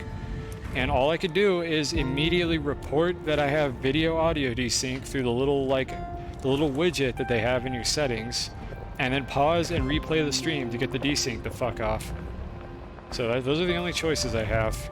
It's extremely frustrating, and they need to fucking fix it, because I don't think I could do anything on my end. It doesn't seem to be happening on mobile, which leads me to further believe that there's nothing wrong with my internet, and it's something wrong with how they handle, like, the browsers. So I don't know, Twitch, get your shit together. So what I'm doing right now, by the way, is I'm looking for a chess piece to see if Usagi can find it. Because this is the other thing that Usagi is apparently able to do. Killer says that it could do that. The wiki says that Usagi can do this. I really don't want to go down this glory hole. Please, I do not want to go down this glory hole. God damn it, we're going down the glory hole. And the point is, I have not been able to actually detect a single chess piece with Usagi. It has not worked. So let's go find one that I haven't dug up yet. Hopefully there's one in this, like, crater here, whatever these are called, this Mariah.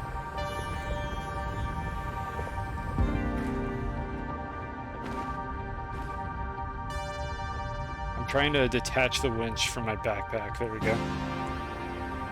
So again, like, don't take my word for it as far as the technical reason why it's happening.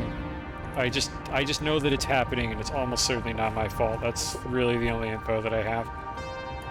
I'm qualified to say that because I kind of understand how these protocols work, like, just enough to get the gist of it and make sure that I'm not actually, like, dropping frames. Now, if something's wrong with Twitch, they need to fucking fix their servers.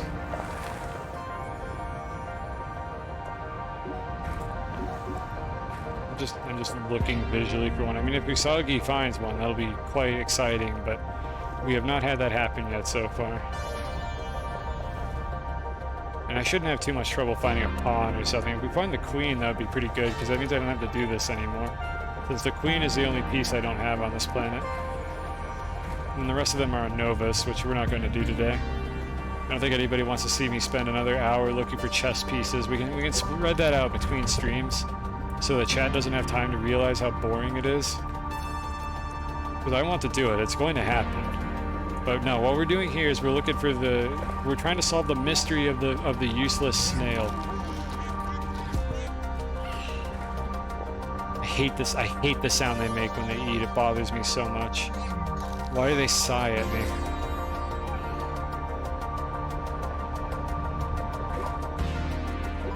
Okay, I don't see anything. I might have already explored these craters. Let me go somewhere else.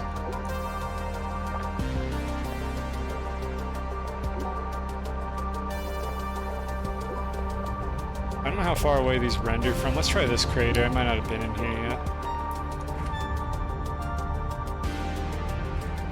Not this one, the big one next to it is what I'm looking at. Yeah, right over here. Let's see if there's anything in this area. I think I see one. Alright. Okay, King, or not, what am I doing? Killer, if you're still here, how do you explain this?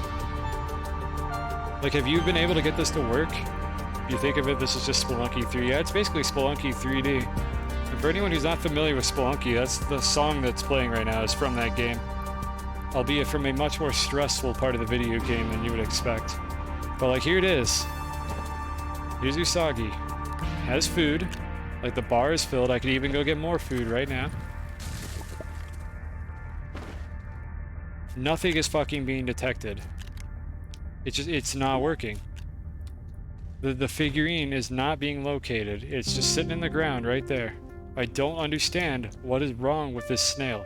Maybe too close. Let me back up a bit. Let me get the rover away from it as well so that we have a clear reading.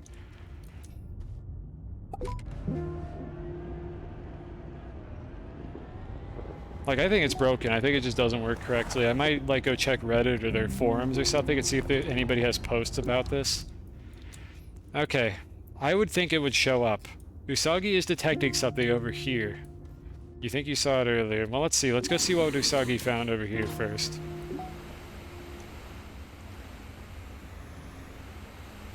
That's a wreck. So Usagi found a wreck. There's a chess piece right there that is not being detected. I think it's broken. I think it just doesn't work. Like, this one is floating, but it's technically, like, embedded in the terrain. Like, I had to dig it out still to get it to drop. I think it's broken. Like, I'm not accusing you. I'm just trying to demonstrate the point that I was not doing anything wrong. I think it's fucking broken. This is a wreck I've literally explored already that is being detected again, but the chess pieces just don't work. I have never seen this fucker actually detect a chess piece, and I don't know if I'm just doing something wrong, if there's some hidden control. There's another piece over there that is not being detected. Right there. So, like, this is why I hate this fucking snail. Like, I'm petting the snail, but it does not deserve it. So, what? Is something wrong? Or are you looking this up for me? Like, this fucking piece of shit does not deserve to be fed, because it doesn't work correctly. One thing you thought of when someone mentioned the wiki description. What, for the snail? Maybe it only highlights random items in range. There's nothing else in range!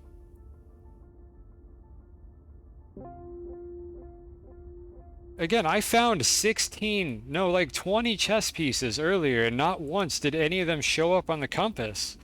What are the fucking odds that they don't show up? Abandon it next to the chess piece. I don't know why you're telling me to do that. I'm not gonna leave it behind unless this is an idea to somehow make this work. Like, it's not gonna show up on the compass unless it's in my inventory. If you're just trolling, then I would love to abandon this snail, but it deserves a fate worse than that. For how useless it's been. Okay, so once again, that's a wreck over there. Punishment. I mean, it can find marbles, technically. It can do that. We know it works. It's just not very good at it because of the aforementioned shape that shall not be named that it cannot seem to fucking find for some reason. I don't get it. I think it's just broken. I think they didn't test it properly and it doesn't work correctly on the chess pieces. In general, I think they need to rework this snail to find something at a much further distance and just find like the 3 closest objects of interest instead of whatever the fuck it's doing now. Because whatever the fuck it's doing now ain't working, that's for sure. Alright, so it would be really cool if I could find a queen here, but I'm not going to make everybody watch me spend 2 hours looking for a queen. So if I don't find one in this pit, we're going back home. We're going back to the solo to do something else. And I think I already explored this pit, so we're probably out of luck. Like, usually I would have found a pawn or something by now. I don't see any chest pieces. They have a slightly different texture than the rest of the terrain, so I can usually pick them out on my screen. It's probably a lot harder for chat to see them. I might still miss them, but I think I've got the majority of them, and it's not looking good. I'm not finding anything. I think you can explore the caves on this planet as well, and it has them, so I could always do that in the future. What pattern is that one that isn't a checkered pattern? This is the dragon marble, which is just a bunch of triangles with a kind of weird looking spiral to them. I quite like how this one looks, honestly. Like, the checker and the dragon one, I think, are my favorites. I'm not sure which one I like more at this point. Okay, we can do something that might be interesting to anyone who hasn't seen this yet, since Silva is right there. I need to get a ramp. There's also figurines in the caves. Yeah, I said that. I know they're in the caves as well. I think on Novus it's easier to find them in the caves as well. But right now I'm not going to go looking for them. We've spent way too much time doing this in one stream. I'm going to fly to Novus, but I'm going to fly to the fake Novus. I feel like my winch might need retensioning. It's having a lot of trouble getting any speed. Check your due to Sonic 3. I never even liked those levels, if that's what you're talking about. Like, I was really bad at them. You mean like the blue sphere levels? No, I just like the checkered one because I like just the shapes. I like the pattern. I need to retension the winch. It's getting flaccid, if you will. That's not what I wanted to do. There we go. That's interesting, but not what I was after. Let's flip this over. I have to attach it to my character specifically to get it to flip over. Like, pulling the winch end with the cursor doesn't do anything. It has to be attached to something else. Or I have to pick up the winch and then attach the... whatever. The point is, it only works certain ways. Winches are weird. I'm not explaining this very well. I'm sorry. It's getting late. Okay, that should be a good spot. Right there. Oh yeah, the Robotnik ball, you're right. I wasn't even thinking about that. It does have that texture to it, doesn't it? But doesn't the ball in Sonic 1 have that same texture on it? Like a checkerboard? Like, there's a lot of textures in Sonic that looks like that, which was a style I really liked. So I don't know, maybe that is part of why I like the checker ball. Like, I'm not even gonna lie, that could be part of it. Alright, so anyways, anybody who was wondering about this, since I've kind of glossed over this the whole time, this is the version of Silva that the game renders like as though you were orbiting the planet, and this is what happens if you go to it with a rover. Since it's right here, it's fairly easy to fly into it. And when I say fly into it, I mean fly through it. Because it's not here, it's big. It stays low res no matter how close you are to it, and you just kind of go through it. Like, it's just a super, like, low quality render of the actual planet. So there you go. Anyone who was wondering what happens when you fly into these, that's what happens. I'm still orbiting to Solo. I am probably going out into the void, and I do not want to get killed by the Space Kraken, so we need to go back down, like, right now before I die.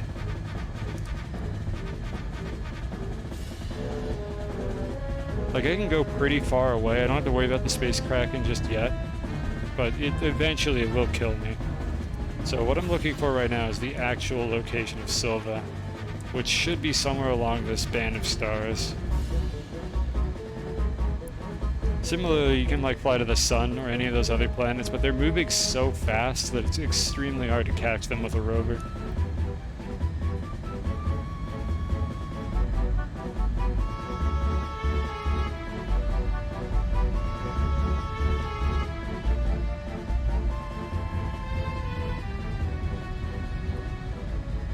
I'm currently looking for a visual aid. I'm not finding it. I'm growing increasingly frustrated, but I mean, statistically, if I just go in this direction, I'll probably find something, and I can get my bearings from that.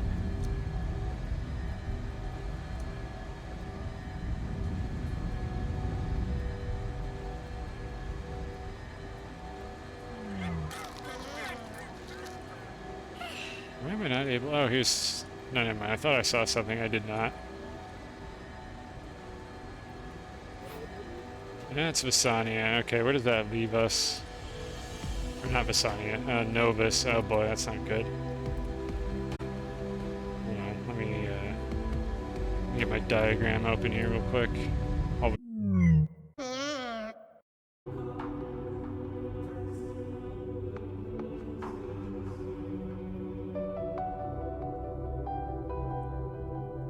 I got a question. For anyone still here? That anyone who didn't abandon the stream? No one's here. Okay, Captain says no one's here. So I got a question here. Does anyone actually know how to use Twitch like on a mobile phone? Because I attempted to get onto Twitch on my phone, like through the Chrome app, because I don't have the Twitch app downloaded. And my internet came back before the front page finished loading. In fact, the front page has still not finished loading as of me speaking right now. It is just frozen. Like 75% through according to the loading. I'm watching it like slowly load the thumbnails of all the streams I don't want to click on. Is it actually possible to use this app? Because it wouldn't even let me fucking log in because it has to finish loading first. I think I need to download the Twitch app. So that was Comcrust. That was a full internet outage that just happened right there. Like, just my router just decided I had no internet anymore. That was the Comcrust that we've come to know and love. No packet loss, just literally no internet for like 5 minutes, and then it just came back before my fucking phone was able to load the shitty Twitch website. So I am definitely going to download the Twitch app. That's going on my to-do list, so that I can say something in chat when this happens, so people are wondering. Anyways, as far as what you most likely missed, I believe you saw me take off from De Solo, get lost in space, and then my stream cut out. Is that correct? I landed on Novus, and that's all that happened. I have not moved since then. So are we good to go now? We all caught up? We still have a few things I want to wrap up before I end the stream here. I wouldn't even be surprised if I could check the Comcast website. Yeah, it's going to buffer for you. It just did it for me too. Give it a second to make sure that we're not getting packet loss, and that's all I really care about. Okay, it was before the space Kraken. Okay, I know when that was then. Yeah, basically I went back, I missed Silva, and I landed on Novus. That's all you missed. So you didn't miss too much. But yeah, I literally, again, the thing that happens with my stream here when Comcrust isn't fucking it up is I get a buffer, like about a minute after I start playing the stream. It happens during my stream preview as well because I have the manager open. Twitch needs to fucking fix their shit, but we also have Comcrust to worry about. There's multiple variables in my misery, and Comcrust is only one of them. But anyways, let's try to wrap things up here. I wasn't going to be streaming for too much longer anyways. I'm going to actually activate that gateway because I'm literally right here and can just do it. But I would like to end the stream at some point. I think this is a fucking 3-parter because Twitch cut my stream and then Comcast cut my stream. So this is going to be a 3-parter. Oh my god, that was some loading right there. Is my disk having problems? Let me check Task Manager real quick. Oh, we're running really high CPU. That's what's going on. Okay, that happens after you run this game for too long. It starts crusting a little bit. There's a lot of things going on here to limit my playtime. Apparently, I think I'm getting the warning signs that I should probably call it for the day. So let's finish what we were doing. Let's power the gateway. Go back to the solo. We know that this snail fucking sucks and doesn't work correctly. We're technically on another planet where I could look for chess pieces, but I don't think we're going to spot any here. I don't think it's going to work on either type. Let's power the gateway first. I can look around for a second while I wait for this. Winch is being very feisty this time around for some reason. What are the snails doing? They're all starving to death. I was just sitting there waiting during the outage, so the snails are not too thrilled with me right now. Grab that. This one.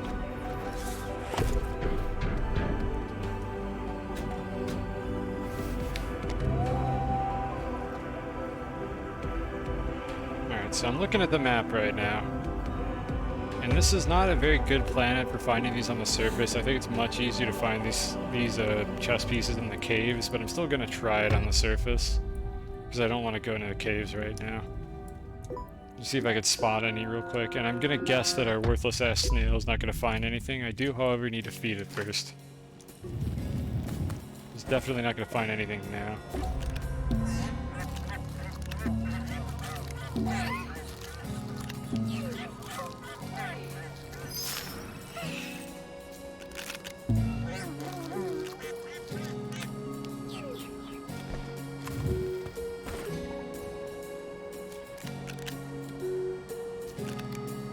Okay, those are the ones that matter. I think I'm going to be back home before the rest of them run out of food. So this is all good and done. We've activated all the gateways here. Convenient that I happen to sort of land near this.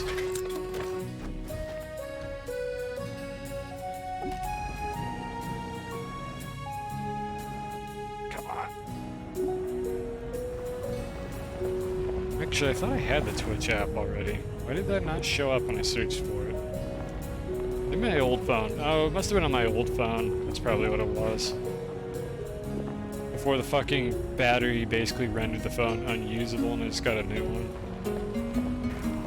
Because we never build things to last anymore, do we?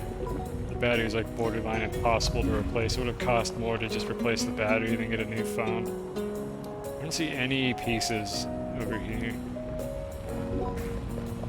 These ones are blue. They should be easier to spot, but I forget if they're harder to find on the surface or not. I feel like they are.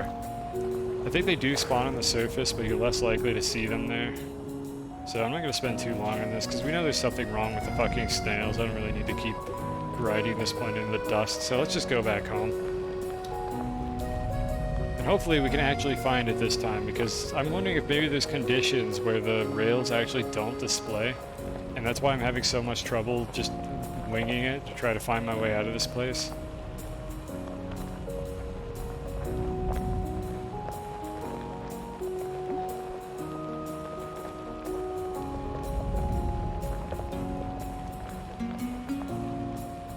Come on, Silva.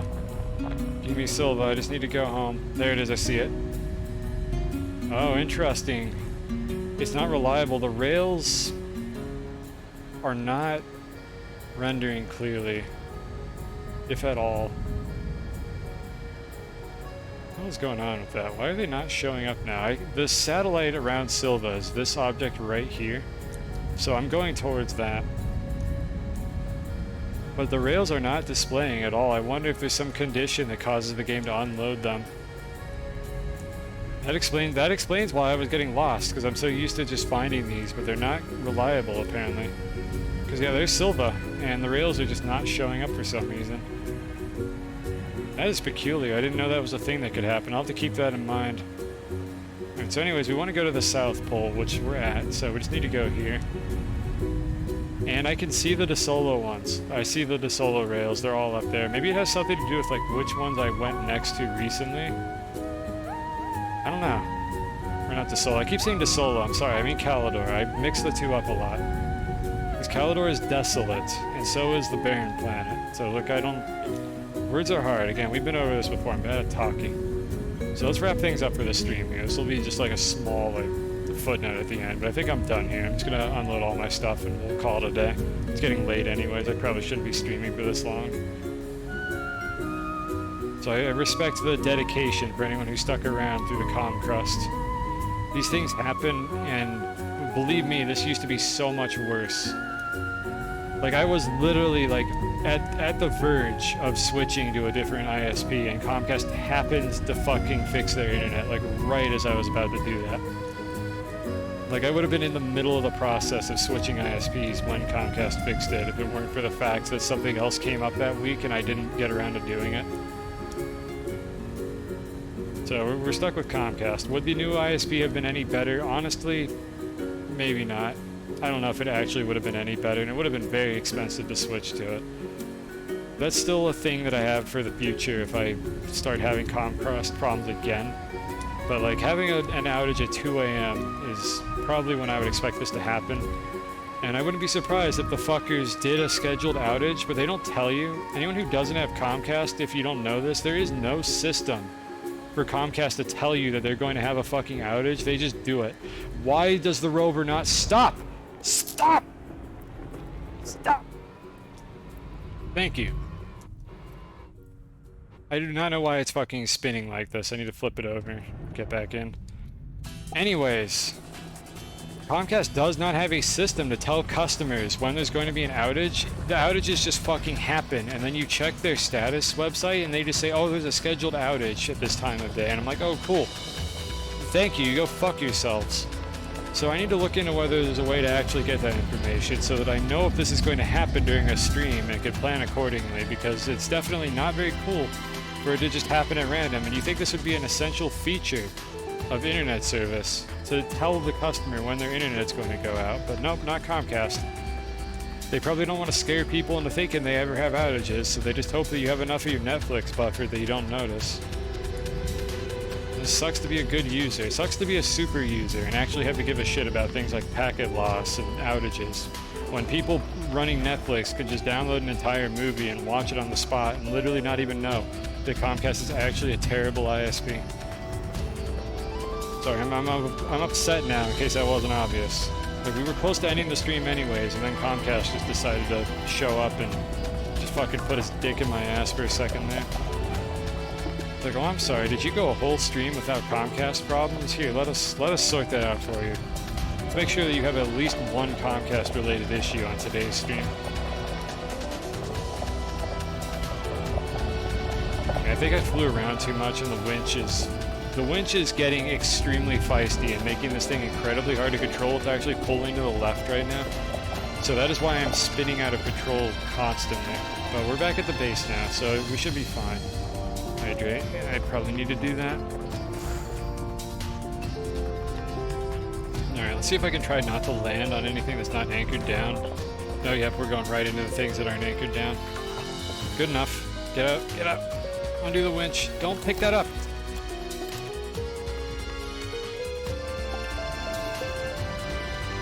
Okay, I think I just fucked up the power cable. Hold on, I need to redo this. There we go.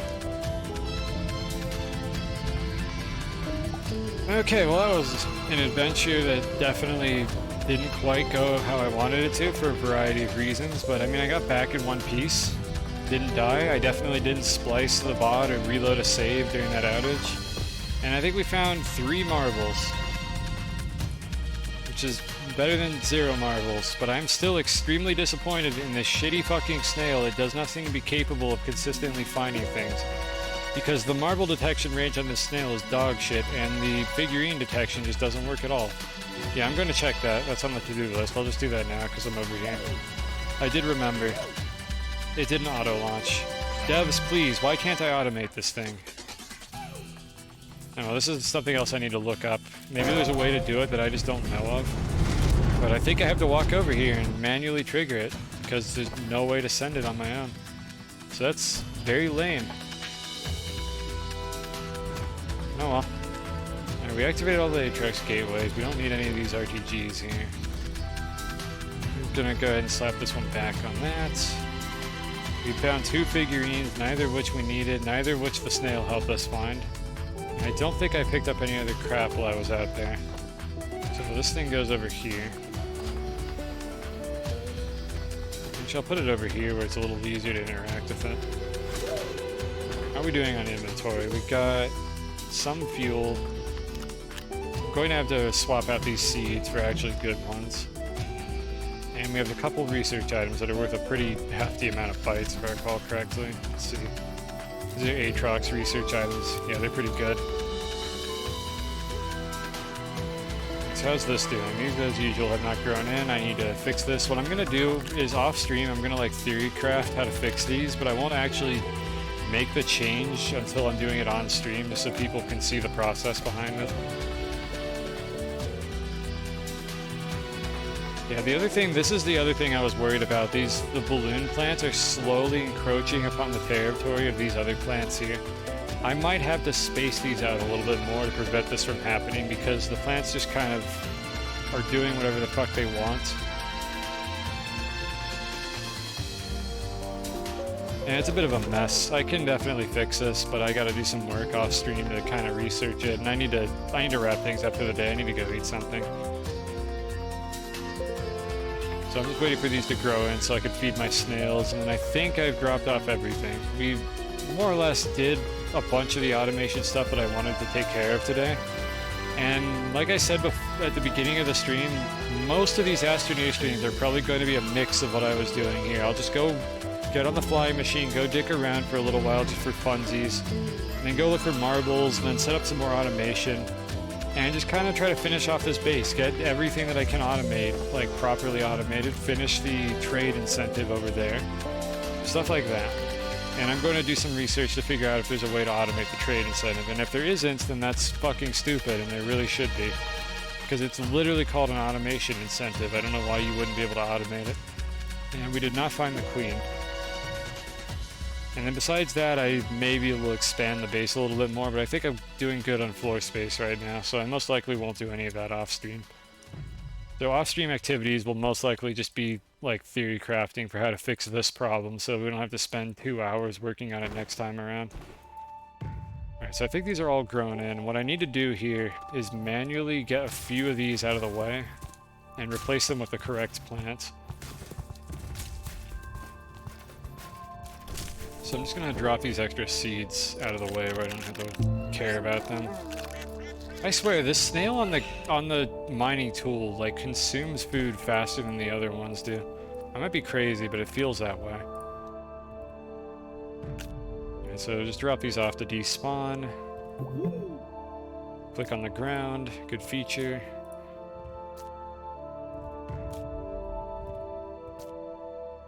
I don't know how this one even got over here. Like, I'm gonna have to make a custom pit for each of these. I think I just have to bite the bullet and take up a little bit more space to implement this, because it's not going to work otherwise. Oh well, it is what it is. I could potentially put it underneath these platforms and have the arms, like, operate out of little caves underground. But that's a hassle, so I don't know if I'm going to do that anytime soon.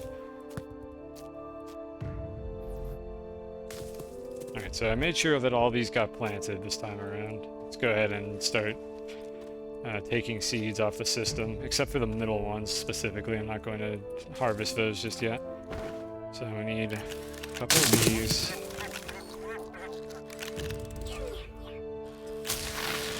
One of these. This fucker is not getting fed. You stay over here, you get to starve because you were fairly useless today.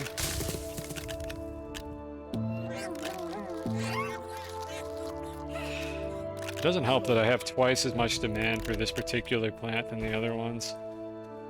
Right, you're going back on the silo, and you're going to sit there, and you're going to starve, and you're going to think about whether or not you feel like being useful next time around. Because I would love to get along, but you, Snail, are refusing to cooperate with me. You had one job, and it was to find the figurines and the marbles, and you barely found the marbles. It was 2 jobs, figurines and marbles. You were barely capable of finding the marbles, and you failed to find any figurines whatsoever, and I found all the marbles before you did. So this snail does not get fed. And Chad, if you don't like it, maybe you should like tell the snail to be a little bit more cooperative, and then we could get along and I could actually feed it properly. But we have clearly established that this snail does not work and does not need my respect.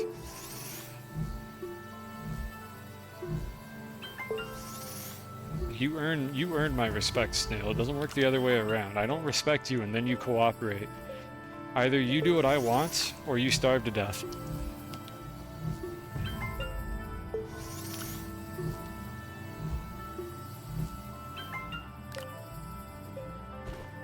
Okay, I've got a few extra packages. I forgot this was here. I might as well just put this in the pile. Got the winch.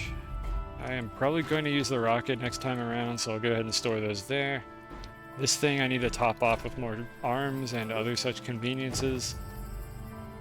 I think we're good to wrap things up here. I don't think I had any pending items I wanted to take care of. Like, I have more than enough ammonium. I don't need to disturb this thing. And that thing is just going to sit there and not cooperate. I mean, honestly, I might as well allow it to stockpile more of these materials, but that's, again, something for a future stream. We're not going to make any progression off stream. I will just move things around the base. I might look into how to do the plants. And that's kind of about it. That's all I've got on the list for off-stream activities, so you're not going to miss a whole lot in that regard. So let's wrap things up here. I apologize about the internet issues. I apologize on Comcast's behalf, not my own. I do not have control over this shit. Comcast is a shitty internet service provider, and this is kind of the seemingly best option I have. At least I'm not getting packet loss anymore. Like, I'll give them that. If we get packet loss, it's usually for 5 minutes. It happens at 10:30 p.m. my time, and then it fucks off. So anyways, if you liked what you saw, I do have a Discord server. I post stream announcements there. There's other things there. You don't have to care about those. That's for the stream announcements. But we do have chats. If you're curious about Astroneer related stuff, feel free to post in general. I don't know when I'm going to stream this game again. I don't have a consistent schedule other than the fact that I usually start streams around like 4 p.m. like Pacific time is typically around when I start streams, and then I stream anywhere from like 6 to like 11 hours. I have no idea how long I've been streaming because we had 2 outages in the middle of the stream. One of them was Twitch, one was Comcast. But anyways, let's go ahead and wrap things up here. So I'll go ahead and save, go to main menu, and see if anybody is degenerate enough to be streaming at this time of day that I can go raid. And I'll just go to main menu so you have something to look at while the raid is happening, if a raid is happening.